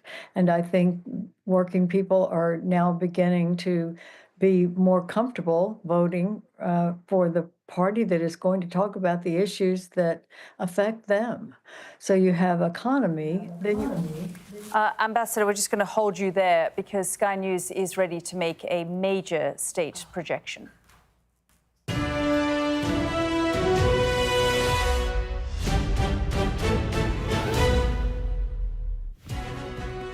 A crucial state, Sky News is projecting that Donald Trump has won Georgia, one of the key battlegrounds of this election, worth 16 electoral college votes there. So North Carolina in Donald Trump's column, now Georgia, another one of those key Sunbelt states, making the path for Kamala Harris that much more difficult. Her reliance now on Pennsylvania, Michigan, Wisconsin, increasing by the minute. It's complete, yeah. Well, yeah, virtually complete. I mean, a typical red state, but there has been a lot of attention here because Joe Biden became the first Democrat to win the state since Bill Clinton in '92. So there were hopes, the Democrats had hopes, but those hopes are dashed by the result you see in front of you now.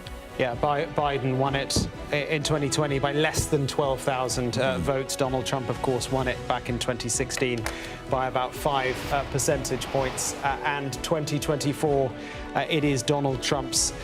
Again, we heard from Brad Raffensperger, the Secretary of State there a little while ago. His mathematics a couple of hours ago was that Trump had won it. Well, now we're making that projection as well. And we're hearing that former President Trump is likely to speak at his watch party in West Palm Beach, Florida, relatively soon. So it'll be fascinating to hear what he has to say when he takes to the podium there. Not all that far from Mar-a-Lago, where he has spent the evening. And he's edging closer, as you see there, 246 to 189. The race to 270 is hotting up. And the Georgia race in 2020 was also driven by the Raphael Warnock and John Ossoff runoff in Georgia. And so Stacey Abrams' apparatus was able to kind of get out and galvanize the vote there. I wonder if that was the case here, but we're seeing that Donald Trump was able to be victorious, so maybe that get out to vote effort was not as successful as the Democrats hoped that it would be. Yeah, well, let's go straight to our correspondent, Cordelia Lynch, who joins us live from Atlanta, Georgia. And Cordy, I don't know if you can hear me now, but Donald Trump has taken Georgia. He has indeed, and I can tell you the mood in the room here in the Republican watch party has been jubilant for some time. I think people believe that he had Georgia in his pocket hours ago. We have seen independent voters swing significantly towards Donald Trump. They are a group that Joe Biden had performed well with.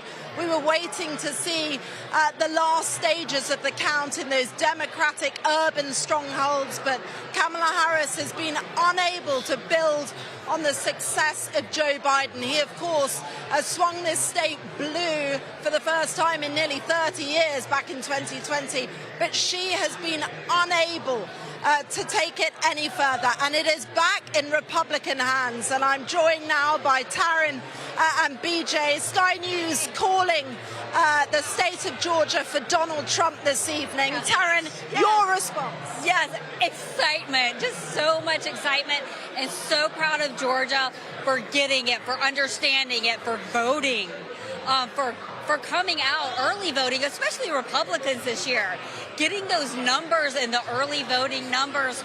So as you go forward, you're not wasting money on like sending stuff to people who haven't voted, and you can really hone in on the swing voters, on other voters, and just getting those numbers. And I'm really proud of my fellow Georgians.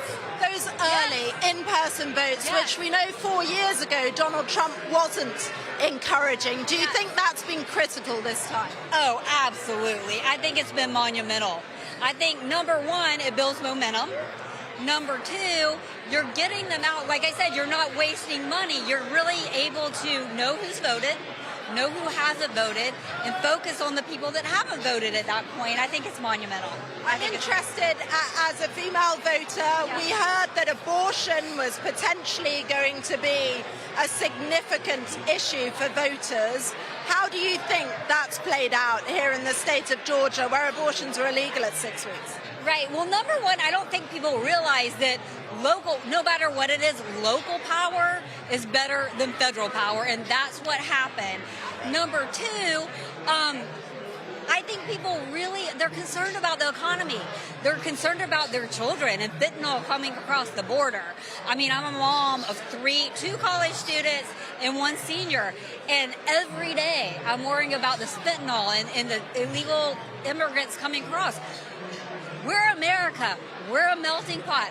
We welcome people, but you've got to come the right way because we have to protect our country. And I think people realize, I mean, you know, when you can't feed your children with the economy, I was looking at my grocery list and I'm like, Amazon will send you the price differences. And it's crazy in 1 week how my price differences are rising. So that's one thing, feeding a family, buying a house, you know, keeping our children safe, keeping our family safe. That is paramount. And that's what people are looking at this point. Other than that, I mean, and that to me, the abortion issue comes down to local control. And I'd much rather that. Taryn and BJ, hopefully I'll get to you a little later. BJ will be coming back to you, but certainly a great deal of optimism. They put economy and immigration at the center of the Republican campaign here, and it has paid off for Donald Trump.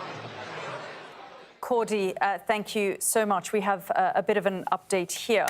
We understand our sister channel, NBC News, has projected that the Republicans will take the Senate. So crucial. We might actually see that triple flip that we talked about. And they're not just going to take the Senate. It looks, I mean, as Kay Bailey Hutchison just said, I just looked at the latest numbers coming out of Pennsylvania, Michigan, and Wisconsin. All the Republicans are leading. You know, it's very interesting. In every single election, when there's been a presidential election and Senate in a presidential year, there was only one seat in 2020 when the winner of the presidential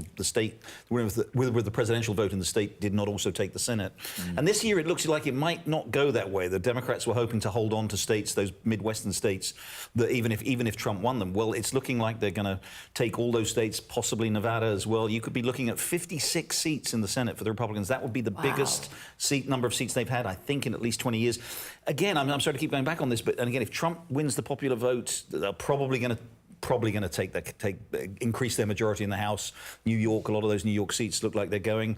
You're going to have, as you say, not just a triple crown, a triple sweep, but the biggest Republican victory since 1988. Wow. That's what we're looking at right now. Absolutely. The Democrats have been in control of the Senate, which is the upper house of Congress, for the past 4 years. But this here you can see is a projection of what we think is going to happen with a clear shift with the Republicans controlling the upper house. So a massive moment indeed for the Republican Party. The lower house, of course, all 435 seats in the House of Representatives are up for grabs. In the Senate, the upper house, 34 seats were up for grabs, but a swing to the Republicans in the upper house. And, you know, maybe they'll get a a clean sweep. But let's go now to the It might Harris be a flip camp, all I the think. way, though, because we will they've continue already picked up overnight a couple seats in the House. to fight to make sure that every vote is counted, that every voice has spoken. So you won't hear from the Vice President tonight, but you will hear from her tomorrow. She will be back here tomorrow to address not only the HU family, not only to address her supporters, but to address the nation. So thank you. We believe in you. May God bless you. May God keep you. And go HU and go Harris. Thank you all. HU is a call. It's a call and response. So you say HU and then you say you know. So when he keeps saying, thank you so much, Hillary, for being down I'm on the board of Howard. Yes, no, I know this. It's interesting that she's done that. I mean, because look, That was a mistake. Trump's at 246. Pennsylvania, I think, is going to be called fairly soon for Trump. That's going to be 265. He's just going to then need one more state, and he's going to go and declare victory. I said that earlier. It sounds like he will said declare that earlier in the victory. night, that's part of his playbook. She has now basically given him the room and the space to do that by allowing Cedric Richmond to come out. The stage is set for Donald Trump to go through all of the different things that he does in the past. But that's quite a remarkable thing for the Democrats to do at this time. It's a mistake. Well, I mean, this is going to be called with it, well before It's the not going to be morning. called tonight. I think they must. They understand. Look, if it's called, the state of Pennsylvania But the is fact not that the going to be lights called are tonight. up and people are leaving, it's a mistake, I think, for her not to come out But if and it's speak called, to her supporters. if it's called, and the won't she have country. to come out? Do you think? I mean, Well, it's the same thing that But they Hillary must Clinton know did. from the Remember, Josh Shapiro's the governor of Pennsylvania. The Secretary of State's a Democrat. They must know that they're not going to get enough ballots tonight to call Pennsylvania tonight, and otherwise they would not shut out the lights and go. But I think that to the extent that she wants to keep people's spirits up, she wants to, stay in the game and until the last dog dies, she probably could have come out and said something. Yeah. She should have come out and said something. Is that a wave or what is it? It's a gentle beckon, I think it's fair to say. No, I just wanted to just show you where we are really in terms of it's the overall scores on the doors. As you can see, 246 versus 189. Donald Trump is getting closer and closer to that finish line. We've now had Georgia, of course. We can see 98% of the vote now in, 51% of the vote nearly, a difference of 127,000. What a difference 4 years makes when Joe Biden was the first Democrat to take that state since Bill Clinton in 1992. North Carolina, long since gone Democrats. It breaks Democratic hearts, North Carolina. Never ever seems to quite happen for them, and certainly not this time. And in terms of the remaining battleground states, Donald Trump is ahead in each and every one of them. Pennsylvania, ahead by 162,000 votes. You were talking about Erie County a little bit before, the bellwether county that everyone always keeps an eye on. We can see 98% of the vote now in. Donald Trump is ahead, basically almost the same margins as Joe Biden won by last time.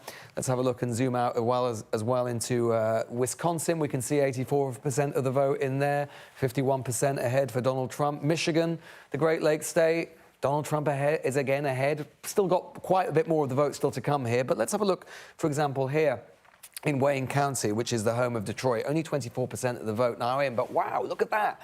Joe Biden got 68.4% of the vote in Wayne County, the home of Detroit. Big black population, big African-American population. Joe Biden is currently, Donald Trump is doing better by 10 points, 10 percentage points by comparison to that which he did back in 2020. And I just want to show you this as well, because I think this is really extraordinary, really. Just in terms of some of the Democratic strongholds, we talked about New York before. 91% of the vote now in New York. Harris has got 55.2% of the vote. Joe Biden got 61% of the vote. This is the weakest Democratic performance since the mid-1980s in the Empire State, a state which is obviously an absolute Democratic stronghold. And that's not the only state as well. Let's just go down here as well to neighboring New Jersey. Again, it doesn't get more Democratic than New Jersey, the Garden State. 87% of the vote now in. I mean, look at this. Donald Trump here got 41.4% of the vote in 2020. He's now got 46.5% of the vote. Kamala Harris has 51.4% of the vote. If we go over to the northeast of the country as well, Let's have a look up here. Rhode Island is not a state that we talk about very often in presidential elections for a very good reason. It's the smallest state. Got 95% of the vote now in here. Again, Kamala Harris is going to win it. It's already been declared. But look, Joe Biden got 60% of the vote near enough here in 2020. Donald Trump got 38.6% of the vote. Again, he's doing so much better in all of these places. And I think when you're looking at a result like this, Mark, we've spent so much time talking about, you know, what if Kamala Harris had chosen Josh Shapiro? What if she'd made this strategy? What if she'd done that strategy? What we are seeing across the United States on this map is a universal swing across age groups, across ethnicities, across geography, towards Donald Trump. Donald Trump, put very, very simply, is doing better everywhere. Kamala Harris is doing better, by comparison to Joe Biden, virtually nowhere. And whether you look at the presidential level, at the Senate, the chances are a little bit better in the House of Representatives, but at the state level as well, Republicans are doing better and putting together their most diverse and impressive electoral coalition that they've had for decades. And that is despite the fact that Donald Trump, during that time, since the last election, has become a convicted felon, has led, his critics say, an insurrection on the Capitol building itself, and all of the outrageous comments that we've seen in between then and now. The American people seem to be saying tonight that they have seen that movie before, the Donald Trump movie, and I'd like to see a sequel. OK, well, Lewis, we've yet to have the blue wall states declared, Pennsylvania, Wisconsin and Michigan, but things do seem to be going irreversibly in the direction of Donald Trump, which probably makes things a little bit disappointing at the Washington watch party, or what was a watch party. Is it still going on? Martha Kelner's there. Let's find out if it's still going on. The music's still just about playing in the background, Mark, but this party is well over now. I've just spoken to a few people as they're trickling out of the exits here, and they were understandably given their views. They were saying how dejected they were. One woman said she was heading home for a stiff drink and to consider what the next 4 years might have in store. Another woman talking hopefully actually about potentially building bridges with the other side, as she called them. We've just had Cedric Richmond, who's the Kamala Harris campaign co-chair, on the stage. He said Kamala Harris won't appear on this stage this evening, but he did say that we could expect to see her here tomorrow, where she will address not just people at Howard University, not just her supporters here, but he said she would address the nation. It may well be that she comes here tomorrow to concede this race. That is how quickly it seems to be running away from her. We did have an optimistic note earlier came through from Jen O'Malley-Dillon, who's the Kamala Harris campaign chair. She wrote a note to staff saying they still do see a route to victory through those blue wall states of Pennsylvania, Michigan and Wisconsin. She urged staff to maintain hope, to go to bed, to get some sleep and come back to fight tomorrow. But I think there's certainly a recognition here that path to victory is looking ever so unlikely for Kamala Harris. And it was amazing, really, how quickly the mood changed. A few hours ago, there was this real sense of optimism here. I think people at this party felt like she'd had the better run-in to Election Day. They felt that she'd taken advantage of some of Donald Trump's missteps over the past 2 weeks, while the polls simply haven't borne that out this evening. And so a lot of very dejected, despondent people. There were around 10,000 people here earlier. I'm just looking around. There's maybe a few dozen of them remaining. Everyone else has gone home. All right. Martha, this thank you reminds very me much so indeed. much of 2016, and I remember that Hillary didn't come out, and someone came out and said, you guys go home, we're going to sort this out. And there were women and there were young girls in the crowd, and they were just crying, and they were so disappointed that they didn't hear from the candidate. I think it's a mistake that Kamala Harris didn't come out and address her alma mater, and address the women who came there to hear from her, and to say, we're still in the fight, we'll be back tomorrow. But instead, she sent Cedric Richmond out, and I don't think that will fare well. Well, we saw the Harris HQ, I mean, they're behind Martha, just emptying out. What do you think, Hillary, the strategy and thinking behind that would have been? I think that look, I think that the campaign has been run by a group of sort of, in some respects, formulaic insiders who may have lost touch with who their voters are.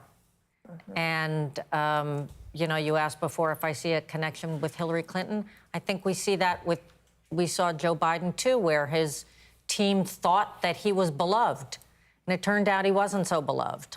I think that the professional class of the Democratic Party is really going to need to take a look at themselves about how they're running campaigns and what their messages are, and whether demonization is, you know, of Donald Trump was the successful strategy that they all bought into. And my guess is that Kamala Harris probably felt a little stuck tonight and didn't know what to say. And I don't know that her team knew what to say, so they decided to turn out the lights. And that's, quite a decision. you know, You just don't disappointing. turn out the lights when you have, you know, you've posed this as history in the making. You said this is the first HBCU president. This is a beloved daughter of Howard University. And then you turn the women that I saw in that video away and told them to go home. We'll sort it out in the morning. I think it's a critical era. I mean, effectively, the campaign, Kamala Harris turned it into a referendum on Donald Trump. That's what it became, rather than any... Yeah, and that was their one hope. Look, if it was going to be on the issues, they knew they were losing because on the of the economy. They were well behind on the economy, they were well behind on immigration, they were behind on... the one issue they had, obviously, was abortion, which was definitely theirs, but in the end, that saliency just wasn't as big as those other issues. The one issue they had, and it wasn't an unreasonable bet, was that people didn't like Donald Trump, didn't like his character, were horrified by what he did after the last election, and they tried to turn it into a referendum on Donald Trump. But when you're the incumbent party, even when your opponent has been a previous incumbent, when you're the incumbent party, turning the election into a referendum on the opposition is an incredibly difficult thing to do. And by the way, that wasn't a Harris strategy. That was the Biden strategy from a year and a half ago, maybe 2 years ago. I mean, and she essentially inherited all the same people. Jen O'Malley Dillon was the campaign manager for Joe Biden and took those same messages. And you know, Kamala Harris could have changed it up, but she couldn't. That was a part of the deal, was that Jen had to stay in place. No, she could have changed up the messaging, and she was the candidate. She was in charge. But it was quite extraordinary, the momentum they really moved that she built when she did step in within weeks. But that was only because they had no other option. She had been presented to them, and the momentum came from that. I think there was a bit of euphoria that that there was a chance. And I always said, and I think I said on air many times, look, with Joe Biden, we had zero chance against Donald Trump, and Kamala Harris gave us a 0+1 chance. And from a procedure standpoint, let's be clear, Kamala Harris is the only one that could have taken over at that time and had the opportunity to utilize the money that they had raised together and to utilize his infrastructure. So I don't believe that there were a whole lot of other candidates that wasn't who could Barack have stepped Obama in. and Nancy Pelosi's view. They thought they understand, and I don't want to get into the weeds of interworking of Democratic politics, but I did talk to Leah Daughtry, who made it very clear from a rules perspective that Kamala Harris was the one who could step in and take over. Do you think there should have been a process? Well, I think if he had stepped down earlier, a process would have been easier. I think, you know, rules can always be changed if they had determined to change them. They could have. The Rules Committee had made those decisions. So you know that they didn't want to change the rules. Committee went through a battle. They did not want to change the rules because they'd gotten to this point where they said, we are not going to, at the last minute, step over a woman of color and move to a different process. That's it. And but she was a qualified vice president. Yes. It's not like they were saying, you know, we're going to pick a Joe off the street. But having said that, the sense that she was not ready to take on this role is quite true. But nobody would have been ready in, you know, 5 days to take on that role. And that's why you have a professional team. That's why you get ready. That's why. But she came out of the box with a lot of enthusiasm, with a lot of hope. and a lot of support and a lot of money. Crap load of money. And a lot of volunteers. I think one of the things she's probably thinking We're about not allowed tonight. to say crap on British television. Well, she's thinking about tonight in terms of what she does tonight. You know, I've got respect for Kamala Harris, and I think the way she actually did manage to mount a campaign to see off any potential alternative and to mount that campaign and do a good job in the debate, she did a pretty good job. But realistically, this is probably the end of her political career. I mean, maybe she'll go back. not write her political maybe she'll go back. obituary. Well, That's how not many fair. losing vice presidents? Well, how have many gone on to losing have- presidents? I mean, Donald Trump is making a history right now. So let's not call it. I mean, Donald Trump is defying the odds as we speak. Right? I don't not think, over for I don't her. think She's the young. Democratic Party is going to. It's going to be hard to come. We've got a 78-year-old man, right? Give us another try. Let's not say she's that's another We actually have that is another interesting point to discuss. You know, how's he done this? I mean, extraordinary energy for a start, but we can discuss that in a moment because there's music and there are the one thing we've learned overnight is that music means that we're about to do something. That we're about to witness the closure of, I think it's the last poll, isn't it?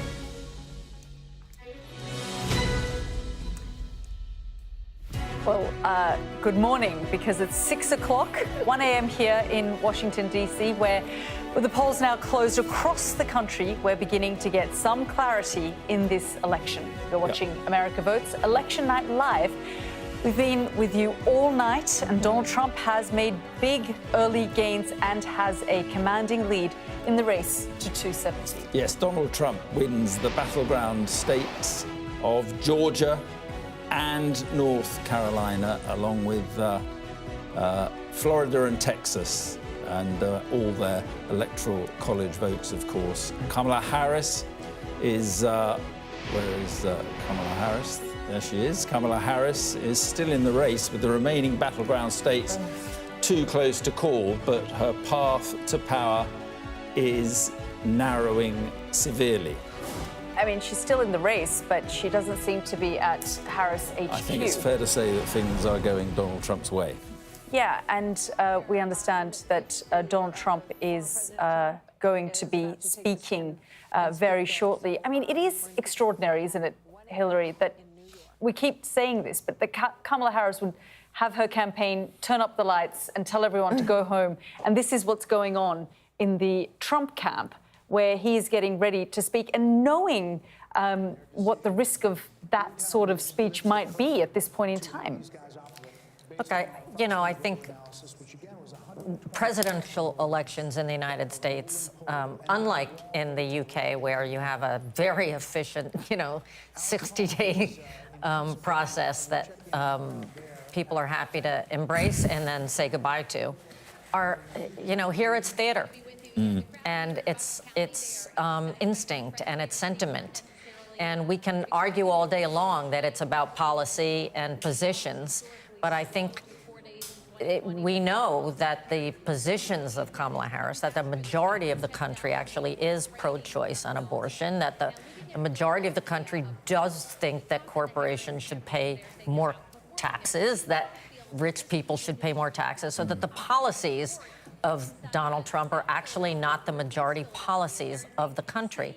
But the theater of Donald Trump, the engagement, the trust, the process overtakes that. And I think Kamala Harris is, let's just give a hard lesson to learn. But Jerry, you think, just to get this clear, you think the Republicans are on the verge of a big victory? Yeah, I mean, it looks very much like that. It looks, again, it's going to be close. These Senate races are going to be close.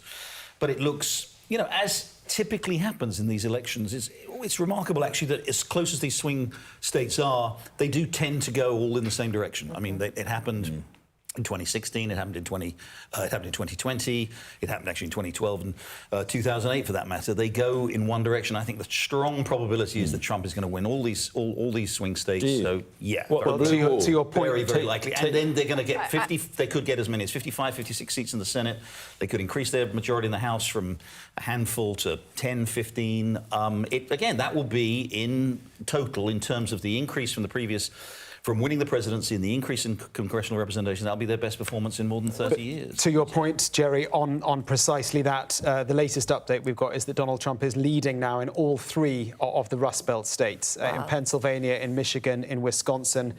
He's 6 points up in Michigan with 62% of the vote counted. He's 3 points up in Pennsylvania with 92% of the vote And he'll win counted. Arizona and Nevada too. And Wisconsin, 4 points up, 86% counted. So, and as for the Harris campaign, well, she has said in the last, well, her spokesperson has said in the last half hour that she's gone home.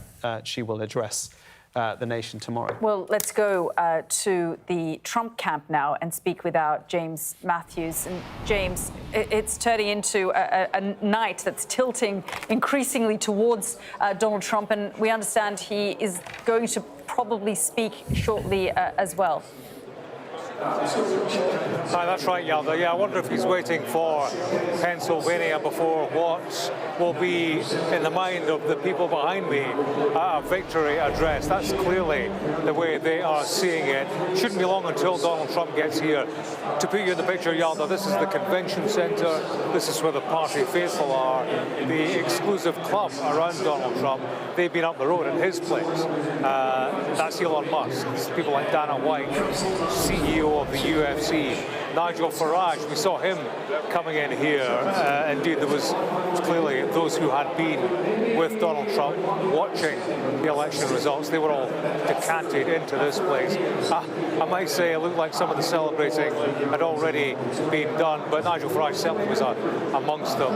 They have the exclusive area just in front of the stage for the big speech. And, you know, so much has been focused on it, hasn't it, in the run-up, about declaration of victory on the basis of nothing at all. Well, I wouldn't surprise me at all if there was a declaration of victory. I think that's what everybody expects here. But, you know, it's based on something, isn't it? It's based on the drift that this country has made towards Donald Trump. For all the talk about a tight race right now, it doesn't seem quite as tight as anybody was expecting. It looks like a fairly quick result. That's the way they're seeing it. There has been a growing sense of anticipation, of optimism. His advisors said they were cautiously optimistic at the start of the night. They are now optimistic, and the mood here is that it is in the bag. Several hundred people, maybe as many as 1,000 and more, you know, a well-dressed, well-attended party. People who had the sense that they were going to win it, and people who have a stronger sense right now. I wonder what we'll see on stage. We'll see Trump, certainly, but he has been in the company of, you know, Dana White, like I said, Farage. He won't be on the stage, but Elon Musk wouldn't surprise me at all if he was on stage. And the questions begin, don't they, about Trump. What will he do? Elon Musk, what will he do? What will be his role in any Trump administration, should that come to pass? Bear in mind, we don't have the final result yet, but all these questions are coming to the fore now. Mike Johnson, the Speaker of the House of Representatives, he's on a flight to Mar-a-Lago to join in the party and, I suppose, join in some serious hard-headed discussions about the road forward. There was a reason they called this the most consequential election in the United States. Well, I think this country is about to find out what those consequences are, as is the rest of the world, of course. Yeah, James, thank you very much. And of course, we'll be back there to hear Donald Trump when he speaks. But we are witnessing quite extraordinary events in the United States, and it is quite possible that just like 2016, we're looking at the blue wall turning red. I mean, is that what we're looking at, Lewis? Yes, Mike, if you're just waking up, you are on the verge, potentially, of seeing Donald Trump pull off the greatest comeback in political history. because he is on the verge of pulling off not just an election victory, but potentially a realigning election victory in the United States. What do I mean by that? Well, we all said, didn't we, all throughout, it was about the 7 key swing states. We know that Georgia's gone. We know that North Carolina is gone. What is left on the board? He's 24 away, Electoral College votes away from securing the 270 that he needs. And as Mark was saying, he is currently leading in every single remaining battleground state, and not just winning them, but winning them at a canter at the moment. So let's look at Pennsylvania, 93% of the vote in now, difference of 218,000. What's left on the board?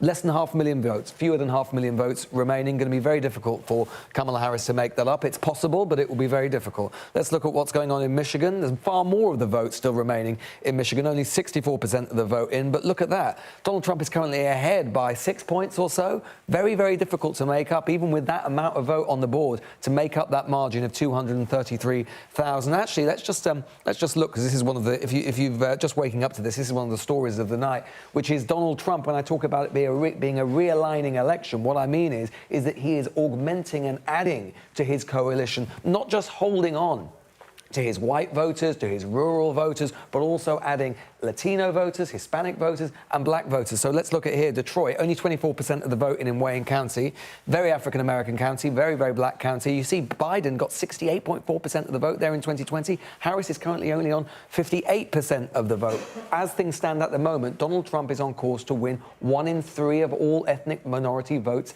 in the United States. It is a remarkable achievement. He is putting together the most diverse group coalition of Republican voters that we have seen for some 30 years. Let's look at Wisconsin as well. We can see Donald Trump is ahead again by about 4 points or so, with only 89% of the vote already in. And then we can go out west. Is there any help at all for Kamala Harris out there? Well, in Arizona, she's doing a bit better than the other places. It's tighter here, 13,000 vote difference, which is ironic because we thought going into this election that actually Arizona was the one which was closest and already into the Trump column, or he was doing best in, but there's still about half of the vote still remaining out there. And in Nevada as well, we've got 70% of the vote now in the Silver State. Remember, this is a state that has voted Democrat in every single election since 2008. And again, Donald Trump is ahead by about 3.5 points there. And most of the people who live in this state live in Clark County, which is the home of Las Vegas. You can see that Kamala Harris is ahead by about 1.8% or so of the vote. But you can see, again, she's doing worse than Joe Biden did back in 2020, with 53.7% of the vote for Biden then, with only about half of the vote now for Harris. So where does that leave us in terms of the road to 270 Electoral College votes? Was, as I said at the start, Trump has got 246. Harris is way down on 194. Well, he's already got North Carolina, already got Georgia. So we can see if it comes, we get to tonight and we find that he takes Pennsylvania, then he needs only one extra vote, or one extra state, I should say.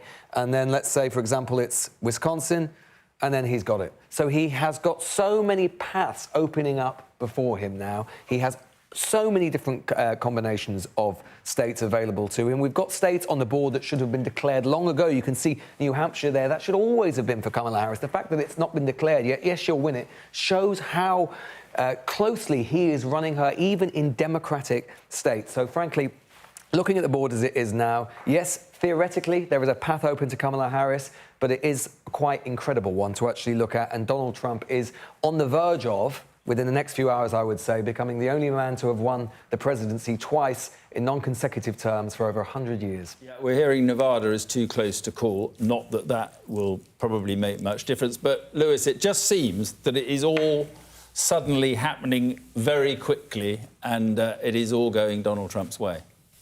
It is, and look, I mean, people might be waking up this morning in the UK in particular and thinking, hang on, we said that all of these states were really close. And indeed, it is still the case that even though Donald Trump is doing better than was expected, a bit better than the polls expected, it is the case that many of these states do remain close. But as we were saying there before, very often when there is a wave, there is a wave, and the dam bursts. And I think what we are seeing here is that we have got a country which almost universally, across geography, across age groups, across different coalitions, is trending in the Republicans' direction. What we are seeing here, and we have seen it in plenty of other elections across Europe in particular, haven't we? Indeed in the UK as well. We have seen an anti-incumbency move. This is clearly a rejection of Joe Biden's 4 years in office, for which Kamala Harris is closely associated. And she was never able, perhaps she didn't have time to differentiate herself from the president, the current president. And I think we can see Donald Trump is on the way to the convention center right now. That's right. Yeah, I've stood on this bridge many times. This is the bridge that leads over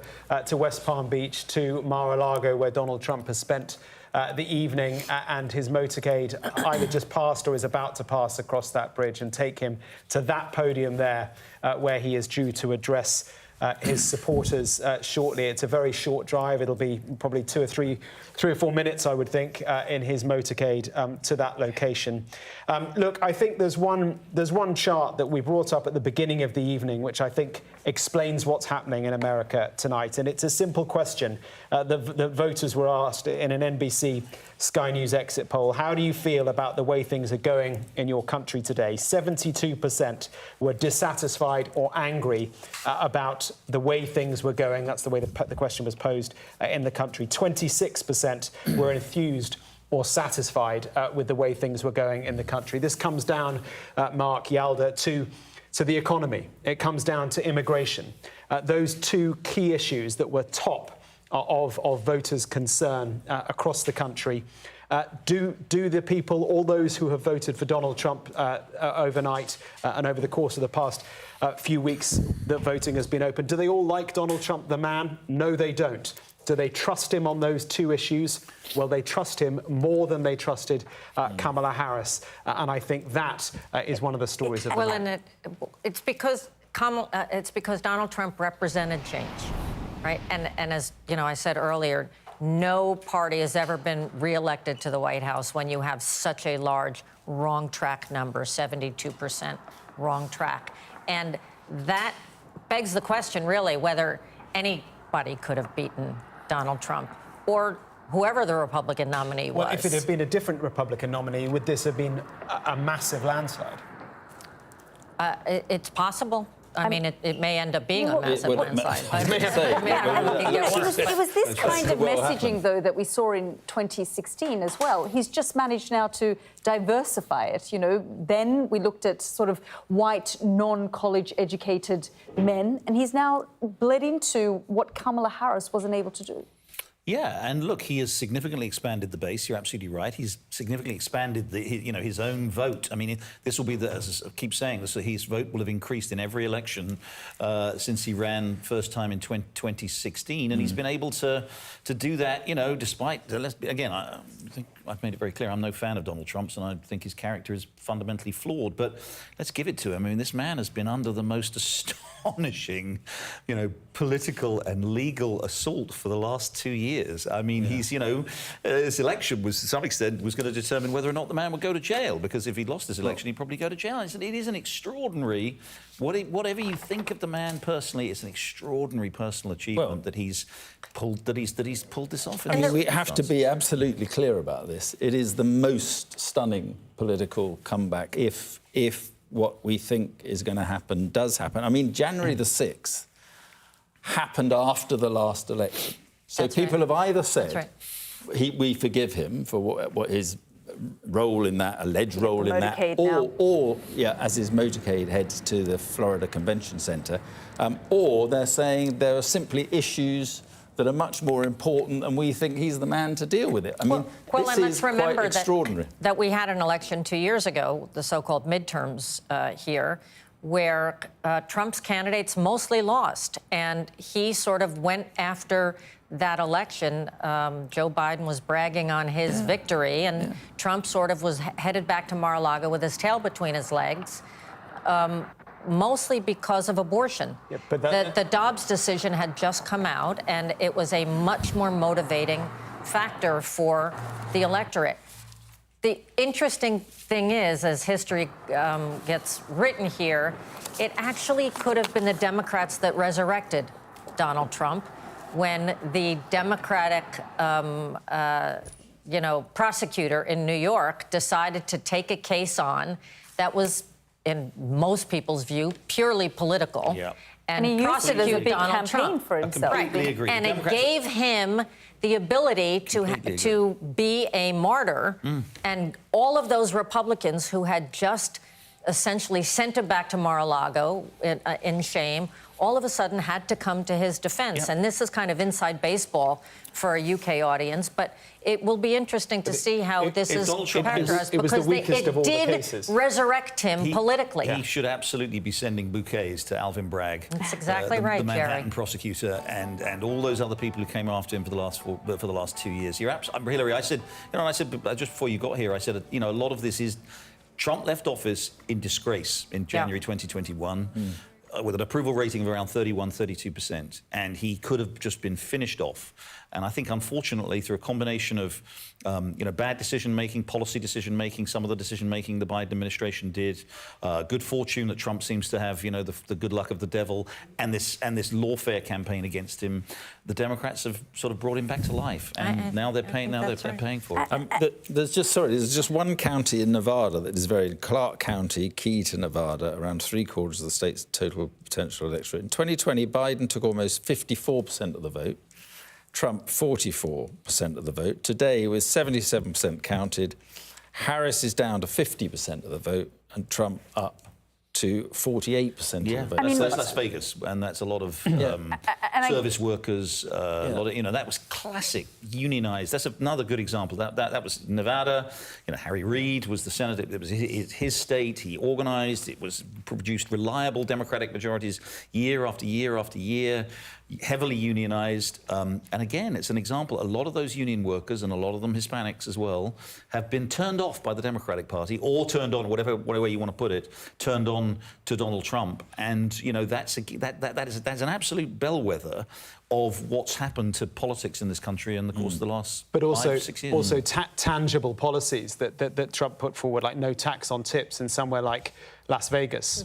They like that, whether or not it ends up working. And that's something to say about many of Donald Trump's promises. I mean, I remember going back to Pennsylvania in 2020 after 4 years of Trump, and many of the people there said, well, he hasn't reopened the steelworks. He hasn't done all these things he said he would do.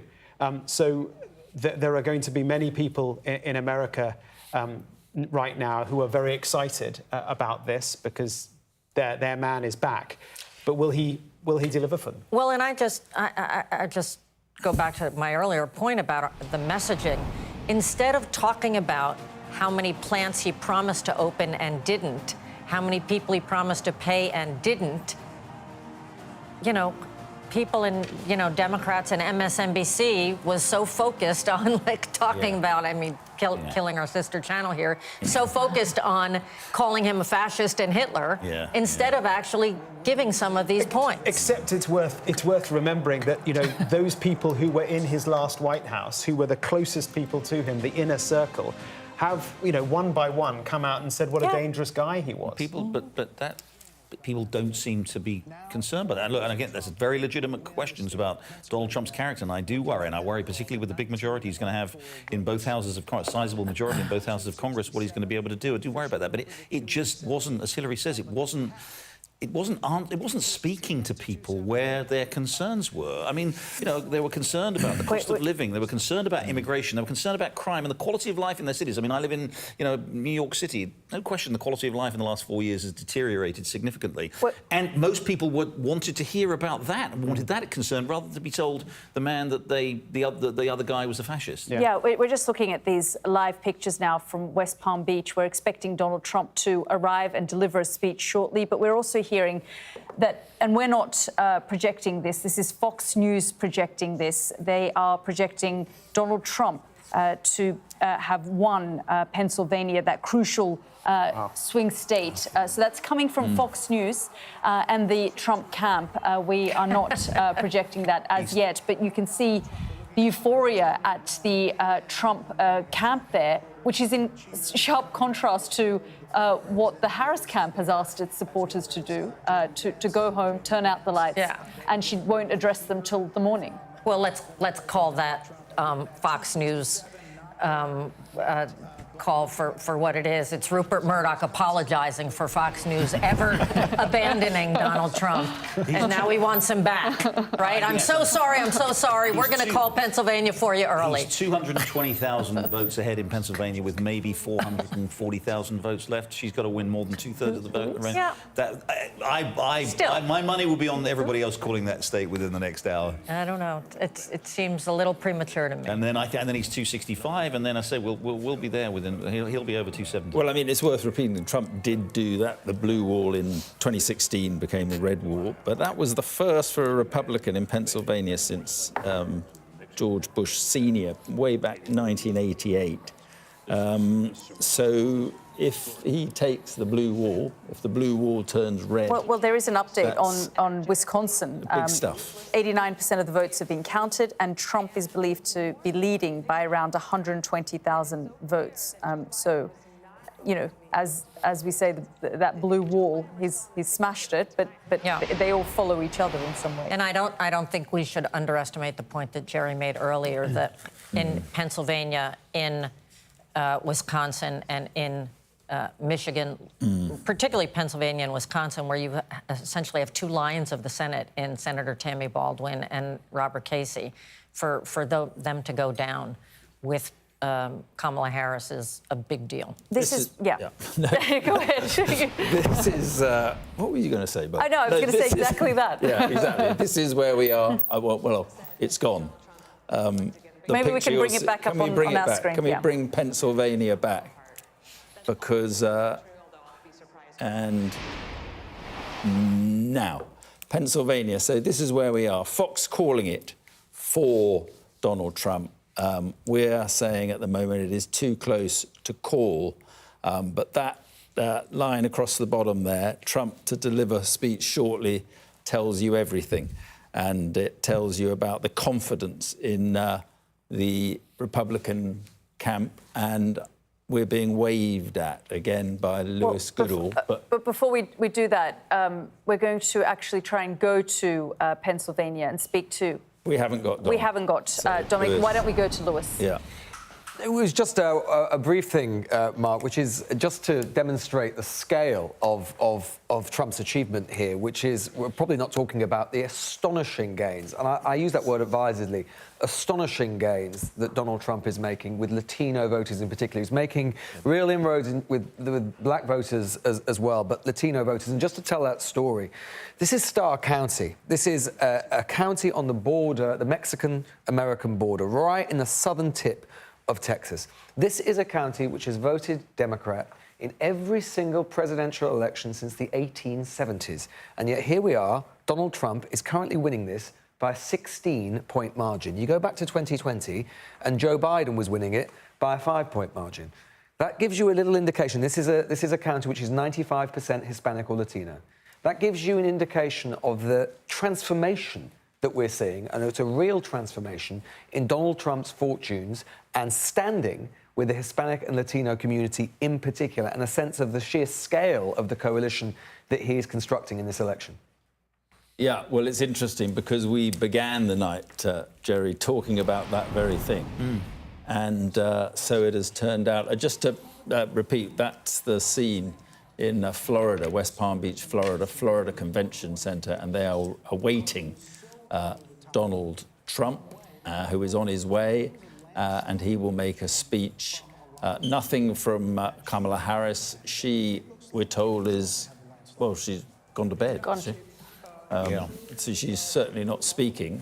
So, are you hearing anything, Hillary, from...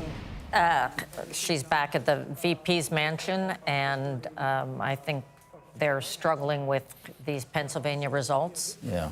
Well, just on the Pennsylvania results, the Trump lead is now 200,000 votes. There are 487,000 votes outstanding, yet to be counted. Much of that is in Philadelphia. But the lead, the commanding lead in Pennsylvania appears to be growing for Donald Trump. Quick question. If Fox have called Pennsylvania for Trump, it can't be long before they call the race. Yeah, well, if we, I mean, the next one, Wisconsin looks very close. I mean, we're at 90+%, I think, in Wisconsin, and he's comfortably ahead there. That would, Michigan is still quite a lot of votes out, I think, so it'll be a while probably before they call that, although the lead is sizable. So, yeah, I mean, I think, we're within at least Fox, but again, we're pretty close to this being called. I'm told the Harris campaign is quite surprised about Wisconsin. About Wisconsin. About Wisconsin. And as we saw her schedule over this past week, she didn't spend much time in Wisconsin. She has, more than Hillary. Much more than Hillary. But they really focused on Michigan and Pennsylvania. And, yeah, I mean, what Donald Trump has done is to chip into all the different demographics that the Democratic Party has taken for granted, whether that is the black vote, the Latino vote. We'll see what the Arab American vote does in Michigan. All of these demographics, he has taken a proportion of votes from them, and that is delivering history. And that was very much his strategy. I mean, we talked a lot at the beginning of the evening about the gender gap and the fact that Kamala Harris was looking for the female vote and Donald Trump was looking to diversify and broaden his own base. Hillary, one thing I want to ask you, there's going to be some, I mean, obviously not tonight, there's going to be a lot of, mourning is going to be the mood tonight. There's going to be some serious recriminations in the Democratic Party, right? I mean... Well, across the board, right? Yeah. Because but where do they begin? And starting with the guy in the White House. Yeah, him. The guy in the White House is going to be grumbling all day about how he could have beaten him. Right. Exactly. So that's number one. So all the Biden team. But then there's going to be others who are going to say, many others are going to say Biden should have stepped down earlier to allow proper That's context. Exactly right. Others will say Harris shouldn't have been the candidate. Others will say, no, the message was wrong, or going on about fascism. I mean, there's going to be it's again, given the scale of the defeat, and she's going to take down, as you just said, people like Tammy Baldwin and Bob Casey. There's going to be so many people, big figures in the Democratic Party, who are going to be beaten tonight. That's the sort of bloodletting in the Democratic Party is going to be pretty serious. But very serious. Once Joe Biden had made was told that the game was up and he had gone, what was the choice for the Democrats? Was Kamala Harris the only choice, or was there someone else that you think the Democrats could have rallied around, given the time limit, and made a better fist of it? The hypothetical is tough because I think by that point in July, I don't know that anybody else could have beaten Donald Trump. You had 3 years of an unpopular president, inflation. As you know, I live in London, and people there are like, your economy is doing so much better than anyone else's economy in the Western world, and yet you're getting slaughtered. It wasn't translating. It was not translating, and so. But nonetheless, that's how people felt, as we know from the exit polls and other polls. So I don't know that by that point anybody else could have beaten Donald Trump, and I guess I stand there. Having said that, if Biden had stepped down earlier, do I think there's a good chance that the vice president, that Kamala Harris, might not have been the candidate? Yes, there's a good chance, because it would have been a competitive primary, and she's stumbled before in that. I think there was a deep bench in Josh Shapiro and Amy Klobuchar, Senator Klobuchar, and Governor Newsom from California, Gretchen Whitmer. I mean, J.B. Pritzker, several governors. Having said that, I can't really fault Kamala Harris for being a bad candidate. I think that the circumstances were bad, the message wasn't great, the campaign was not fantastic, but it's not. She's a substantial person, and she's quite a likable person. And she was hamstrung, too, by this. We talked about this a bit earlier, but it is very, very hard to run for the presidency from the vice presidency, especially, after one term, because, you can't say, you can't really play the change card, because then you're dumping on, your boss, the guy who picked you, and the incumbent, and that's inviting all kinds of internal trouble. At the same time, you can't say, I'm running to be the second term of Joe Biden. So it's a really difficult. And there's something. You're exactly right, Jerry. And there's something else that hasn't gotten talked about tonight, which is that in that position as vice president, She should have distanced from him on the domestic issues and on the economy and the like. But the world is in a very stressful place right now, with a significant war in the Middle East happening, with, you know, a war in Ukraine. And I think she tried to balance being her own person and yet not disrupting the U.S. stature that existed in the world, which is quite important right now. Yeah. That is a very tough thing to do when you're in the middle of two international Is there a side conflicts. to this where she was too nice and she could have been more, you know, brutal in distancing herself from Biden? I think that if she had done that at the outset, I think that would have been a bit of a change. She would have performed quite well in the debate. Yeah. Very while the Democratic Party sort of licks its wounds and works out what went wrong, I think in European capitals right now, and indeed in Kyiv as well, they'll be picking up their phones, ringing their embassies here and saying, remind us what this means, remind us how we deal with this. Because, yes, they know what a Trump presidency looks like, but they'll still need to be reminded about how unpredictable he is. I think, you know, look at Ukraine, for example. I should think Volodymyr Zelensky right now is a nervous man. Yeah, and we've been getting messages all night from Ukrainians saying, pray for us. Yeah. Again, we talked earlier about China's position and, you know, former Prime Minister of Australia, now the ambassador here, saying that the Chinese are increasingly worried about an unpredictable Donald Trump in the White House and that what that means for them, especially when it comes to things like tariffs. We should just tell the viewers that what you're witnessing is a watch party for Donald Trump. He is on his way to speak at that party, and to be clear, no one has claimed anything. No one has conceded anything, but it does look as if Donald Trump is going to win this thing. And it's early days in the sense that we haven't had declarations from the three blue wall states. But the direction of travel looks as though, you know, a relatively clean sweep, maybe. The popular vote, the Senate, maybe the whole of Congress. It's beginning to look like pure Trump America. Yeah, well, let's speak now to Mario Rodriguez, who's chair of the Hispanic 100 organization. And he has worked on the Republican campaign to engage Latino voters. He's also at this Trump party that we're currently looking at. Mario, thank you very much for joining us here on the program. We're just looking at some live pictures from this party that you're at, and we're expecting Donald Trump to arrive any minute now. Yes, I am, and he is getting ready. The crowd is excited. It's unbelievable here right now. What are you expecting to hear from Donald Trump when he does arrive? Well, you know what? He's going to thank everybody for working so hard, and you know, it's been incredible 4 years, and you know, he just realized we got to bring this country together. And we got to bring everybody together, Latinos, African Americans, Jewish folks, everybody together. And he realizes that. And it's going to be an incredible 4 years. You're going to see something. You're not going to see administration come in so fast and do so many things in 4 years. It's really going to be incredible. Get ready for a fun ride. And I know that, look, Latinos don't vote as a bloc. We keep saying that. But what is the appeal? What has been the appeal of Donald Trump, do you think, to the Latino voter? You know what? It's really very, very simple. The economy, the economy, the economy. The Hispanics have been decimated with the economy in the last 4 years.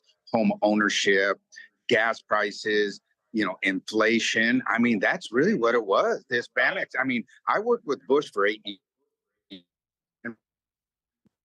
We're losing his line there, but you're looking at those live, the gist of what he was saying. Live images there of West Palm Beach in Florida, where we're expecting Donald Trump to arrive shortly and deliver a speech. And of course, the Harris camp have packed up, turned out the lights, and gone home.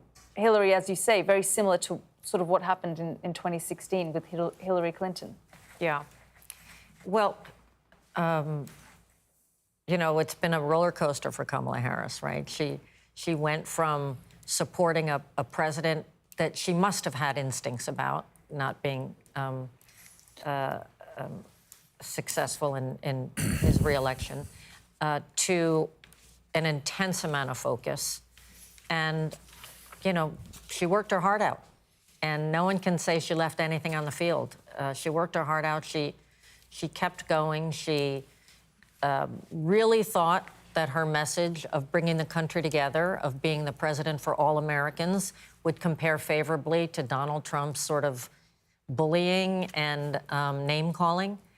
And I imagine that she's going through a tremendous amount of emotion tonight, wondering why it was that people respond to that and not to the more positive message that she really tried to close this campaign with. And those are very tough things for, I've been around several bosses and politicians who have lost tough races, and sometimes they just need space.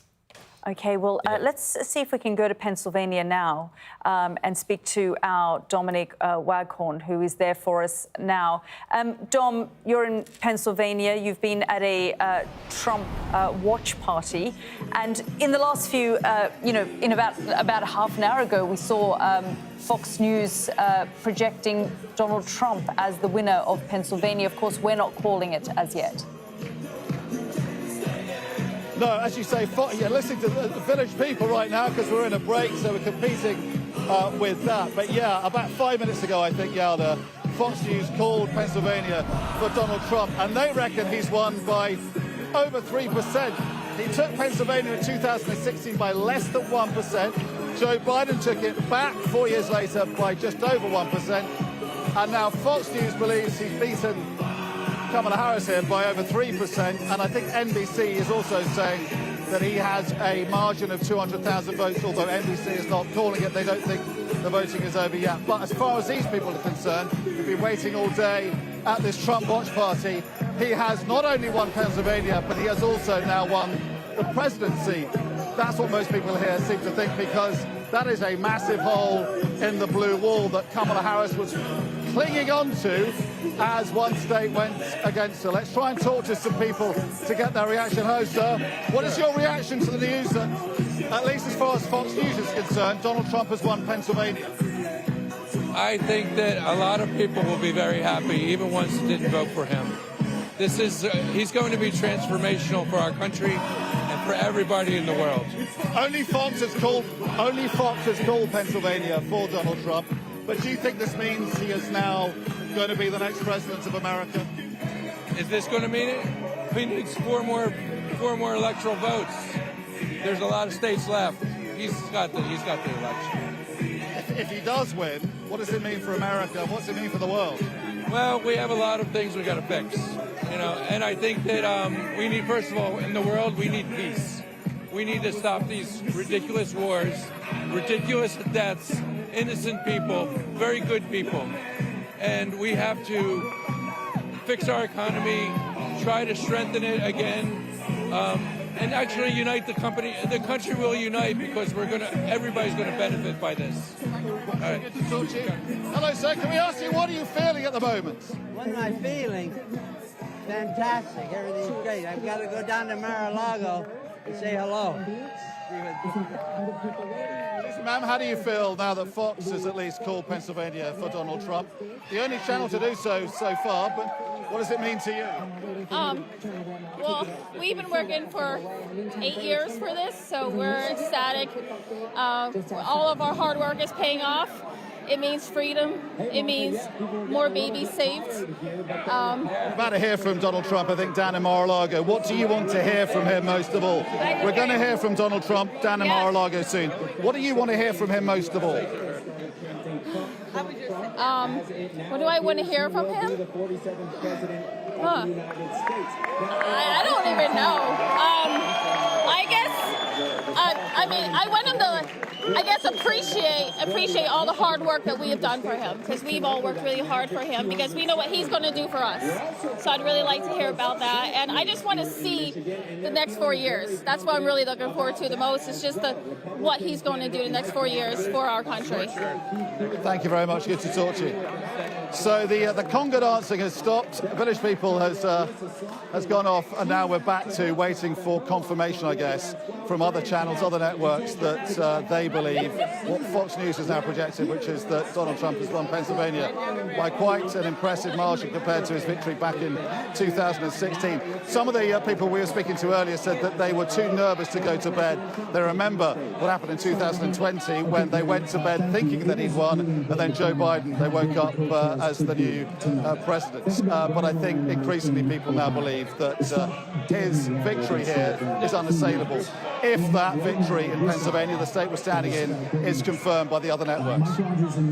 Well, yeah, we'll have to wait and see if that's confirmed. But Dominic, thanks very much indeed. Let's go to another swing state, Arizona. Shingi Mariuki is there. And Shingi, what's going on there? Well, we're at a Republican watch party, and about 5 minutes ago, when Fox declared Pennsylvania for Trump, there was an almighty roar in here. Someone jumped on the stage and spoke on the PA system as well. And as we've seen that red wave pick up and the electoral map take shape, people here have been very, very happy. It's gone from early indications and a kind of early happiness to a sense of jubilation. And we've got people here who we can talk to. We've got Kendall and Kira, who are obviously both Trump supporters. First of all, I just want to ask how you're feeling tonight, looking at that map, which is looking pretty red. First of all, you, Kendall. Excited, thankful, grateful, very excited, honestly. Yeah, I'm excited. I'm just hoping it doesn't go how 2020 did the night before. We thought Trump was up, and then the next morning wasn't there, so we'll see. And if you could explain to me the appeal of Donald Trump. You're both young women, you're both Trump supporters. Explain to me why he appeals to the pair of you. Honestly,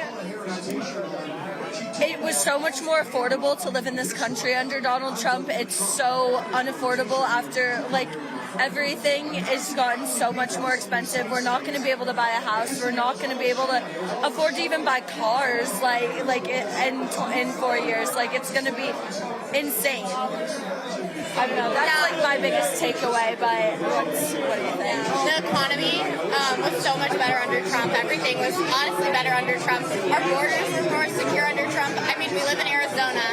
It's a border state. We see illegals crossing every day, and unfortunately, it's not the people we think of young mothers and their kids trying to get away from somewhere. It's people that are army-aged men from other countries coming over. And they want to hurt us. They're terrorists that are coming in, and it's unregulated completely. Millions of people have come into our country under Kamala Harris, and with no repercussions.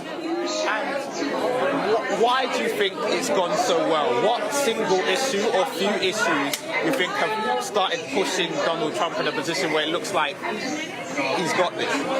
I think if you look at the state of our country in the past 4 years, anyone would know that Trump is the right decision.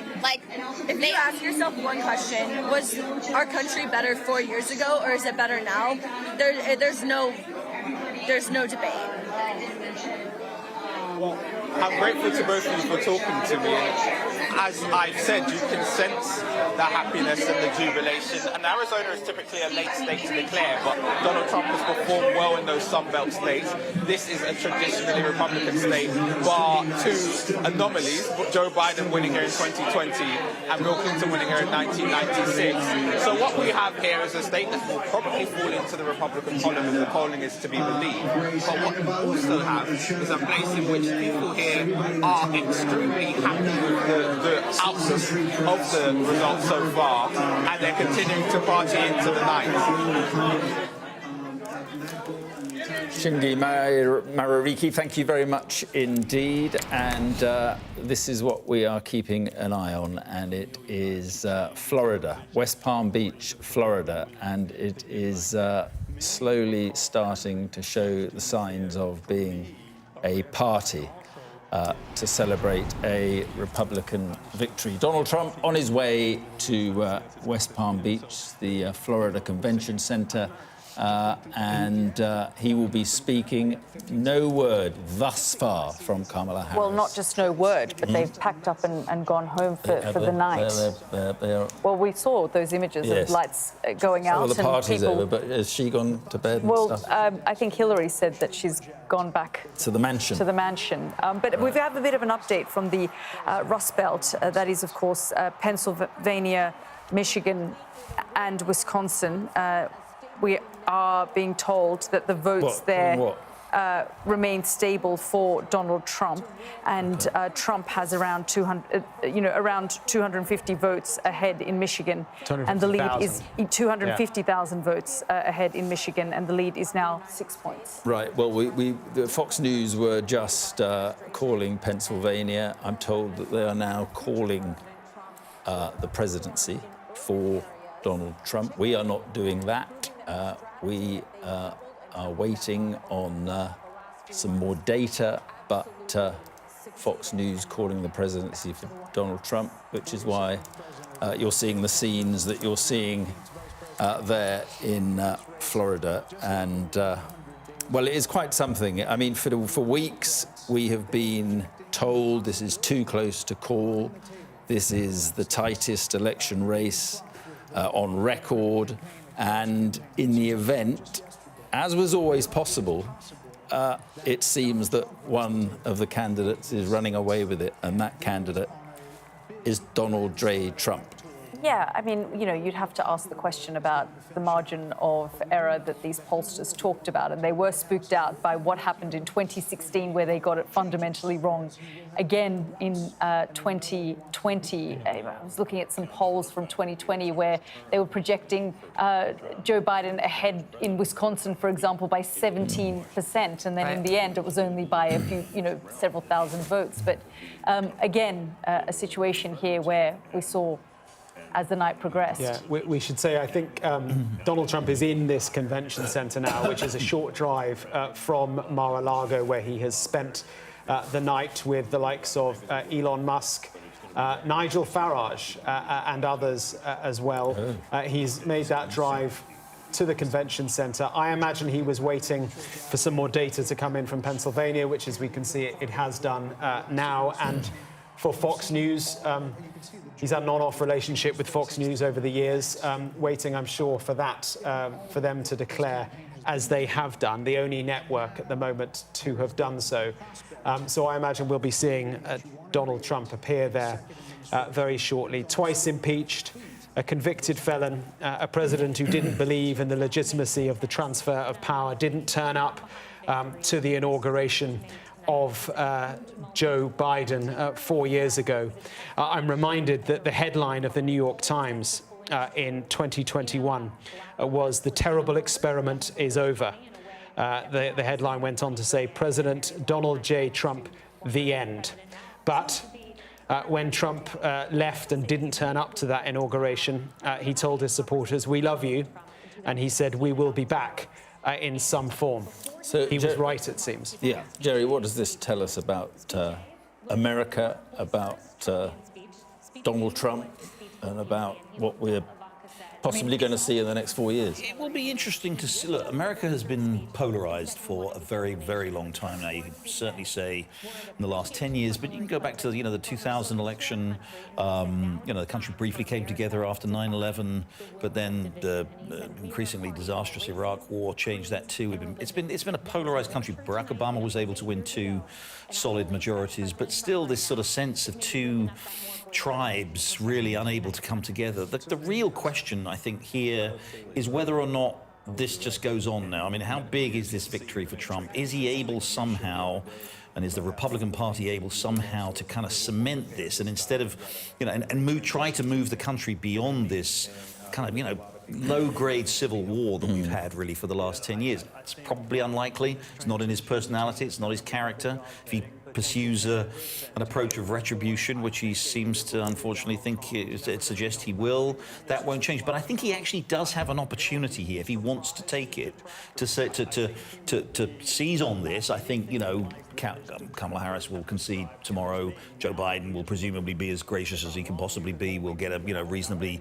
quick transition process. Which one good thing about resolving this is there's a lot that needs to be done, and it's good to have a transition process.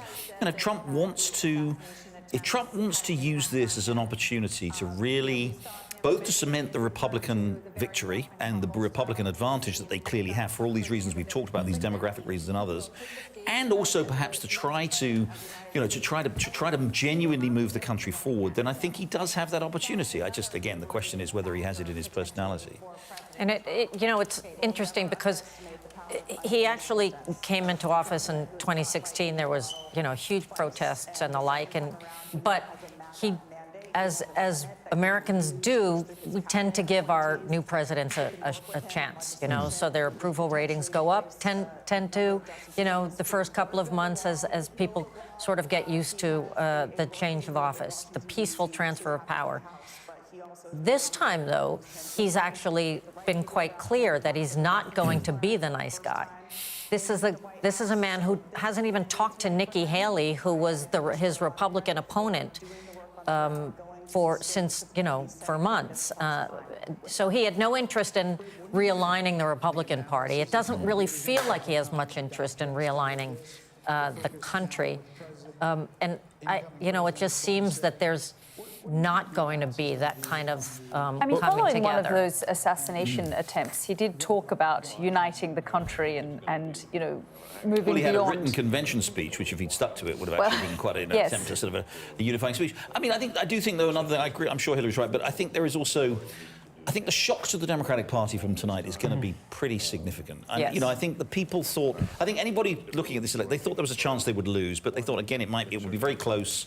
They might hang on to they might hang on to the House. It would all be, the Senate would be maybe 1 or 2 seats, and that Trump once again might lose the popular vote, and that would sort of somehow kind of energize the resistance. We get more of that kind of Trump's illegitimacy and all that kind of stuff. I think this is a shocking defeat for the Democratic Party, and I think that will take some of that kind of partisan sting away, because I think there will be, as Hillary and I have just talked about, I think there'll be a lot of internal soul searching within the Democratic Party about how they put right whatever went wrong here, that they've lost to this man who Mark has spelt out with all his flaws and his character flaws and his legal issues and his horrible rhetoric and all this kind of stuff. They've lost a crushing election to him and his party. So it might again take some of that partisan sting that I think would have been there if we'd had yet another 50-50 election, yet another disputed election running for days afterwards. So again, I don't want to sound Pollyanna-ish here.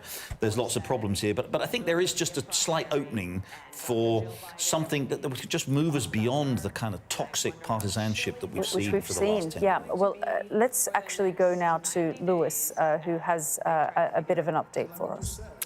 Yeah, I want to just sort of illustrate some of the dramatic changes in America's electoral demography that we're seeing and that we're talking about here, and why this is such a crushing blow for the Democratic Party. Before I do that, though, we've been saying that Fox News has called the presidency for Donald Trump. They've done so because they're saying that Pennsylvania, we're not doing so, but they're saying that Pennsylvania is unobtainable for Kamala Harris. They're doing so because we've got 95% of the vote in, and you can see there's a 188,000 margin that Donald Trump is enjoying, and also Wisconsin as well, 91% of the vote in, 120,000 margin. Very difficult for Kamala Harris to make up, but we're not projecting that quite yet at this time. But just to illustrate what I mean, we've been talking about the changes that Donald Trump has achieved in terms of the coalition. Let's just have a look at a few counties here that have transformed in the space of a few electoral cycles.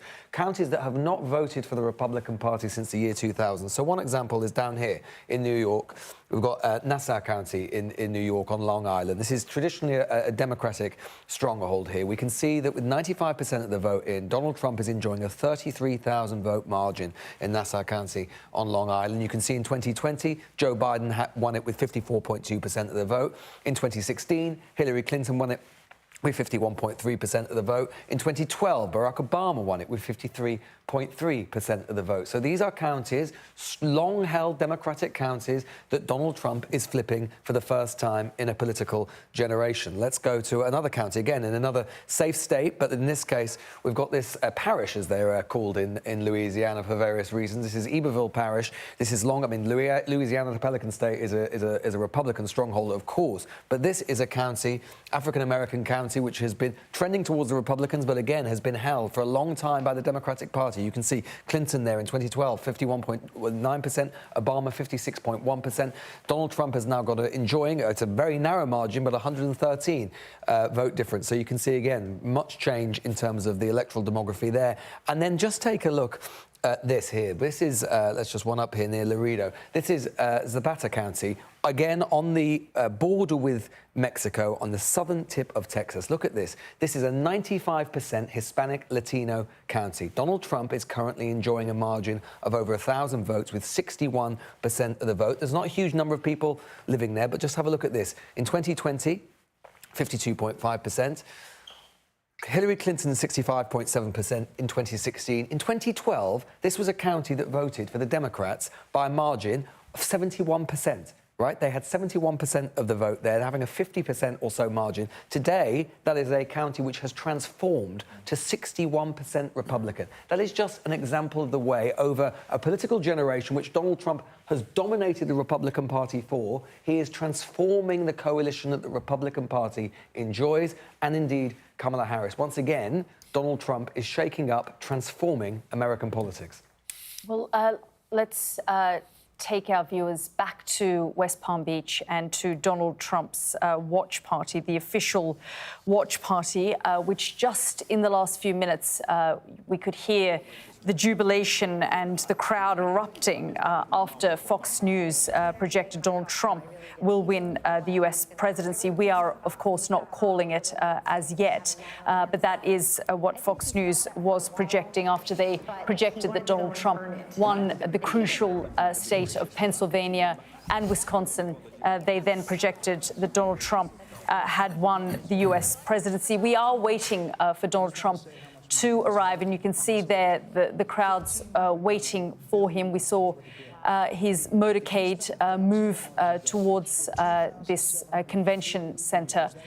And by contrast, the Harris camp packed up about an hour ago or so and told their supporters that they would get back together tomorrow, and she wouldn't address them tonight, but she would speak to her supporters tomorrow. And that was well before any of this had actually happened. There was a bit of a kind of wow moment here in that we didn't expect that was going to happen. They packed up really quite quickly and went home. She is now back at Observatory Circle here in Washington, D.C., a short drive from Howard University, where she had been.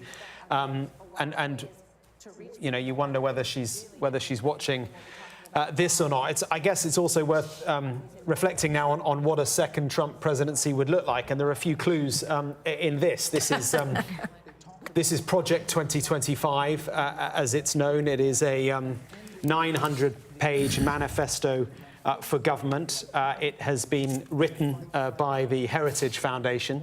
The Heritage Foundation is a conservative think tank. For 20, 30 years, they have written a blueprint for how they would like to see conservative governments run. But this one, Project 2025, as it's become known, has got a lot of Trump figures who are within it, who have written sections on it. It talks about deporting 11 million illegal immigrants from the United States.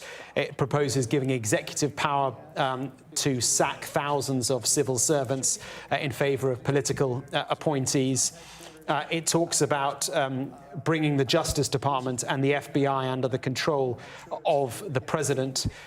Both, of course, of those departments Trump in the past has said should be defunded. But effectively, I think for Democrats, the most alarming part of this document is that it it is creating, it is removing federal employees who are not politicised, not political, and replacing them with political appointees, thousands of them. Now, it's worth saying that through the course of the campaign, Donald Trump has actually distanced himself from this document. But let's see the extent to which the policies proposed in this massive, massive book are now adopted, if Donald Trump is confirmed as the next president, are now adopted by his administration. Yeah, it's just after 7 o'clock in the morning, and the pictures you are seeing are of a party, or it's about to become a party, for Donald Trump. And just to be clear,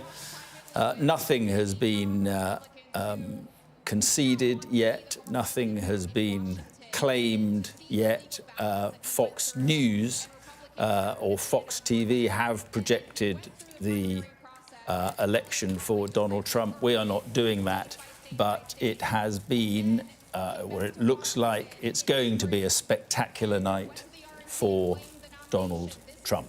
Yes, and we heard earlier in the evening and saw some images of Elon Musk with Donald Trump. He's played such a pivotal role, hasn't he, in this campaign with Donald Trump, going out and being his surrogate on the stage, and really the whole campaign sort of outsourced to people like Elon Musk. Yeah, for many, many years, wealthy, powerful people have involved themselves in both campaigns of both political parties, but I don't think ever a singularly powerful man has inserted himself so centrally into a political movement in the way that Elon Musk has. Just quite recently, it was only when Donald Trump returned to Butler, Pennsylvania, the place where he was almost killed back in July. He returned there, and on the stage with him was Elon Musk, the world's richest man, worth, what, $270 billion, I think.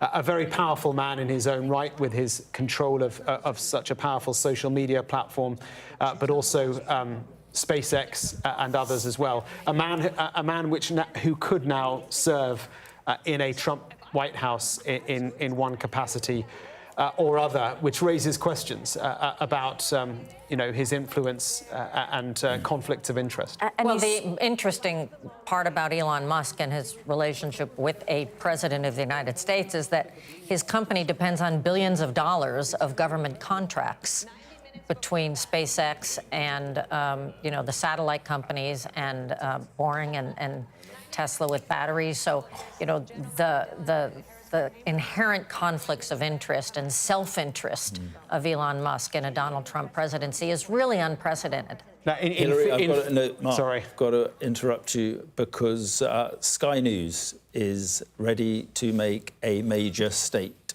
projection. Wow.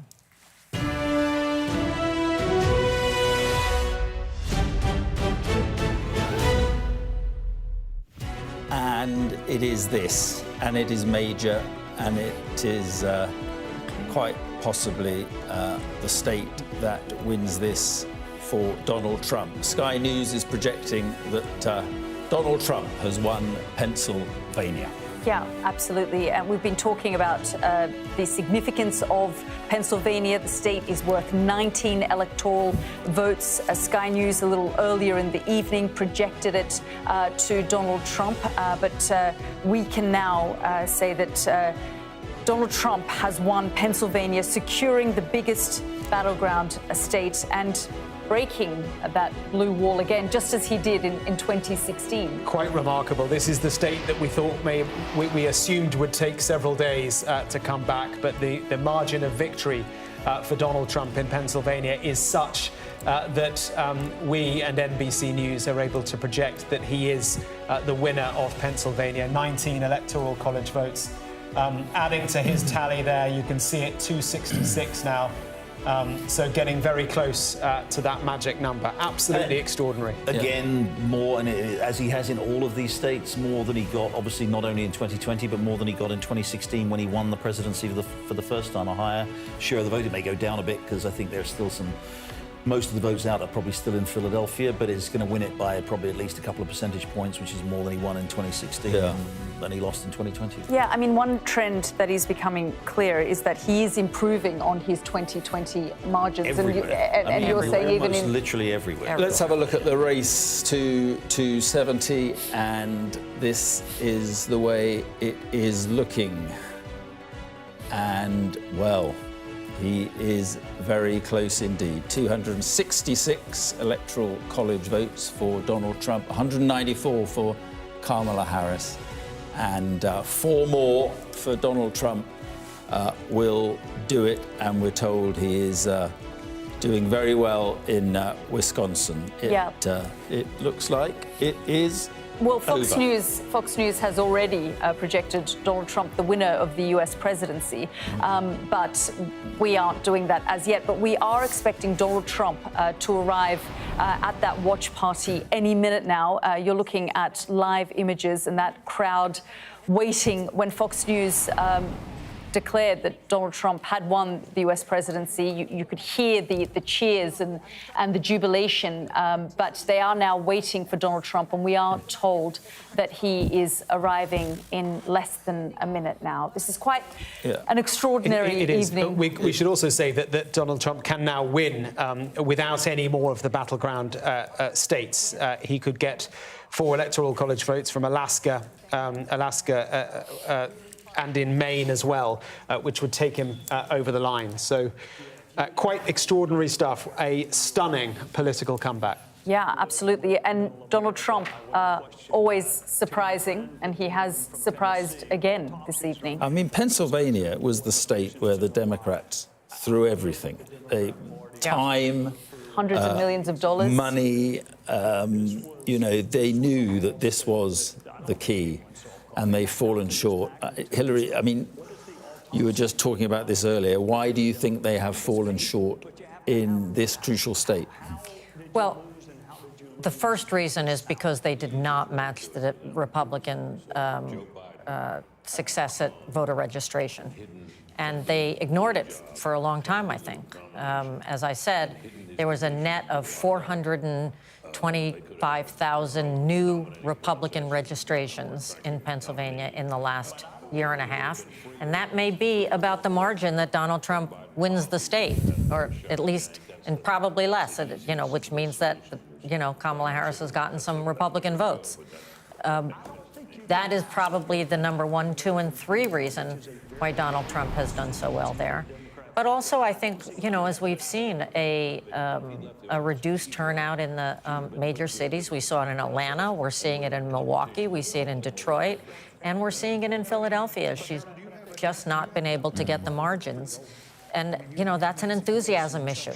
Yeah. I don't think it's an enthusiasm for Trump. I think it's a lack of enthusiasm for Harris. Well, I mean, it's partly, it's a bit of both, isn't it, though, Hillary? I mean, he's maximised his vote in the rural areas in particular, and small towns across Pennsylvania. Again, we saw this the early voting numbers. We had, you know, really strong evidence that, you know, early voting was down overall in Pennsylvania from 2020, but the Republicans were up slightly. That's right. Democrats were down like 600,000 votes, and so, as you say, so they've managed to maintain the level of intensity that they had in 2020, which was quite high then, and Democrats, especially in those big cities, in Philadelphia, in Pittsburgh, you know, the 2 big cities, obviously, again, heavily sort of urban, heavily black votes, there's been no enthusiasm. Yeah, well, let's just bring our viewers up to date. We are waiting for Donald Trump to arrive any minute now, but Donald Trump is projected to win the crucial swing state of Pennsylvania. We've been speaking about its importance all night, really putting him on the cusp of winning the US election. Earlier, the Republican Party and Donald Trump picked up the battleground states of North Carolina and Georgia. It was at that point that we saw the Harris camp turn out the lights and pack up, go home, and say that they were going to deal with this in the morning, very similar to what happened with Hillary Clinton in 2016. But you can see there, Fox News earlier projected as well that Donald Trump had won the US presidency. We haven't done that as yet, but we are waiting for Donald Trump to arrive. Yeah, it's all eerily reminiscent, isn't it? A thought occurs, Déjà vu. a thought occurs about Pennsylvania and about the assassination attempt and the photograph that emerged afterwards with Donald Trump, fist in the air, American flag behind him, blue sky, Secret Service agents, blood on his face. And it was this image of defiance, which kind of almost summed up what Donald Trump, you know, stands for. And I think we all thought at that time this iconic photograph would be the thing that was going to do it for Donald Trump. I'm not saying it has, but it was in Pennsylvania, and you know, it was quite a thing. But it did wonders for his approval rating. It did, and you just have to look at him as the most resilient figure you can possibly imagine. Because, I mean, if that had happened to me, I'd be cowering under the table forever. And, you know, instead of charging back in and saying, let's go at this again. I mean, that is a unique sense of intensity and confidence in a person to be able to do that. And so you have to give this to him that, like we talked about earlier, when he was literally shamed by his party and the public, he did not go away quietly. He came back and said, no.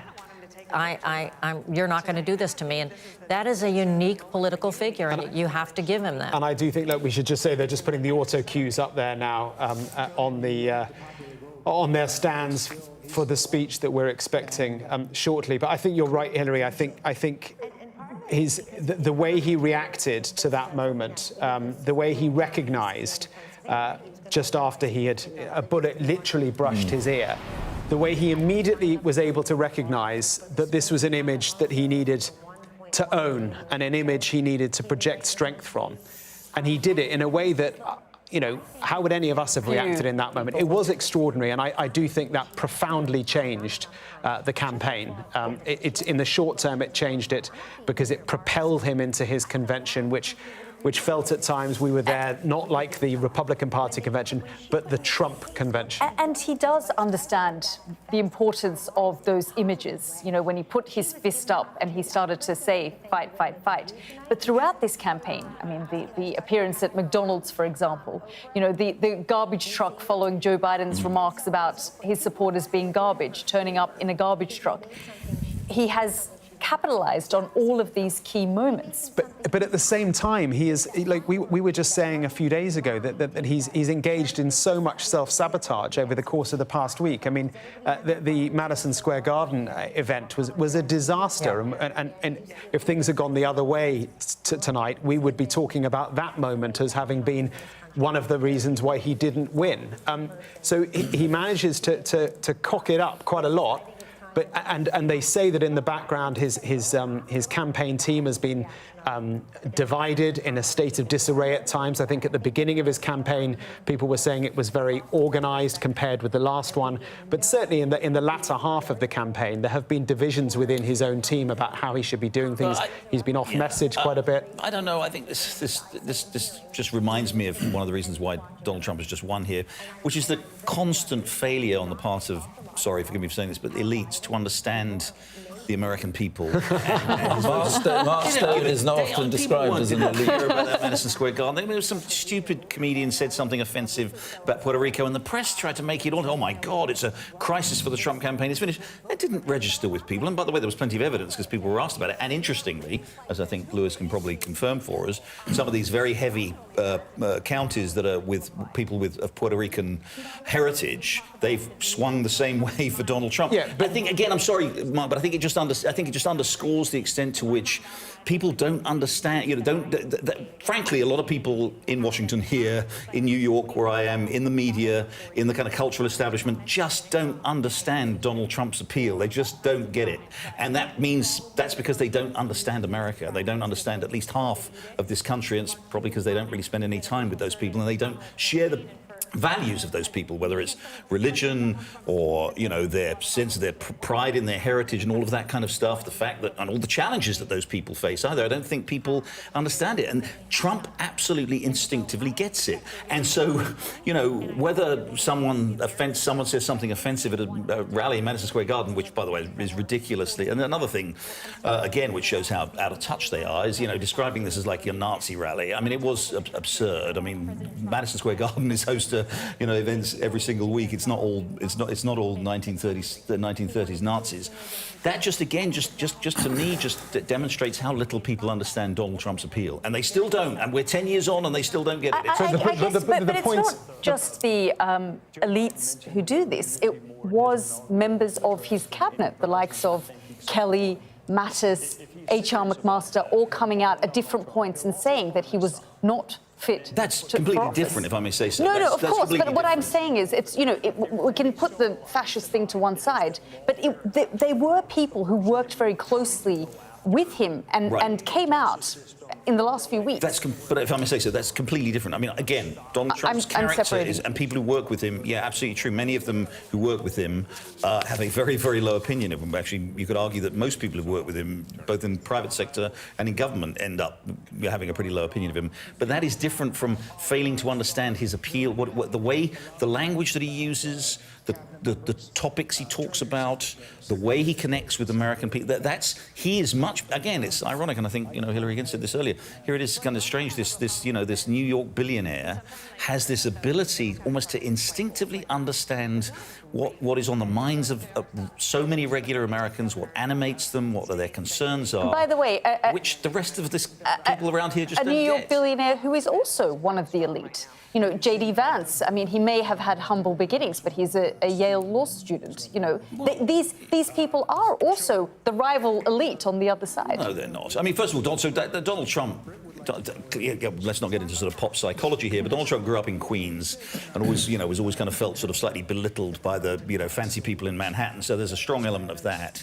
And also a chip on his shoulder. Just because J.D. Vance, you know, was an extremely bright guy who, you know, ended up, you know, thanks to his hard work and intelligence going to Yale University, it doesn't mean he didn't grow up in the circumstances which we're all familiar with which he grew up. It doesn't, you know, it's wrong just to say, well, just because someone went to a fancy university, they must be part of the elite. Of course not, but just to sort of say one side is the elite and Donald Trump isn't. I mean, he has long had a chip on his shoulder about that. But elite is not about your education. It's not about where you went to school or what job you do. It's about your sensibility and and what matters to you and the way in which you see the world. And Trump, you know, improbably, given his background, has that ability to see the world. Extraordinarily, he has. I 100% agree with Jerry, and I would say something else, which is the other thing that he effectively does is that he has convinced his supporters that everything that people say about him, they are really talking about them. Mm-hmm. And sometimes they do. Yeah. Sometimes Democrats have fallen into that trap. Just to interrupt you briefly, we were talking about a photograph a few moments ago of Donald Trump in Pennsylvania. This is a photograph of Donald Trump tonight, apparently going through his speech at the Florida Convention Center, posted on social media by one of his sons. That picture is him behind the scenes, and he is expected to come out and speak soon as the most likely next president of the United States. Well, since he notoriously doesn't like to use teleprompters or prepared speeches, that's probably a list of people they've told him he has to thank. Or it's his enemies list. He's getting to work. Well, it's a serious point. But the point that Jerry made is right, which is that, you know, he's effectively galvanized his supporters to be as insulted as he is. And that, I think, is something that is a unique talent. The J.D. Vance thing is quite interesting. And we will see, you know, to your earlier point, we'll see if he does pass the torch. One of the reasons that he picked J.D. Vance was because he saw him as almost a younger version of him, somebody who could carry MAGA into the next decade. And, you know, given Trump's age and his health, there's a chance J.D. Vance could be president, right? We will see whether Trump can can transfer this power he has to another generation, or whether this is uniquely his. Yeah, absolutely. And as we've been saying, we are waiting for Donald Trump to arrive. You can see Marco Rubio there. Nigel Farage, bottom left. Oh, yeah, there he is, bottom left. Yeah. So all of Donald Trump's supporters gathering there at the watch party. He'll be a happy man. Nigel Farage. I'm guessing David Lammy will be working pretty hard on his yes. congratulations. I mean, well, it's a serious point. Letter right now. It's a serious point. I mean, it's not the result the government in the UK would have wanted. But it's also worth saying that the British government, on this night in 2016, no one expected Trump was going to win, and many governments around the world, including the British government, the British embassy here, had not done their homework, did not have many contacts with Team Trump back then. That is not the case this time. I'm speaking to British diplomats here who have been doing an awful lot of work behind the scenes to make sure their contacts with Team Trump are very, very good. But you mentioned David Lammy, Jerry, who not all that long ago called Donald Trump a woman-hating, neo-Nazi sympathising psychopath and a tyrant in a toupee. But other than that, I like him. Other than that, he's great. But it's also... Other than that, it's a special relationship. Look, I would say that... I'm just shocked that all those Labour workers who came over to, help the Harris campaign, what went wrong? I thought they were going to be the secret ingredient for win the election for Kamala Harris. Keir Starmer was probably quite annoyed about that moment, but he has met Donald Trump. They had dinner on the sidelines of the UN General Assembly a couple of months ago. That, again, was something the British Embassy here have been working very hard to secure. They got it, and David Lammy and Sir Keir Starmer went up to the penthouse in Trump Tower in New York and had a dinner, which I'm told went really quite well. Donald Trump had admitted to Keir Starmer that they are not political allies, but that he could do business with him. So I think what British diplomats will tell you is that the special relationship, as they talk about so much, it'll be under strain at times. There will be big differences of opinion, but that broadly it will be fine. But it's worth reminding people what Theresa May said about Donald Trump. Of course, she had to deal with him. She was Prime Minister when he was President. Dealing with Donald Trump, she said, and his administration was like dealing with no other world leader. He was an American president like no other. Hey, have they appointed the new ambassador yet to Washington? Not yet, no. David Miliband is still talked about quite a bit. I think David Miliband was being talked about. Peter Mandelson was being talked about as well, a couple of others. But I think they were all under the assumption that Kamala Harris would win. Peter Mandelson, David Miliband would be more aligned there. I think they may be you have to give Ambassador Karen Pierce some credit here, because she and her political team, Sinead Bobo, they really paid attention to the Republicans and the Trump team and Republicans in the Senate for a long time, and have been quite smart about the relationship. And here we go. Yeah, there we go. Let's have a listen in, because... And the Trump family, accompanied by Vice President-elect J.D. Vance, Second Lady Usha Vance, along with friends and campaign staff.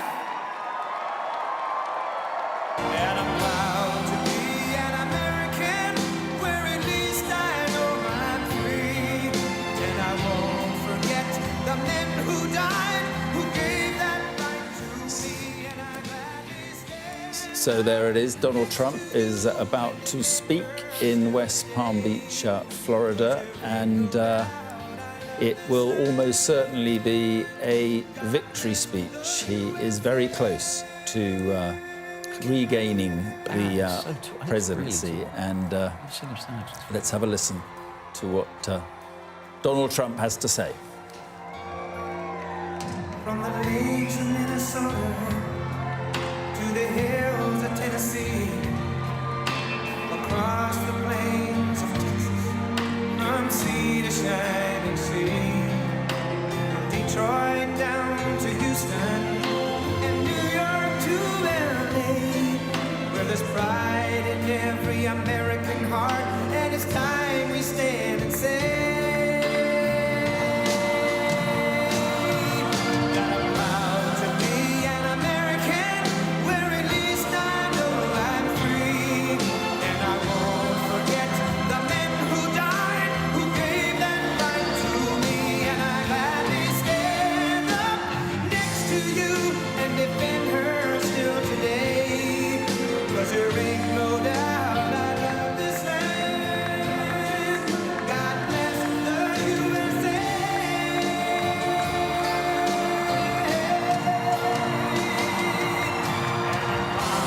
Be an American, where at least I know I'm free. And I won't forget the men who died, who gave that right to me. And I gladly stand up next to you and defend her still today. 'Cause there ain't no doubt I love this land. God bless the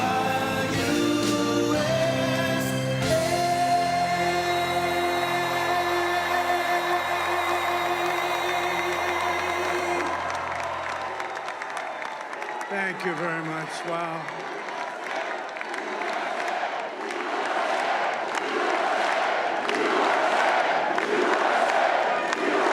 Well, I want to thank you all very much. This is great. These are our friends. We have thousands of friends on this incredible movement. This was a movement like nobody's ever seen before. And frankly, this was, I believe, the greatest political movement of all time. There's never been anything like this in this country, and maybe beyond. And now it's going to reach a new level of importance because we're going to help our country heal. We're going to help our country heal. We have a country that needs help, and it needs help very badly. We're going to fix our borders. We're going to fix everything about our country. And we made history for a reason tonight, and the reason is going to be just that. We overcame obstacles that nobody thought possible, and it is now clear that we've achieved the most incredible political thing. Look what happened. Is this crazy?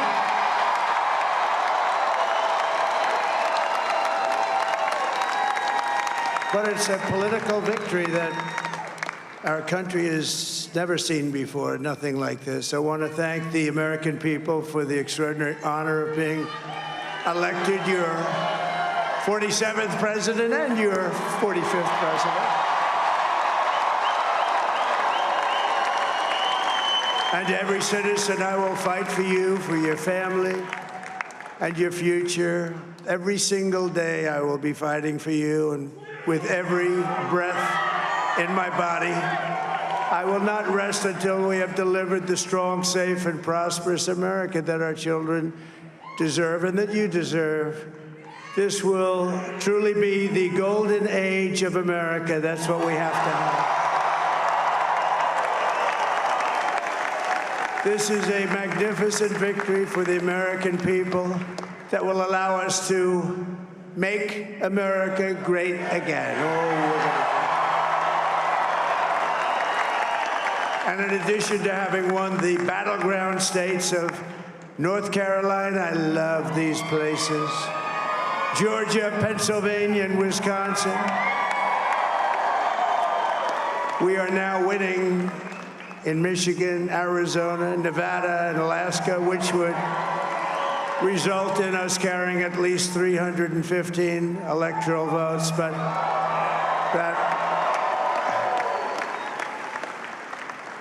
it's much easier doing what the networks did or whoever called it, because there was no other path. There was no other path to victory.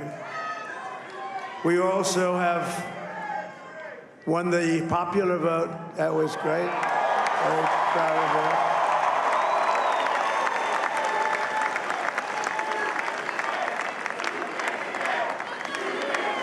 Thank you.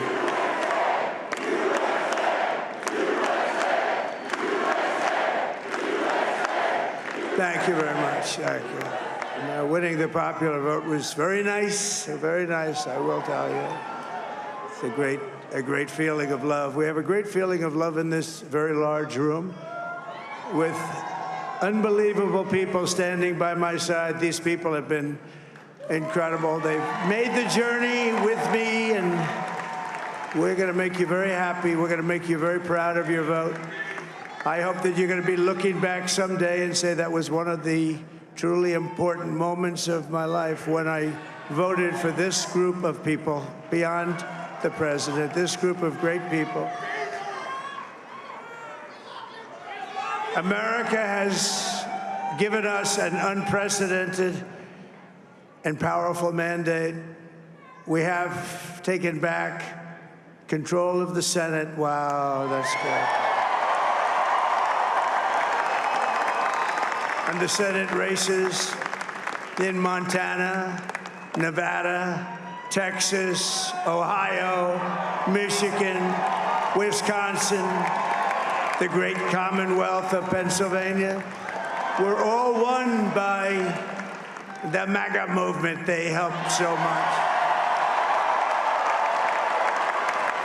And in those cases, every one of them, we worked with the senators. They were tough races. And I mean, the number of victories in the Senate was absolutely incredible. And we did tele-rallies. We did tele-rallies with each one of them. And sometimes we did 2 or 3 and it was amazing to look at all of those victories. Nobody expected that, nobody.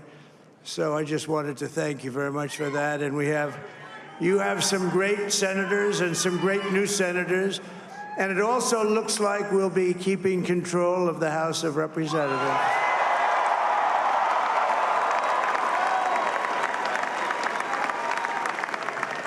And I want to thank Mike Johnson. I think he's doing a terrific job, terrific job. I want to also thank my beautiful wife, Melania, First Lady.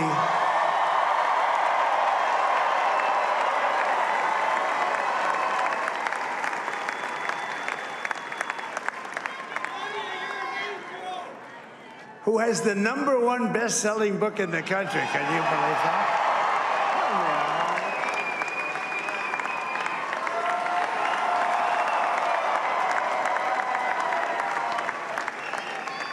Oh, no, she's done a great job, works very hard to help people. So I just want to thank her. But I want to thank my whole family, my amazing children, and they are amazing children. Now, we all think our children are amazing. Everybody here thinks their children are amazing, but that's a good thing when you think they are. But Don, Eric, Ivanka, Tiffany, Barron, Laura, Jared, Kimberly, Michael, thank you all. What a help. What a great.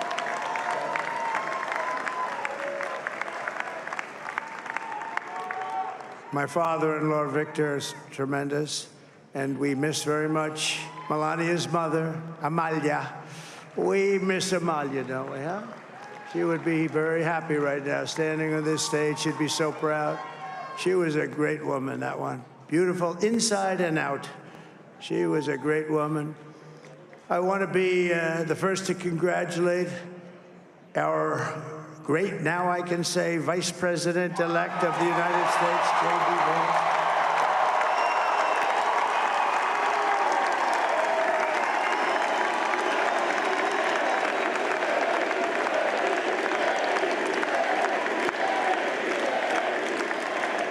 And his absolutely remarkable and beautiful wife, Usha Vance.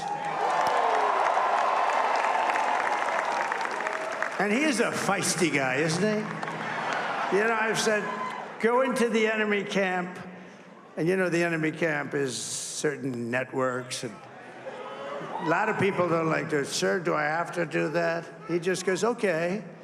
Which one? CNN, MSDNC?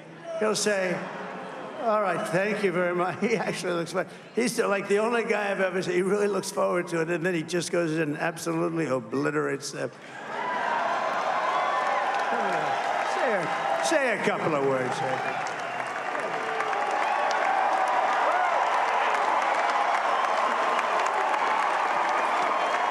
Wow.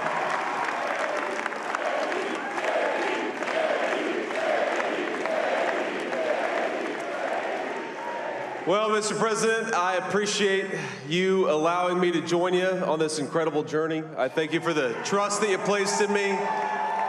And I think that we just witnessed the greatest political comeback in the history of the United States of America.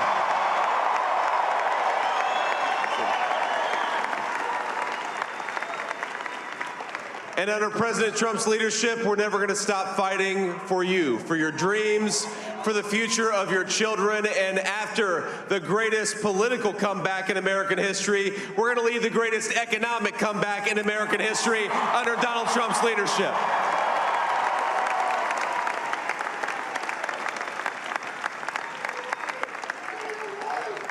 Thank you very much. He's turned out to be a good choice. I took a little heat at the beginning, but he was, I knew the brain was a good one, about as good as it gets. And we love the family, and we're going to have a great 4 years, and we're going to turn our country around, make it something very special. It lost that little thing called special. We have to make it so. We're going to make this so great. It's the greatest country and potentially the greatest country in the world by far. And right now, we're going to just work very hard to get all of that back. We're going to make it the best it's ever been. We can do that. If we had to wait longer, I don't know. It was going bad, and it was going bad fast. We're going to have to seal up those borders, and we're going to have to let people come into our country. We want people to come back in, but we have to let them come back in, but they have to come in legally. They have to come in legally. Let me also express my tremendous appreciation for Susie and Chris, the job you did. Susie, come here. Come here, Susie. Chris, come here, Chris. Susie likes to stay sort of in the back, let me tell you. The Ice Maiden, we call her the Ice Maiden. Come here, Chris. Come here, Chris. Susie likes to stay in the background. She's not in the background. Come here, say something. This wasn't expected, but I just want to thank, obviously, President Trump for this journey. It was a great one, and he's a hell of a candidate, and he's going to be a hell of a great 47th president. And this team that we had, the best team, and, of course, even my boss, Susie Wiles, the best. Thank you. Thank you, and thank you, Susie. Look at her, she's shy. I've never seen her be shy before. Susie. They're great. Everybody up here is great. Everybody up here is very special. But the Trump, who did you say? Oh, let me tell you, we have a new star. A star is born, Elon. Now he is. Now he's an amazing guy. We were sitting together tonight. You know, he spent 2 weeks in Philadelphia and different parts of Pennsylvania, campaigning. You know, he sent the rocket up 2 weeks ago, and I saw that rocket, and I saw it coming down. I saw it. When it left, it was beautiful, shiny white. When it came down, it didn't look so pretty. It was going 10,000 miles an hour, and it was burning like hell. I said, what happened to your paint job? He said, we've never made a paint that could withstand that kind of heat. And but I saw it come down and turn around.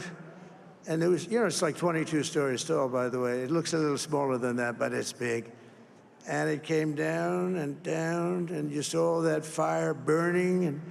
And I'm saying, only Elon can do this. It must be an Elon. And I tell the story. I told it last night. I had a man on the phone. I had the screen muted, no sound. I was talking to a very important man, happens to be here. And that very important guy, one of the most important people in, I would say, the country, actually. But, you know, I was president, and now it looks like I was going to be maybe president again, so I figured I could ask him to hold. So I asked him to hold. And especially because you're going to be president again, they hold. So I took the phone down, and I'm looking at the screen. I'm seeing this crazy thing that's going around and coming down. It looks like it's going to crash into the gantry. And I said, oh, no. And I said, do me a favor, do you mind holding for a couple of minutes? I want to see this. I thought it was a space-age movie or something. I put the phone down. Bad part, I didn't pick it up for 45 minutes, and he was holding. But this spaceship came down, and I saw those engines firing, and it looked like it was over. It was going to smash. And then I saw the fire pour out from the left side, and I put it straight. And it came down so gently, and then it wrapped those arms around it, and it held it. And just like you hold your baby at night, your little baby. And it was a beautiful thing to see. And I called Elon. I said, Elon, was that you? He said, yes, it was. I said, who else can do that? Can Russia do it? No. Can China do it? No. Can the United States do it other than you? No, nobody can do that. I said, that's why I love you, Elon. That's great.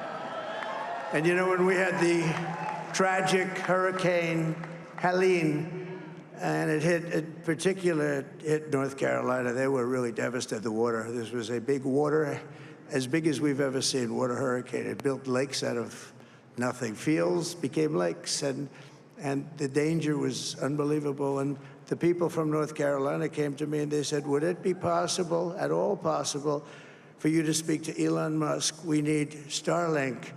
I said, what's Starlink? It's a form of communication. So I called Elon, and I'll tell you what, he had, and it was very dangerous. People would die. They had no communication. All the wires were down. I called Elon Musk. I said, Elon, you have something called Starlink. Is that right? Yes, I do. What the hell is it? He said, it's a communication system that's very good. I said, Elon, they need it really, really badly in North Carolina. Can you get it? He had that there so fast. It was incredible. So, and it was great. It saved a lot of lives. He saved a lot of lives. But he's a character. He's a special guy. He's a super genius. We have to protect our geniuses. We don't have that many of them. We have to protect our super geniuses. I want to thank some of the guys. You know, we have up here today the U.S. Open champion. He's a fantastic golfer. He's slightly longer than me. It's a ball a little bit longer than me. Just a little bit. Bryson DeChambeau is up here someplace.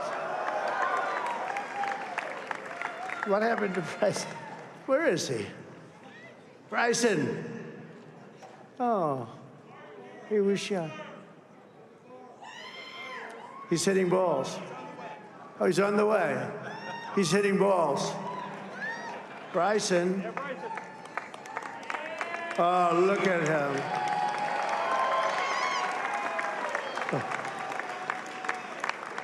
He's got a great career going. Great U.S. Open, Bryson. That's a fantastic job. And we also have a man, Dana White, who has done some job. He's a tough guy.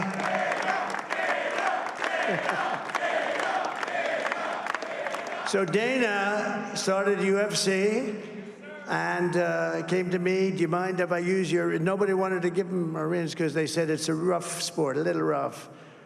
And I helped him out a little bit, and I went, and they said, this is the roughest sport I've ever seen, but I began to like it, and he loved it, and nobody's done a better job in sports. And you know, he's a very motivational kind of a guy, what he does. He gets these fighters, and they really go at it, and it's become one of the most successful sports enterprises anywhere at any time.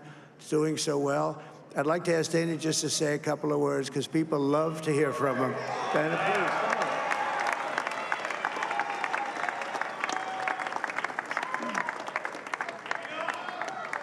please. Nobody deserves this more than him, and nobody deserves this more than his family does.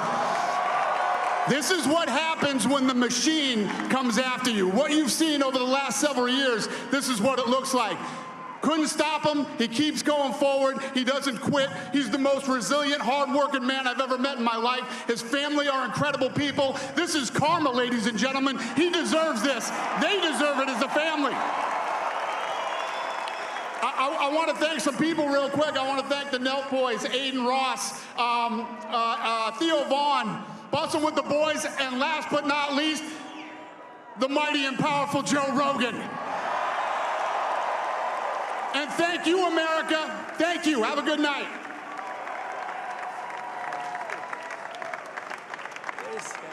That is a piece of work. No, he's really an amazing guy. But most of all, I want to thank the millions of hardworking Americans across the nation who have always been the heart and soul of this really great movement. We've been through so much together, and today you showed up in record numbers to deliver a victory like probably like no other. This was something special, and we're gonna pay you back. We're gonna do the best job. We're gonna turn it around. It's got to be turned around. It's got to be turned around fast, and we're gonna turn it around. We're gonna do it in every way, with so many ways, but we're gonna do it in every way. This will forever be remembered as the day the American people regained control of their country.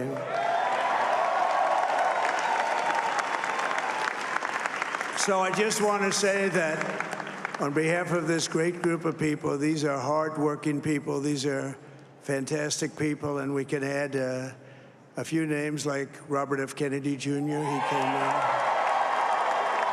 And he's going to help make America healthy again.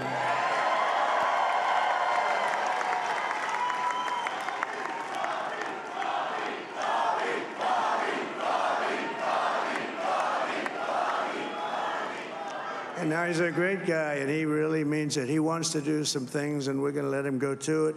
I just said, but Bobby, leave the oil to me. We have more liquid gold, oil and gas. We have more liquid gold than any country in the world, more than Saudi Arabia. We have more than Russia. Bobby, stay away from the liquid gold. Other than that, go have a good time, Bobby. We're going to be paying down debt. We're going to be reducing taxes. We can do things that nobody else can do. Nobody else is going to be able to do it. China doesn't have what we have. Nobody has what we have. But we have the greatest people also. Maybe that's the most important thing. This campaign has been so historic in so many ways. We've built the biggest, the broadest, the most unified coalition. They've never seen anything like it in all of American history. They've never seen it. Young and old, men and women, rural and urban.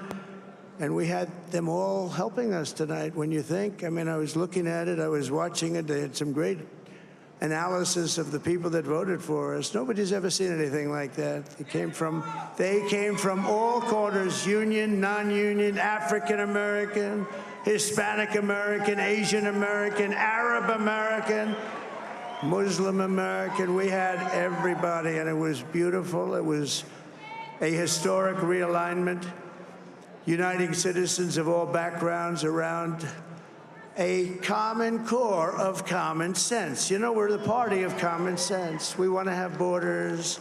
We want to have security. We want to have things be good, safe. We want great education. We want a strong and powerful military, and ideally we don't have to use it. You know, we had no wars. 4 years we had no wars, except we defeated ISIS.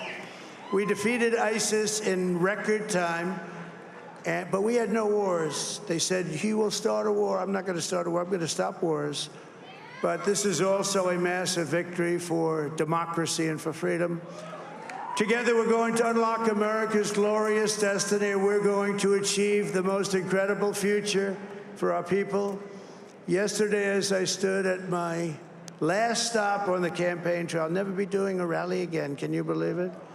I think we've done 900 rallies approximately from them. Can you imagine? 901 something, a lot of rallies. And it was sad. Everybody was sad. Many people, I said, this is our last rally.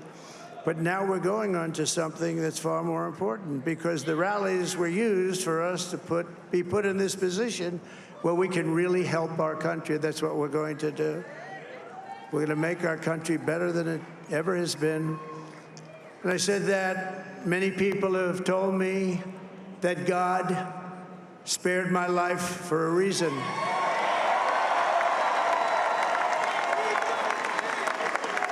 And that reason was to save our country and to restore America to greatness. And now we are going to fulfill that mission together. We're going to fulfill that mission.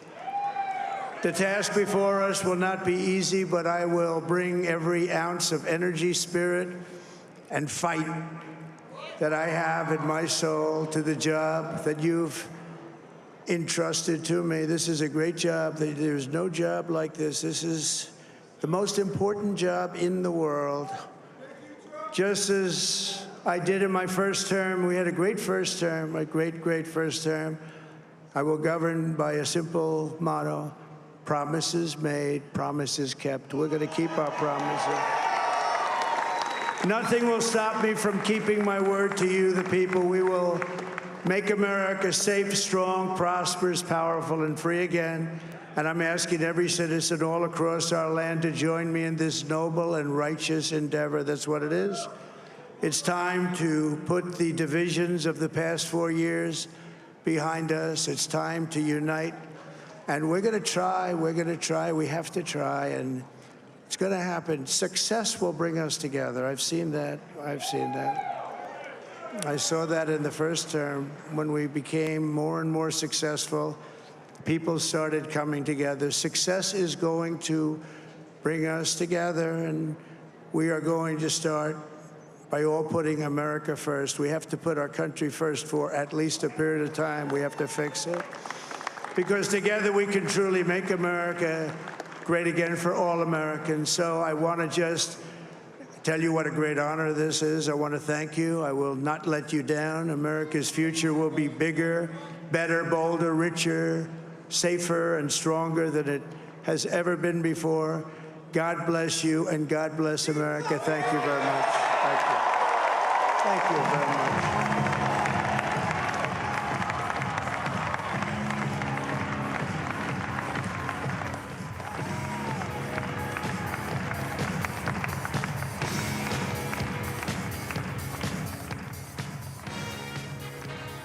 Well, there we are at 2:52 in the morning in Washington, 7:52 in the UK. Donald Trump claims victory in this election. He said this was a movement like no one has seen before, the greatest political movement. We're going to help our country heal. It needs help very badly. And he claimed all sorts of victories. He said they've won Pennsylvania and Wisconsin, said they would win most of the other swing states, if not all. Also says they won the popular vote, which it does look like they have. Taken control of the Senate, he said, which it does look like they have. Predicted they would control the House as well. And he said it was all won by the MAGA movement, the Make America Great Again movement, and said it was a massive victory for democracy and freedom. And what everyone now will be waiting for is firstly the projection that he is the next president of the United States, and then what the next 4 years will look like. Under Donald Trump, and he described himself as the 45th president of the United States, and then said, and now the 47th president of the United States.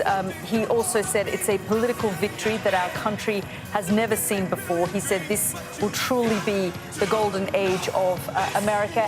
And some words of unity towards the end of that speech. You can see his entire family. In 2016, his entire family, including his daughter Ivanka and son-in-law Jared Kushner, standing by him. They have mostly been missing from this campaign in 2024, but they have, well, they were at the RNC. Yeah, there's not a word about Kamala Harris. No, that is true. She hasn't conceded yet, I suppose, so, you know, she will. Well, he has declared victory, But though. it was quite striking that he didn't, you know, there was no note of graciousness towards it.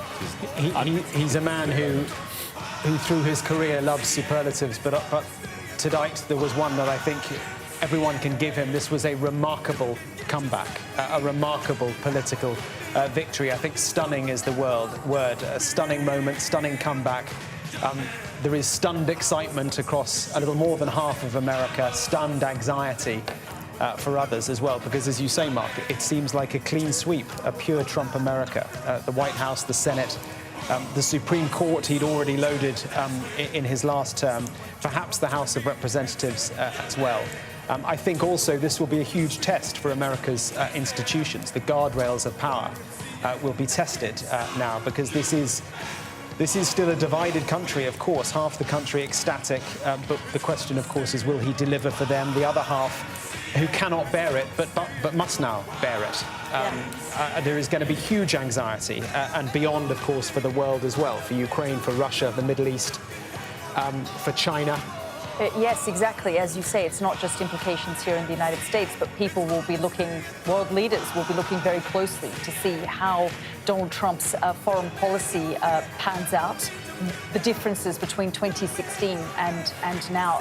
I'm being told we need to go to our international affairs editor, Dominic Waghorn, who joins us from Philadelphia, Pennsylvania. And Dom, I mean, we've been watching Pennsylvania very closely all night. And of course, in the last half hour, we projected that Donald Trump had won that all-crucial battleground state of Pennsylvania. You've been at that watch party all night, and we've just seen Donald Trump declare victory. Yeah, and we've always said, and we all the way through this campaign, I think that Pennsylvania probably would be the state that won it for whoever won it, because it's impossible, almost impossible, without a major upset to win the White House without picking up Pennsylvania on the way. And that is certainly what it looks like Donald Trump has done. And having crisscrossed the state over the last couple of weeks, the issues that voters cared about most were the economy, the immigration situation, the open border, as Donald Trump referred to it as, and also chaos overseas. And voters were able, time and again, to sort of compartmentalize what they thought about that man who we've just heard speaking there. The man, all his antics on the campaign trail, his divisiveness, they said they didn't like the man, many of them, but they liked the policymaker, and they liked what he did for America in his first 4 years, and they want that to come back, and they compare it very unfavorably to the 4 years they've had under Joe Biden. And even those who supported Kamala Harris, who said they would vote for her, a lot of them just didn't like her, and they said they were doing so because she wasn't Donald Trump primarily. She didn't have that likability that I think so many victorious candidates do need to have. It was an interesting speech, wasn't it? Because it was sort of magnanimous in victory, very inclusive. He listed the many Americans who he says have helped him win: the Latin Americans, the Hispanic Americans, the young Americans, and the Arab Americans. It wasn't the kind of divisive speech that we've heard from Donald Trump in the past. And on the campaign trail at times, his rhetoric has been pretty dark. It's been vindictive and spiteful and vengeful. He has talked about being the voters' retribution when he gets into power.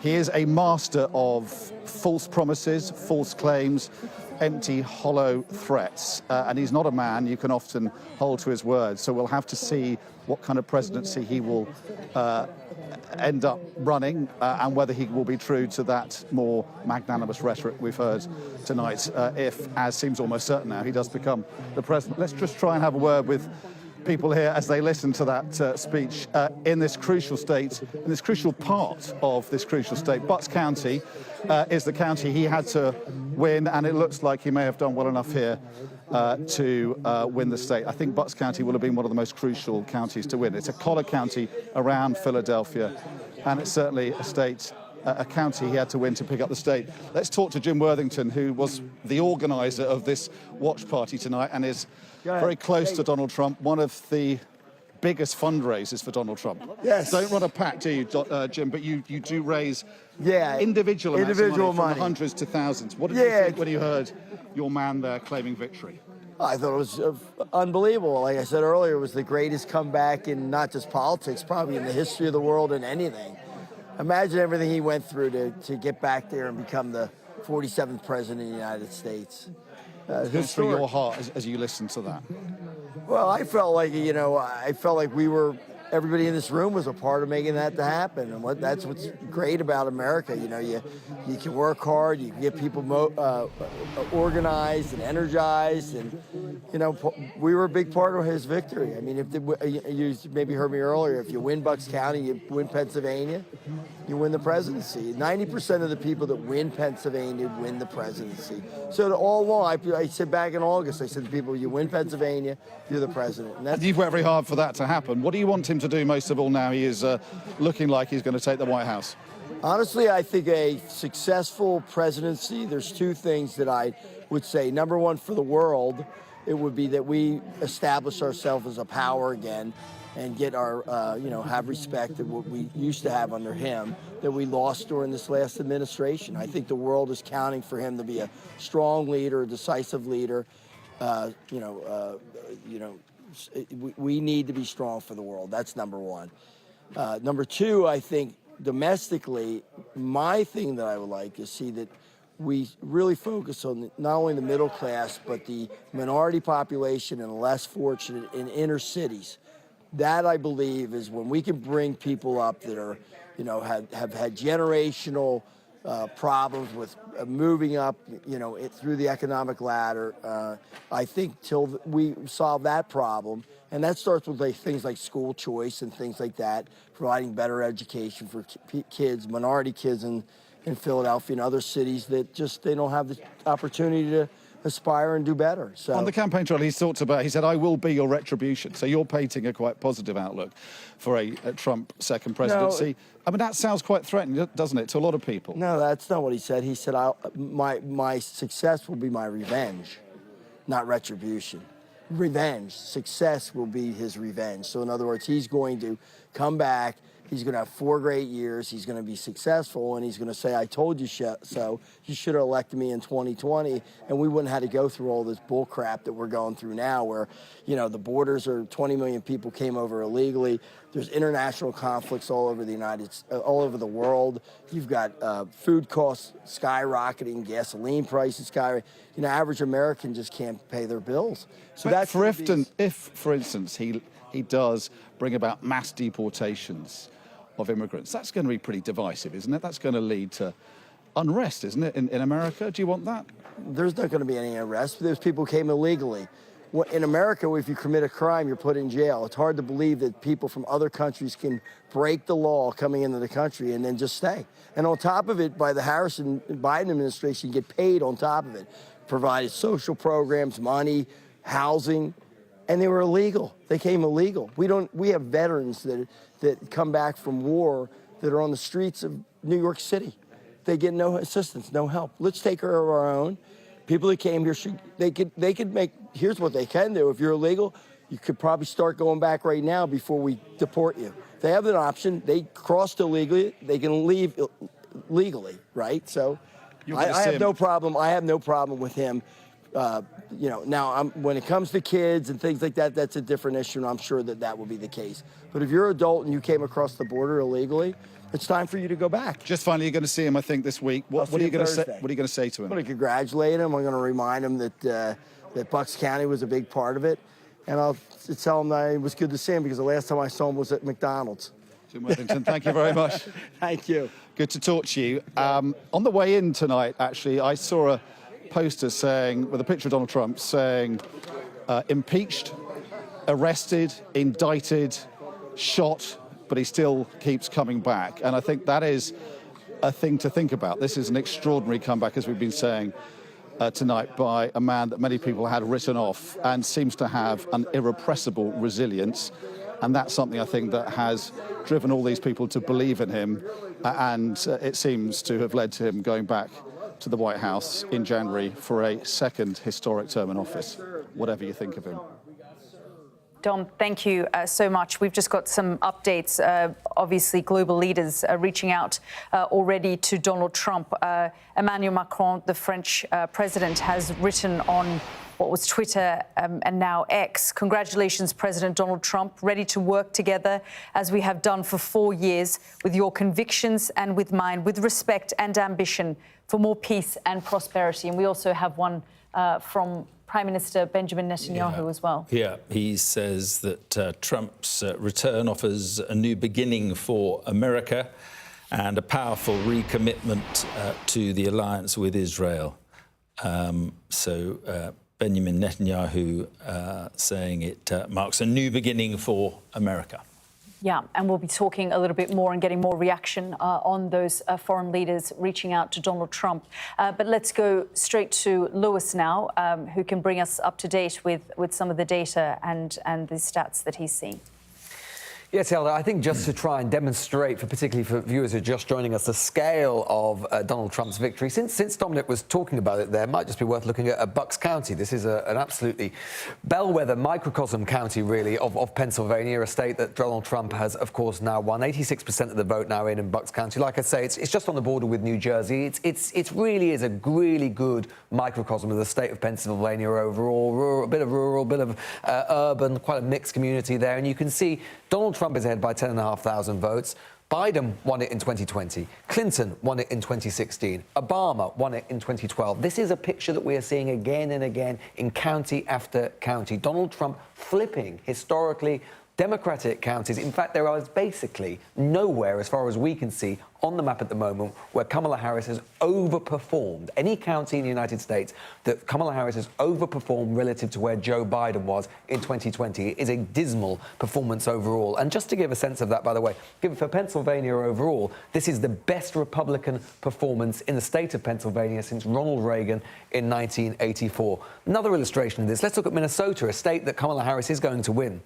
Of course, the home of Tim Walz, the vice presidential candidate. Kamala Harris is going to win it by 51.7% to Donald Trump's 46.1%. But again, there isn't even any premium for her picking Tim Walz as the candidate from Minnesota, because even here, Donald Trump is doing better than he did back in 2020. Bear in mind, this is the most reliably Democratic state of any state of the Union. It's voted Democratic in every election since 1984, even in Ronald Reagan's blowout election of that year. If we look at Florida, a state we were talking about, it feels like eons ago at this point now. Look at this gap here. This is an enormous gap, 56.1% compared to Harris, 42.8% there. And you just look at what this was even in 2020. Yes, Trump won it there, 51-47. 2016, 49-47. And Obama, of course, won it in 2012, 50-49. All of these places over the long term trending away and away and away. Again, this is the best performance for any winning candidate in Florida since 1988. And again, let's just look, because we all got very excited, didn't we, a couple of days ago, by the poll that we saw in Iowa, in the Des Moines Register poll, which showed that Kamala Harris was actually ahead of Donald Trump in that poll. Well, look at this. Donald Trump has actually won Iowa 56-42. This is the best performance for any candidate, Republican or Democrat, any winning candidate in this state since 1972, since Richard Nixon carried this state in the Republican landslide election of that year. So you can see when you put all of that together just how well Donald Trump is doing.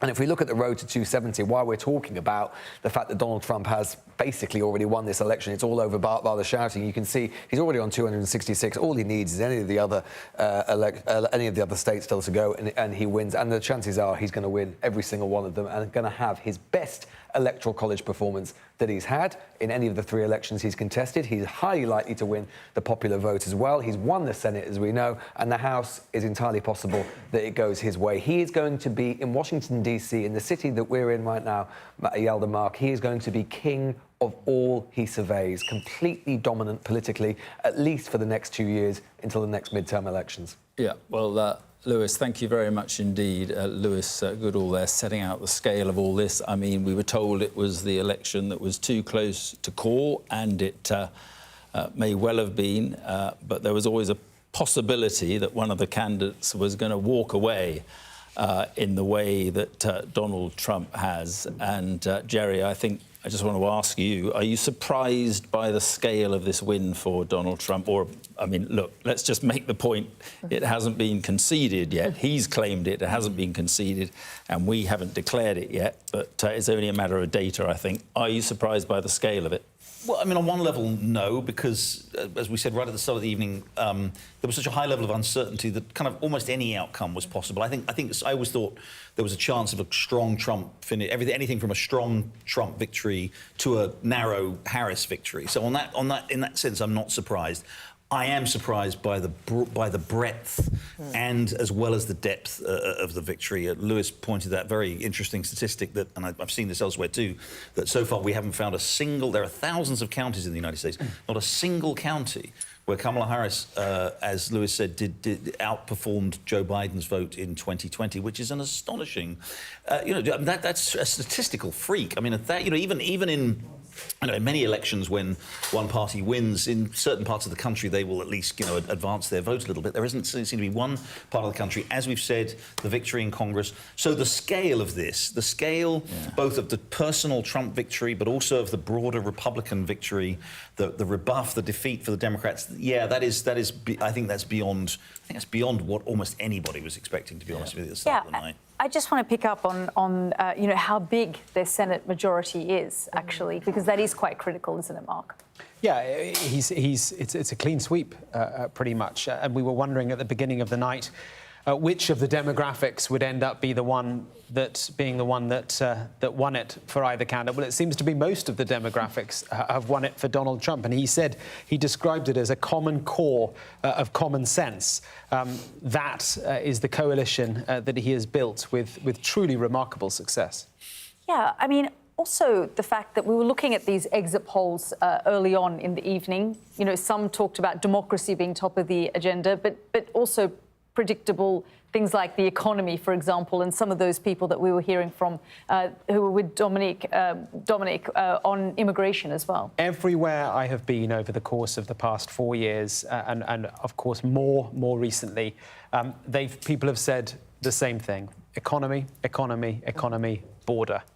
Those have been the dominant themes that have come up. And of the many people who have voted for Donald Trump and appear to have put him back in the White House, many of them will say they do not like Donald Trump, the man, but they like his policies. They are fed up with the past 4 years. They see the last 4 years as being chaotic. They remember the Trump 4 years as being less chaotic. As Trump said himself, no wars when he was president. So you're laughing, Hillary, but... Well, it is. We call it Trump amnesia in many ways, because Joe Biden was elected because Donald Trump brought chaos, and that people were just tired of the chaos. And I think that, the combination of COVID happening towards the end of the Trump presidency and Joe Biden sort of moving people through a really unhappy time, and then inflation starting, obviously, because of so much government spending. Yes, the Trump economy maybe was better, but technically and by the numbers, it wasn't better. And that's the thing that people are going to be looking at but it was psychological as well, wasn't it, Hillary? It wasn't COVID, But I mean, the economy doing well now, but people aren't feeling the benefits of it. So it's a psychological thing when they get asked, are you better under Joe Biden or 4 years ago? The sense for them is that life was better under Donald Trump. And for Hillary Clinton, I mean, she was VP to a deeply unpopular president. Yeah. Kamala Harris. Kamala Harris, yes. There'll be many of those comparisons going forward. I think that's right. I think the other thing you just have to acknowledge when you look at the extent of what Trump has done, and all night I was thinking, how is it that these campaigns, because the Harris people are literally shocked at the numbers that are turning out now. How is it that hundreds of millions of dollars were spent on data analysis and data collection, and forget about all the money that was spent on advertising and get out the vote and that, but just the data operations on these campaigns alone were huge. And the amount of money spent on polling were huge. And I'm reminded again back to the UK election, where pretty much to a precinct, the pollsters predicted the proper outcome, right? They predicted the exact outcome, and yet we have like 30 times the amount of polling companies here in the U.S. doing these polls, and hundreds of millions of dollars spent on it, and yet every time they've been so off these last several elections, and that's really something interesting to look at. We'll come right back to that point, Hillary, but we just want to go to our James Matthews, who is at Mar-a-Lago, and the lights there are going off, actually. We heard about Kamala Harris and her lights going up, but let's go to James so he can bring us up to date. We heard there from Donald Trump. I mean, it's been quite an extraordinary night. Yeah, extraordinary and yet very ordinary, Yalda, actually, when Donald Trump eventually did take to the stage. Same old notes, same old gags, same old anecdotes, and, you know, for a speech at 3 in the morning, it perhaps went on too long for many who they started actually drifting away before he finished. But that does not diminish, of course, the significance and the historical nature of it all. The 47th president of the United States, who would have put their money on him being back on that stage, addressing this crowd and enjoying this rediscovered status after everything he went through first time round, and of course in the run-up to this. A joyous night clearly for his supporters. I mean, it was rock star stuff in here when he took to the stage, flanked by his family, spoke about, as you heard, a huge victory, according to him, for democracy and freedom. Says that he will make the United States better than it has ever been. God spared my life for a reason, he said. That reason being to save our country and return America to greatness.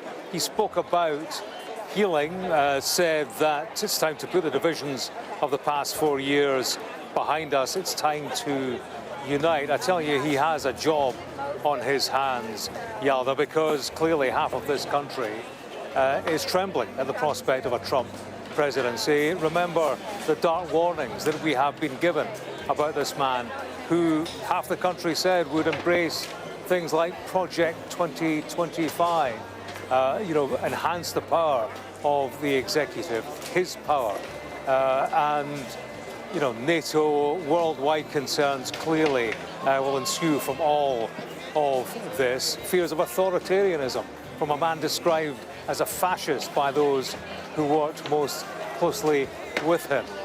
How far will he go down the road towards authoritarianism, if indeed he does at all, and what will be in place to keep him in check? Questions about Elon Musk, questions about Robert Kennedy, who he hailed on stage. What role will he have? What role will Elon Musk have? What checks on power will Elon Musk have? You know, given the support he's given to Donald Trump, essentially a man who is a big factor in putting him back in the Oval Office. What is the payback for Elon Musk for all of that? So, you know, many questions clearly for tomorrow. Tonight here, we're packing up. It's quiet. Donald Trump is long gone. Big party he had at Mar-a-Lago. Nigel Farage was there, British MP. I spoke to him earlier on. He was drawing parallels with Churchill. J.D. Vance on stage calling it the greatest ever political comeback. So lots of hyperbole knocking around in this particular location tonight. And I suppose some of it is justified when you think about how extraordinary it actually all is. The day that changed the world in many ways. Yeah, very much so. James, thank you so much. And I guess, you know, James posing all of those questions. Donald Trump has another chance, another 4 years. The question is, what does he do with those 4 years? We're seeing I keep wanting to say tweet, but it's no longer, I don't know what they call it on X now. But he's put out a little statement. The president of Ukraine, Volodymyr Zelensky, he has said, congratulations to real Donald Trump on his impressive election victory. I recall our great meeting with President Trump back in September when we discussed in detail the Ukraine-US strategic partnership, the victory plan, and ways to put an end to the Russian aggression against Ukraine. So Volodymyr Zelensky putting out that statement very early on and holding his breath, I guess, at the same time. What else was he going to say? Right. So he'll be worried. I mean, Zelensky will be worried about what happens with American help for Ukraine. And another man, just excuse me, so another man who will be slightly worried is NATO's Secretary General Mark Rutte, new Secretary General, who is saying when Trump takes office, he'll be welcomed by a stronger, larger and more united alliance. And I'm sure there'll still be some concern about what he plans to do, because he's, of course, threatened to withdraw from NATO. Well, yeah, but it's also worth saying that one of the reasons that NATO is stronger now is because Trump in his last presidency made them pay more, because he said he was fed up with being the policemen of the world, that Europe, NATO needed to do more of their own heavy lifting, and so they did. And actually, Jens Stoltenberg, the predecessor to Mark Rutte, is on the record as saying that some of Trump's nudges to NATO, other NATO members, was actually very helpful in that regard. So, yes, he's threatened to leave NATO. He's threatened to do lots of stuff that he's actually ended up not doing. Let's see. Let's see what happens. I mean, his foreign policy ethos is and always has been peace through strength, which kind of differs from what you might argue the Biden-Harris foreign policy has been, which is peace through dialogue and negotiation. So he's a man who has clearly got a very different vision for the world. But he said in his own speech just now that the first priority is America first, and he believes that he's got a lot of rebuilding to do in America, and he will do that first. He also said he's going to keep his promises. Just in one sec, we've just got Keir Starmer. I didn't have it. I've got it, yeah. I think, yes. I don't. It's on the screen. Well, I can't it's on read the that. Oh, yes, screen. congratulations, President-elect Trump, on your historic election victory. I look forward to working with you in the years ahead. As the closest of allies, we stand shoulder to shoulder in defence of our shared values of freedom, democracy and enterprise, from growth and security to innovation and tech. I know that the UK-US special relationship, there it is, will continue to prosper on both sides of the Atlantic for years to come. And all this begs a question. Kamala Harris hasn't conceded It is yet. worth noting that she has not conceded. This is bizarre what's happening. We've got these international leaders. One might get a little suspicious about the fact that, dare I say, some networks have still declined to call I'm just wondering if they're kind of doing a reverse Fox News, really. So will Kamala Harris start coming out and fighting it? No, 20 should do what Donald did and not concede. I was joking. But Omarosa, I mean, you could probably speak to this, because in 2016 we know that Hillary Clinton, didn't actually say anything, but she sent a message out that she'd accepted that she hadn't won the election. Lewis Goodall's tearing his hair out. Is he okay? Before we go to Omarosa, I'm being told that I need to throw to Lewis Goodall. Rude gestures, Nothing rude at all, nothing. Just a gentle beckoning in this direction. No, I just wanted to just point your attention to the absolute car crash that is going on for the Democratic Party, not just at the presidential level, but across virtually every level of government and politics across the United States at the moment, which is, if we look at the Senate at the moment, we knew that it was highly likely, or probable at least, that the Republicans would take the Senate just because of the nature of the map. The Republicans were defending far fewer seats than the Democrats were. But if we look at race after race, they've already got control, the Republicans. They've already got 51 senators. They'll definitely be taking control of the Senate. But if you look at the outstanding races, I mean, look at this. We've got Pennsylvania. This is a seat that the Democrats currently control. Actually, a popular incumbent senator, at least up to now, Bob Casey. Dave McCormick, the challenger there, with 5% of the votes still remaining, is ahead. If we look at Michigan as well, so that's probably a pickup. Michigan as well, the incumbent senator, Tammy Baldwin, is behind by about 2 percentage points. So very likely, on the basis of the current vote, that the Republicans win that. Wisconsin, again, an incumbent senator.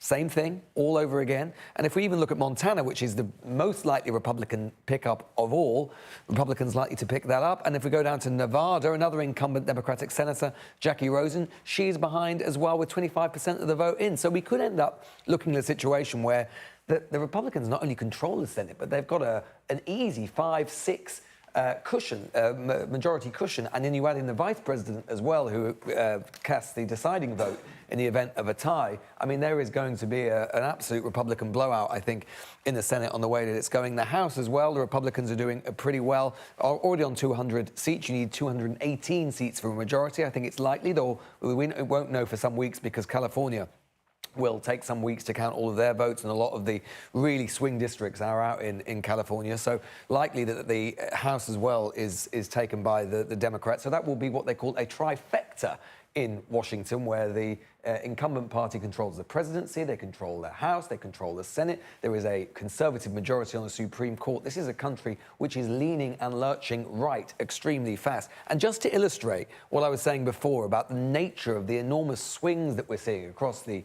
United States as part of this, just take a look at this. Basically, every arrow that you are seeing on this map is painted red and is lurching to the right to the Republican Party. Basically, it shows a swing in county by county across the United States. Most of the West isn't filled in yet because we just don't have the vote in from the West yet. But just look at the sheer amount, the volume of ruby Republican red that there is going to the right. You see it across the country, state by state. And if we were to break this down, demographic by demographic as well, you are just seeing a universal swing virtually across the entire United States to the Republican Party. It is very much the Republican Party's year. And spare a thought for what Kamala Harris and Joe Biden are now going to have to do, confront the prospect, Joe Biden, of arranging a transition to a man that, by all accounts, he despises. And bear in mind, Kamala Harris, one of her duties as the president of the Senate, as the incumbent vice president, she's going to have to oversee the certification of Donald Trump as the next president of the United States. Lewis, thank you so much for your analysis there and bringing us up to date. I want to go to Mark because Jerry made a point about why some networks aren't calling it when, you know, we are saying that he has Pennsylvania. There are no real paths anymore for Kamala Harris. And networks like Fox have already declared Donald Trump the president of the United States. He himself has done so, as have world leaders. And he's getting congratulations from around the world. It's all about the methods that different networks are using to come to their conclusions. It is the fact that Michigan, Nevada, Arizona, Wisconsin are still, from our data, too close to call, although it may well be the case that they very soon are not too close to call. It's worth saying CNN has not yet called the election either. So it's about the different data methods that are used. I can see Jerry sort of smirking slightly there, but that is the reason behind it. Fox... I'm sure it is. Yeah, I'm sure it is. Yeah. Fox, 4 years ago, called Arizona very early, and that for Biden, incidentally, and that caused all sorts of uproar. But then they reversed it or something, right? Didn't they? Yeah, they exactly. tried to. I mean, I think there's a method to all of this, and not just, you know, we know what the outcome is. The outcome is what it is. There are no paths for Kamala Harris, but if we have our methodology and the way that the data is processed, there is really no point in jumping the gun until all those counts are in. Well, and the reality is we're going to have to take an examination of polling as a whole. I think you referred to it as the polar coaster early. That's an understatement of how crazy these polls were, including the one in Iowa that had everybody running around for a whole day. But it was a distorted view of what America was thinking, feeling, and how they were going to act. And as we could see, ultimately, they chose Donald Trump for president. And you made that point a little earlier, didn't you, Hillary, about the amount of money that goes into all this polling and the fact that they were spooked out by what happened in 2016 and 2020. Here we are again, essentially. Same thing. Essentially, we are. And I think it speaks to the difficulty of polling, the difficulty of contacting individuals in today's very,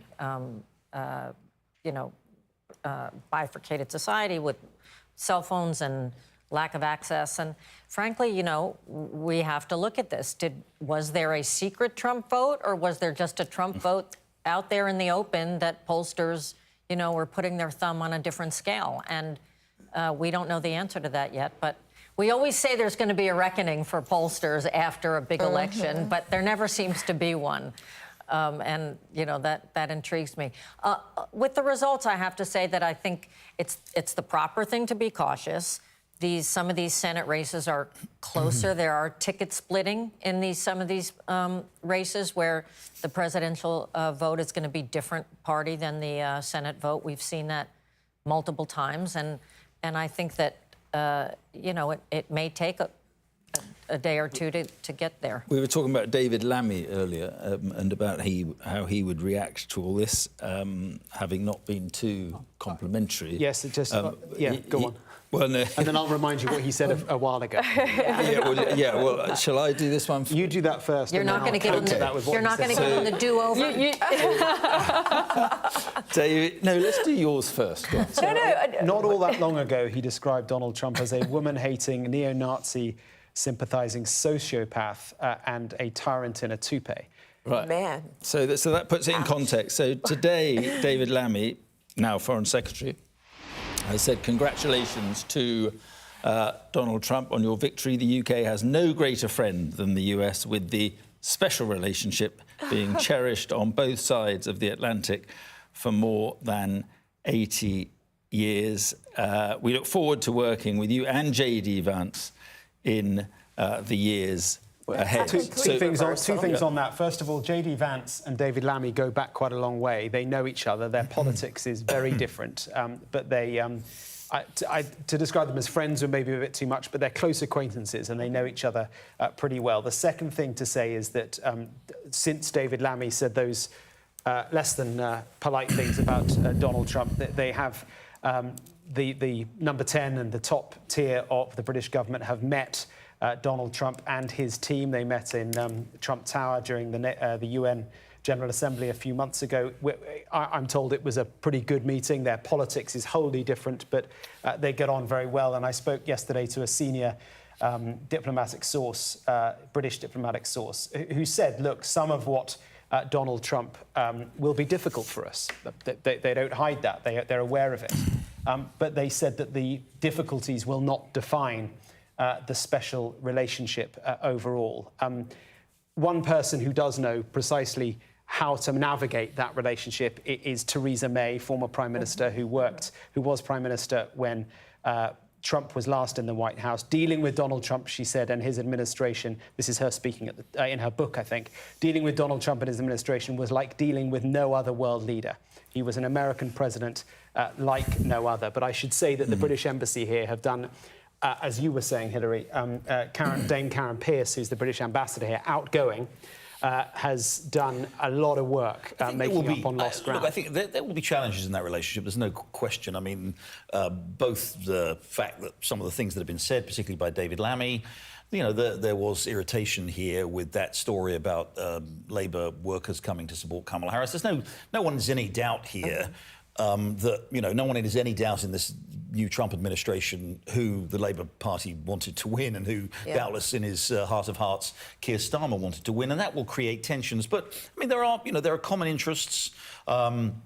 It depends to some extent on the personnel. Donald Trump will be assembling his foreign policy team, I think, depending who it is. But if it's someone, if he picks someone like Rod O'Brien, who's his national security advisor, he could pick him. Mike Pompeo is very much an Atlanticist. So, you know, it will be a rocky relationship. But I think the fundamentals will be pretty good. Right. And the personnel, I think the personnel will probably be. But here's the thing about Donald Trump, which is that, you know, look at what J.D. Vance used to say about Donald Trump. I mean, this is a guy who, you know, everybody has insulted him. But as long as you come back and kiss the ring, it's okay. Yeah. He's quite forgiving that way because he loves to have the ring kiss. And a good example of that is with Zelensky, who was, I believe, the first world leader to come out. Let's not forget that it was in 2019 that Donald Trump was first impeached because of that call with Zelensky.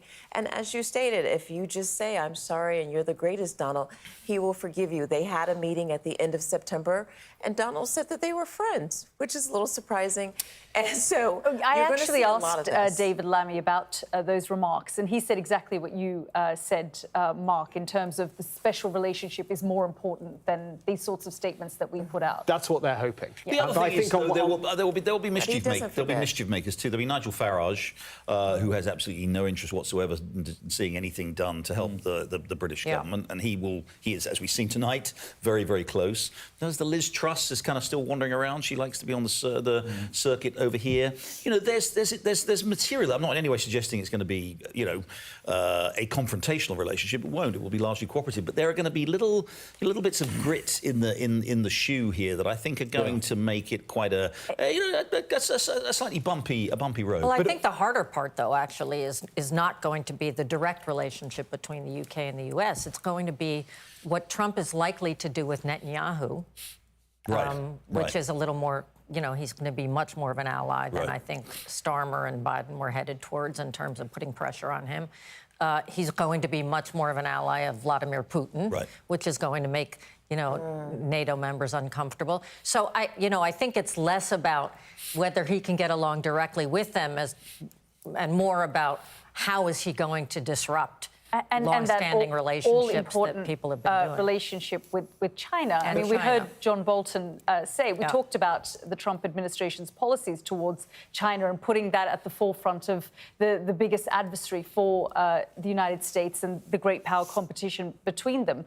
But he also said, look, if Xi Jinping calls him in the morning and says, you know, good to have you back, then he will respond favourably to that. Also, if he's serious about tariffs too, that's going to mean, I don't know if he's serious about tariffs. I think some people say it's a bargaining tactic. Some people say he's serious about it. But if we're going to get into a trade war, you know, that's going to create problems with allies everywhere. So, you know, I was just going to say, I mean, it's going to be a big problem for Europe if there is a trade war. I think protectionism is going to be a concern for Europe, for the UK as well, that America's going to turn inward, and they're going to have a lot of trouble on trade, supply chains, and all of that sort of stuff. Remember that was an issue in the last one, but there's no more important geopolitical relationship than the one between America and China. It's not been front and centre recently because of the issues with Ukraine and more recently with the Middle East as well. But I think it's no one's quite.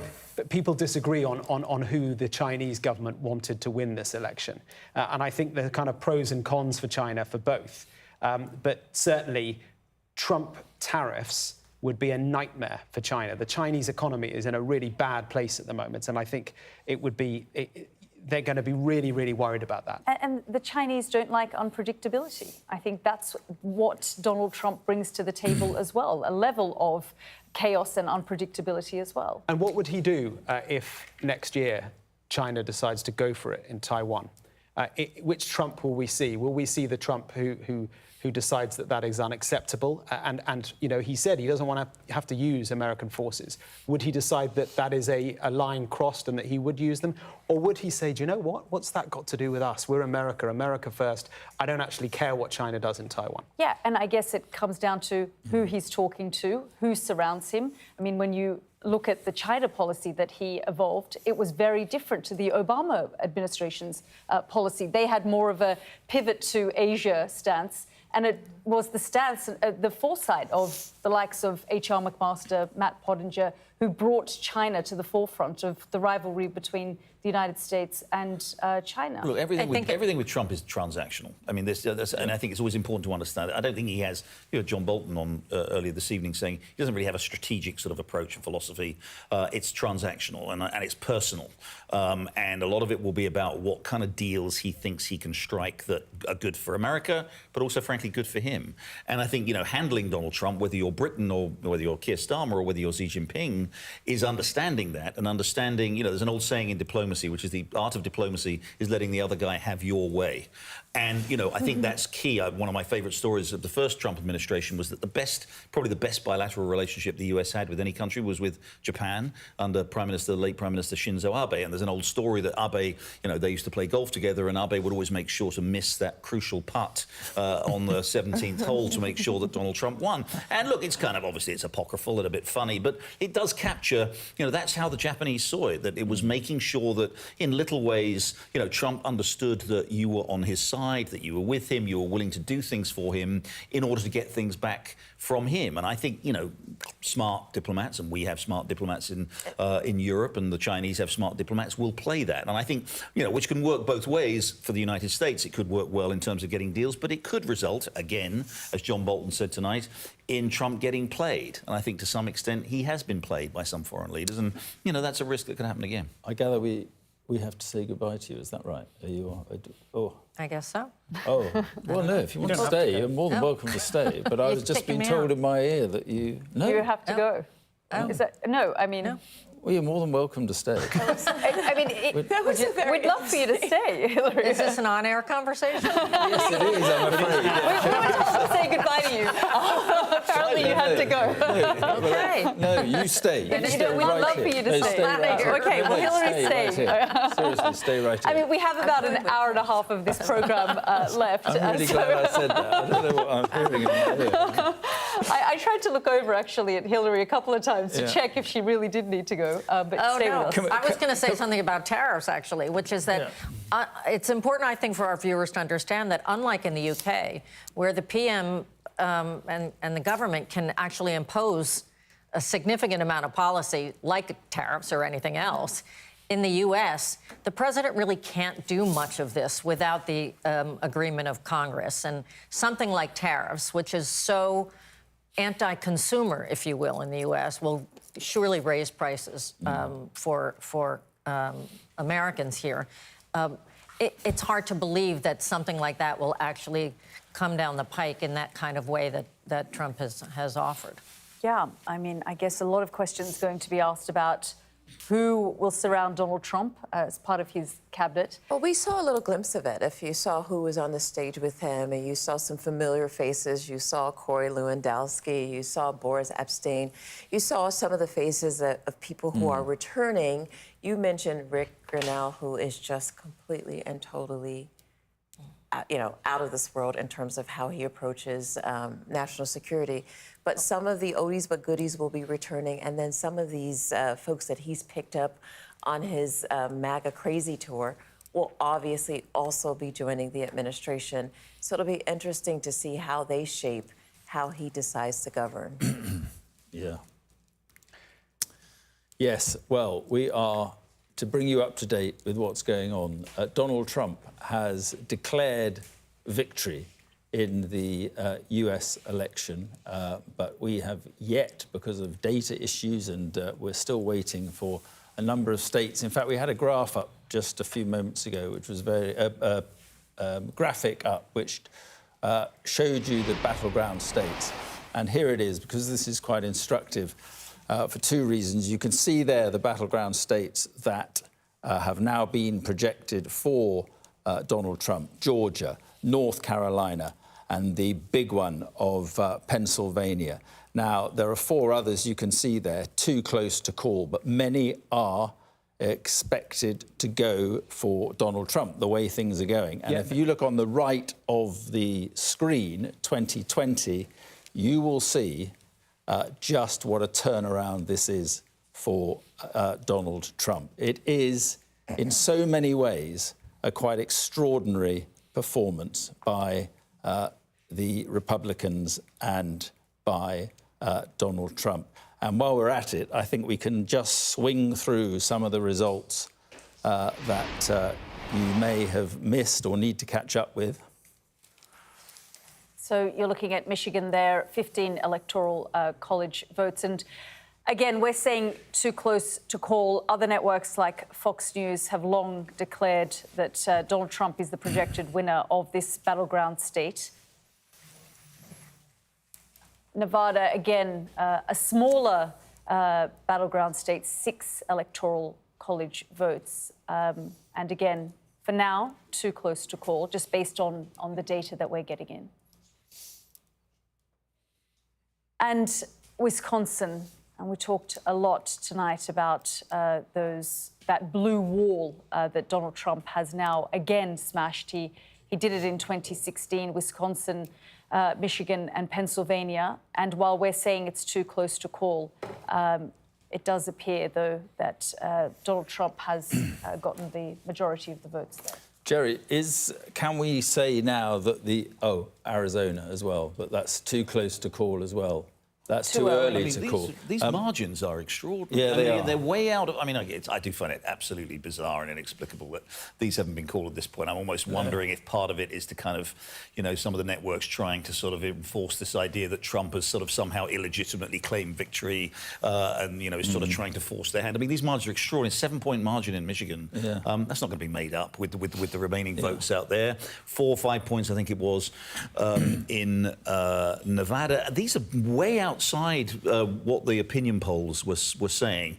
Before, we started off talking about the night that all of those swing states were all within the margin of error. That I think Trump, an average of polls maybe gave Trump about a 4-point lead in Arizona. That was the big one, which actually, as it happens, it looks like it's going to be a little bit closer. But none of them had 4, 5, 6, 7 points. They were all within basically 0 and 2 percentage points, and he's doing better. Look, these will change slightly, and again, there will still some of those states there'll be some more Democratic votes to come in. But he's just, once again, Hillary made this point earlier, the polls are going to be just way off again. Once again, for the third straight election, presidential election, they've underestimated Donald Trump's support, and it really is a problem. It does seem bizarre. Let me just give you a little more detail on Wisconsin and what's happening there and why there is a slight delay. 94% of the vote counted, currently too close to call, as we were saying. Now, there are 197,000 votes remaining. But 141 of those 197,000 are in Milwaukee, which is obviously a what's the margin between Trump and Harris? Well, Harris is leading in Milwaukee. No. What's the Wisconsin margin between Trump and Harris right now? Now we're going into Lewis territory. We need answers. So Lewis is your man. I'm the man with the answers here, Mark, not to worry. Well, Wisconsin, the margin at the moment is 112,000 votes in Wisconsin at the moment. I'm actually just going to put a slightly contrary view, just a little bit of defence of the polls. I mean, there's no doubt that certainly they may be a little off in some places. I think the place they're most off, by the way, but that's partly because there's the least polling in these places, is there's a big underestimate in terms of Trump support in safely Democratic states. So if we talked about New York, for example, the fact that Harris is down at 55.5%, there's a sort of 11-point split there between Harris and Trump. Not expected necessarily, but as I say, there's not that much polling. But if you actually look at the margins, I mean, when we consider that a lot of the polling we were saying throughout was about 2 to 3 point margin of error, and we were saying it was a dead heat in much of the in many of the states. Well, like look at Georgia, for example. What is it that they're about 2 points off? So when we said that there was a 2-point difference, well, it's 2 points. North Carolina, we're at 51 to 48. So again, about a 3-point difference or so. It doesn't take much. My point is, it doesn't take much with the polling. It doesn't take the polling to be off by very much at all to find yourself in a position where you do have a blowout for Donald Trump. Some of the margins are a little bit wider. We can see in Arizona again, about 3 points or so. So I'm not convinced necessarily that the polling itself was that far off. In most of the places, there was a dead heat. In most of the places, it was saying there was a dead heat, more or less, within a margin of error of 2 to 3 points. Indeed, that is what has come to pass. And indeed, a lot of the polling did show, and this is something that the Democrats actually denied as the campaign was going on. The polling did show that Donald Trump was making big inroads with Democratic voter bases, particularly with African-American voters and Latino voters. And indeed, that has come to pass, as we've been saying all night. So we look at a place like Cook County, which is the home of Chicago, absolutely rock-solid Democratic county. And you can see here, big black community. You can see here, Joe Biden, 74.3% of the vote in 2020. You go back to what we've got today, Kamala Harris is on 62%. It's an extraordinary drop-off of Democratic support in many of the counties with many of the key constituencies that the Democratic Party has long come to rely on. So a word in defence in the polls, to some extent at least, Mark. Can I just push back on that? Because, I mean, first of all, I think Georgia, you may have one of the possibly 2 of the 7 swing states, you might possibly just be able to say Georgia. But even then, I think I'm going by the Real Clear Politics average, I think had Trump up by 0.5 percentage points and he wins by 2. But if you go beyond even the swing states, I remember looking at them. Texas, I think the average polling lead that Trump had in Texas was 5. I think he's won by probably 10 tonight.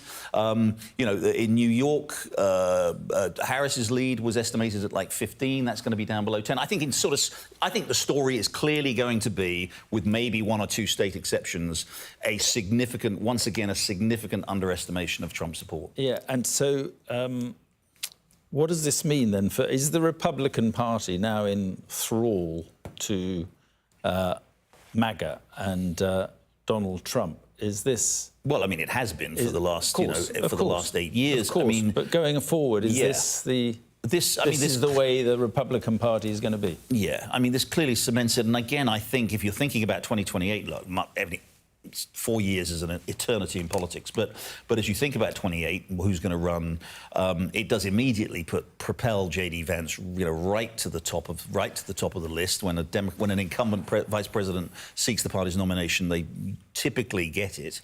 So he's in a strong position there, and he's very much in the kind of MAGA mold.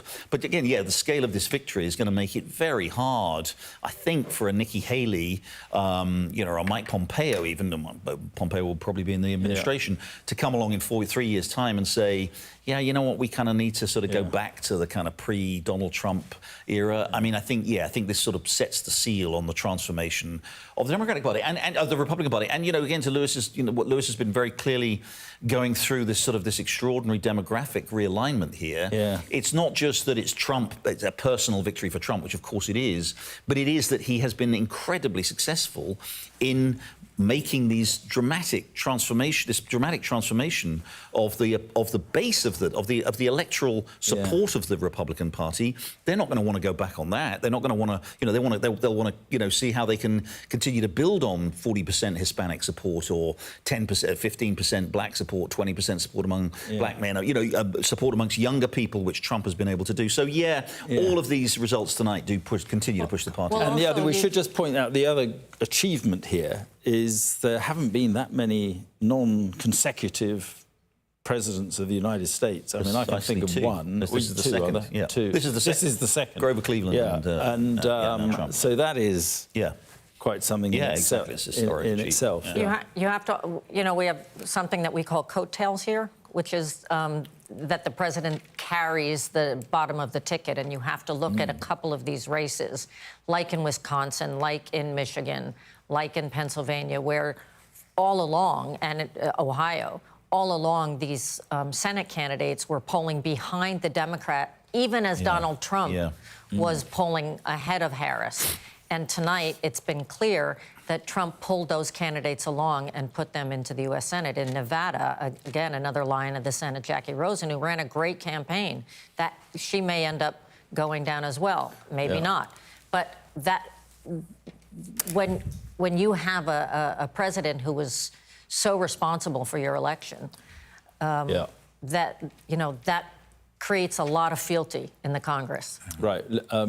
We need to go over to Lewis again, who wants to justify himself, or I don't know what. No, I'm going to justify my existence. Yeah, well, I'm keen to do that wherever I can, Mark. Absolutely. No. I was going to just point your attention to Nevada, which is, I mean, it feels like such a fait accompli in terms of the Electoral College now, but it's still worth looking at. Again, I mean, this is a state that has voted Democratic in every election now since 2008. And what is going on in Clark County? The vast majority of voters in Nevada live in one of two counties, and the majority of those live in Clark County, which is the home of Las Vegas. And you can see here 94% of the vote now in.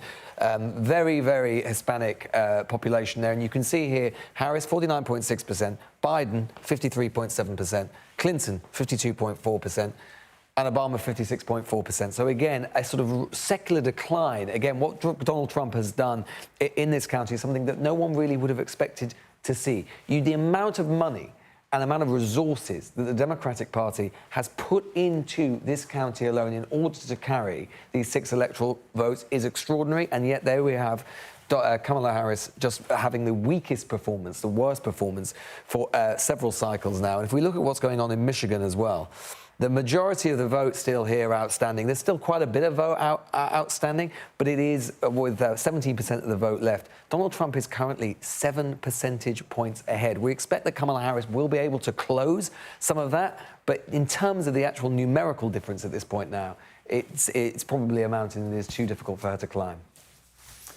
Yeah, and Lewis, thanks very much. And the power now that Donald Trump will have with the Senate and quite possibly the House. Do we know what's going on with the House yet? But I mean, this is.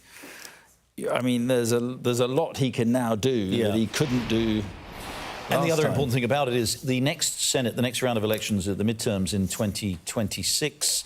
are much more favourable for Democrats. So they were expected to make several pickups.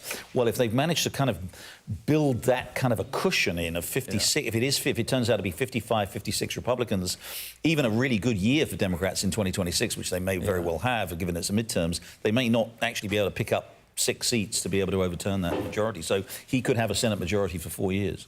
It's worth reflecting on who might be in the Trump cabinet, because there are some fascinating figures. I mean, RFK Jr. to start with, a man who was running against Trump and Harris at one point and then came in behind Trump.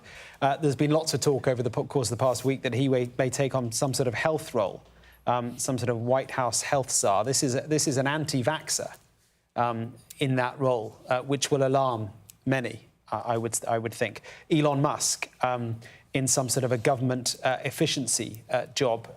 Hillary, you were talking about the obvious conflicts of interest of Elon Musk with all that he owns and the wealth that he has in the White House.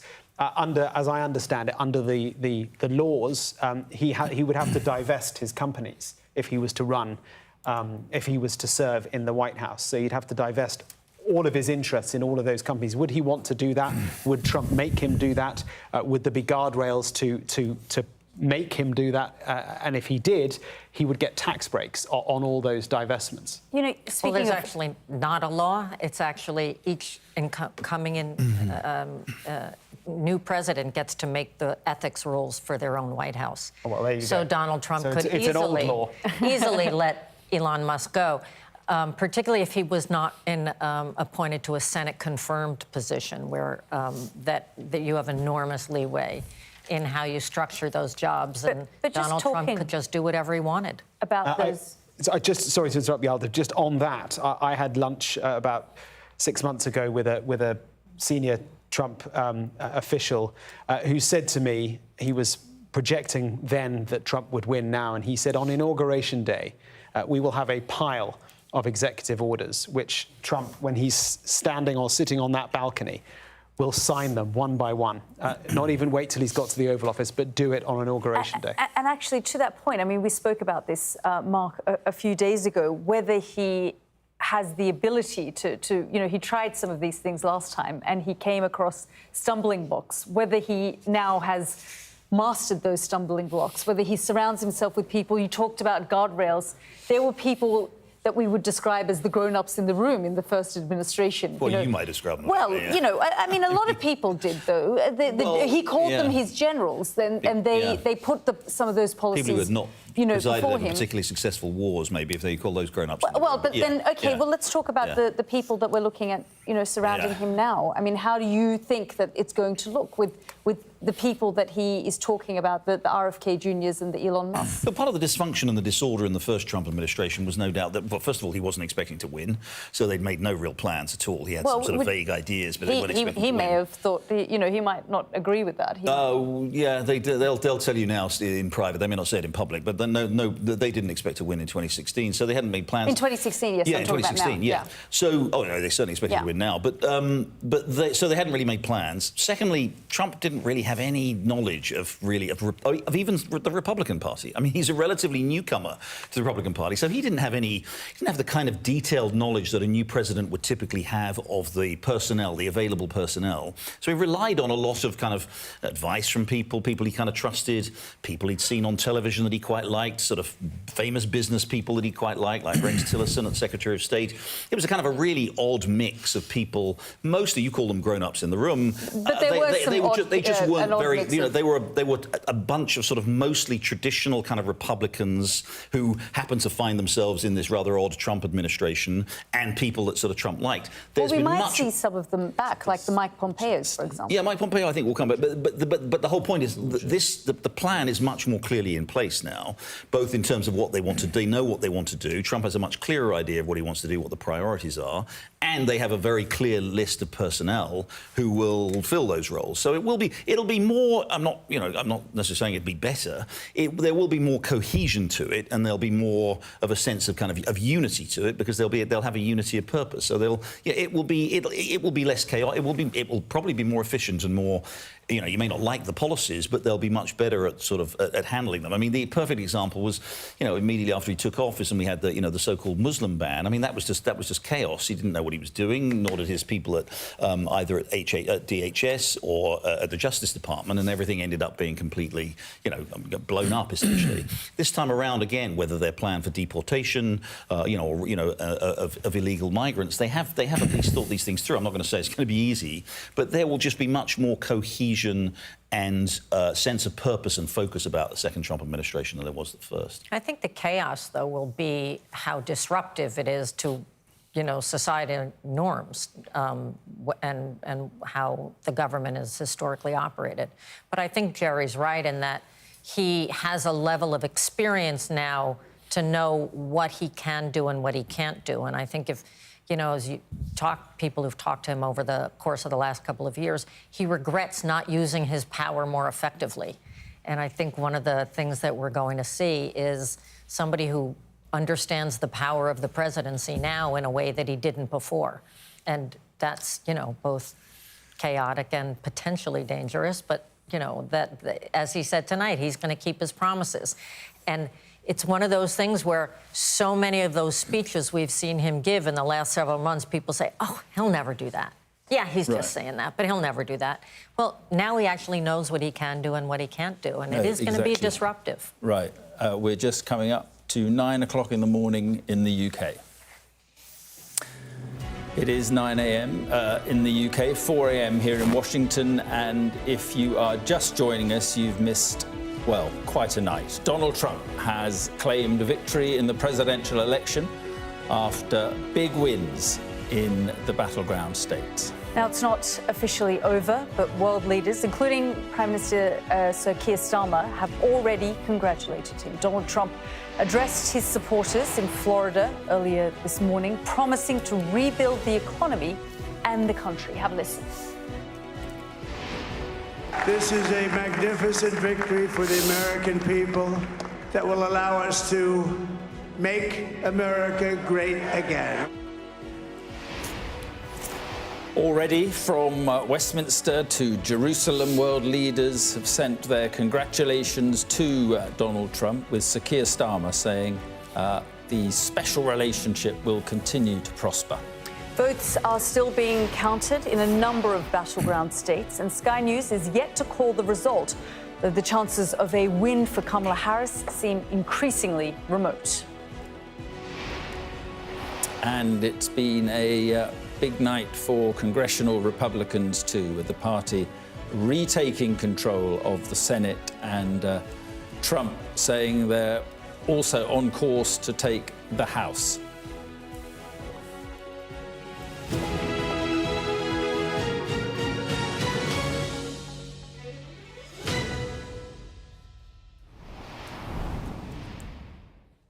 Good morning, then, from Washington after what has been a remarkable night in American politics. Donald Trump has claimed victory in the presidential election after big wins in the battleground states of Georgia, North Carolina, and Pennsylvania. Yep, speaking to supporters in Florida earlier, he vowed to heal the country after the divisiveness of the past 4 years.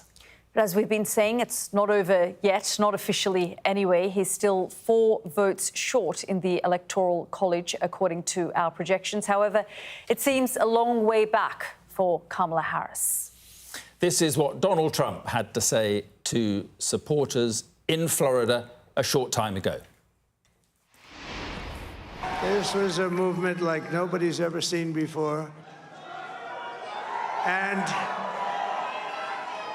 frankly, this was, I believe, the greatest political movement of all time. There's never been anything like this in this country, and maybe beyond.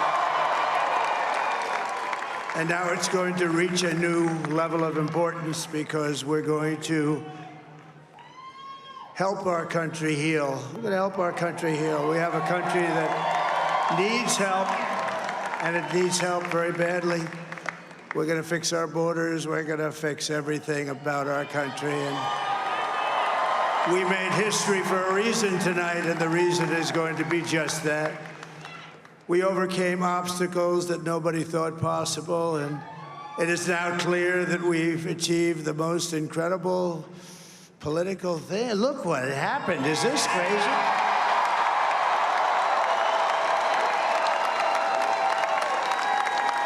But it's a political victory that our country has never seen before, nothing like this. I want to thank the American people for the extraordinary honor of being elected your 47th president and your 45th president.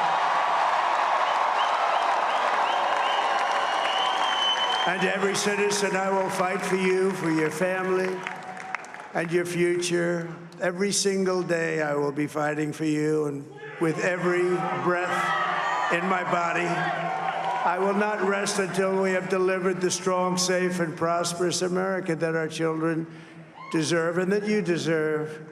This will truly be the golden age of America. That's what we have to have.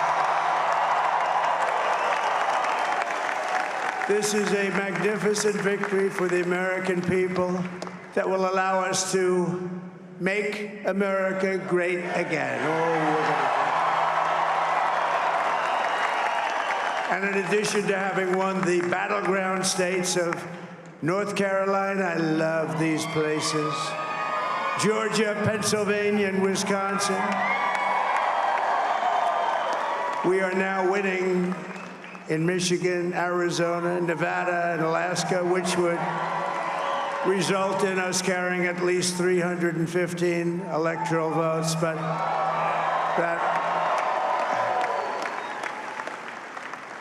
it's much easier doing what the networks did or whoever called it, because there was no other path.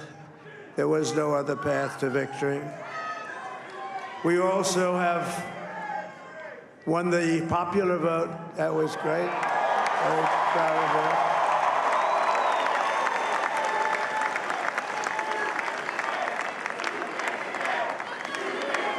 Thank you.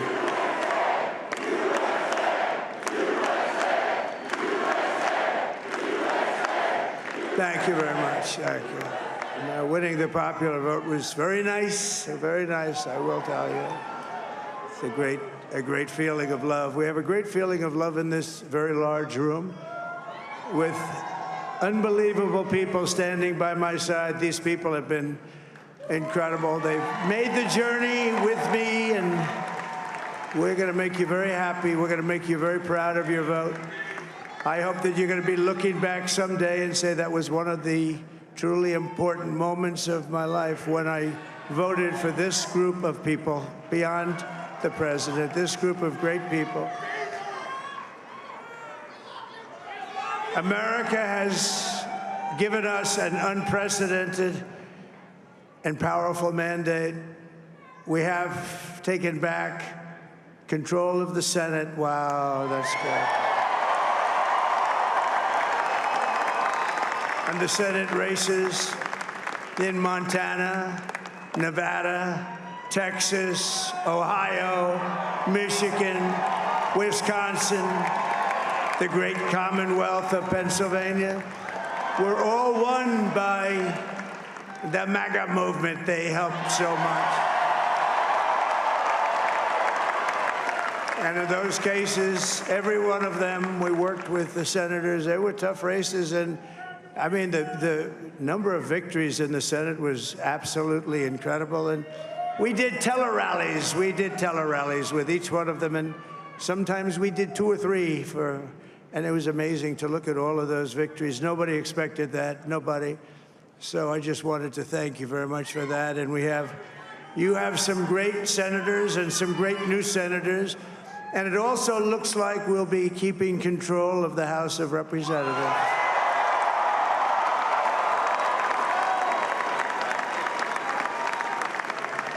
And I want to thank Mike Johnson. I think he's doing a terrific job, terrific job. I want to also thank my beautiful wife, Melania, First Lady.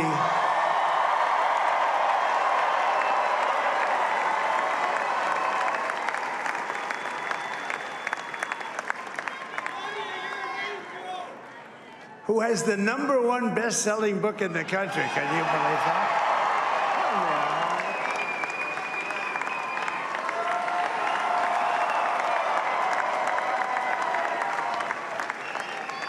Oh, no, she's done a great job. Works very hard to help people. So I just want to thank her. But I want to thank my whole family, my amazing children, and they are amazing children. Now, we all think our children are amazing. Everybody here thinks their children are amazing, but that's a good thing when you think they are. But Don, Eric, Ivanka, Tiffany, Barron, Laura, Jared, Kimberly, Michael, thank you all. What a help. What a great.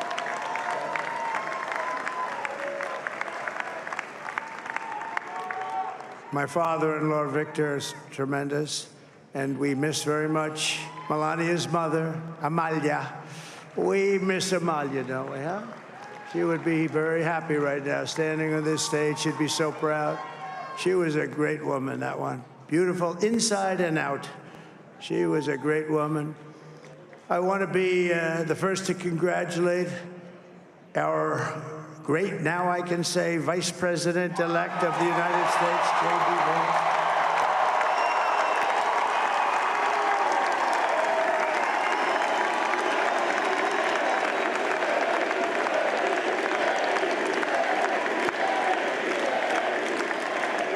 And his absolutely remarkable and beautiful wife, Usha Vance.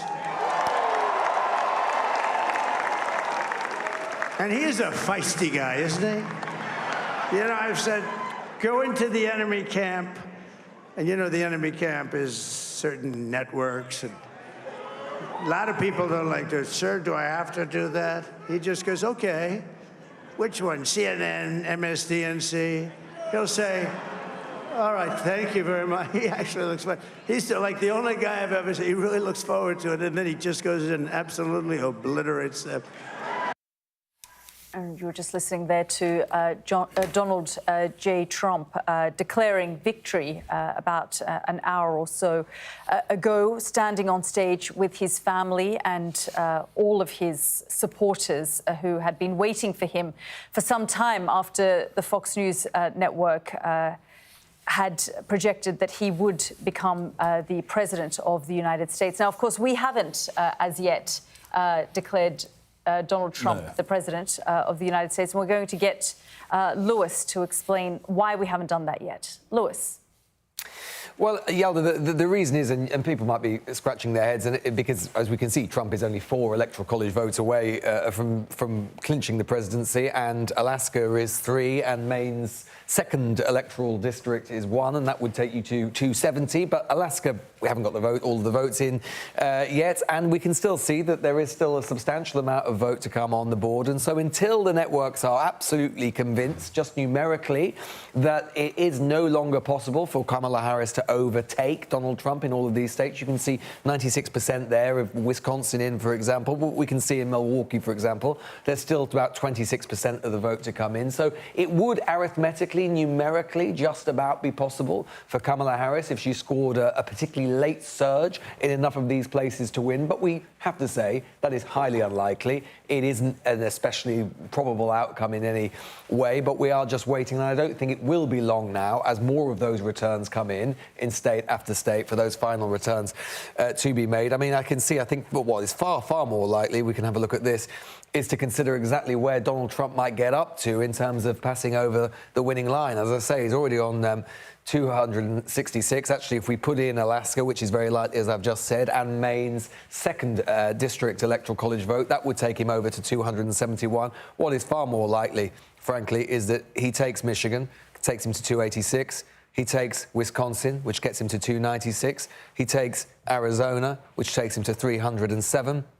And then he takes Nevada, which takes him up to 313, which would actually best his winning total of 2016, where he got 306 electoral college votes. So he would be able to say that he'd beat his own record in terms of the electoral college. He'd be able to say that he would become the first Republican to win the popular vote since George W. Bush in 2004, a singular achievement, something that we know he had long coveted, because obviously Democrats have long beat him over their head with the accusation that he was an illegitimate president in 2016 for not winning the popular vote. He'll be able to say that he's done that. He'll be able to say that he's won the Senate and will probably be able to keep the Senate even in the midterms of 2026. Such will be the cushion that the Republicans will enjoy, and probably, although we won't be able to say for a little bit of time, will have taken the House. It is a Trump clean sweep, whichever way you look at it. Yeah, and what screams out from the data is basically what an astonishing achievement, political achievement this is. As we've said many times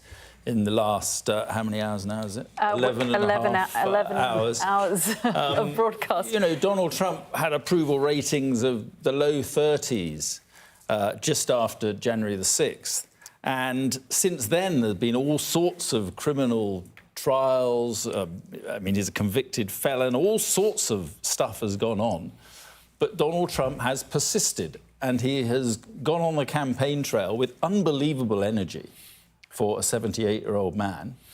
And he has pulled off what, you know, in any sense, is an extraordinary political victory. He's a man who loves hyperbole, but on this one, there is none. A stunning moment, an absolutely stunning political comeback that will create stunned excitement and stunned anxiety in almost equal measure across this country. I mean, as Lewis was saying, a clean sweep, a pure Trump America appears to be what this country will wake up to in the hours ahead. A huge test as well, I think, for America's institutions, for the guardrails of power, and this does remain a country divided, of course. Just put it into context for us. Well, first of all, I'm starting to wonder when the media will start asking whether or not Kamala Harris is refusing to accept defeat. That's, since we've heard that about Donald Trump for the last 4 years, maybe there's, maybe we'll start to see it. But, really?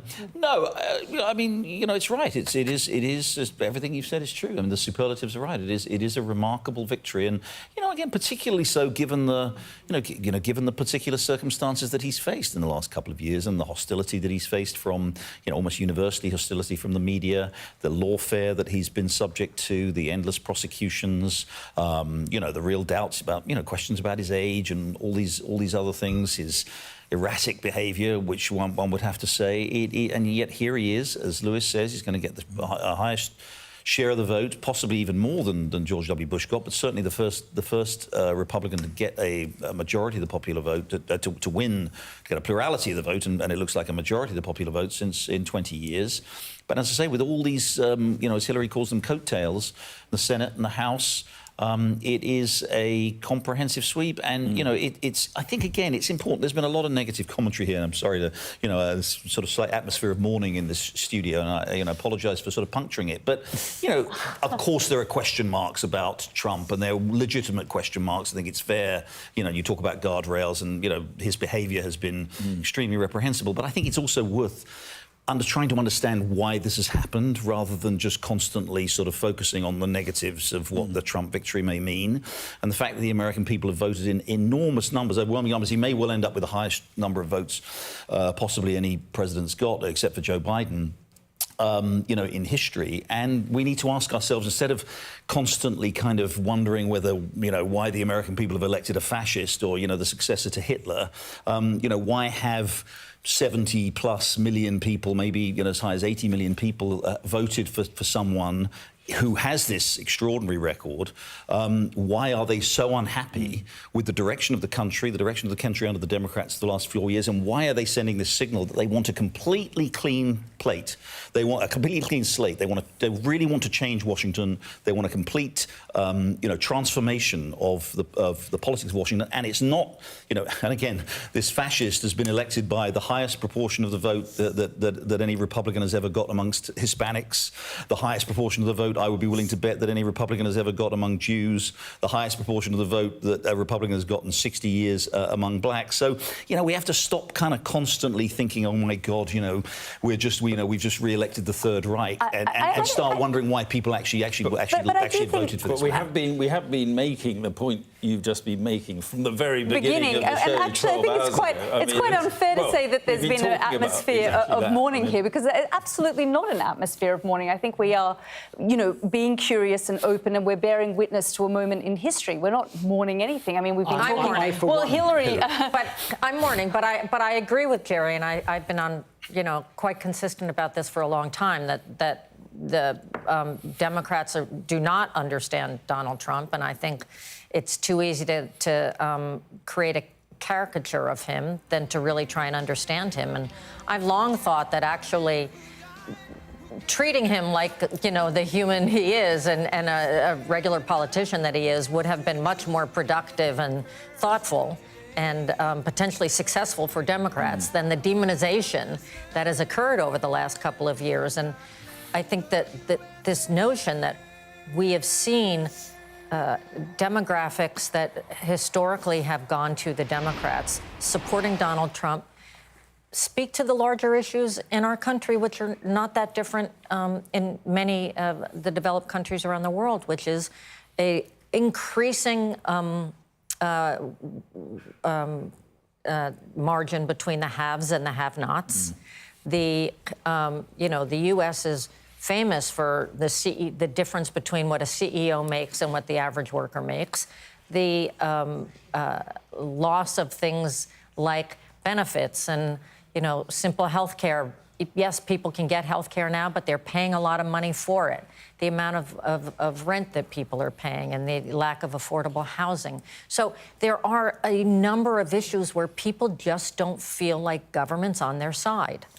And Donald Trump appeals to that. And Democrats, I think, are in for a reckoning. And look at what's happened in the UK. The Labour Party was out in the wilderness for 20 years, right? Something like that. And that is maybe what's needed in the Democratic Party. Hillary, that the Democratic Party will have a moment of reflection, that they will be able to step back? Because even on the campaign trail, some of the things that they were saying, I mean, we talked about it tonight.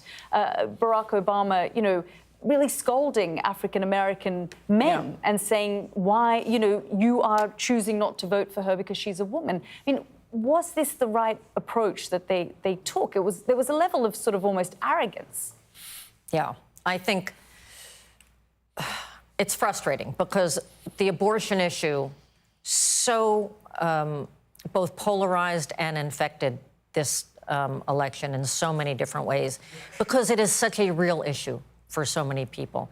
And so I think that the lack of understanding about why more men in particular did not empathize with women on this is, that's to be looked at.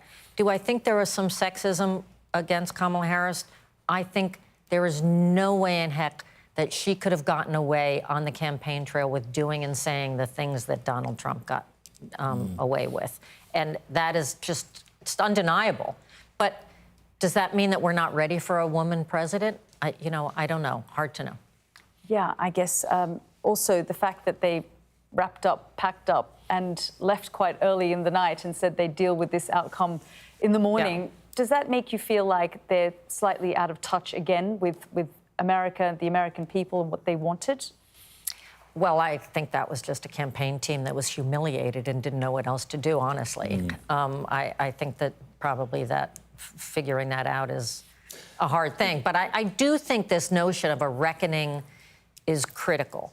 It's not just why Donald Trump is so charismatic as a figure. It's why he appeals to young black men. It's why he got the votes of so many Latinos. The newest population center in the United States is what are Latinos. It's worth reflecting how he got here, how he managed to bleed into these demographics which the Democrats have taken for granted for so long. Yeah. The Latino vote, it is to do with the economy, but it is also to do with immigration. These are first, second generation immigrants who are fed up with what they see as freeloading, as people coming in across America's southern border, which has objectively been a disaster for a very long time. Yes, it was a disaster under the Trump presidency. It's why he said he wanted to build a wall. But it continued to be a disaster, a worsening disaster under the Biden-Harris administration.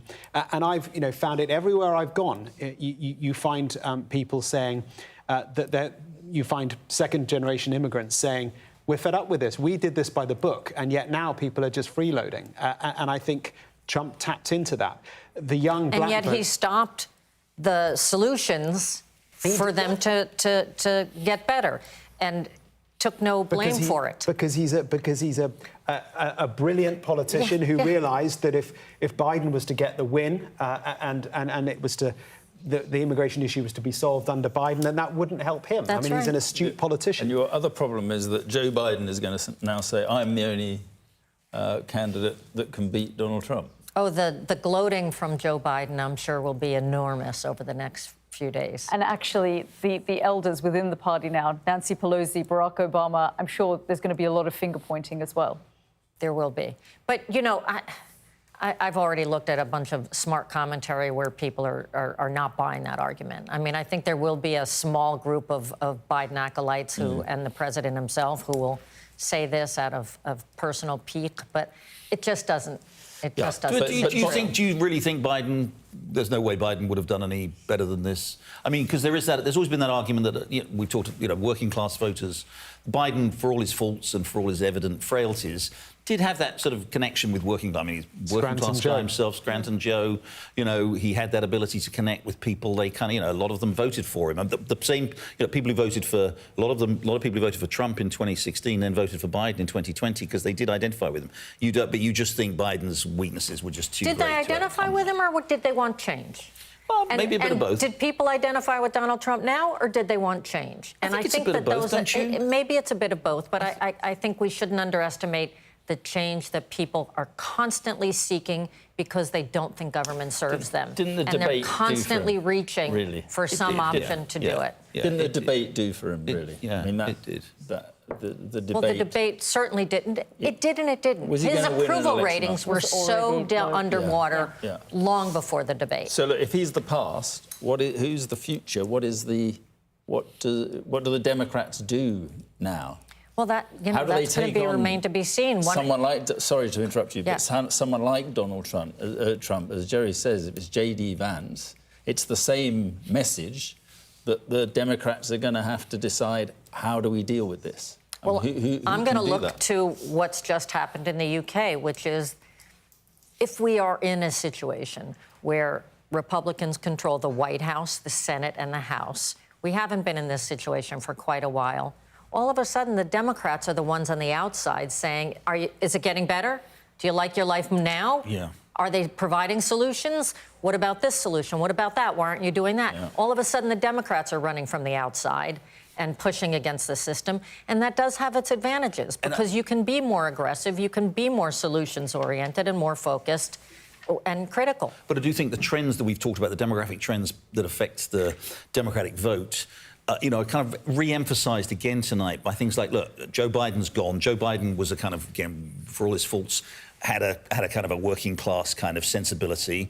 One of the other big losers tonight was Sherrod Brown, the senator from Ohio, who, again, not everybody liked his politics, but he was definitely, he was that old-fashioned Democrat, that working class union guy, Democrat who supported those kind of people. The party is, has lost those people increasingly. Those ones are disappearing from the stage, and instead it's all these kind of, frankly, very, very highly educated, with ideas, whose primary interest is not, elevating the. I'm not saying they're against it, but it's not their primary. They're not primarily motivated by elevating the, the lives of the working classes, but they're much more into, these, modern issues, climate change, a lot of these sort of progressive, radical ideas that are coming out of campuses and the media. We call them social justice. Social justice. Sorry, social justice.